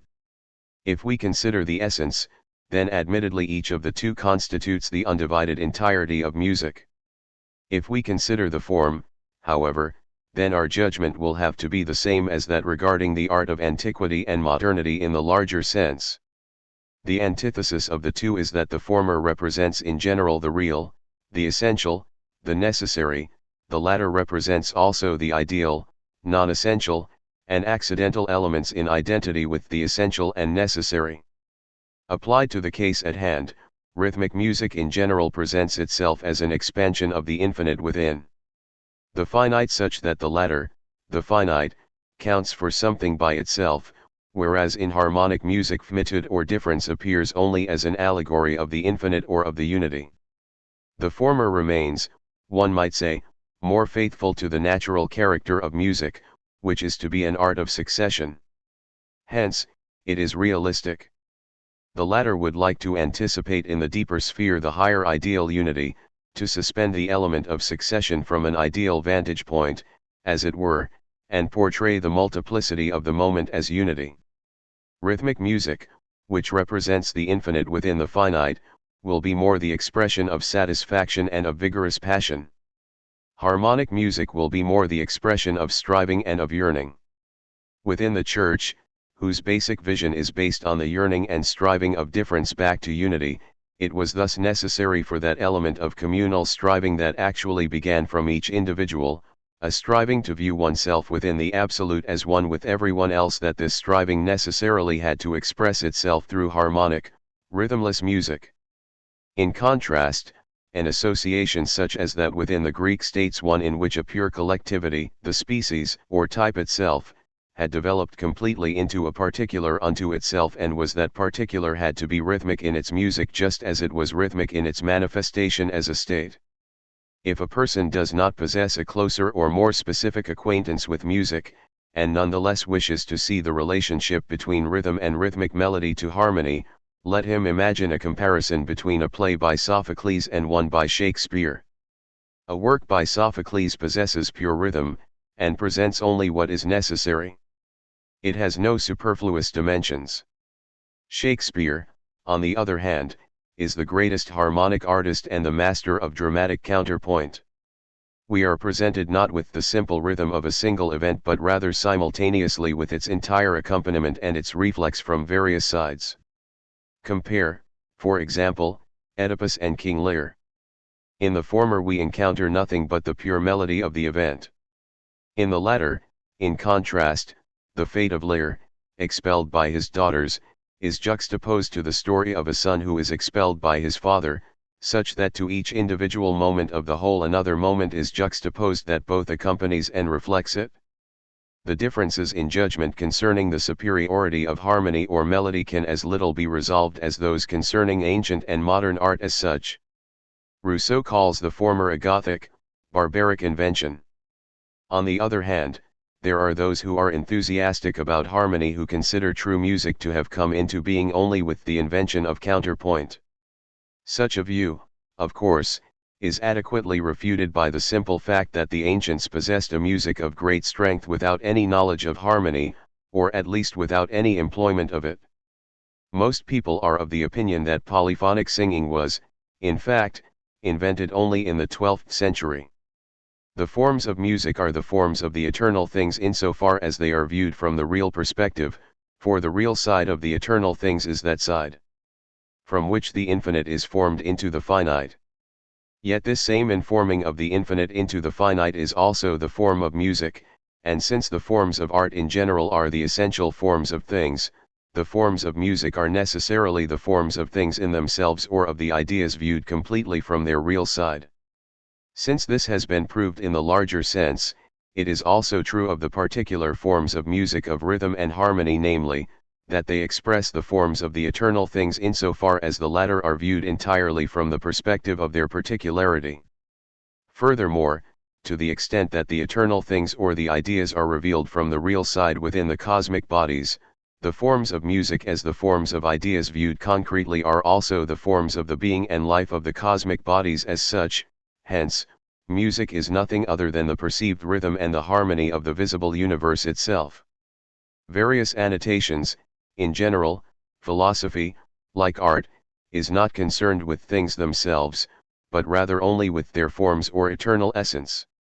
The thing itself, however, is precisely nothing other than this particular mode or form of being, and through these forms one possesses the things.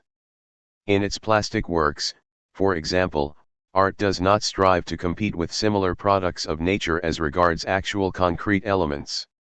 It seeks rather the pure form, the ideal, of which the thing itself, of course, is simply the other perspective. Applied to the case at hand, in rhythm and harmony music portrays the form of the movements of the cosmic bodies, the pure form as such, liberated from the object or from matter. To that extent, music is the art form that divests itself to the highest degree of corporeality by portraying pure movement as such, separated from the object, and by being carried by invisible, almost spiritual wings. As is well known, the first advocate of this view of the heavenly movements as rhythm and music was Pythagoras. It is equally well known, however, how little his ideas have been understood, and one can easily guess in what distorted form they have come down to us. People have usually understood Pythagoras's doctrine of the music of the spheres quite crassly, namely, to the effect that the fast movements of such large bodies must cause resonance. Because these bodies rotate with different yet measured velocity and in increasingly expanded circles, this resonance generates a consonant harmony organized according to the tonal relationships of music, such that the solar system resembles a seven-stringed lyre. This view takes the whole affair empirically. Pythagoras does not say that these movements cause music, but rather that they themselves are music. This indwelling movement needed no external medium through which to become music. It was music within itself, or inherently. Later, when people assumed that the space between the cosmic bodies was empty, or when at most they would admit only a very slight, delicate medium to be present there within which no friction could occur and no resonance elicited or transmitted, they believed they had done away with Pythagoras's theory, one they actually had never understood. The usual explanation was that Pythagoras himself had said that one could not perceive that music because of its enormous power and its continuity, similar to the situation of people who live in a mill. We are probably supposed to understand this in quite the opposite fashion, namely, that people do indeed live in a mill, but they are unable to perceive that heavenly music because of the physical sounds around them. Our lack of perception of this music simply shows this to be the case. In Plato, Socrates says, that person is a musician who progresses beyond physically perceived harmonies to the suprasensible, cerebral harmonies and their proportions. Philosophy still has an even greater problem to solve, the law of the number and the distances of the planets. Only then can one expect to gain insight into the inner tonal system, which until now has remained a totally closed subject. We can see how little our present tonal system is based on insight and science by the fact that many intervals and types of musical progression customary within ancient music are impossible according to our divisions or even incomprehensible to us. Only now can we establish the ultimate significance of rhythm, harmony, and melody. They are the first and purest forms of movement in the universe and, viewed from the real perspective, are the mode in which material things are equal to the ideas. The cosmic bodies float on the wings of harmony and rhythm. That which one calls centripetal and centrifugal force is nothing other than harmony and rhythm, respectively. Elevated by the same wings, music floats in space to weave an audible universe from the transparent body of sound and tone. The entire system of music also manifests itself in the solar system. Kepler already attributed major tonality to the aphelion, minor tonality to the perihelion. To the various planets he attributes the distinguishing characteristics that in music are attributed to the bass, tenor, alto, and soprano.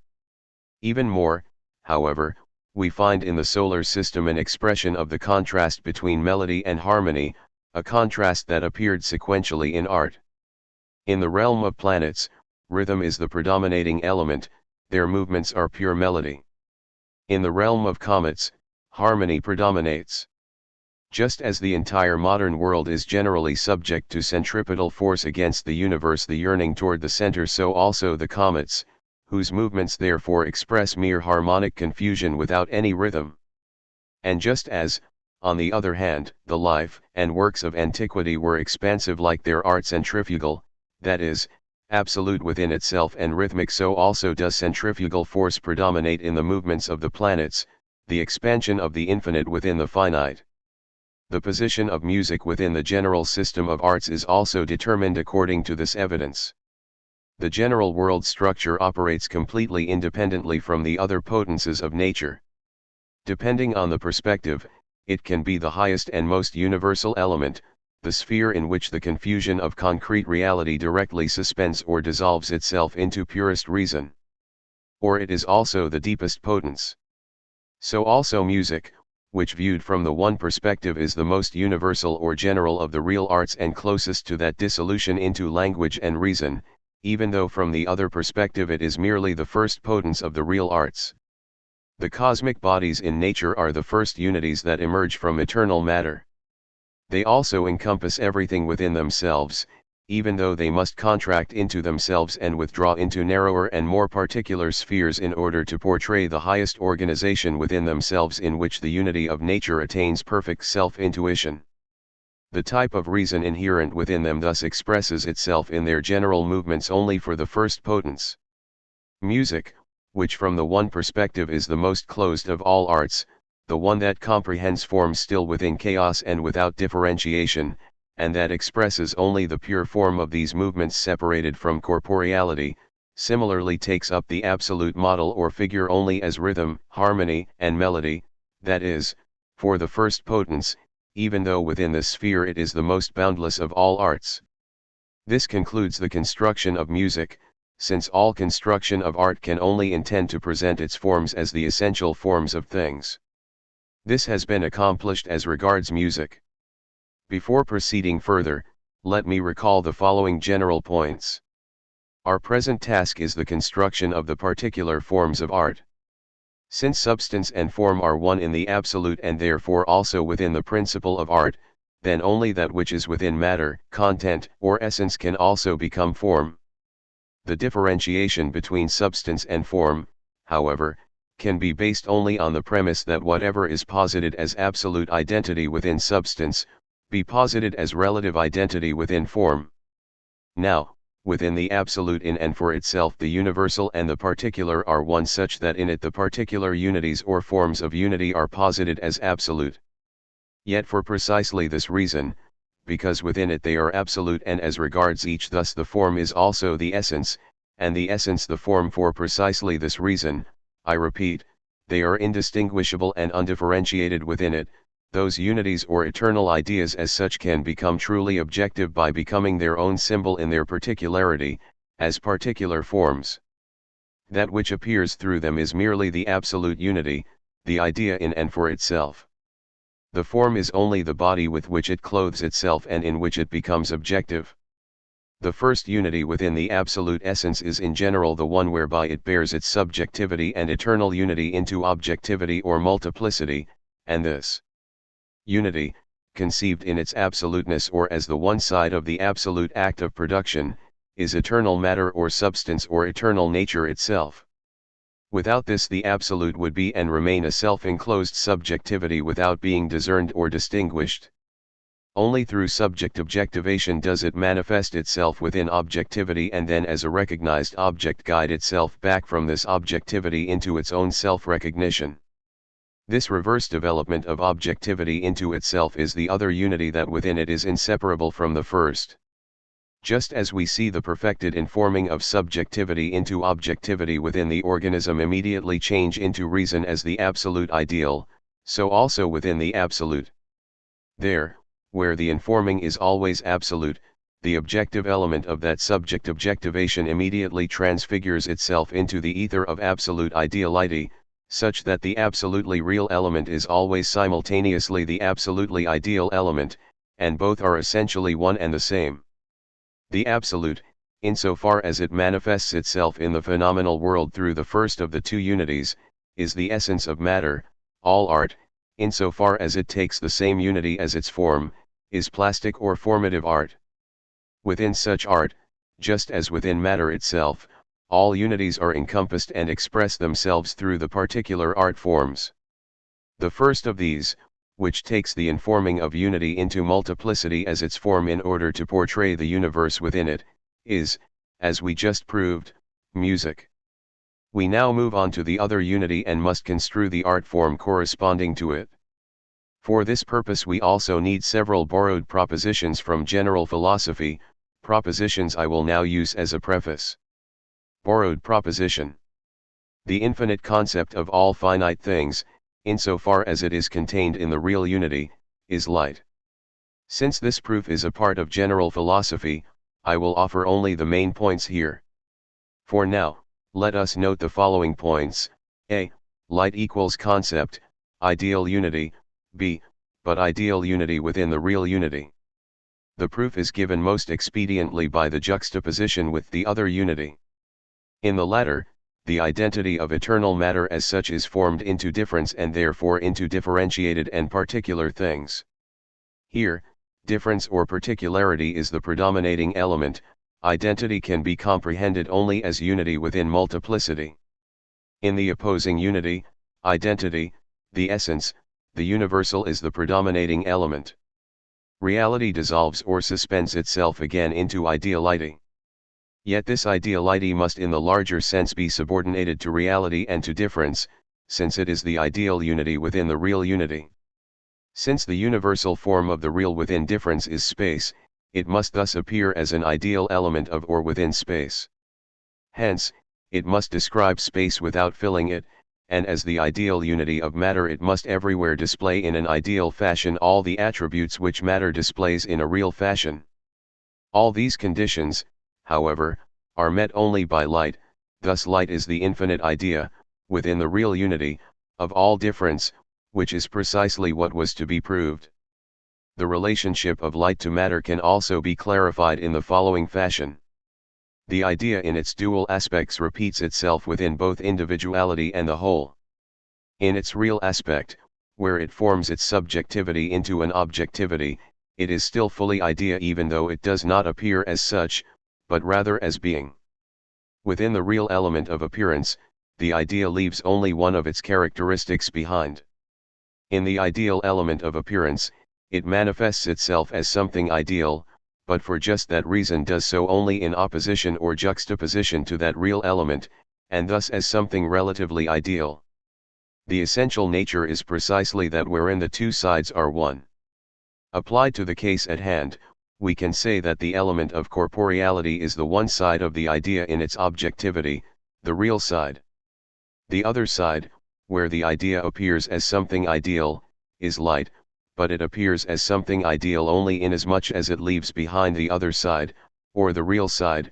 We can already anticipate here that the higher element in nature, too, will be that in which matter and light are again one.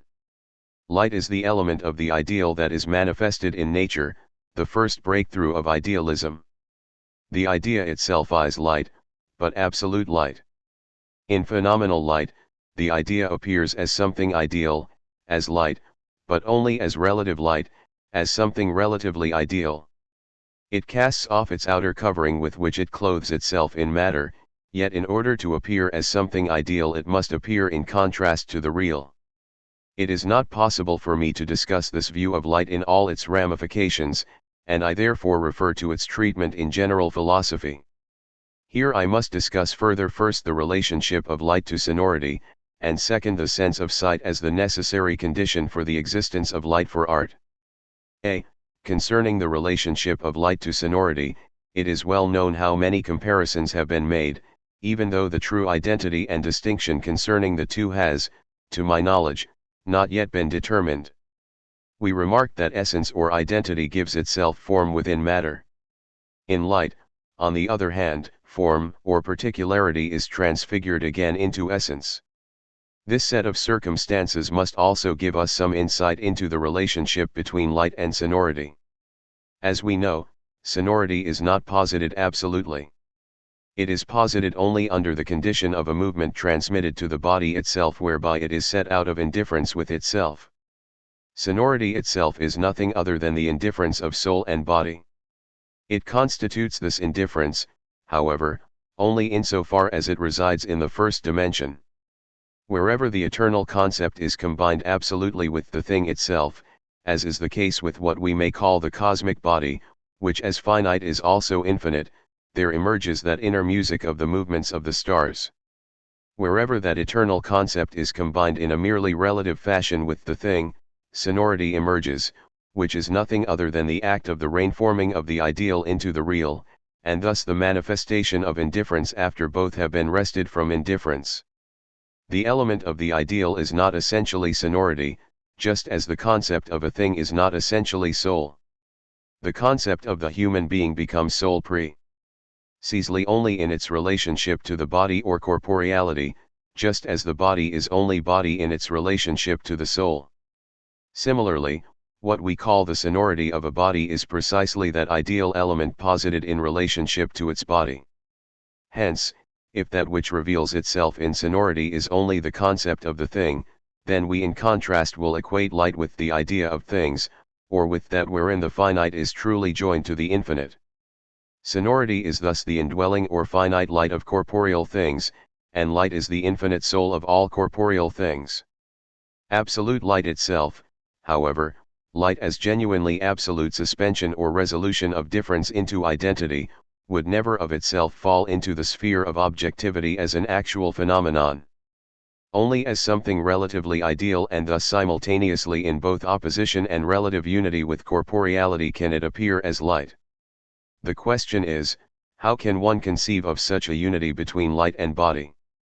Our fundamental presuppositions do not allow us to admit any direct effect of one upon the other. As little as we can assume that the soul is able to become the immediate cause of an effect within the body, or the body within the soul, just as little can we allow light to have an immediate effect on corporeality or in a reverse fashion the latter to have an immediate effect on light. Light and body can thus, if at all, be one only through pre-established harmony, and only through that wherein they are one, and not affect one another through some one-sided causal relationship. It is gravity that reappears here in the higher potence, the absolute identity that, be it in reflection or in refraction, unites light and corporeality. The general expression of such light synthesized with corporeality is obscured light, or color. Hence, as an addendum to we may state the following: light can appear as light only in opposition or contrast to non-light, and hence only as color. The body in general is non-light, just as light in contrast is non-body. As certainly as absolute light appears within empirical light only as something relatively ideal, just as certainly can it appear in general only in contrast to the element of the real. Light combined with non-light is in general obscured light, that is, color. Theories concerning the origin of colors are by no means unimportant for the theory of art, though it is well known that no contemporary artist who has reflected on his art ever made use of the Newtonian theory of colors. Yet this very fact would suffice to prove how totally unfounded this theory is in nature, since nature and art are one. The instinct of artists taught them to recognize the general contrast of colors which they expressed as the polarity of coldness and warmth quite independently of the Newtonian ideas. Goethe's new views of this theory are based equally on both the natural and artistic effects of colors. In them one sees the innermost harmony between nature and art, whereas in the Newtonian theory there was absolutely no way of combining the theory itself with the actual practice of the artist. The principle upon which a true understanding of color must be based is the absolute identity and simplicity of light. Newton's theory refutes itself for anyone who has elevated himself at all above the perspective of one-sided causal relationships, at the very least because regarding the phenomenon of color production in the refraction of light through transparent bodies, Newton considers these bodies themselves completely accidental and ignores them. Thus he was forced to locate all multiplicity and variety of color within light itself, and to assume it was an inherent, mechanically united, and mechanically separable variety. As is well known, according to Newton, light is composed of 7 rays of differing refractability, such that each simple ray is actually a bundle of 7 colored rays. This conception is refuted adequately by the higher perspective of the nature of light itself, so that we need not bother ourselves with additional refutation. In order to comprehend fully the phenomenon of color, we must first have some understanding of the relationship between transparent and non-transparent bodies and light. A body is obscured as regards light to the extent that it separates itself from the allness of other bodies and emerges as an independent body, for light is the identity of all bodies. So to the extent that it separates itself from that totality, it also separates itself from light, for it has more or less taken up that identity into itself as a particular. This is true to the extent that the least transparent bodies, the metals, are also precisely those in which there inheres that inner light, sonority. Relative self-identity is that quality whereby a body emerges from identity with all other bodies. This relative identity, equals cohesion, magnetism, however, is based on a relative indifference between its particular aspect on the one hand, and its universal aspect or concept on the other. The obscuring effect regarding light will thus cease only where this relative identity is suspended to the point that either the purely universal element or the purely particular element predominates, and thus at the ends of the cohesion series, or where both are reduced to absolute indifference. The latter is the case in water, whose universal element is completely the particular the entire universal. The same holds true where the struggle between absolute cohesion, whereby the body is self-contained, and relative cohesion, whereby it belongs to light, is perfectly balanced, and the body is totally earth and totally sun. Further elucidations of these propositions, as is obvious, belong to a different sphere of the investigation. Such a body in perfect identity with light, it would be an absolutely transparent body, would no longer be in opposition to light anywhere. Only insofar as the body remains a particular body or is relatively in part in opposition to light, does absolute identity, which enters here as the force of gravity in the higher potence, synthesize light with that body.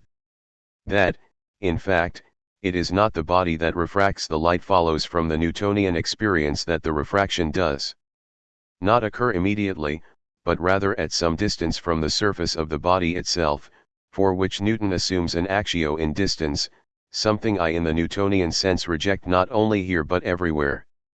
This synthesis of light and body is equally the case with both transparent and non-transparent bodies, except that the latter reflect the light, whereas the transparent body takes it into itself and permeates itself with it. Since, however, transparency is nowhere perfect, and since in those transparent bodies that refract light most there also obtains the largest preponderance of particularity, light, or the identity within light itself is synthesized with particularity or difference and thus obscured. All our transparent bodies are obscuring agents. Again, however, neither light by itself nor the body by itself, but rather that wherein both are one, produces color. In this process, light is thus neither divided nor split in any way, neither chemically nor mechanically decomposed. Rather, it itself remains as the one factor of the process in its absolute simplicity. All difference is posited or affected through non-light or the body. Color is equals light plus non-light, positive plus negative. The most important point in understanding the artistic effects of colors is an understanding of the totality of colors. That whereby a totality is possible at all is multiplicity in unity, and thus a contrast that must manifest itself in all color manifestations. In order to portray this contrast, we do not necessarily have to proceed directly to the image of a prism, something in itself already a complex and complicated phenomenon. No wonder Newton arrived at no other conclusion, since he took precisely this phenomenon to be primary, and no wonder it took no less an intuition than that of Goethe to find the true thread of this phenomenon, which Newton had concealed so artificially in the tangle he called his theory. Even today physicists consider the prismatic phenomenon to be the most basic. Artists, too, throw themselves at its feet even though it leaves a great deal unexplained that really does have an effect on their art. We can already find the contrast of colors in much simpler cases. This includes the phenomena of colored glasses or colored liquids, which Newton tried to explain on the basis of a difference between reflected and restringent light. If, for example, a blue-colored glass is held against a dark surface and the eye is situated between the light and the body, that color progresses into the deepest blue. The same body, held such that it is between the eye and the light, gives off the most beautiful yellow-red or even intense red. Here the red color emerges immediately through a diminution of the obscuring effect, whereas in the first case the darker color emerges through a simple increase of that same effect. The two color poles still exclude one another here. They do not appear simultaneously, but rather sequentially. Through a connected series of different lenses through which one allows the light to pass, the first of which yet allows the light to pass as perfectly white, one can, in a dark room, finally obscure that first white light to a red light. Through a further series one would drive it into the color blue. According to this law, the sky colors itself blue for us, and the rising sun red in contrast. These phenomena, in which a simple increase or decrease of the obscuring effect generates color, are the simple ones we should use as our point of departure. All kinds of prismatic manifestations depend on much more accidental conditions. One can generally say that they depend on a double image being seen. We see light and non-light at the same time, a subjective synthesis of light and non-light takes place in the eye. The effect of refraction thus distorts the perceived image, yet no change occurs if it is led across a different, relatively dark, or illuminated space such that the distorted image is seen simultaneously with another. Depending on whether the space is relatively light or dark compared to the other, the image appears variously colored on the edges. If, for instance, a lighter space against a dark background is distorted through the refraction, such that with a reverse angle of refraction the dark space is led from above into light, and the light space is led from below into darkness, then the warmer colors appear in the former place, the cold ones in the latter. In the Newtonian experiments with a light falling onto a prism in a dark room, the sun does indeed appear as nothing but a light spot on a dark background. It has an effect with the completely general quality of an image of intense brightness against a completely dark background, outer space. The prismatic phenomenon, insofar as it is generated with that sunlight, is thus only one instance among all possible prismatic phenomena, the one where a bright space is seen against a dark background. Here it is more important that we understand the completely secondary position of these phenomena. The various colors taken together constitute a system just as do the various tones, and are for that reason essentially far more primal in nature than they appear within the prismatic image, whose conditions are accidental and derivative. The appearance of precisely these and no other colors under these conditions is necessary, since they are the only ones possible in the first place. Viewed by itself, the totality or system of colors thus indeed possesses a kind of necessity. It is not accidental, yet it must not necessarily be abstracted from just these prismatic phenomena, nor must the latter be considered to be the primary phenomenon in which colors generate themselves. The contrast manifesting itself in the prismatic image between cold and warm colors juxtaposed in polarity is indeed a necessary one and is an essential part of the totality that colors constitute as a self-enclosed system. Yet this contrast is for just that reason also more primary than the derivative and complex phenomenon of the color spectrum. The polarity of colors is not to be conceived as one already at hand, but rather as one that is produced, one that generates itself everywhere light and non-light are set in conflict. The color phenomenon is the emerging bud of light. The identity within light is combined into a totality with the difference posited into it by non-light. The necessity of this polarity and inner totality of colors appears in a much higher context within the demands our sense of sight makes, which are as important for art as they are interesting for scientific investigation. Let us now turn our attention to the sense of sight. b. The two sides that in the corporeal series and in light we encounter asunder, the real and ideal sides, are still together and one within the organism. The relatively ideal element in light is integrated here by the real element. The essence of the organism is to combine light with gravity. The organism is wholly form and wholly matter, wholly activity and wholly being. The same light that in nature at large constitutes the intuitive activity of the universe is in the organism wedded to matter itself. It is no longer merely purely ideal activity as in nature at large, but rather ideal activity that, combined with matter, is the attribute of an existing entity. One and the same thing is simultaneously both the real and the ideal activity. Every element affecting the organism from outside constitutes for that organism a certain dimension. So also light, and if sensibility in general equals third dimension, and if sight itself, on the other hand, is the blossom of sensibility, then the demand light makes on the organism is the product of the third organic dimension, perfect indifference between light and matter. Yet what is sight if not precisely this? The ideal principle in and for itself would be pure thought, the real principle pure being. The organism's externally solicited capacity for indifference, however, again and again posits thinking and being as equal. Thought synthesized with being, however, is intuition. Intuitive intellectual activity is identity itself, which here in the reflected world represents the indifference of the ideal and the real. It is the essence, the substance of the organism, yet for just that reason simultaneously the absolutely ideal element, not just the mere relatively ideal element, as in light, the producing element, the intuiting element. It is the feeling, hearing, seeing principle in the animal. It is the absolute light. The universal condition of intuition of this light is the indifference of A and A equals B, depending on the various ways in which or the circumstances under which both are equated. It is, for example, a hearing, seeing, or feeling principle. Every sense organ manifests this kind of indifference between the ideal and the real, light and gravity. In each such indifference, the essence or essential nature of the organism becomes productive, intuitive.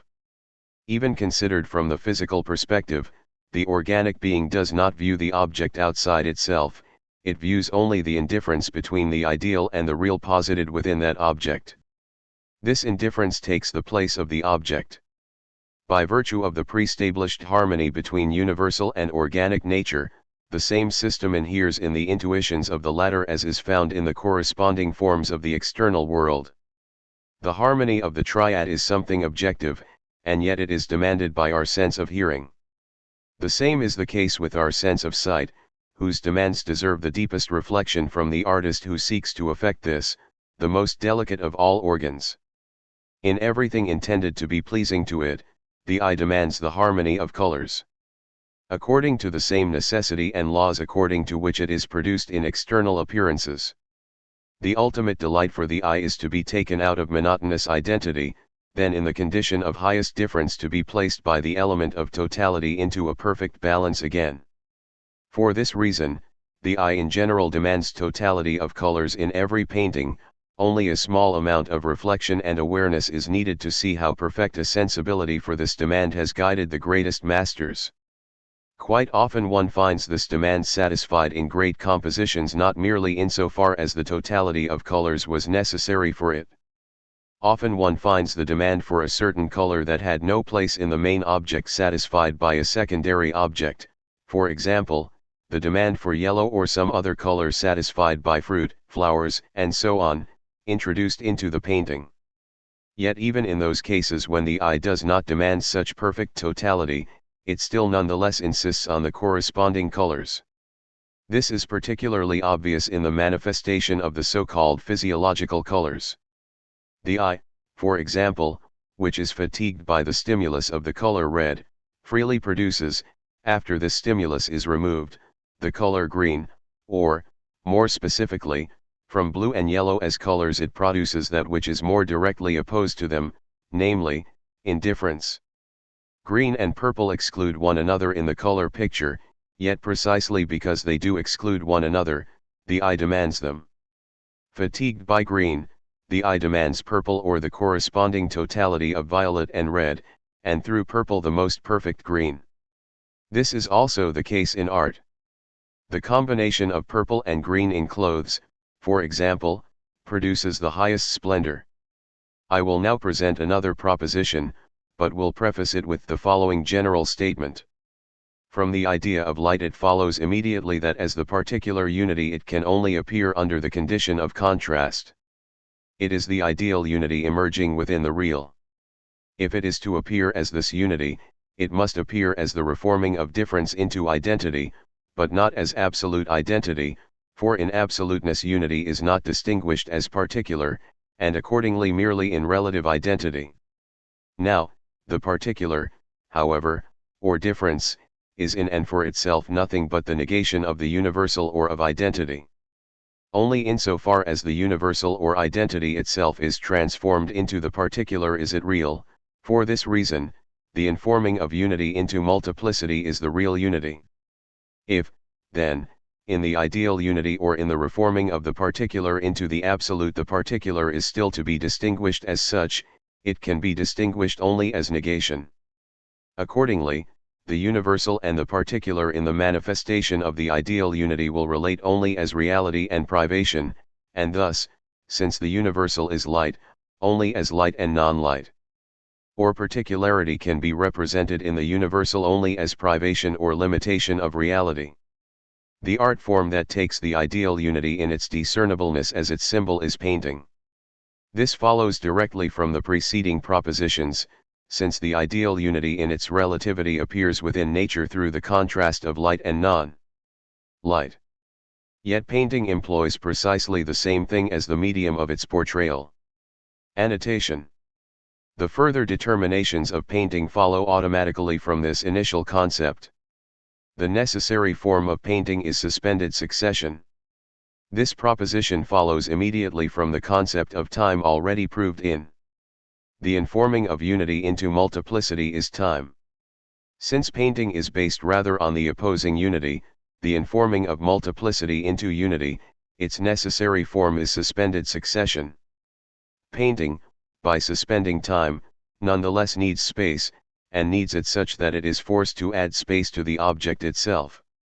The painter can paint not a single flower, not a single figure, in fact, he can portray nothing without simultaneously portraying in the painting itself the space in which the object is found.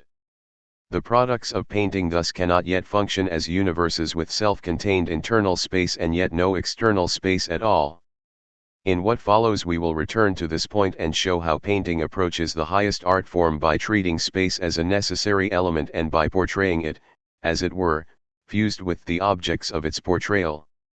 In the perfect or complete painting, space in and for itself must possess meaning and significance, quite independent of the inner or qualitative circumstances obtaining in the painting. There is yet another way to make this state of affairs clear. According to the previous discussions, the two arts of music and painting can be compared to the two sciences of arithmetic and geometry. The geometrical figure needs space external to it, since it makes no claim to reality and only portrays the ideal in space. A body possessing real external dimensions or extension also possesses space within itself and can be comprehended independently from any space external to it. Painting, which portrays only the ideal elements of reality, and no really corporeal figures at all, but rather only the schemata of such figures, necessarily needs space external to itself, just as geometrical figures are possible only through limitation of a given space. Corollary proposition. Painting as an art form is primarily subordinated to surface. It portrays only surfaces, and within this limitation is able to elicit only the appearance of corporeality. Corollary proposition. Painting is the first art form that portrays actual figures. Painting as such portrays the particular within the universal or within identity. The particular, however, can be differentiated from the universal only by means of limitation or negation. The limitation of identity, however, is precisely that which we call outline or contour. Music lacks physical contours or actual form in this sense. Corollary proposition. In addition to portraying objects themselves, painting must also portray space as such. Corollary proposition. Just as music on the whole is subordinated to reflection, so also is painting to subsumption. General philosophy provides the proof that the factor determining outline and contour in a body is precisely that whereby it is characterized by subsumption. Simply through its very limitation it suspends itself as a particular and as such is capable of being subsumed under the universal. People long ago saw that painting is particularly an art of taste and of judgment, and is so necessarily, since it removes itself furthest from reality and is completely ideal. The element of the real is an object only of reflection or of intuition. Viewing or intuiting the real within the ideal, however, is an object of judgment. Corollary proposition. Painting on the whole is a qualitative art, just as music on the whole is a quantitative art, for the former is based on the purely qualitative antitheses of reality and negation. In painting, all the forms of unity recur, the real, the ideal, and the indifference of the two. This follows from the universal principle that each particular art form in its own turn constitutes the entirety of art. Addendum. The particular forms of unity insofar as they recur in painting are drawing, chiaroscuro, and coloring. These three forms thus constitute what we might call the universal categories of painting. I will explain both the significance of each of these particular forms by itself and their union and cooperation within the whole. I remind you that I am not concerned with the technical aspect here, but rather with the absolute significance of each category. Within painting as the ideal art form, drawing is the real form, the first framing of identity into particularity. The merging of this particularity in its own turn as difference into identity, and its suspension as difference, is the real art of chiaroscuro, which accordingly is the painting within painting. Yet since all art forms as such are only particular forms, and since it must be their goal to be absolute art within a particular form, it is easy to see that if painting were to fulfill all the demands as a particular art without doing justice to those of art in general, it would be thoroughly deficient and as yet incomplete. The formative arts as such are subordinated to the real unity. The real form is thus the first prerequisite of formative art, just as, for example, rhythm is of music. Drawing is the rhythm of painting. The contradictions among art connoisseurs and art critics concerning the greater or lesser importance of drawing or of coloring rest on a misunderstanding no less serious than that regarding whether rhythm or melody is more important in music. Some people maintain that there are paintings that, although only mediocre as regards drawing, nonetheless deserve a place among the masterpieces because of their excellence as regards the treatment of color. One cannot doubt that there really are such works prompting such judgments among connoisseurs, and one certainly cannot doubt the actual admiration for such art. One can, however, doubt the pleasant effect that a well-colored painting might have regardless of any excellence in drawing. The tendency of art, however, is not toward sense reality, but rather always toward beauty elevated above all sensuality. The expression of absolute knowledge in things is their form. Only by means of form do they elevate themselves into the realm of light.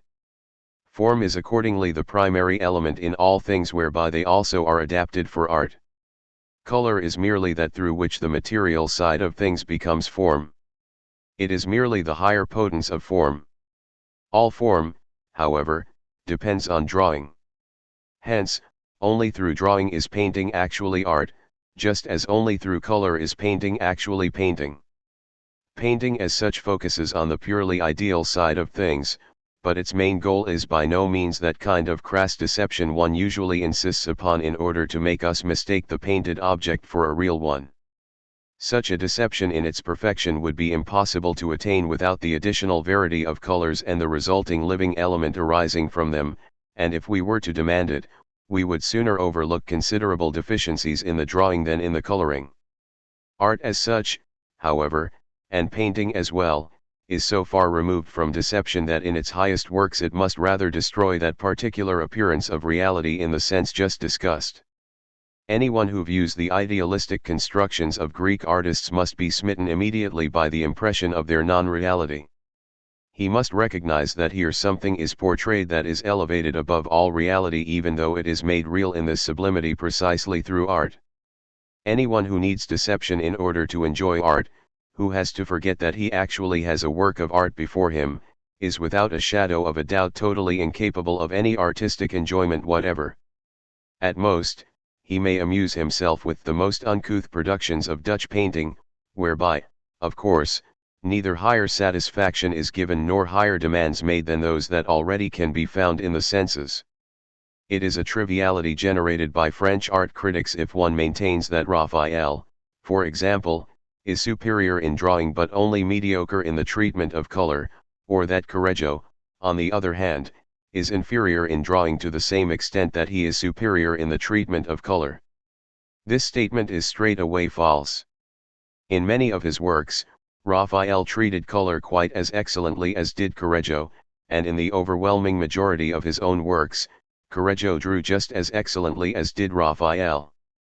Precisely in the case of Correggio, whom some art critics value less highly as regards drawing, we can see how deep and hidden this side of art is, since through the magic of chiaroscuro and coloring he was able to withdraw this side from common view. Without the deeper foundation of his excellent drawing, even the greatest beauty of colors would be unable to charm the connoisseur. I will now briefly mention the main demands made on drawing. The first demand is the observance of perspective. Explanation of the concept of perspective. Antithetical distinction between linear perspective and aerial perspective. It is particularly important that I explain the boundaries within which the observance of perspective is necessary, and outside which it becomes a free art or an end in itself. As is everywhere the case, here, too, we encounter a contrast between ancient and modern art. The former was inclined entirely toward the necessary, the strictly essential, whereas the latter cultivated the accidental and gave it independent existence. There has been much discussion concerning whether the ancients were acquainted with linear perspective. We would doubtlessly be equally in error if we denied that the ancients knew and observed enough of perspective as is required for correctness, or if on the other hand we assumed that they employed perspective for deception, as do the moderns. To deny that they were acquainted with perspective to the extent it is required for general correctness without illusion is to attribute to them the greatest improprieties in painting, or to assert that they created monstrous figures. For example, if we see a person with outstretched arms from the side, but in proximity to him, such that one hand is farther from the eye than the other, then as regards perspective it is necessary that the farther hand appear smaller to the eye. Because we know, however, that in nature one hand is the same size as the other, in our intuition we find both of equal size. Considering this, if a painter were not to take perspective into consideration and nonetheless wished to make both hands really of equal size, he would thereby make a grave mistake, since a trained eye would now really perceive the closer hand as being smaller than the farther one. It would be a total absurdity to attribute such monstrosities to the ancients, monstrosities emerging from the neglect of perspective within the essential elements of the painting. On the other hand, the ancients were never able to make illusion an end in itself, to cultivate something that possesses worth only as a standard of correctness into an independent art, as the moderns have done with the treatment of perspective. Perspective serves to avoid all harsh or unvaried monotony in the hands of someone who with facility and ease can make a square, for example, appear as a trapezoid, a circle as an ellipse. In general it aids in showing precisely the most beautiful parts of objects and their larger masses, and in concealing the less pleasing or petty elements. On the other hand, this free employment must never be expanded so far that through perspective only the pleasing elements are sought, while the strictness of necessity, that wherein the most sublime art of drawing must manifest itself, is circumvented. Since drawing and painting first of all intend the presentation of forms, and since the condition of beauty, even though, to be sure, not the perfection of beauty itself is to be pleasing, then the latter must be sought in drawing, at least to the extent that it does not abrogate the higher demands of truth and correctness. The most worthy, indeed, the virtually only worthy object of formative art is the human figure. Just as the organism, inwardly and essentially, is self-generated and self-repeating succession, it also expresses this form externally. Through the predominance of elliptical, parabolic, and other forms that best express difference within identity. In drawing one must avoid unvaried, continually recurring forms even in lesser objects, that is, here, too, the artist must have the symbol of organic form before him. Continually recurring forms are, for example, four-sided ones, since they consist of 4 lines of which 2 and 2 are always parallel, and equally the perfectly round ones, since viewed from all sides they are always the same. The oval and ellipse, however, still express difference and variety within identity.